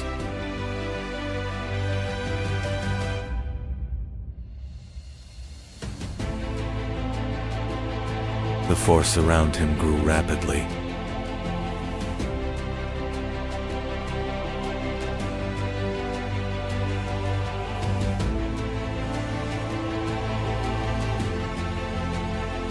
This force moved directly against A.Q. Koyunlu dominance.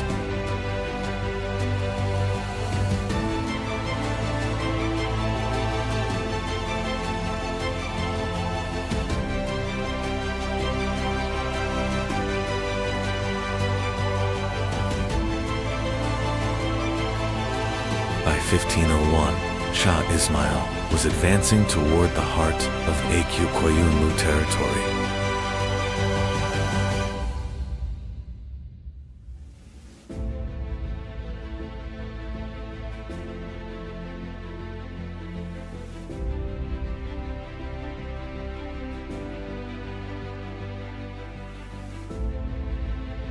Tabriz was aware of the approaching threat.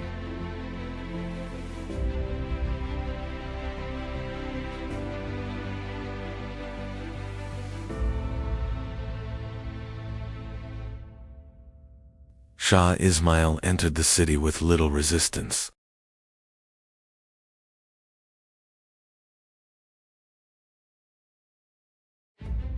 With the capture of Tabriz, A.Q. Koyunlu rule came to an end.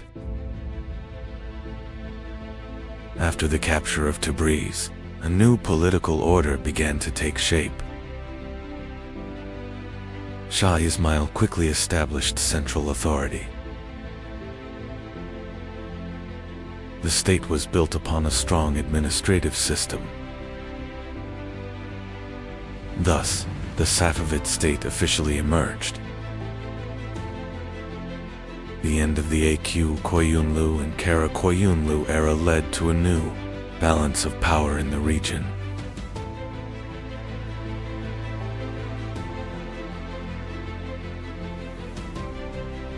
These two nomadic origin structures gave way to a more centralized and lasting state.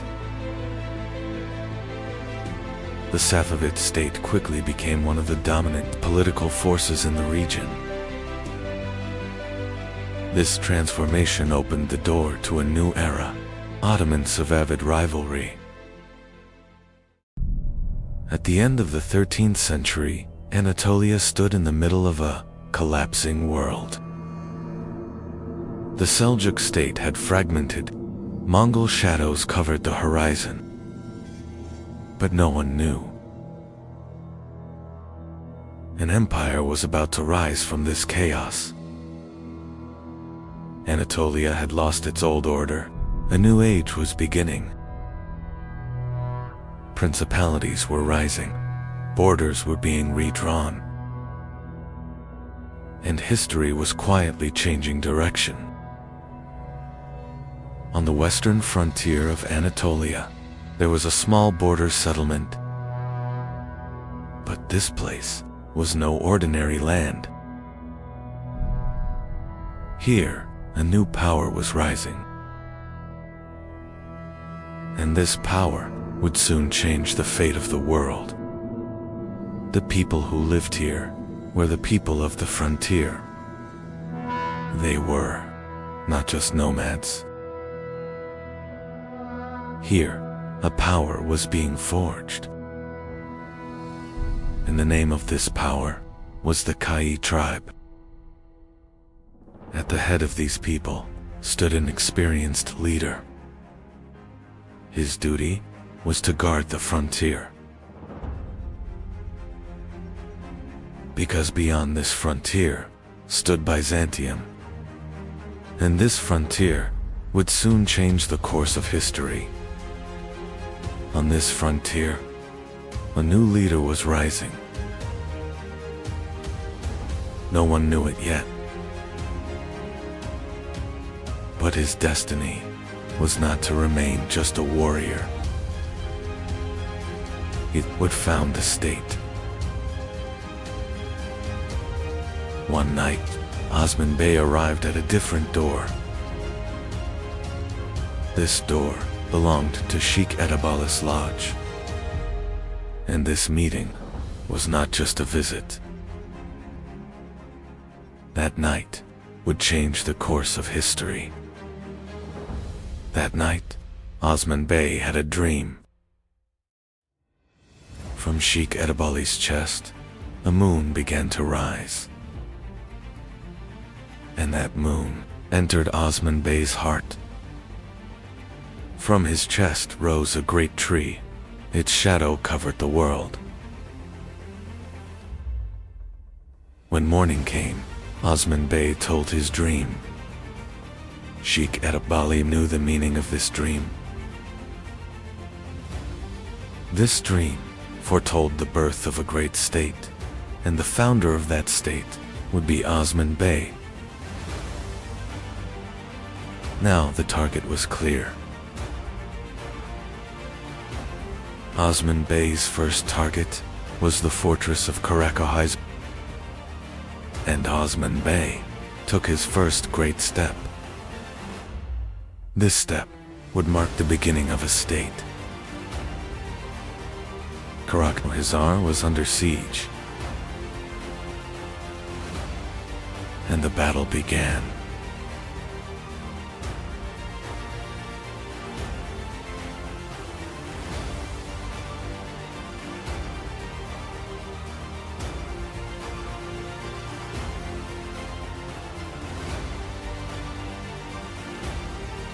Soon after, Karakohizer was conquered. And Osman Bey had taken his first city. Karakohizer was now under Osman Bey's control. And the Ottoman banner rose over a fortress for the first time. In this fortress, the khutbah was proclaimed in Osman Bey's name. This moment was the declaration of a state's birth. By this time, Seljuk authority in Anatolia was fading, and the frontier lords began making their own decisions. Osman Bey, too, was now acting in his own name. These steps marked the true beginning of the Ottoman state. Across western Anatolia, Byzantine frontier lines stretched ahead. Osman Bey's next targets were Bilcek and Yarhisar. And Osman Bey began making strategic moves. The Ottomans were now beginning to expand. Osman Bey had formed a strong bond with Sheikh Idabali. This bond grew even stronger through marriage. And Osman Bey began preparing for This move would accelerate the rise of the Ottomans. Yarhisar was one of the Ottomans' next targets. And soon, the siege began.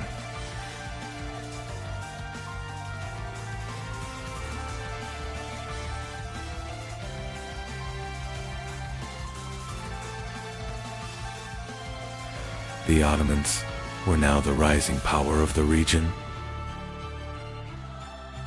But ahead of the Ottomans stood a greater target. That target was and Bursa would become the first great capital of the Ottomans. But the conquest of Bursa had not yet begun.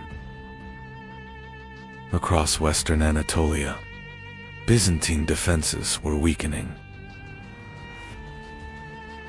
Ottoman pressure was steadily increasing.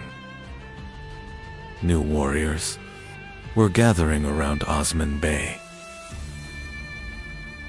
The Ottomans were now one of the strongest frontier principalities. The Byzantine Empire sought to stop the Ottoman advance. And the two armies met at Koyunhisar. The outcome of this battle would change the balance in Anatolia.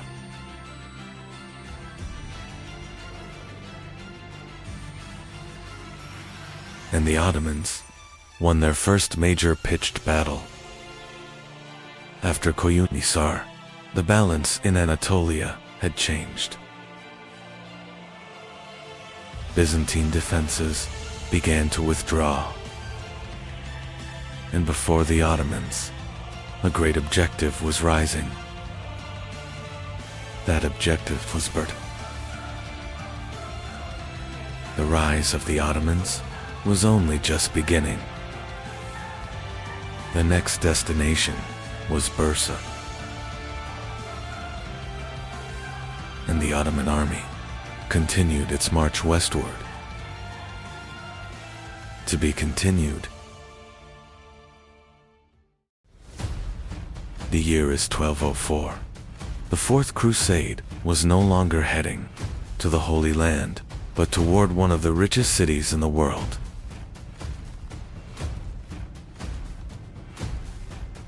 The target was no longer Jerusalem, but Constantinople. The Christian world was turning against itself.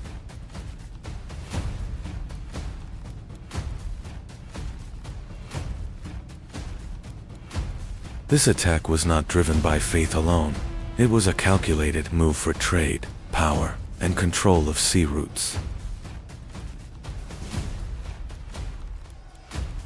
And at the center of this plan stood a rising maritime power, Venice.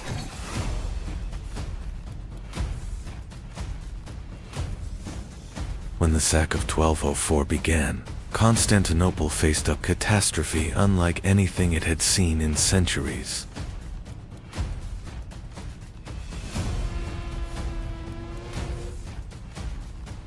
Churches were looted, sacred relics were stolen, and the wealth of Byzantium was loaded onto ships. One of the greatest beneficiaries of this destruction was Venice. Constantinople had fallen, Byzantium was shattered, and the Latin Empire had been established within the city. But Venice was not the only rising power in the Mediterranean. Another maritime republic was growing in the west, Genoa.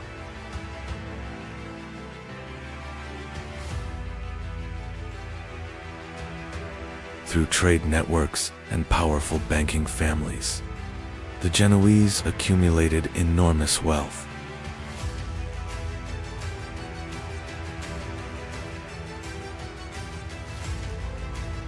Their main ambition was to dominate the trade routes leading into the Black Sea.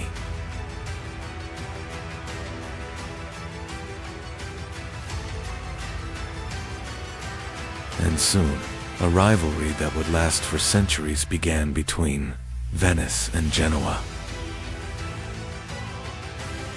By the 13th century, Mediterranean trade had become one of Europe's greatest sources of wealth.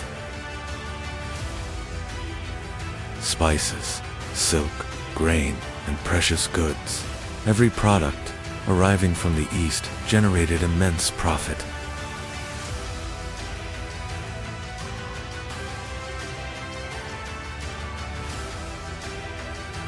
The states controlling the ports were also controlling the economic state of the Mediterranean.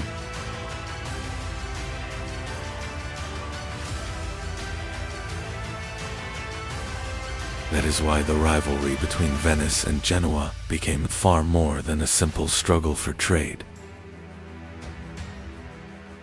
In 1261, Byzantium made a crucial agreement with Genoa to end Latin domination over Constantinople. Emperor Michael VIII, Palaiologos, agreed to grant the Genoese major trading privileges. That same year, Constantinople was recaptured and the Byzantine Empire was restored.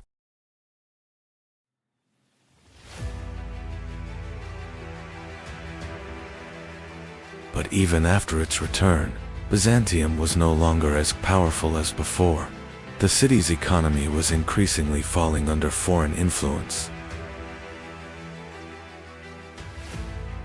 One of the greatest privileges granted to the Genoese by Byzantium was the district of Galata. Rising across the Golden Horn, Galata quickly became one of Genoa's most important trading bases. Surrounded by warehouses, walls, and towers, the district became almost a separate city within Constantinople itself.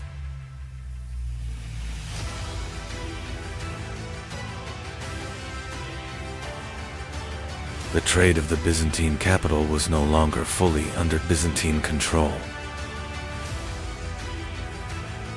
Genoa's true power expanded even further through access to Black Sea trade. The port of Kaffa in Crimea became one of Genoa's most important trading centers. Silk, furs, grain, and slave trade, wealth flowing from the Black Sea enriched Genoa.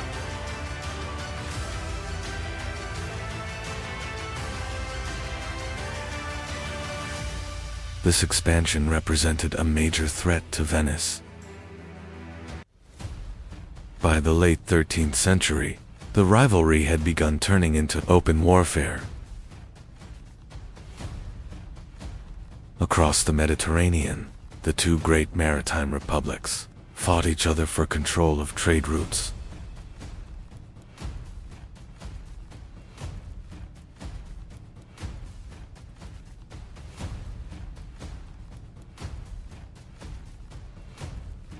At the Battle of Cursola, in 1298, Venice suffered a devastating defeat.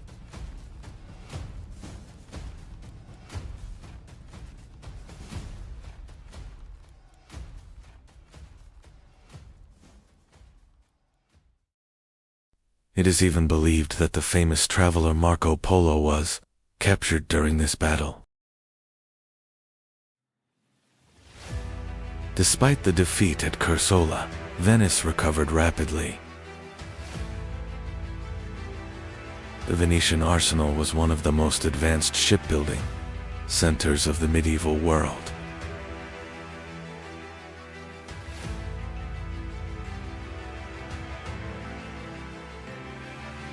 The warships produced their restored Venice's dominance at sea.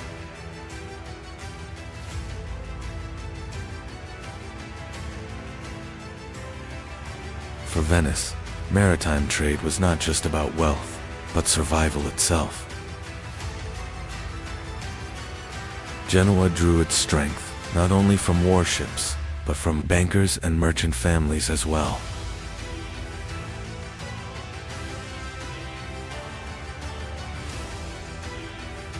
The city's wealthy families built vast trade networks across the Mediterranean and accumulated enormous fortunes. Genoese ships transported valuable goods from the Black Sea into Europe.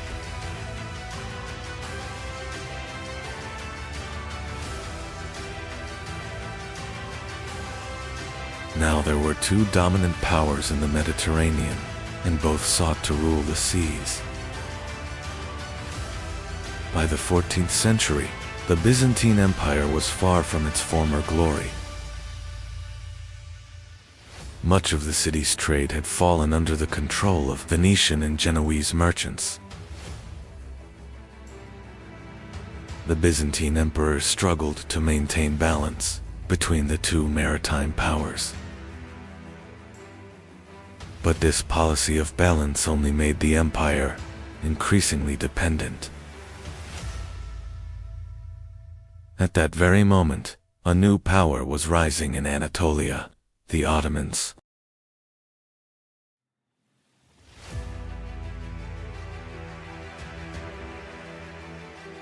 At first a small frontier principality, the Ottomans quickly gained strength along the Byzantine borders.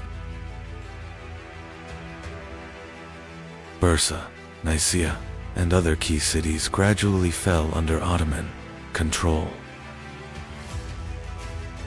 This rise represented a new threat to both Venice and Genoa. In 1354, the Ottomans established themselves in Gallipoli, gaining a permanent foothold in Europe.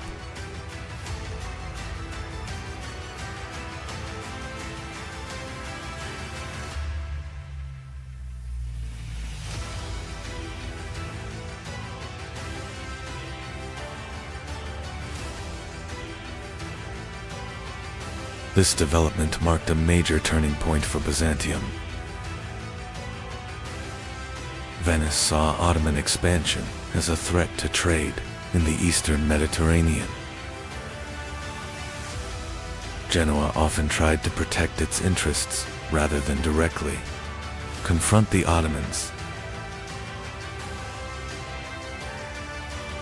But this fragile balance across the Mediterranean would not last for long, because the rise of the Ottomans was about to change the struggle between Venice and Genoa forever.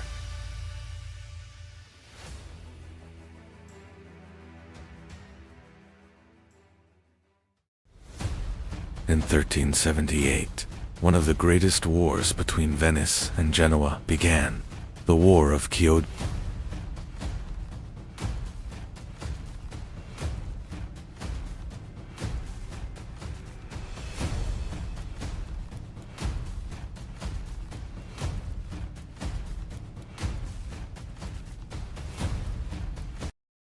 The Genoese fleet advanced far enough to directly threaten Venice itself.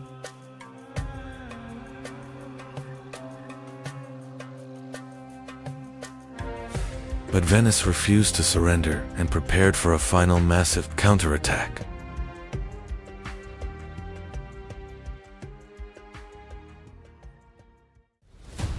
In the end, Venice emerged victorious at Chioggia, and the balance of the Mediterranean shifted once again.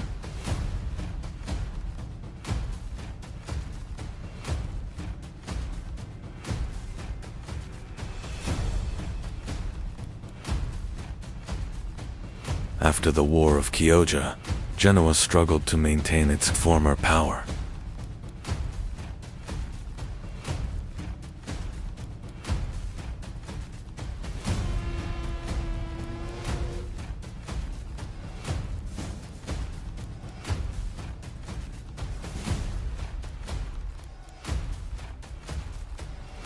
Political rivalries and economic troubles slowly weakened the city from within. Venice, however, survived thanks to its stronger and more organized state structure.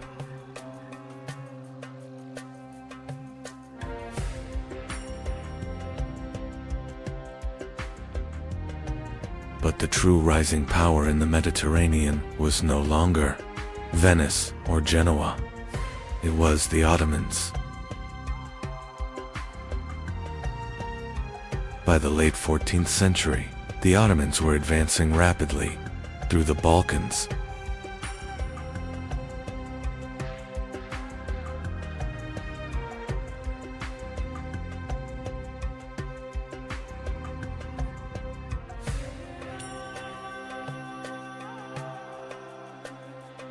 Meanwhile, the Byzantine Empire continued to shrink, leaving Constantinople increasingly isolated.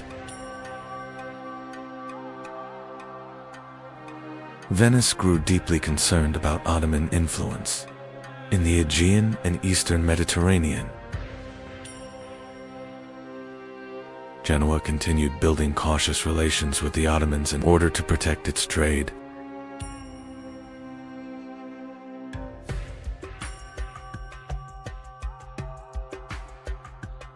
By the 15th century, Constantinople was far from its former glory.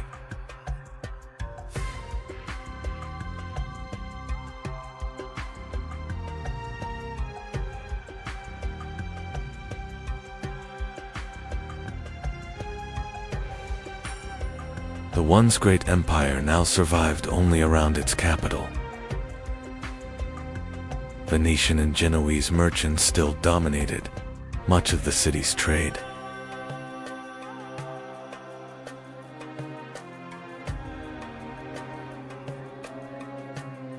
Meanwhile, the Ottoman state was growing stronger with every passing year.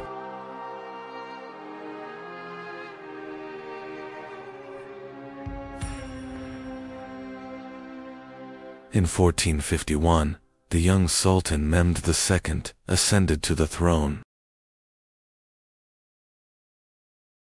The new Sultan immediately began preparations to conquer Constantinople. Massive cannons were forged as the Ottomans moved to control the Bosphorus.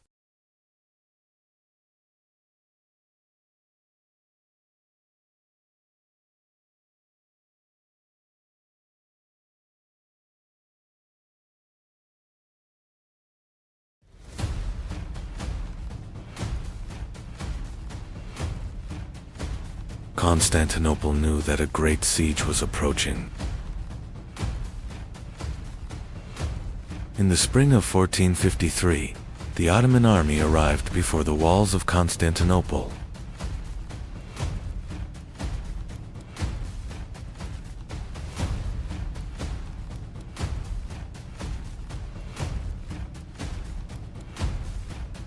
Inside the city, the defenders prepared for their final great resistance.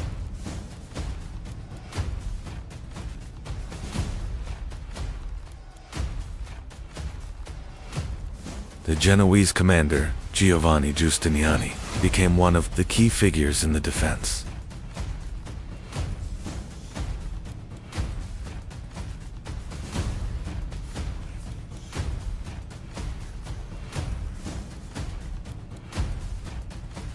Venetian and Genoese fighters also joined the defense of the city. For days, Ottoman cannons relentlessly bombarded the walls of Constantinople.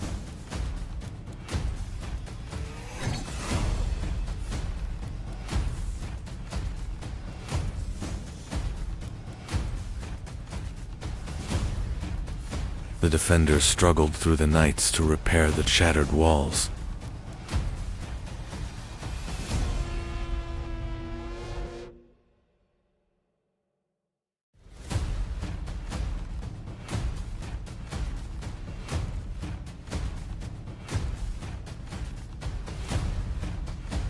But the move that changed the fate of the siege was the transport of Ottoman ships over land.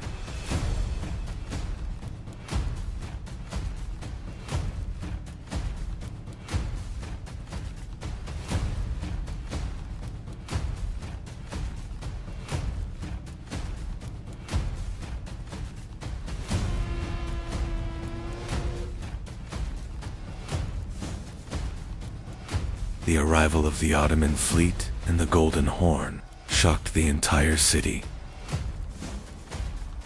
On the morning of May 29, 1453, the Ottoman army launched its final assault.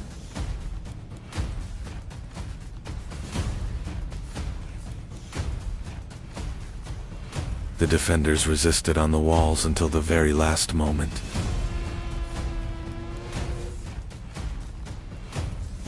The severe wounding of Giovanni Giustiniani shook the balance of the defense.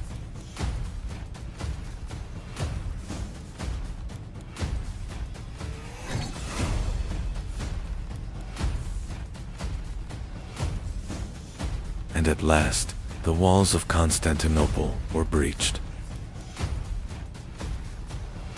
As Constantinople fell, chaos spread throughout the city. The young Sultan Mehmed II had opened the gates to a new era. The Genoese colony of Galata had now fallen under Ottoman rule as well. 1453 marked not only the end of Byzantium, but the end of the old Mediterranean order itself. Constantinople was now the new capital of the Ottoman Empire. For Venice and Genoa, the balance of power in the Mediterranean had completely changed.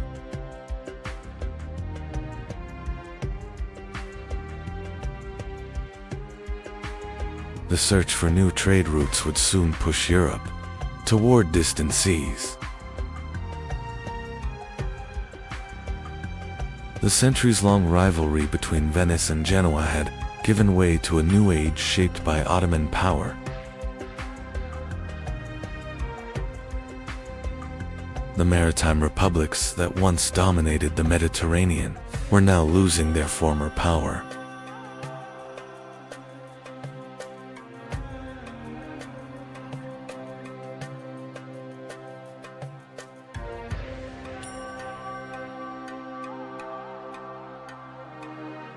Trade routes were changing, and new empires were rising.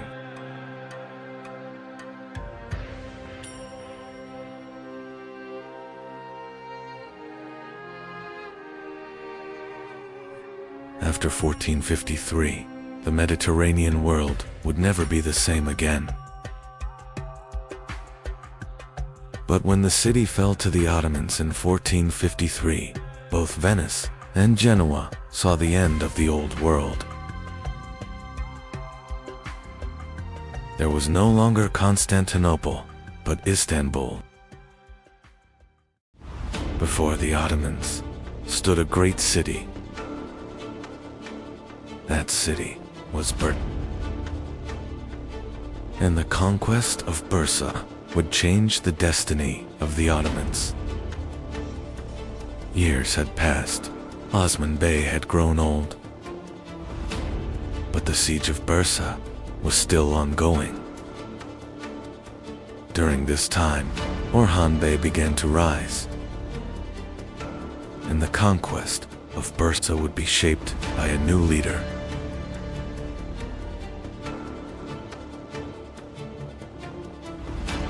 Bursa was one of the most strategic cities in Anatolia. The city was a major center of trade. But Bursa was protected by strong defensive walls. And the conquest of Bursa would change the destiny of the Ottomans. The Ottoman army began preparing siege positions around Bursa.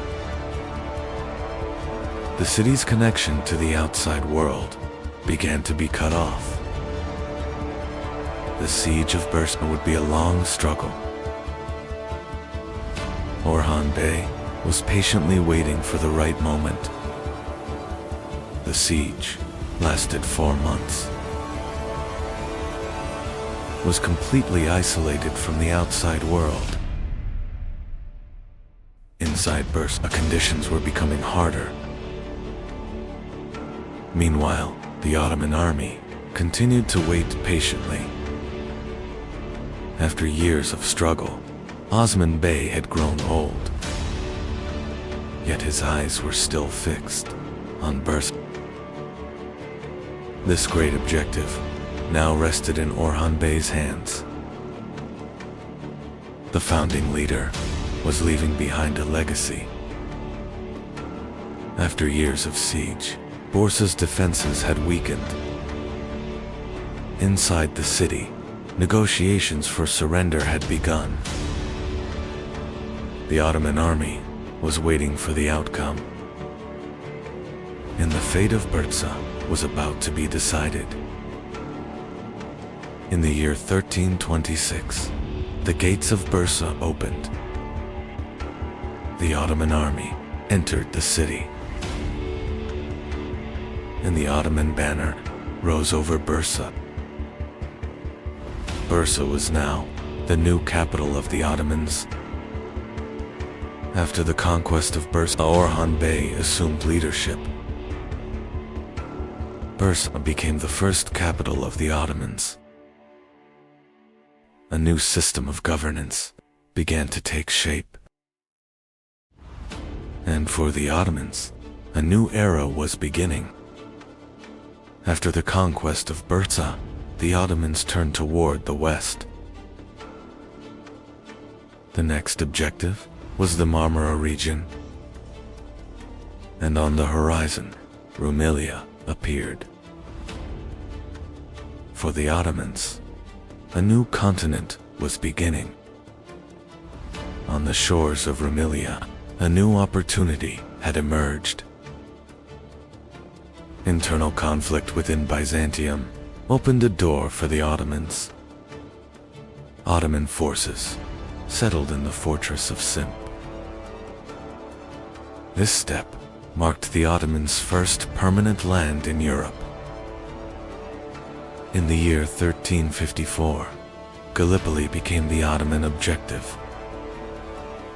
After the earthquake, the city's defenses had weakened. Ottoman forces settled in Gallipoli. And with the capture of Gallipoli, the gates of Europe opened to the Ottomans. After Gallipoli, the Ottomans began advancing into Rumelia. New fortresses were taken one by one. Ottoman borders were expanding across Europe. For the Ottomans, a new era was beginning. Ottoman forces began establishing permanent camps in Rumelia. Strategic routes were brought under control. New settlements began spreading across Rumelia. The Ottomans were now permanent in Rumelia. The next major objective in Rumelia was Ottoman forces were advancing across the plains of Thrace. Strategic crossings were secured one by one. The Ottoman army was preparing for Edirne. Across the plains of Thrace, two armies faced each other. Ottoman cavalry launched a rapid assault. The Byzantine lines began to collapse quickly.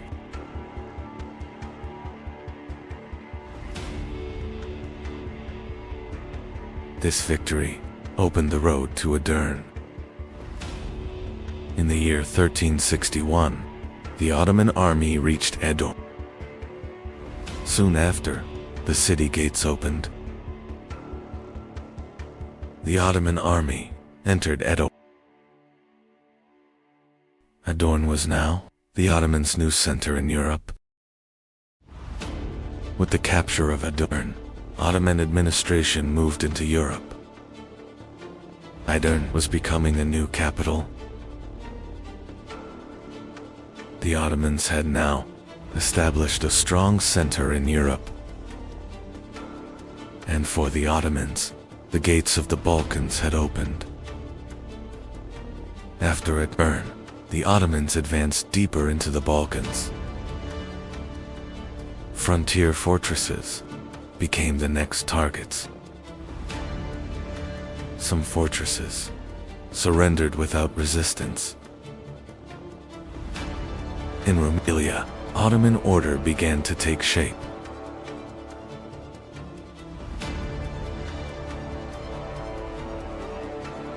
The Ottoman army continued advancing through Rumelian roads. New towns were coming under Ottoman control. Ottoman influence was spreading rapidly across Europe. And the next objective lay deep within the Balkans. Ottoman expansion raised concern among Balkan princes. Along the frontiers, defenses were reinforced. Yet, the Ottoman army continued advancing. A great battle would begin in the Balkans. Balkan principalities began uniting against the Ottomans. The Ottoman army was preparing for a major campaign. The campaign order was issued from and the Ottoman army was marching toward a battle that would change history. The Ottomans were now entering a new era. The new objective was the heart of the Balkans. And the Ottoman army was marching toward Kosovo. Soon, history would change direction. The battle began with the archers' assault. Shield lines collided on the front line.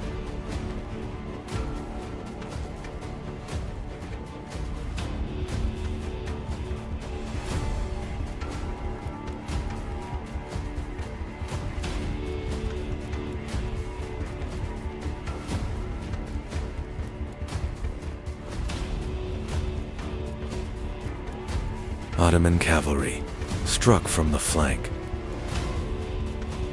The balance of the battle shifted in favor of the Ottomans. The Balkan lines began to withdraw. Ottoman central forces continued advancing. The battlefield came under control. Victory was now within reach. On the field of Kosovo, the battle had ended. The Balkan alliance was forced to retreat. The victory at Kosovo changed the balance of power in the Balkans. And the Ottomans had now become one of the most powerful states in Europe. After Kosovo, Ottoman expansion accelerated, but the real storm was just beginning. To be continued. The Battle of Kosovo was over. But the price of victory had been heavy. A new ruler was now rising to the Ottoman throne. His name would be bathed at the thunderbolt. Victory at Kosovo had been secured. But the state now required a new decision. Bayezid wasted no time. Because a new objective awaited in Anatolia. The Ottoman army moved swiftly. And a new era was beginning in Anatolia. Fortresses across Anatolia were joining the Ottomans one by one. City gates opened one after another. Bayezid advanced without stopping. That is why he would be called the Thunderbolt. The Anatolian beyliks were now feeling Ottoman power. Some submitted without resistance. Others agreed to join the Ottomans. Unity in Anatolia was rapidly being established. Yildirim's plan was grand. But there was still a powerful rival in Anatolia. The Karamanids stood against Ottoman expansion. Bayezid would not accept this resistance, and he moved toward the last great obstacle in Anatolia. Bayezid now marched toward the last great obstacle in Anatolia, the Karamanids. The Karamanids were the strongest force, still resisting Ottoman unity in Anatolia. With a swift campaign, Bayezid brought Karaman lands under Ottoman control.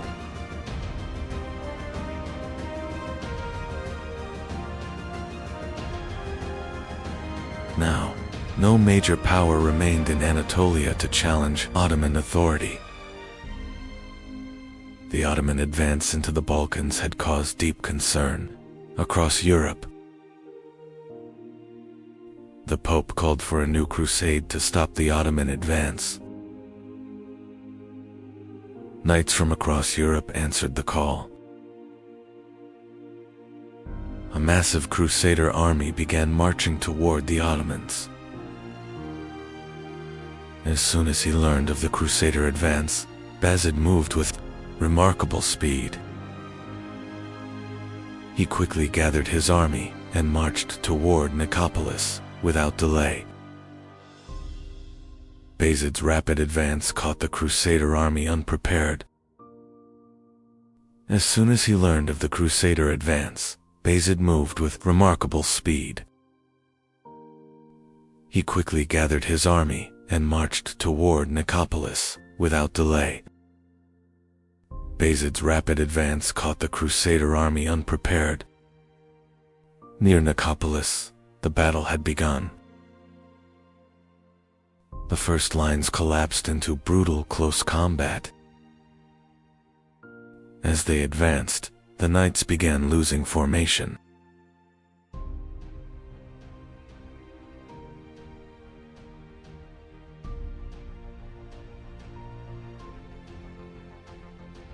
Ottoman forces closed in from every direction.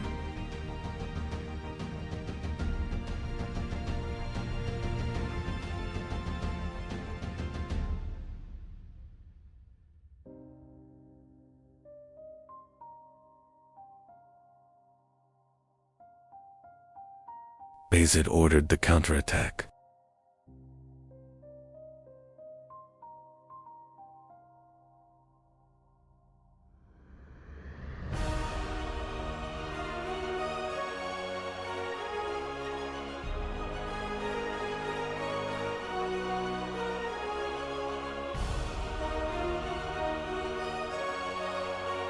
At Nicopolis, victory decisively belonged to the Ottomans. News of the defeat at Nicopolis quickly spread across Europe. In the courts of Europe, Ottoman power was now clearly felt. Bayezid's reputation spread across all of Europe. With the victory at Nicopolis, Ottoman dominance in the Balkans was firmly established.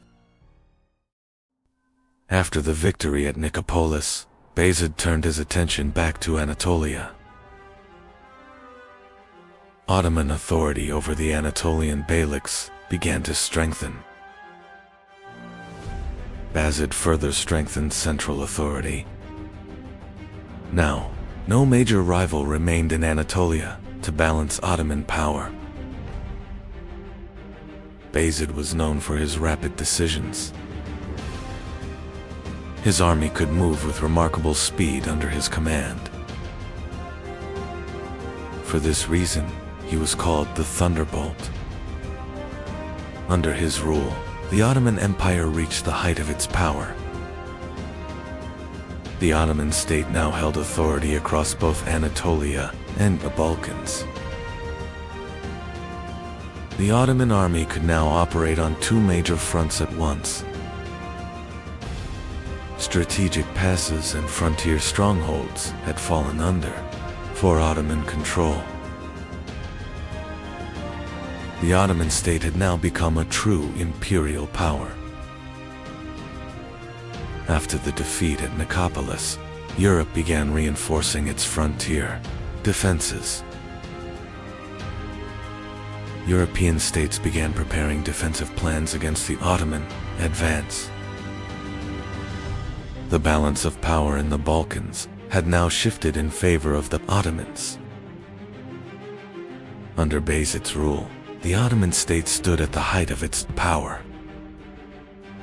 But reports from the eastern frontier demanded attention. In the east, a powerful new army was on the move. At the head of this army stood Timur. And the Ottoman state was now facing a new trial. Timur's army was advancing rapidly from the east. This movement signaled the beginning of a great campaign. The threat was now approaching Anatolia. The coming confrontation would change the fate of the empire. Two great armies were now moving toward the same land. Bayezid accelerated his preparations for the coming confrontation. Timur's army was also advancing rapidly toward Anatolia. The great confrontation had become inevitable. Envoys began traveling between the two rulers. Bayezid was clarifying his decisions for the coming confrontation. Timur continued, preparing for the Anatolian campaign. War had now become inevitable. Timur's army began crossing into Anatolia. This advance created great movement across Anatolia. Timur directed his army deeper into Anatolia. The great confrontation was now very close. Some Anatolian beyliks began making contact with Timur. Some beyliks joined Timur's side. These developments created serious tension within the Ottoman army. Even before the battle began, the balance had started to shift. Bayezid moved his army toward Ankara. Commanders were making final preparations before the battle. The two great armies were about to meet on the plains of Ankara. The historic confrontation was about to begin. In 1402, the Ottoman state and Timur's empire confronted each other on the plains of Ankara. During the battle, several Anatolian beyliks joined Timur's side. This development seriously weakened the Ottoman battle formation. The Battle of Ankara ended in a major defeat for the Ottoman state.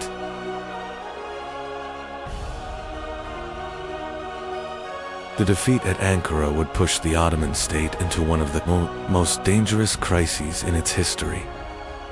To be continued. Ottoman Empire, Part 4. In the mountains of Europe, a small castle was rising in silence. No one knew.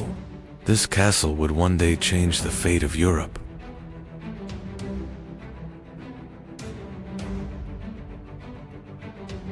The name of this family would become Habsburg.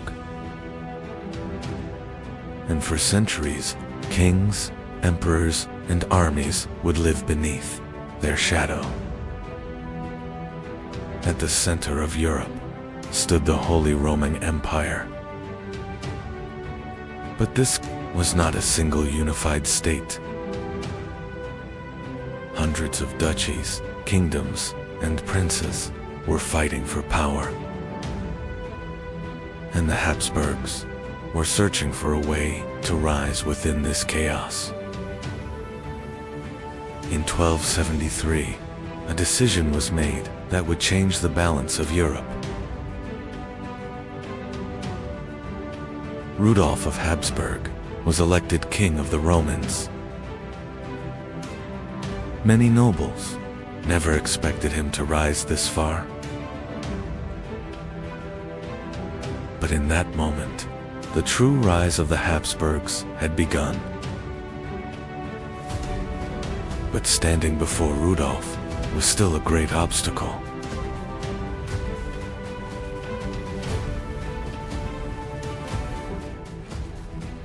King Ottokar II of Bohemia was one of the most powerful rulers in Central Europe.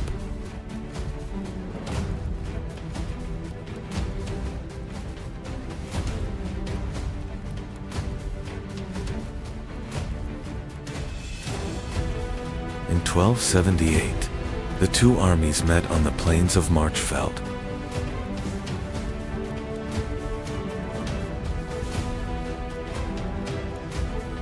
When the battle ended, Ottokar was dead, and the Habsburgs had gained Austria. With Ottokar's death, the balance of power in Central Europe began to change. Austria had now become the center of the Habsburg dynasty. The dynasty understood not only war, but also how to grow patiently. And soon, marriages would become more powerful than swords. The Habsburgs had chosen a different path. They wanted to grow without constant war.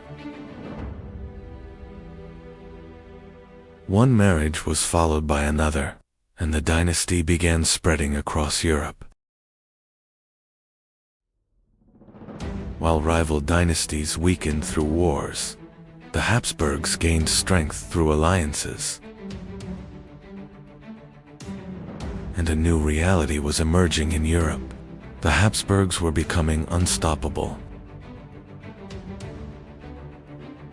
In the 15th century, a leader appeared who would change the fate of the Habsburgs. Maximilian's marriage to Mary of Burgundy changed the balance of power in Europe.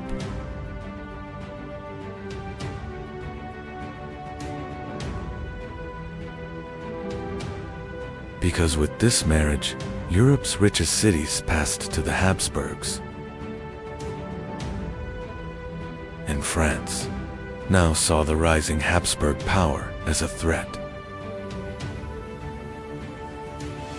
One of the greatest moves of the Habsburgs would be their marriage alliance with Spain. Because Joanna's family were the most powerful rulers of Spain. After this marriage, Habsburg power began extending beyond Europe. And soon, one of the most powerful rulers Europe had ever seen would emerge. His name was Charles V. Charles V inherited one of the greatest empires Europe had ever seen.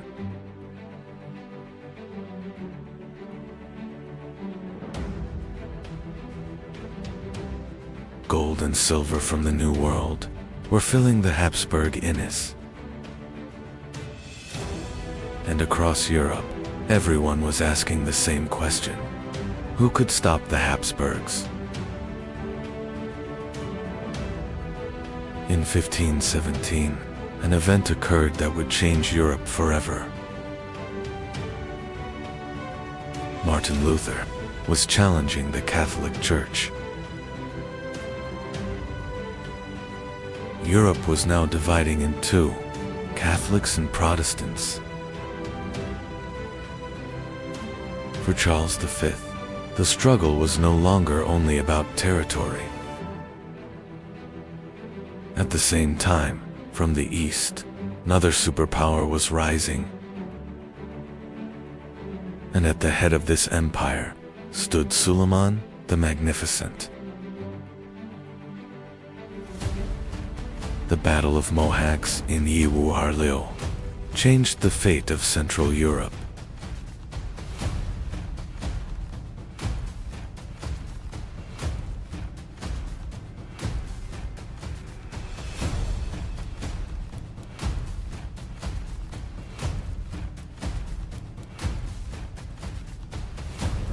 Now, the Ottomans had reached the borders of the Habsburgs. In 1529, the Ottoman army reached Vienna. Europe was terrified because Vienna could fall.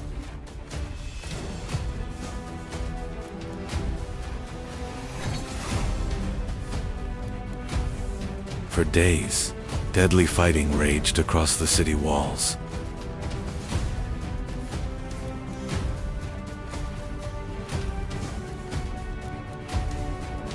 And in the end, the Ottoman army withdrew. But even after Vienna, the war did not end.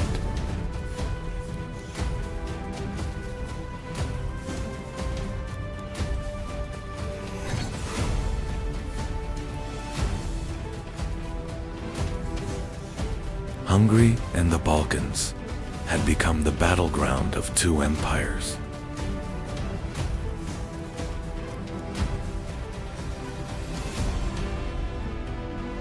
For years, both sides tried to wear each other down.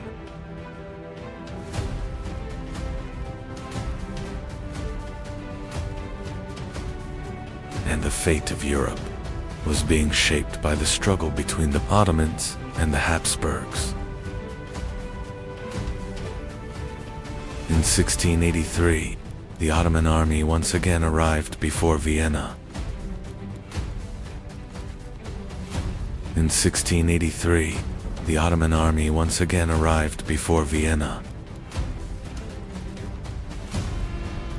At the final moment, the arriving European armies changed the fate of the siege. With this defeat, the Ottoman advance into Europe began to slow. After Vienna, the balance of power began to change. The Habsburgs were no longer only defending, they were becoming one of Europe's greatest dynasties. Kings and ambassadors were now recognizing the power of the Habsburg court. But before the dynasty, even greater storms still awaited. In the 17th century, Europe was dragged into a new catastrophe. Catholics and Protestants had declared war on one another. Cities were collapsing, and millions were losing their lives.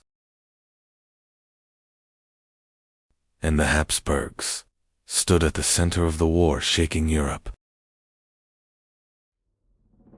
Across Europe's royal courts, the Habsburg name now meant power and fear.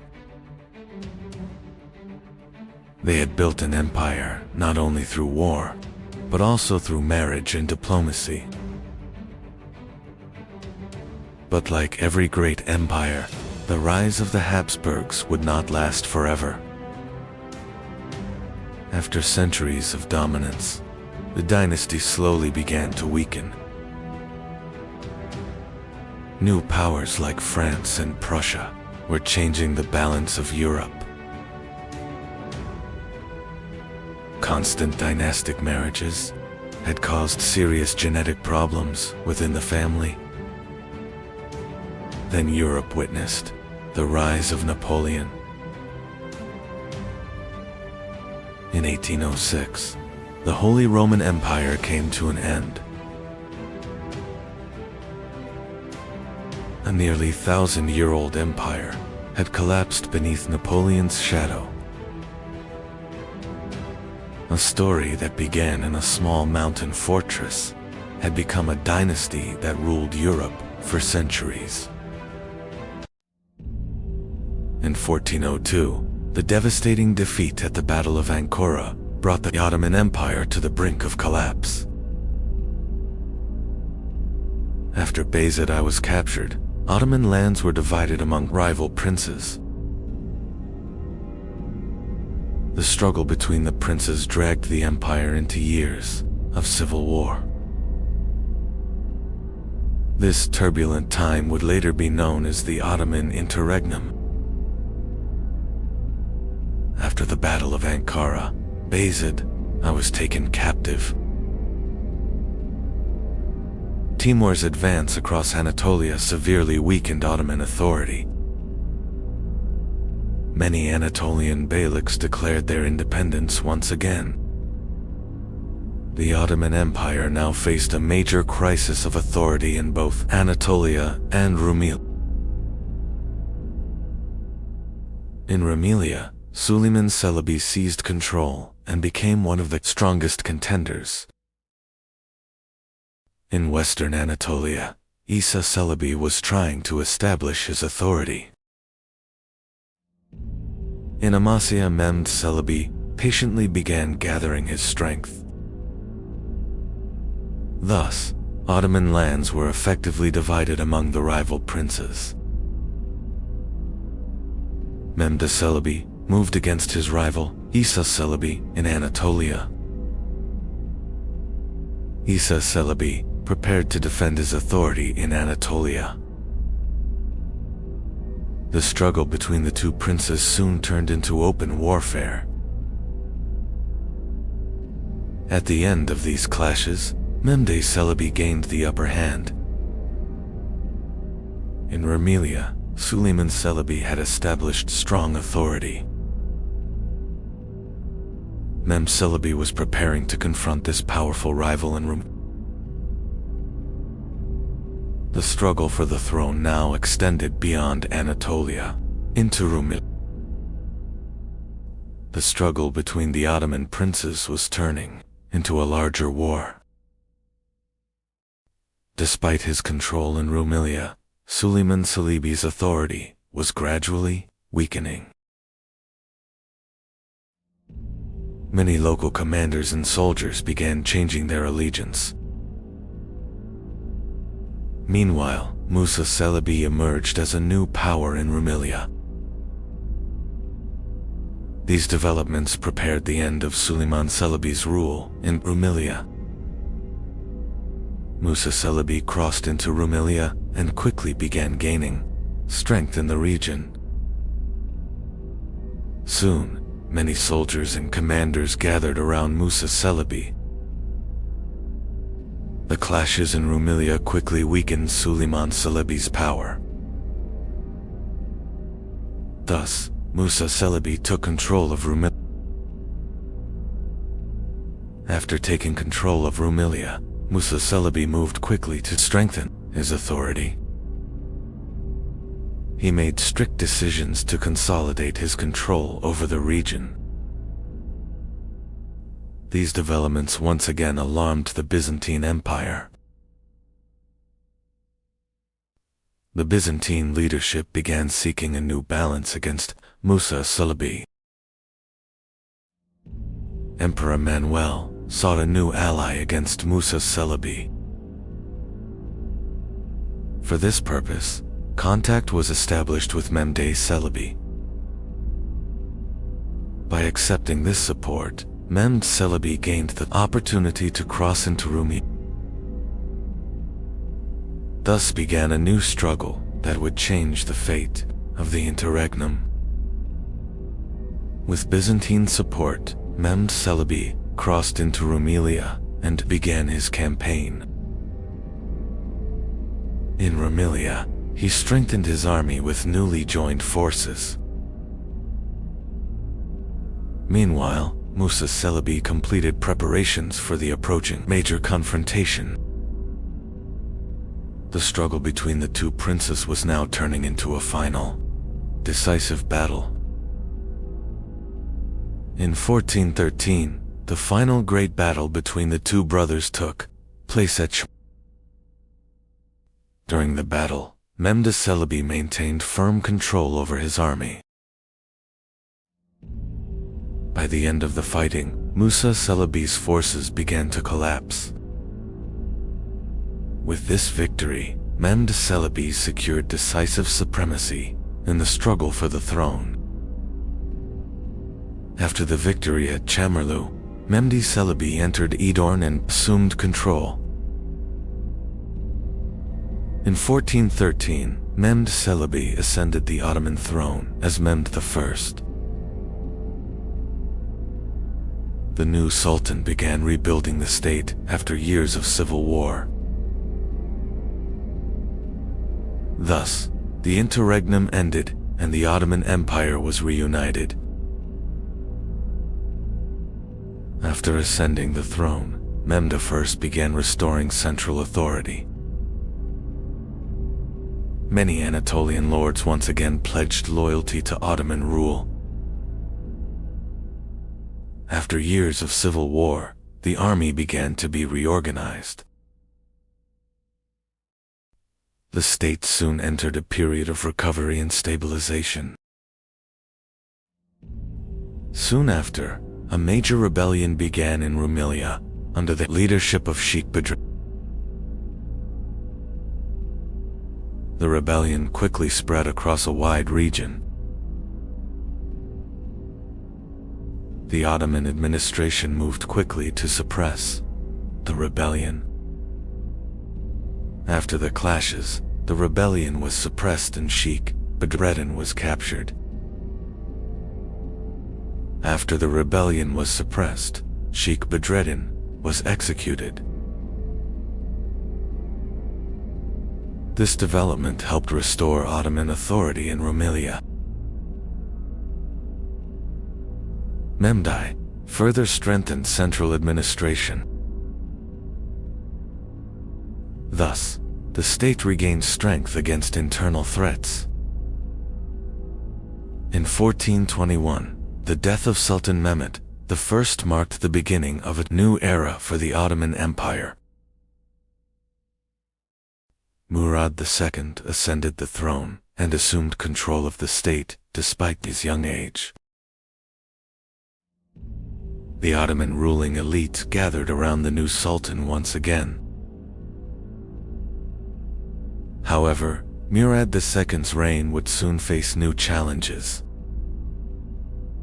Shortly after Murad II ascended the throne, the rebellion of Fals Mustafa began. The Byzantine leadership supported this rebellion to weaken the Ottoman state. Fals Mustafa quickly managed to gather significant support in Rumelia. The young Sultan Murad II moved quickly to confront this threat. Murad II quickly mobilized his army against Fals Mustafa.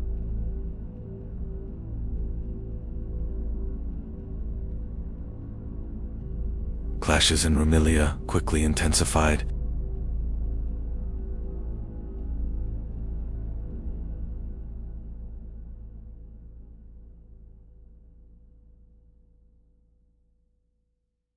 After the fighting, Fals Mustafa's forces collapsed. With the rebellion suppressed, Fals Mustafa was captured and neutralized. After the rebellion in Rumelia was suppressed, another uprising began in Anatolia, led by Prince Mustafa. Prince Mustafa quickly gathered significant support around him. Murad II turned toward Anatolia to confront this new threat.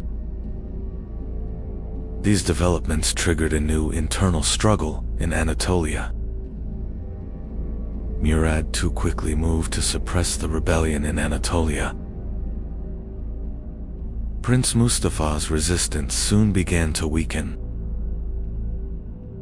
Following these events, Prince Mustafa was captured. With this development, Murad II strengthened his authority in Anatolia. With the suppression of internal rebellions, Murad II re-established strong authority across Anatolia and Rumelia. With the suppression of internal rebellions, Murad II re-established strong authority across Anatolia and Rumelia. As the Ottoman Empire regained its strength, greater wars were about to reshape the course of history, to be continued. During the reign of Murad II, the Ottoman Empire began regaining strength in the Balkans. The Ottoman resurgence caused serious concern across Europe. European powers began forming a new alliance to stop Ottoman expansion. Soon, a large Crusader army began marching toward Ottoman lands. In 1443, the Crusader army began advancing toward Ottoman territories through the Balkans. Ottoman forces began preparing defensive positions along the frontier against the advancing Crusaders. Heavy clashes took place between the two armies in the mountain passes of the Balkans.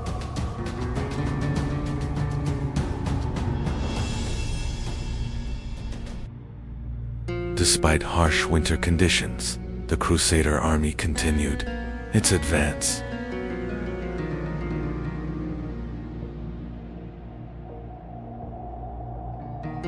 Facing the Crusader advance, Ottoman forces were forced to withdraw from several positions. During this time, Murad II reorganized his army and began preparing for a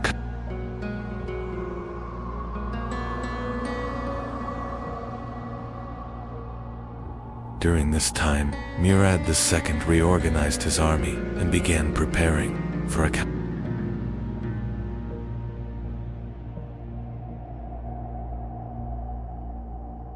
This situation gave the Ottoman army an opportunity to regroup. After prolonged fighting, both sides agreed to begin peace negotiations. After prolonged fighting, both sides agreed to begin peace negotiations. As a result of these negotiations, a temporary peace emerged in the Balkans.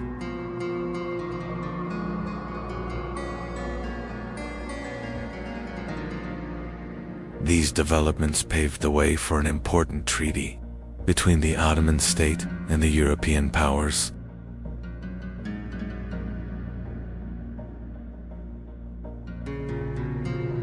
After the Treaty of Edirne-Segedin, the ruler made an unexpected decision and withdrew from power. At a very young age, the new ruler assumed control of the state. European powers saw this leadership change as a major opportunity. Soon, preparations began for a new Crusader campaign against the Ottoman state.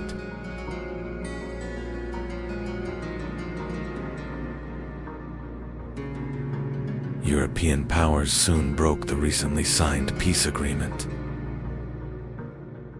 A new Crusader army began mobilizing once again toward Ottoman lands. This development caused serious concern within the Ottoman leadership.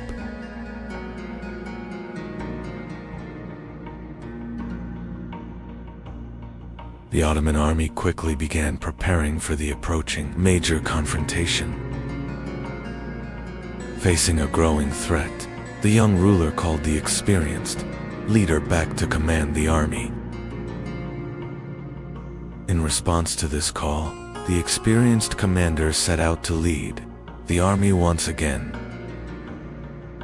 After taking command of the army, preparations quickly intensified. The Ottoman army moved swiftly toward the coming great battle. The Crusader army advanced toward the Black Sea coast and reached the battlefield.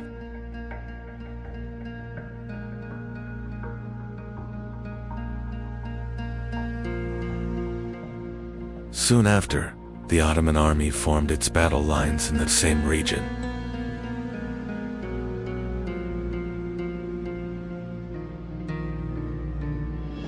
The two great armies faced each other on the plains of Varna.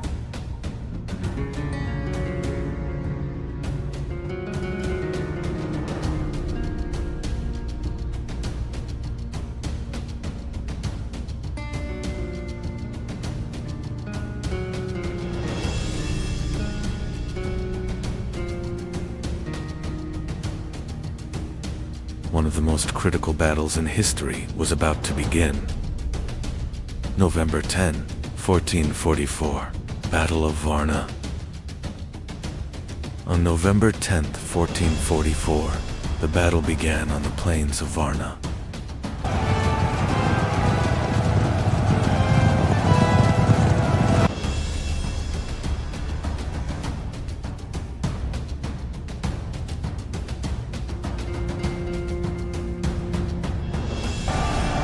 Fierce clashes erupted between the two armies. As the battle progressed, cavalry units began to play a decisive role.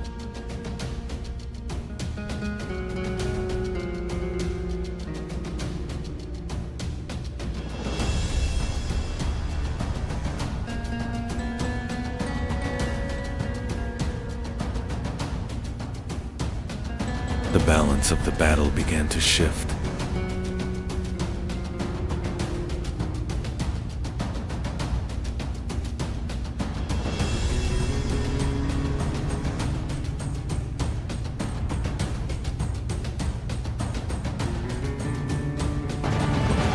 Critical moment in the battle, the Crusaders' central forces launched a direct assault on the Ottoman command line. This attack carried a major risk that could change the fate of the battle. Events at the center quickly disrupted the command structure of the Crusader army.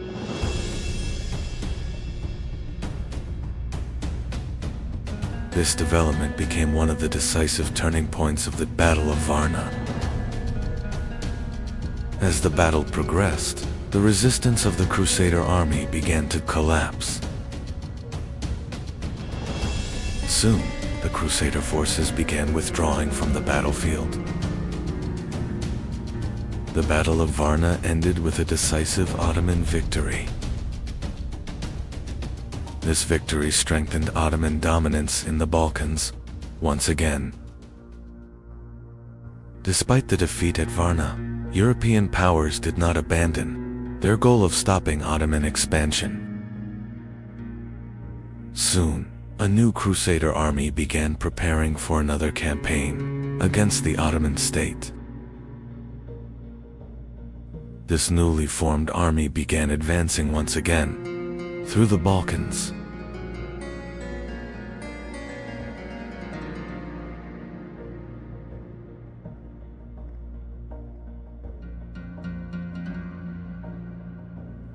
In 1448, the two armies were once again approaching confrontation on the plains of Kosovo. In 1448, the Ottoman and Crusader armies once again faced each other on the plains of Kosovo. Both armies formed their lines across a wide battlefield before the clash.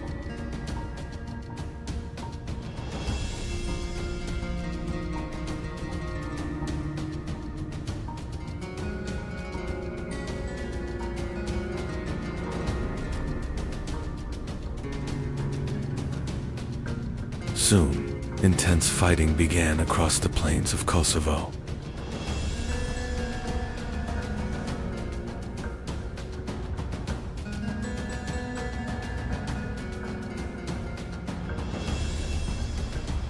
As the war progressed, the quality of military training began to play a significant role in combat.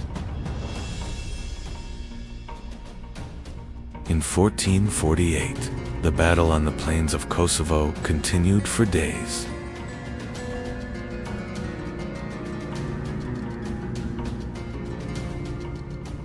As the battle progressed, the resistance of the Crusader army began to collapse.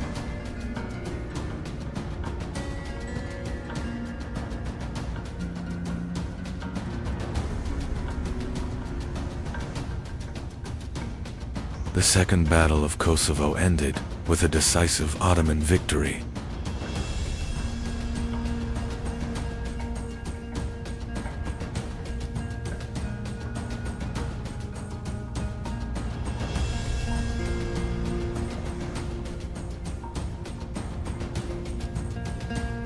With this victory, Ottoman dominance in the Balkans was secured, and attention now turned toward Constantinople. To be continued. In 1451, Mehmed II ascended the throne at a young age. But his ambitions were far greater than those of an ordinary ruler. There was a city that had stood for centuries, and that city was Constantinople. Constantinople stood between Europe and Asia.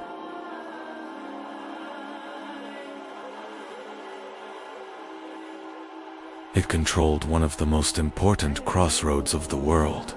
Its massive walls had protected the city for centuries.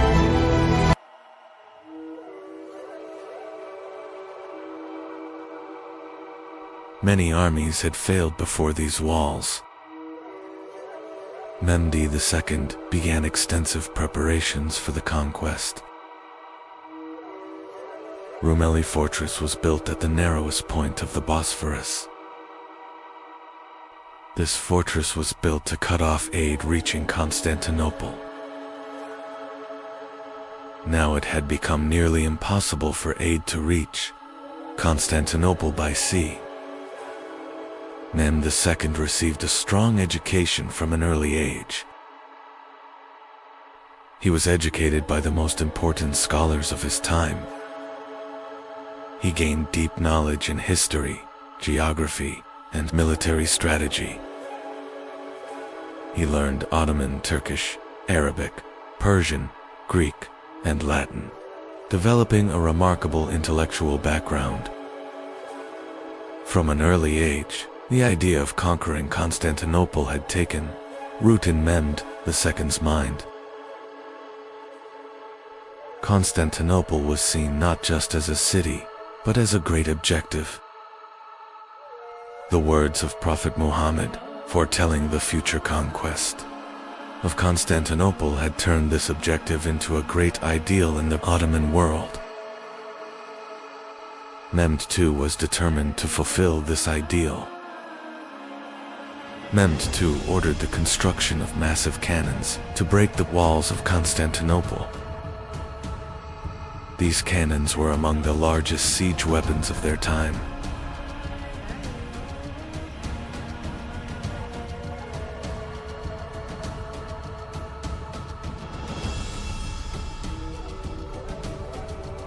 The massive cannons were transported with great difficulty to the walls of Constantinople.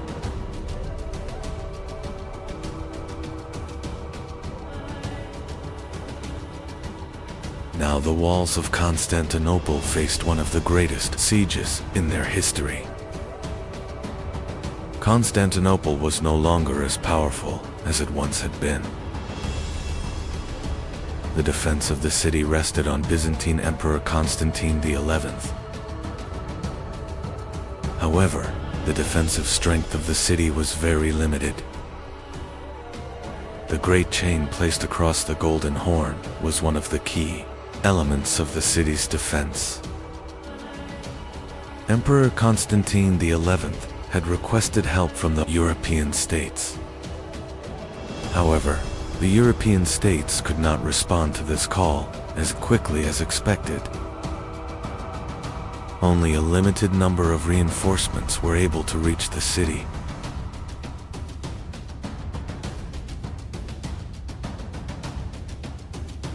The Genoese commander, Giovanni Giustiniani, took an important role in the defense of the city. The Ottoman fleet advanced toward Constantinople to take part in the siege. However, the great chain across the Golden Horn prevented the Ottoman fleet from entering.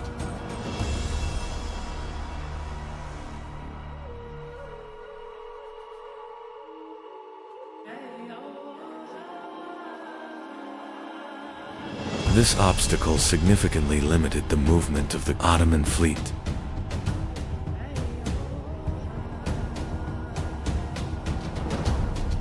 Mehmed II began preparing a new plan to overcome this obstacle.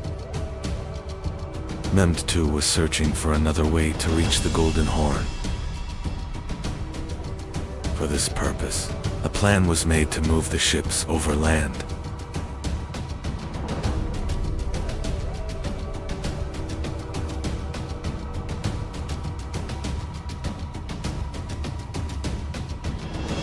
The Ottoman ships began to be transported over land with great preparation.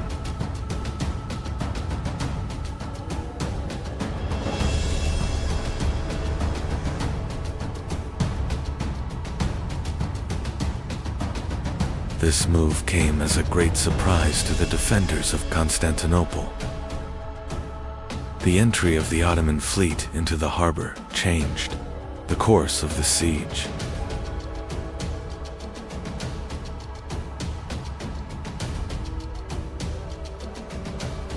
The city's defenses now faced a new threat.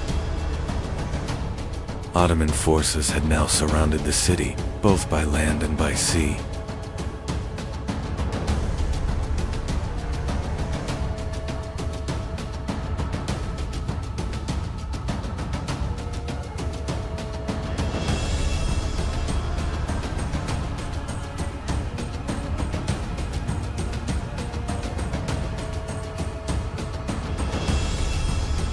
The balance of the siege was gradually shifting in favor of the Ottoman Empire.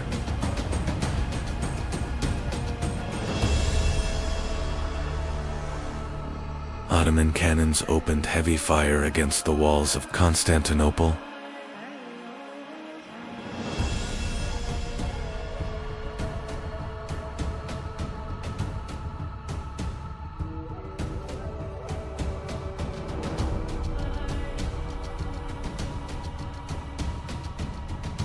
The massive cannons continued, firing without interruption for days.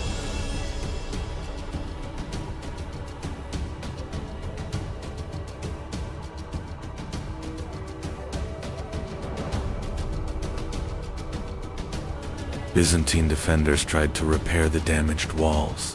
Throughout the night,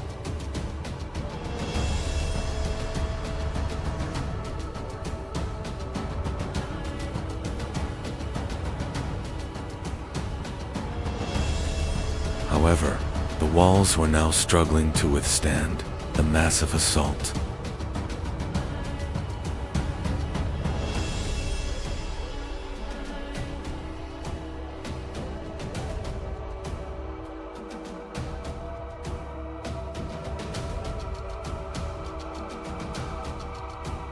Before the final assault, intense preparations were underway in the Ottoman army. The soldiers prayed before the approaching great assault. Mehmed II personally inspected his army before the assault. A silent but historic night unfolded before the walls of Constantinople. On the morning of May 29, 1453, the Ottoman army launched the final assault. Ottoman soldiers advanced with determination to reach the walls.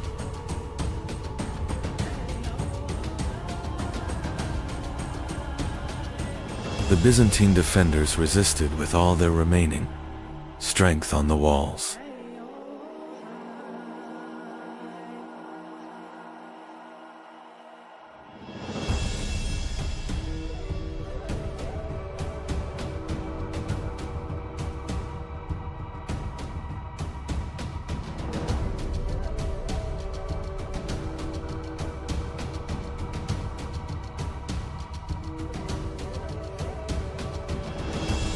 The breaches in the walls showed that the defense of Constantinople was beginning to collapse.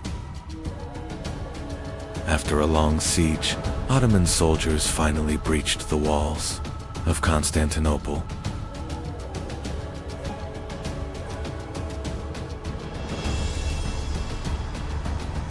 The defense of the city had completely collapsed.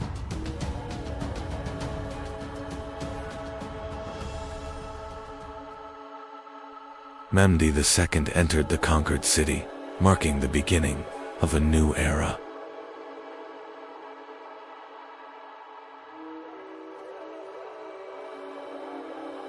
Constantinople would now become the capital of the Ottoman Empire. The conquest of Constantinople in 1453 marked not only the fall of a city, but the end of an era and the beginning of a new age. To be continued. Europe had lived for centuries under the shadow of wars, plagues, and fear. Cities were dark, the streets were silent, and death was everywhere. The church controlled the intellectual world of Europe, and people feared questioning it. But from this darkness, a new age would rise and change history forever. The Renaissance was born in Italy. Florence, Venice, and Genoa had become the centers of Mediterranean trade. Wealth arriving from the east was beginning to transform the Italian cities. And this wealth would begin the rebirth of Europe. In Florence, one family stood above the others. The Medici family had built immense wealth through banking. Artists, scientists, and thinkers were now supported by powerful families. And Florence was becoming the cultural heart of Europe. In 1453, Constantinople fell. Many Byzantine scholars began fleeing to Italy. They carried not only their belongings, but also the knowledge of the ancient world. And this knowledge would spark a great intellectual transformation in Europe. The people of the Renaissance were looking back to the past, especially to the worlds of ancient Rome and Greece. Ancient sculptures, architecture, and philosophy were being rediscovered. Europe was bringing the legacy of the ancient world back to life. And then, one of the greatest geniuses in history emerged. Leonardo da Vinci was not only a painter, he was also an inventor, engineer, and scientist.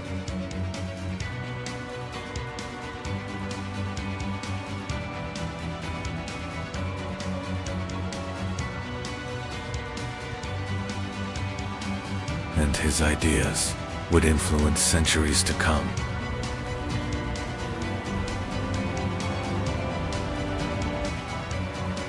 Renaissance scholars were trying to understand the human body. Muscles, bones, and organs were being studied in unprecedented detail. Knowledge was no longer coming only from ancient books, but from direct observation. And these studies would lay the foundation of modern science. The workshops of Italy were becoming the new centers of knowledge in Europe. Painters and artists had begun to recreate reality itself.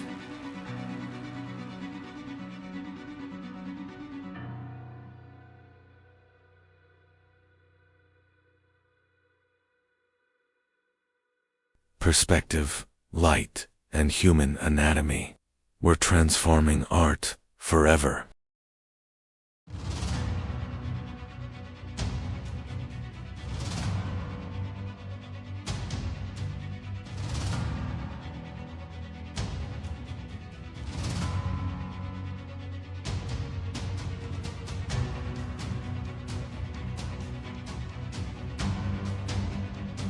And art was becoming one of the greatest symbols of the Renaissance.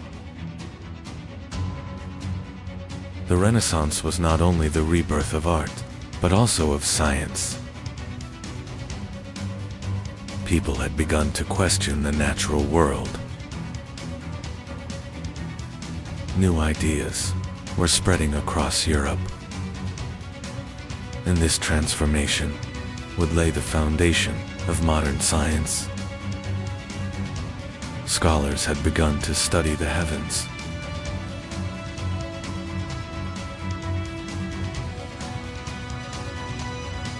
Stars and planets were being observed more closely than ever before. Some scholars began to believe the old ideas might be wrong, and the heavens were becoming humanity's new frontier of discovery. The Polish astronomer Nicolaus Copernicus introduced a revolutionary idea. Earth was not the center of the universe. Later, Galileo began observing the heavens through a telescope, and humanity's view of the universe began to change forever. But these new ideas had begun to threaten the Church. Scientists were now questioning the old order, and this questioning would spark a great conflict across Europe. But the spread of knowledge could no longer be stopped. And then an invention appeared that would change everything. The printing press changed the speed of knowledge forever. Books could now be reproduced in massive numbers.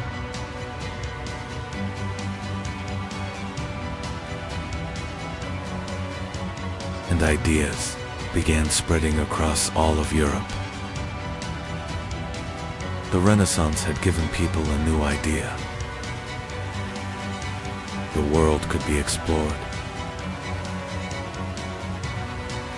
Europe was now sailing into the oceans, and the age of exploration was about to begin. In 1492, Christopher Columbus sailed westward. His goal was to reach India. But without realizing it, he had reached a new continent. And this discovery would change the fate of the world forever. European sailors were now reaching every corner of the world.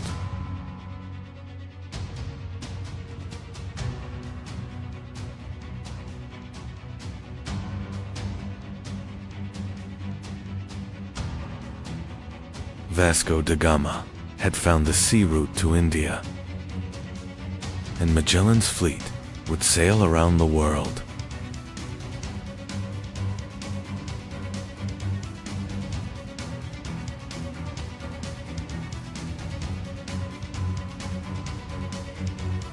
Europe was no longer just a continent, it was becoming a global power. The Renaissance was transforming not only ideas, but entire cities.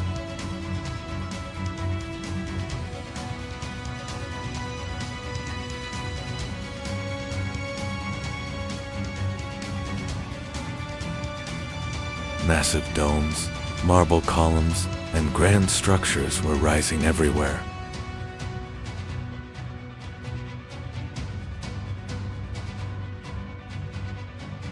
Art and architecture had become the new symbols of power.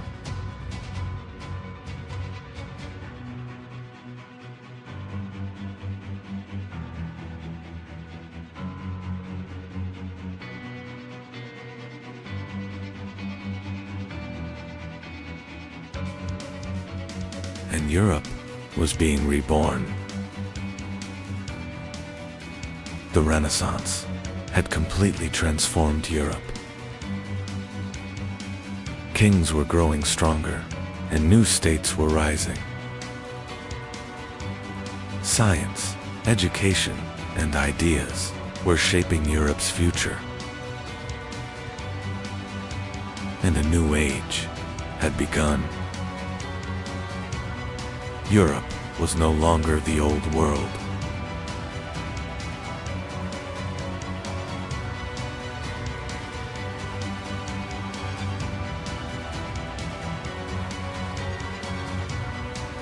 Science, art, and exploration were leading humanity into a new age.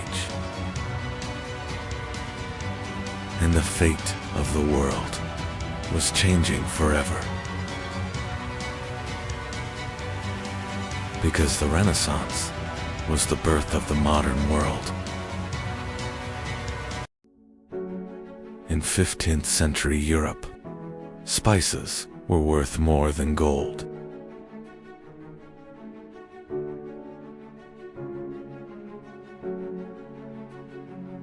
The Ottoman control over trade routes forced Europe to search for new paths.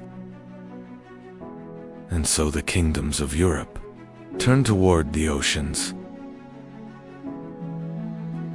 The greatest age of exploration in human history was beginning.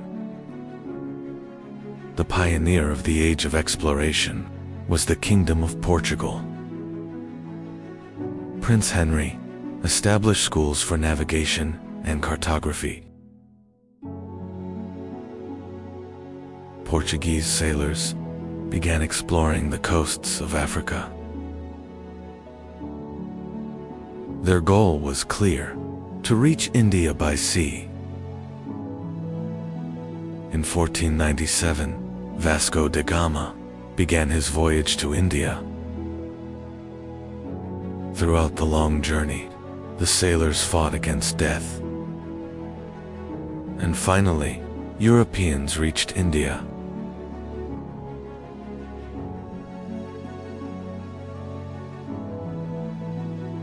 The spice trade was changing, and world trade was entering a new era. Christopher Columbus's voyage continued for weeks in uncertainty.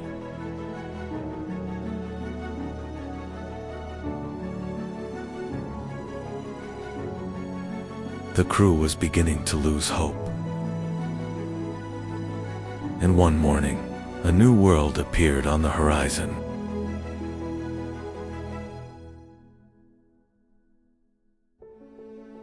Columbus believed he had reached Asia, but he had actually discovered America. The newly discovered lands sparked great rivalry among European kingdoms. In 1494, the Treaty of Tordesillas was signed. The world was being divided between two great powers.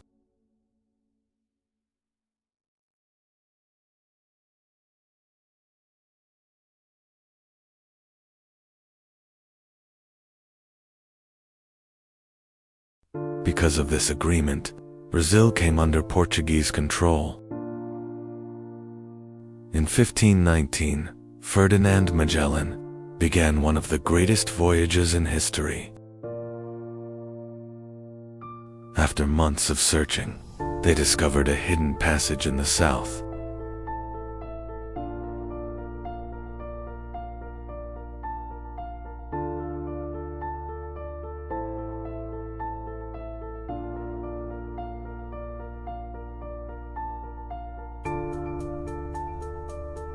The Pacific Ocean was far greater than they had imagined.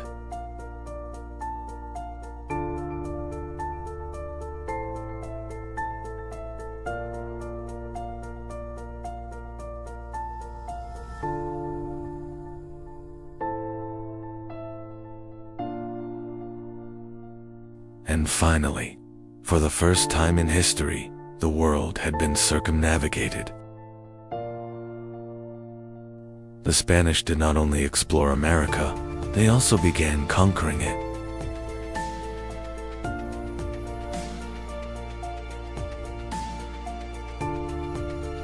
The Aztec Empire was one of the most powerful states in the Americas. But war, disease, and technological differences were weakening the Aztecs.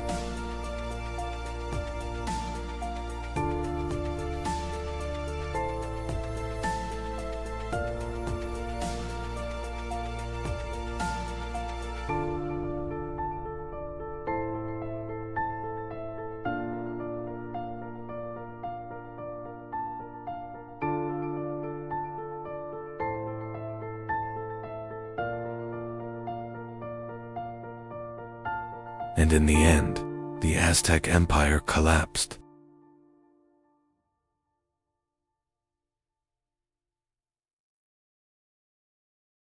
In South America, the Inca Empire became the next target.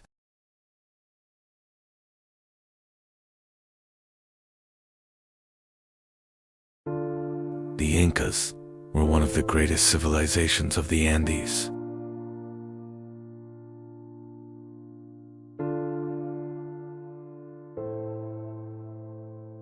The Inca Emperor Atahualpa was trapped by the Spanish.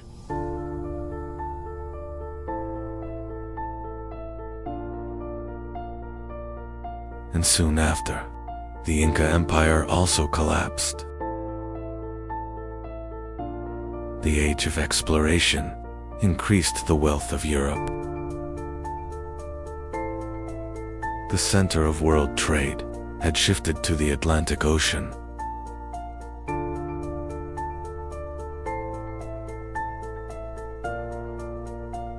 But this era also brought suffering to millions.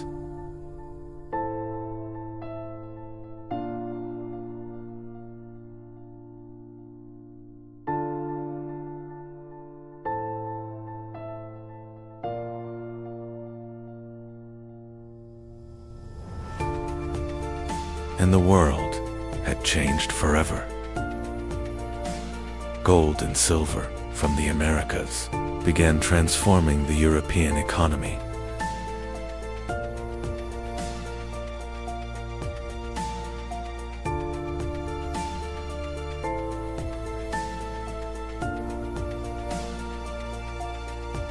European cities were rapidly growing, and trade was entering a new era.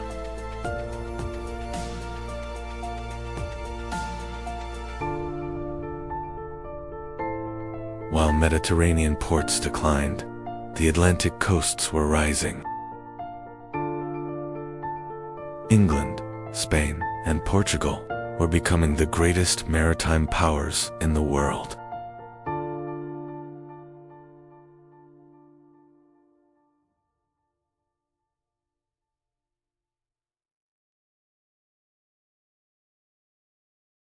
The Age of Exploration also had a dark side.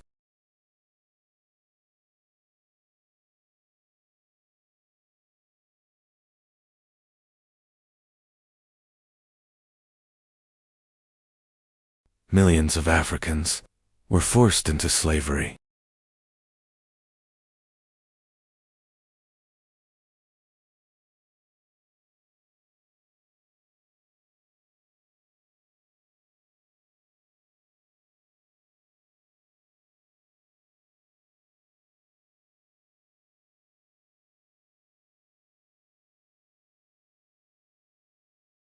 The wealth of the New World was built on human labor and suffering.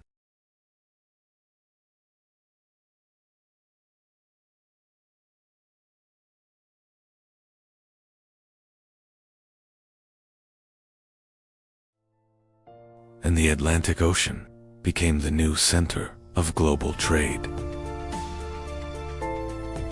Over time, new maritime powers also emerged.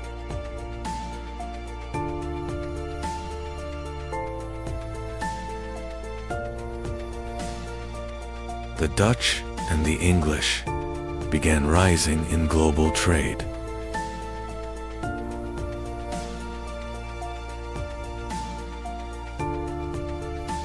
The riches of the East were falling under the control of European companies. And world trade was becoming truly global for the first time. The Age of Exploration marked the rise of European empires. The nations that ruled the seas now ruled the world. The old world order was ending, and the modern age was beginning. And humanity had entered a path with no return. The ships that crossed the oceans did not only discover new lands, they changed the course of human history. New continents, new empires, and a new world was born.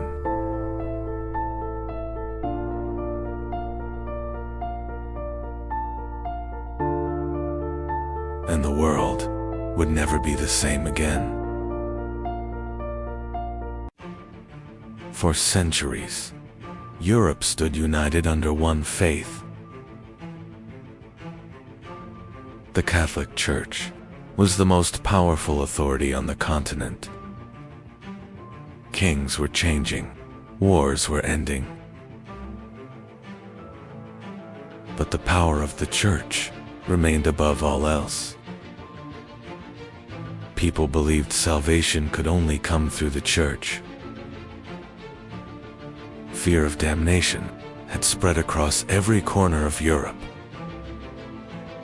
The Church controlled not only religion, but laws, education, and human life itself. Europe was ruled under a single spiritual authority. Over time, corruption within the Church began to grow. Some priests were selling forgiveness for money.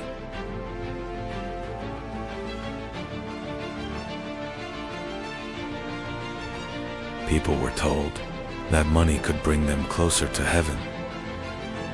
Fear had merged with faith.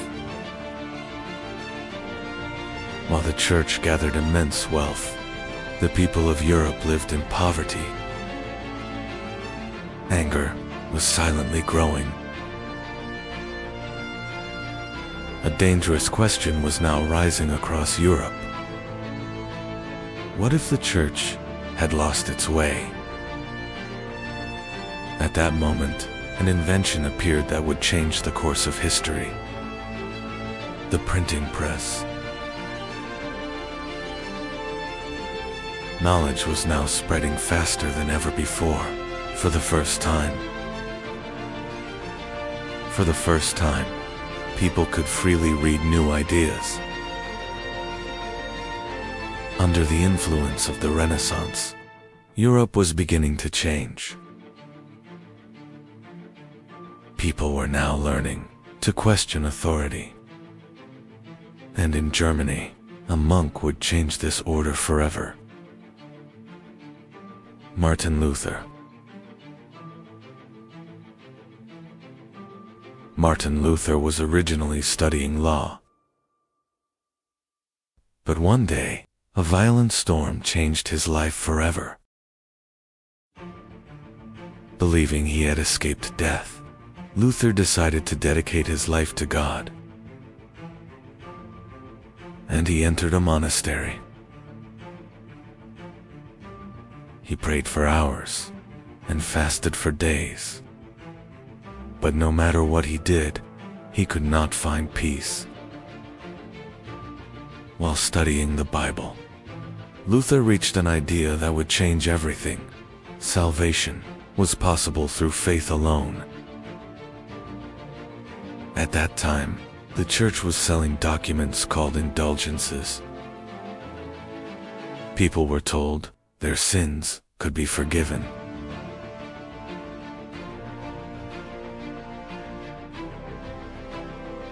Some preachers claimed that paying money could bring people closer to heaven. Fear was controlling the faith of the people. Pope Leo X was gathering enormous wealth for St. Peter's Basilica in Rome.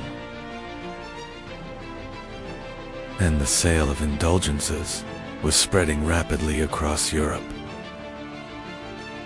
Martin Luther grew furious as he witnessed these events, because to him, faith was not something to be sold.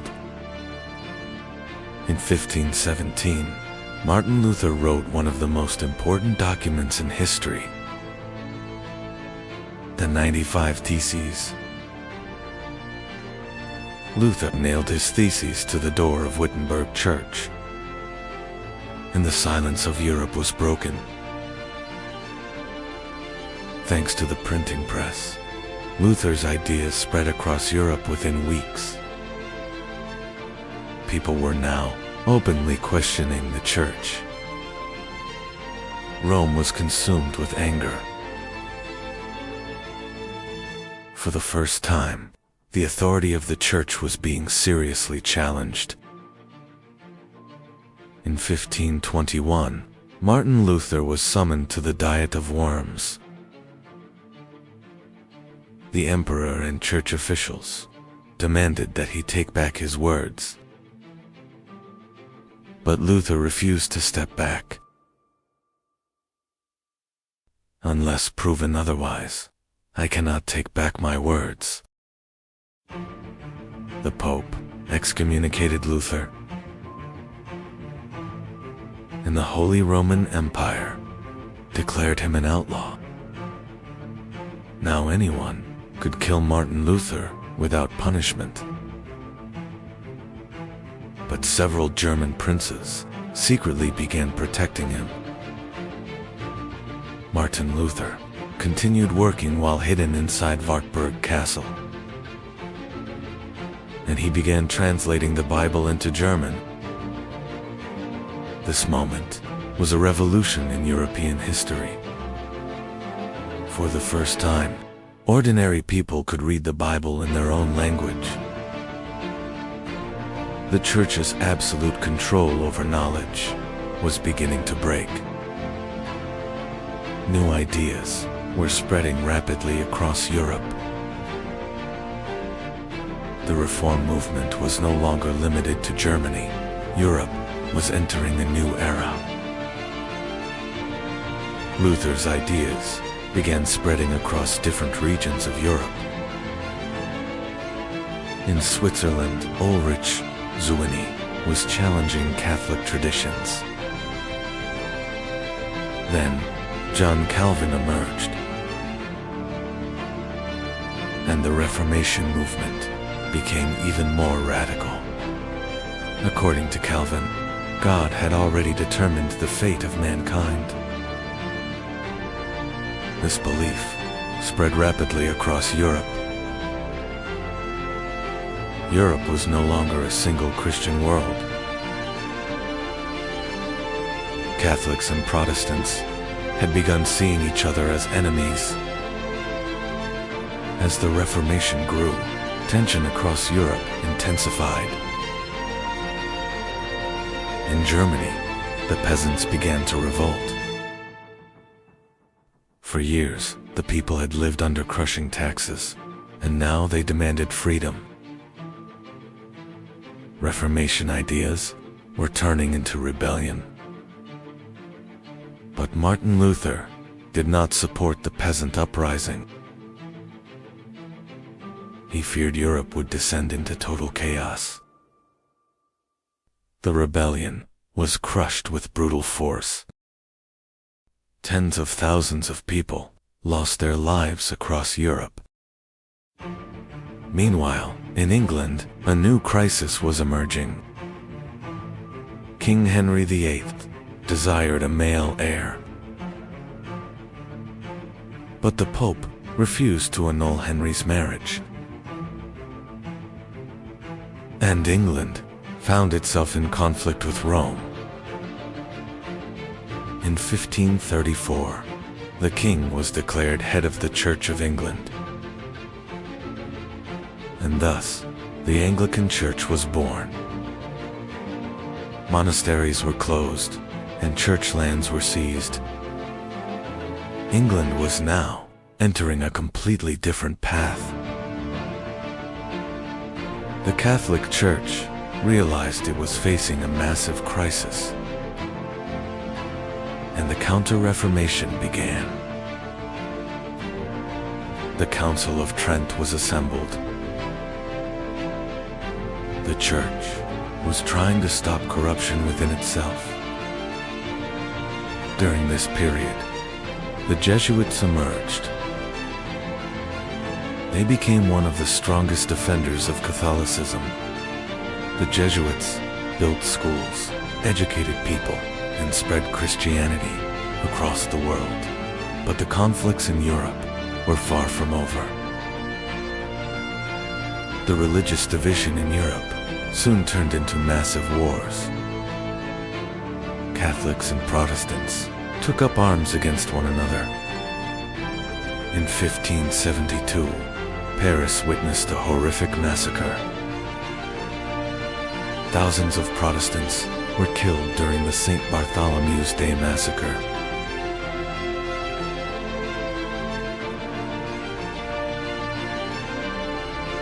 The streets of Europe were filled with blood and fear.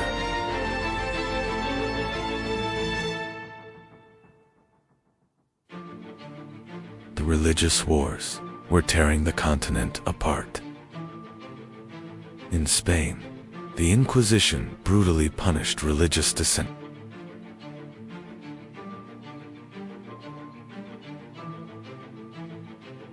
The Catholic world was struggling to preserve its authority. In 1618, Europe was dragged into a new catastrophe. The 30 Years' War had begun. The war was destroying not only armies, but entire populations. Cities burned, and famine spread across Europe. Catholics and Protestants fought each other for decades. Europe had descended into bloody destruction. In 1648, the Peace of Westphalia was signed, and Europe entered a new era. The 30 Years' War had devastated Europe. Millions of people died from war, famine, and disease. The Peace of Westphalia changed the balance of power in Europe. States would now be allowed to choose their own religion.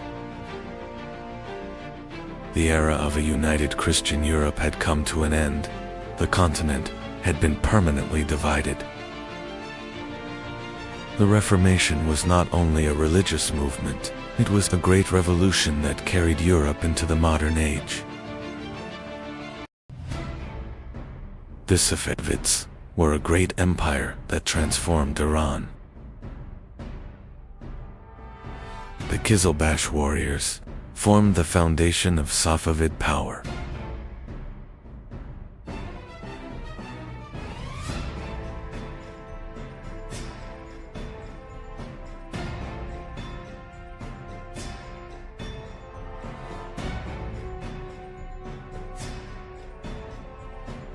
The Safavids did not only fight wars, they also expanded Persian culture and art. And eventually, they entered one of history's greatest rivalries against the Ottomans.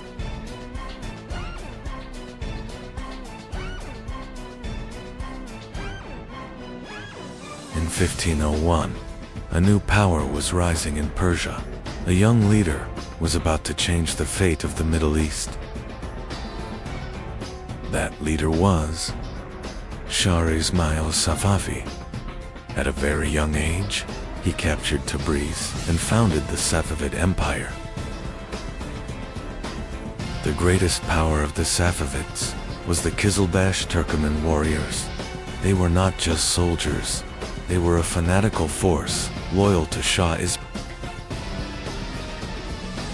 The rise of the Safavids would become a major threat to the Ottomans, and soon the two empires would enter a deadly struggle. The origins of the Safavids did not come from an empire, but from a religious order. Everything began in Ardabil. The founder of the order was Sheikh Safi al-Din Ardabili. At first, the Safaviya was only a mystical Sufi movement. But over time, the order began to grow. Turkoman tribes were gathering under the Safavid banner.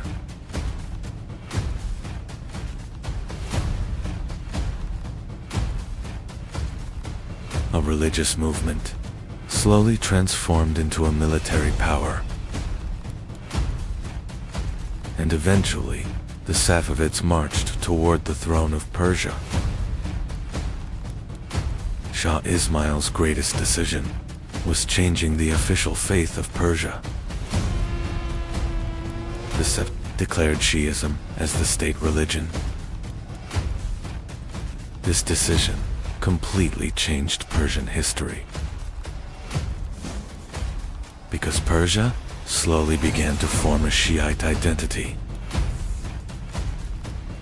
But this situation would create a major conflict with the Ottoman Empire.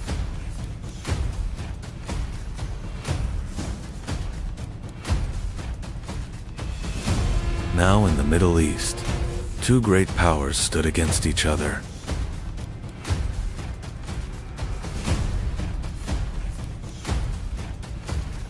And this rivalry would soon turn into devastating wars.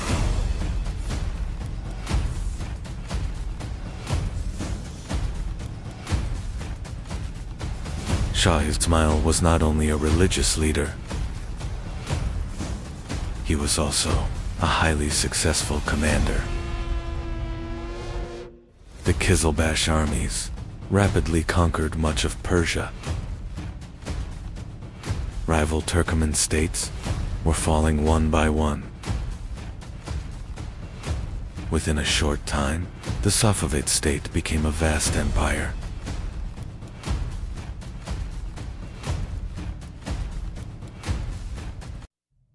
Beyond Persia, they expanded into Iraq and the Caucasus. The rapid rise of the Safavids created great concern in the Ottoman palace, because in the east, a dangerous new rival had emerged.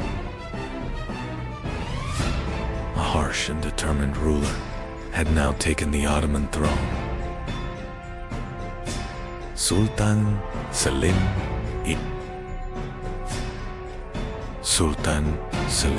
Sato saw the Safavids as a major threat, because Qizilbash influence had spread deep into Anatolia. The Ottoman Empire began preparing for a massive war. Toward the east, a gigantic army was marching.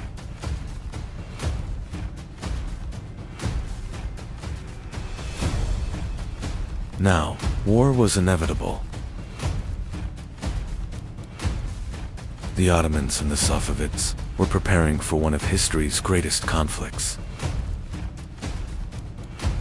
War was now inevitable. In 1514, the two armies met on the plains of Chaldiran.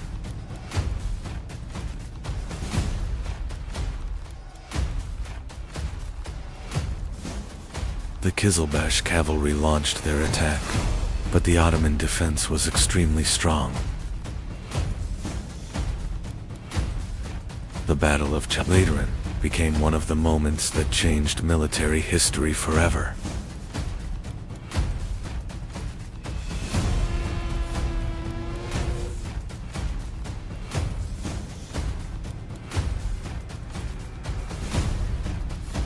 The Safavid army suffered devastating losses.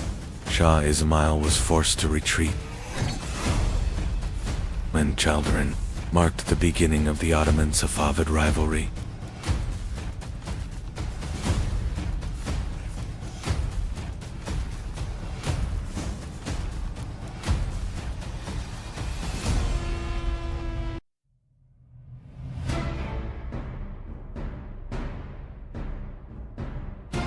After the victory at Chaldiran, the Ottoman army entered Tabriz.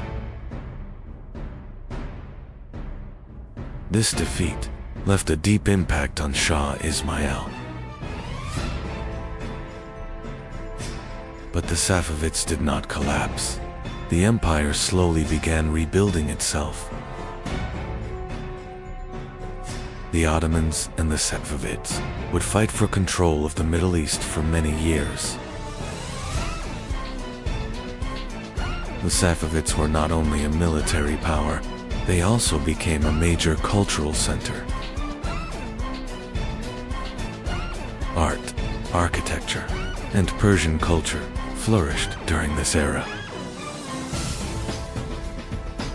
especially as Isfahan became one of the most magnificent cities in the world. And this became one of the empires that changed Middle Eastern history forever. After the defeat at Chaldiran, Shah Ismail slowly began losing his former strength. But the Safavid Empire survived. New leaders kept the empire alive. Over time, Isfahan became the magnificent capital of the Safavid Empire. And this became one of the most powerful empires in Middle Eastern history.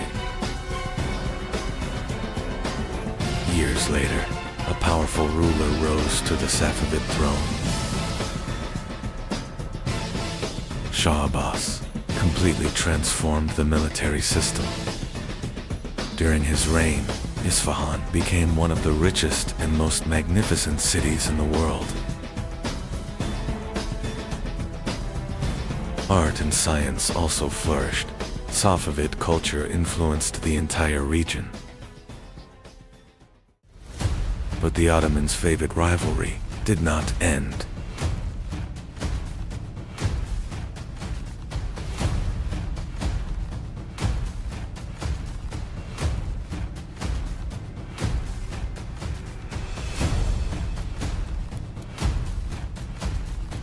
The struggle was concentrated mainly in three regions: Eastern Anatolia, Iraq, and the Caucasus.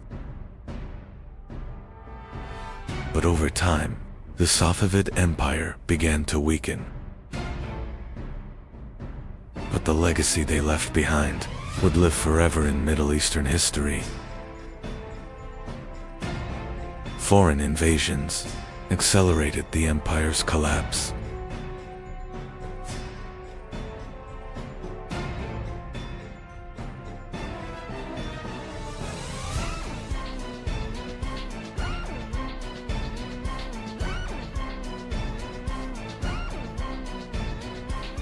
In 1722, the Safavid Empire effectively collapsed.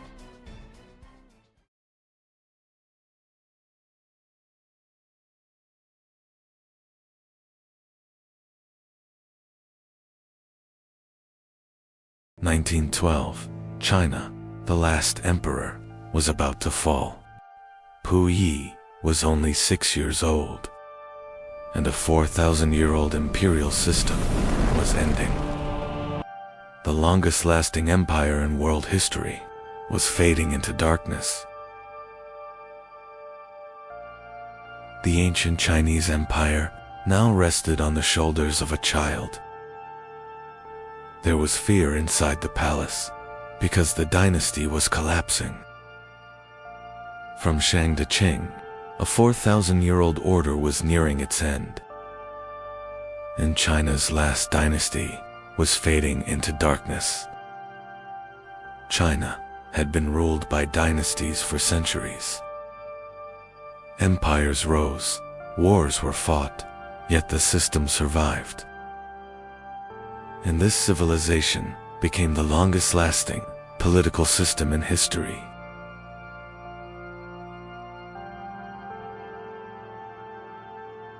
But now, that order was collapsing. 1368, a peasant seized the throne of China. Zhu Yuanzhang grew up in poverty.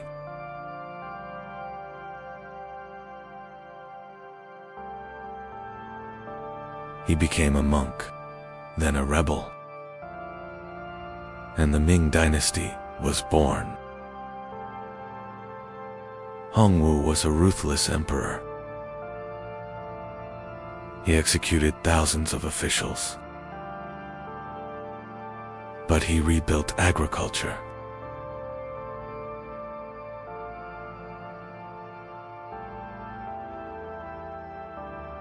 And China began to rise again.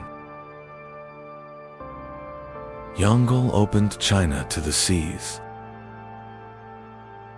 And Zheng He commanded the greatest fleet on earth. Chinese ships reached the coasts of Africa.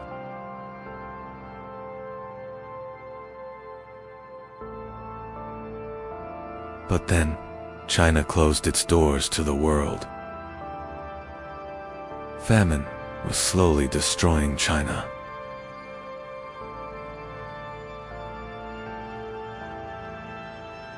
And the rebellions began.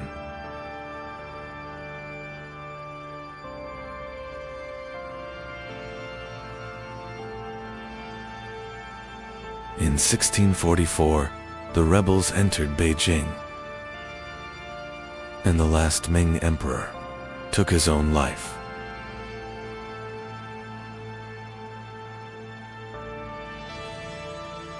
But the real threat came from the north.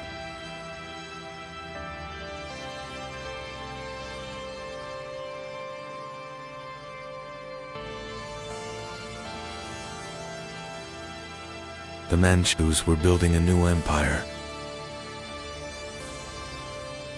and the gates of China were opened to the Manchus. In 1644, the Qing dynasty began. The new emperor was only a child. The Qing regime changed China by force.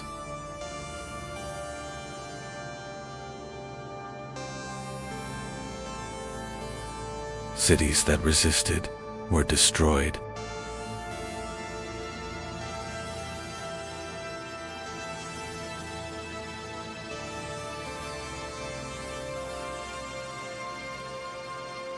And the Qing began ruling all of China.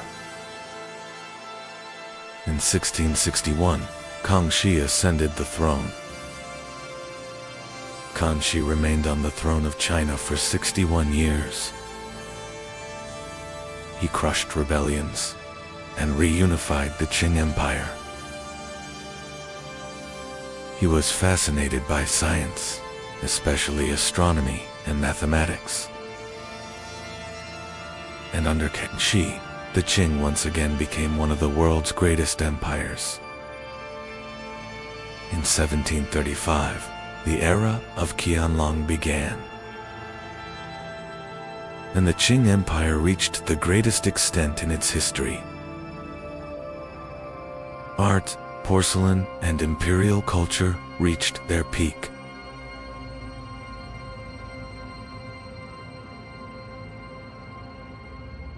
But China still believed it had no need for the outside world.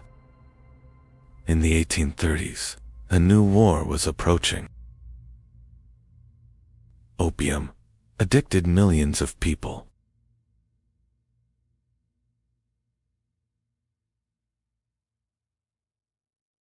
And China tried to stop the opium trade. But Britain responded with war.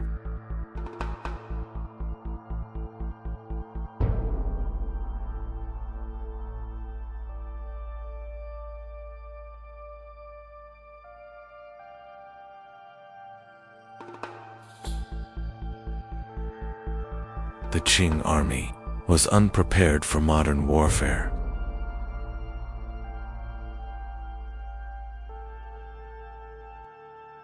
Britain's industrial power crushed China.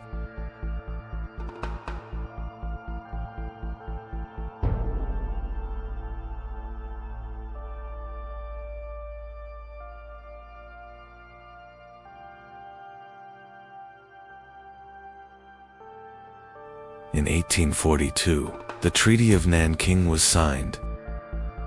Hong Kong now belonged to Britain. In 1860, Beijing fell.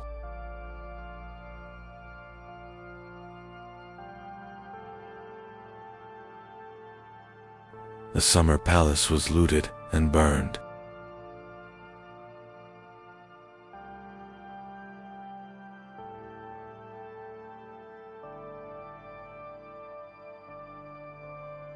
At the same time, China was falling into civil war.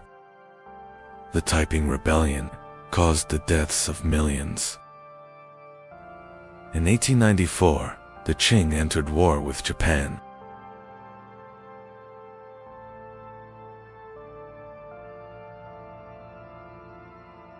and China collapsed against Japan's modern army.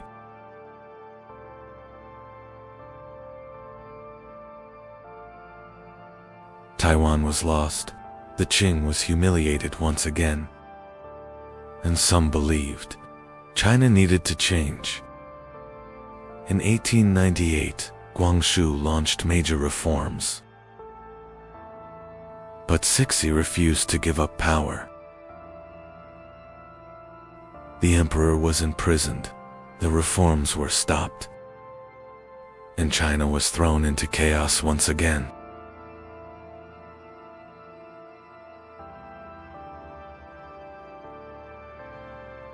In 1900, the Eight-Nation Alliance marched toward Beijing. In 1900, the armies of Britain, Japan, Russia, Germany, France, America, Italy, and Austria-Hungary advanced toward Beijing. Cixi fled the capital. China was now under the pressure of foreign powers, and the Qing dynasty was living through its final days. China was occupied by foreign armies in its own capital. The Qing dynasty agreed to pay massive reparations,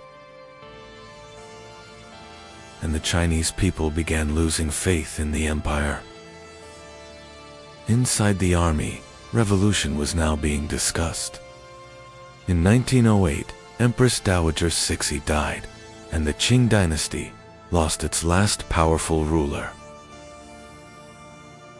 The one who ascended the throne was only a small child, Pui, the last emperor of China.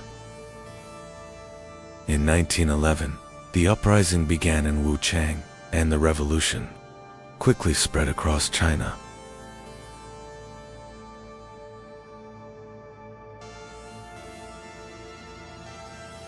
One by one, the provinces broke away from Qing rule.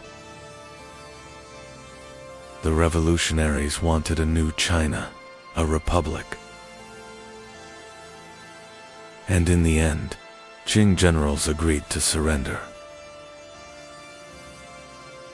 On February 12, 1912, Pui was removed from the throne, and the 4,000-year-old Chinese Empire came to an end.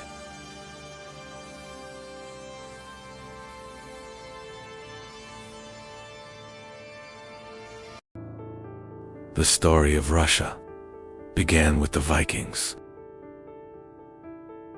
Warriors from the north were moving east. In 862, Rurik arrived in Novgorod, and the foundations of the Russian state were laid. In the 9th century, Viking traders and warriors from the north began descending into the rivers of Eastern Europe.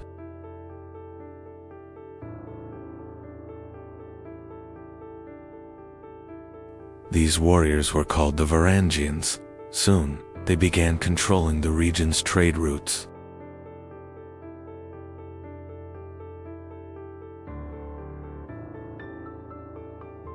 According to legend, the Slavic tribes invited the Viking leader Rurik to bring order to the region.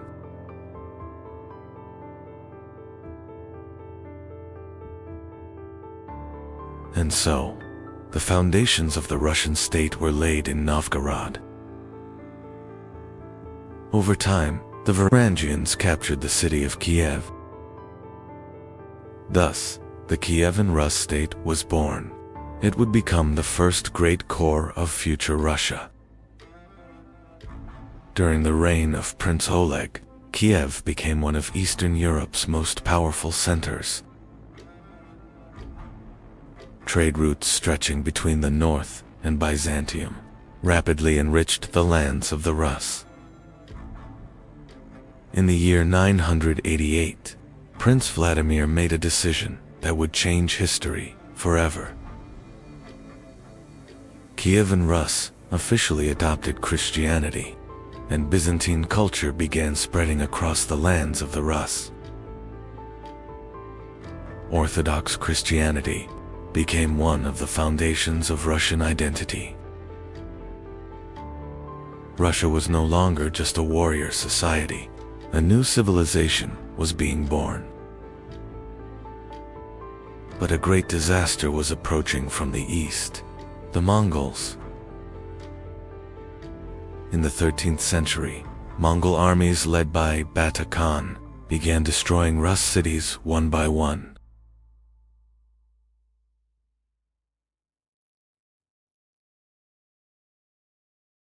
Kiev fell, cities were burned, the people were massacred. The Rus principalities were now under the rule of the Golden Horde, and Russia had entered a long dark age. But the Rus principalities did not disappear completely. Moscow slowly began gaining power. The princes of Moscow cooperated with the Mongols while surpassing their rivals. In 1380, Dmitry Donskoy launched a great resistance against the Mongols.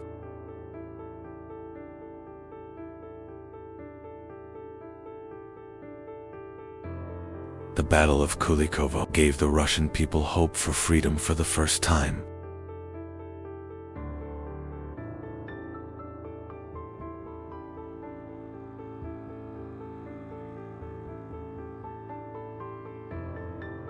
By the 15th century, Moscow was no longer just a principality.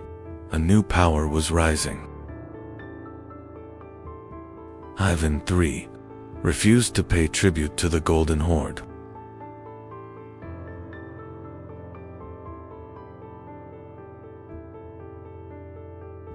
In 1480, two armies faced each other at the Ugra River, and Mongol domination began to collapse. Moscow had now become the new center of the Russian world. In 1547, Ivan IV declared himself Tsar. This title symbolized Russia's transformation into an empire. But Ivan's rule became increasingly brutal. Fear became a tool to rule Russia. At the same time, Russia began a massive expansion into Siberia.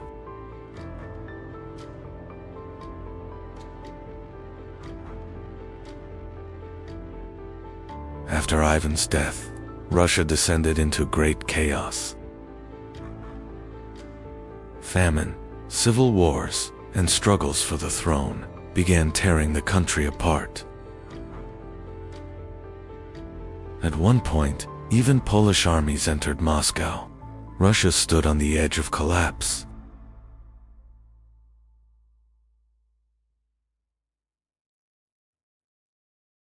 But the people rose once again, and Russia was preparing for the rise of a new dynasty. In 1613, the Romanov dynasty rose to the Russian throne. The new dynasty tried to end years of chaos. During the Romanov era, Russia began expanding once again. The endless lands of Siberia would change the future of the Russian Empire. During the early years of the Romanov dynasty, Russia slowly began rising again. Years of war and famine had devastated the country.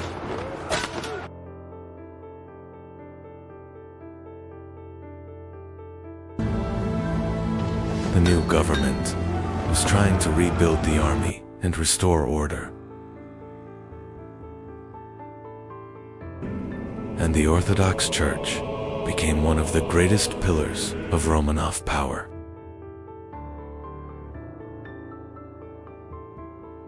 In 17th century Russia, religion was more than just belief. The Orthodox Church had become one of the most powerful institutions of the state. But life remained extremely difficult for the people. Peasants struggled under heavy taxes. Russia was growing, but the gap between nobles and common people was also deepening. Meanwhile, Russia continued expanding endlessly toward the east. Cossack units and explorers were advancing into the unknown lands of Siberia. Siberia was more than land. The fur trade was bringing enormous wealth to Russia. And with every passing year, Russia was becoming one of the largest land empires in the world.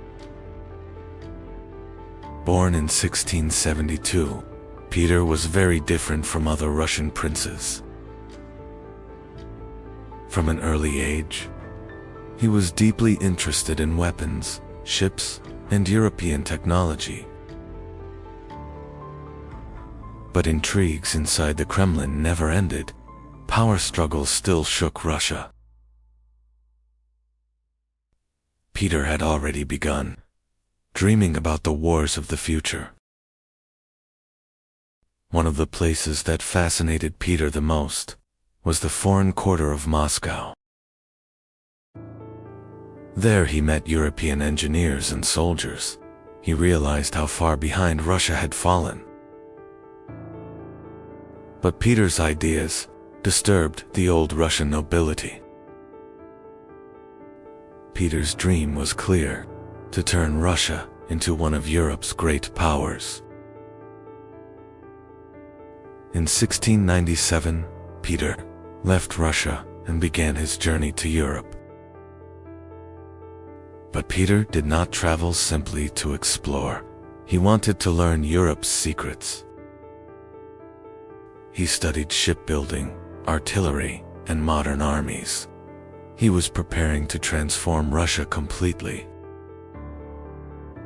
Peter now understood that Russia would never become a great power unless it changed. When Peter returned from Europe, he was no longer the same man.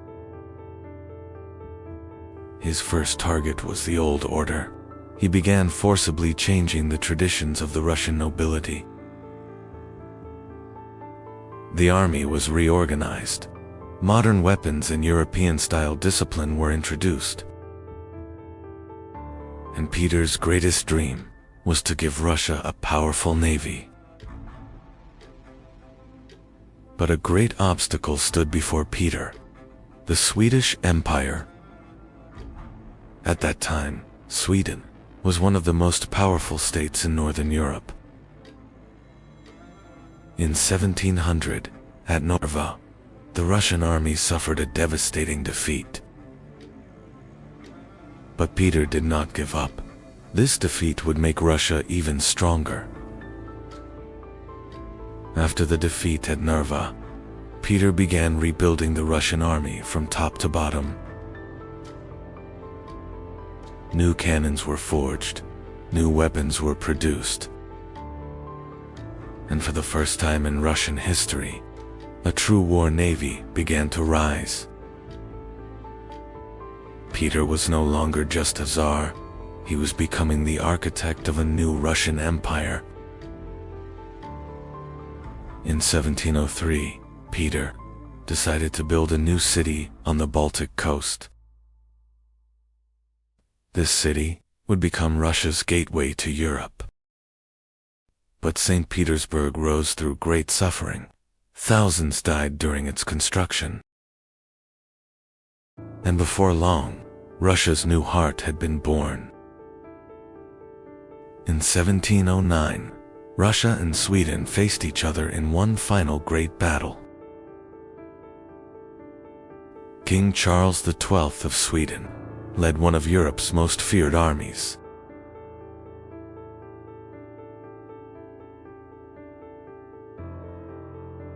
But at Poltava, everything changed. The Russian army achieved one of the greatest victories in its history.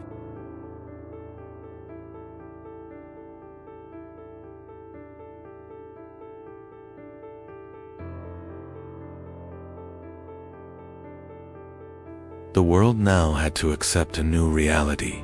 Russia had become a great power. After the victory at Poltava, Peter declared that Russia was now an empire. Russia was changing rapidly. European influence had spread throughout the royal court.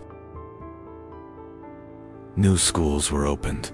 Science, engineering, and the navy were strengthened. Peter's dream had come true. Russia was now one of the world's great powers. What once began as small Viking principalities had become a vast empire. Russia's rise was only just beginning. In 1725, Peter the Great died.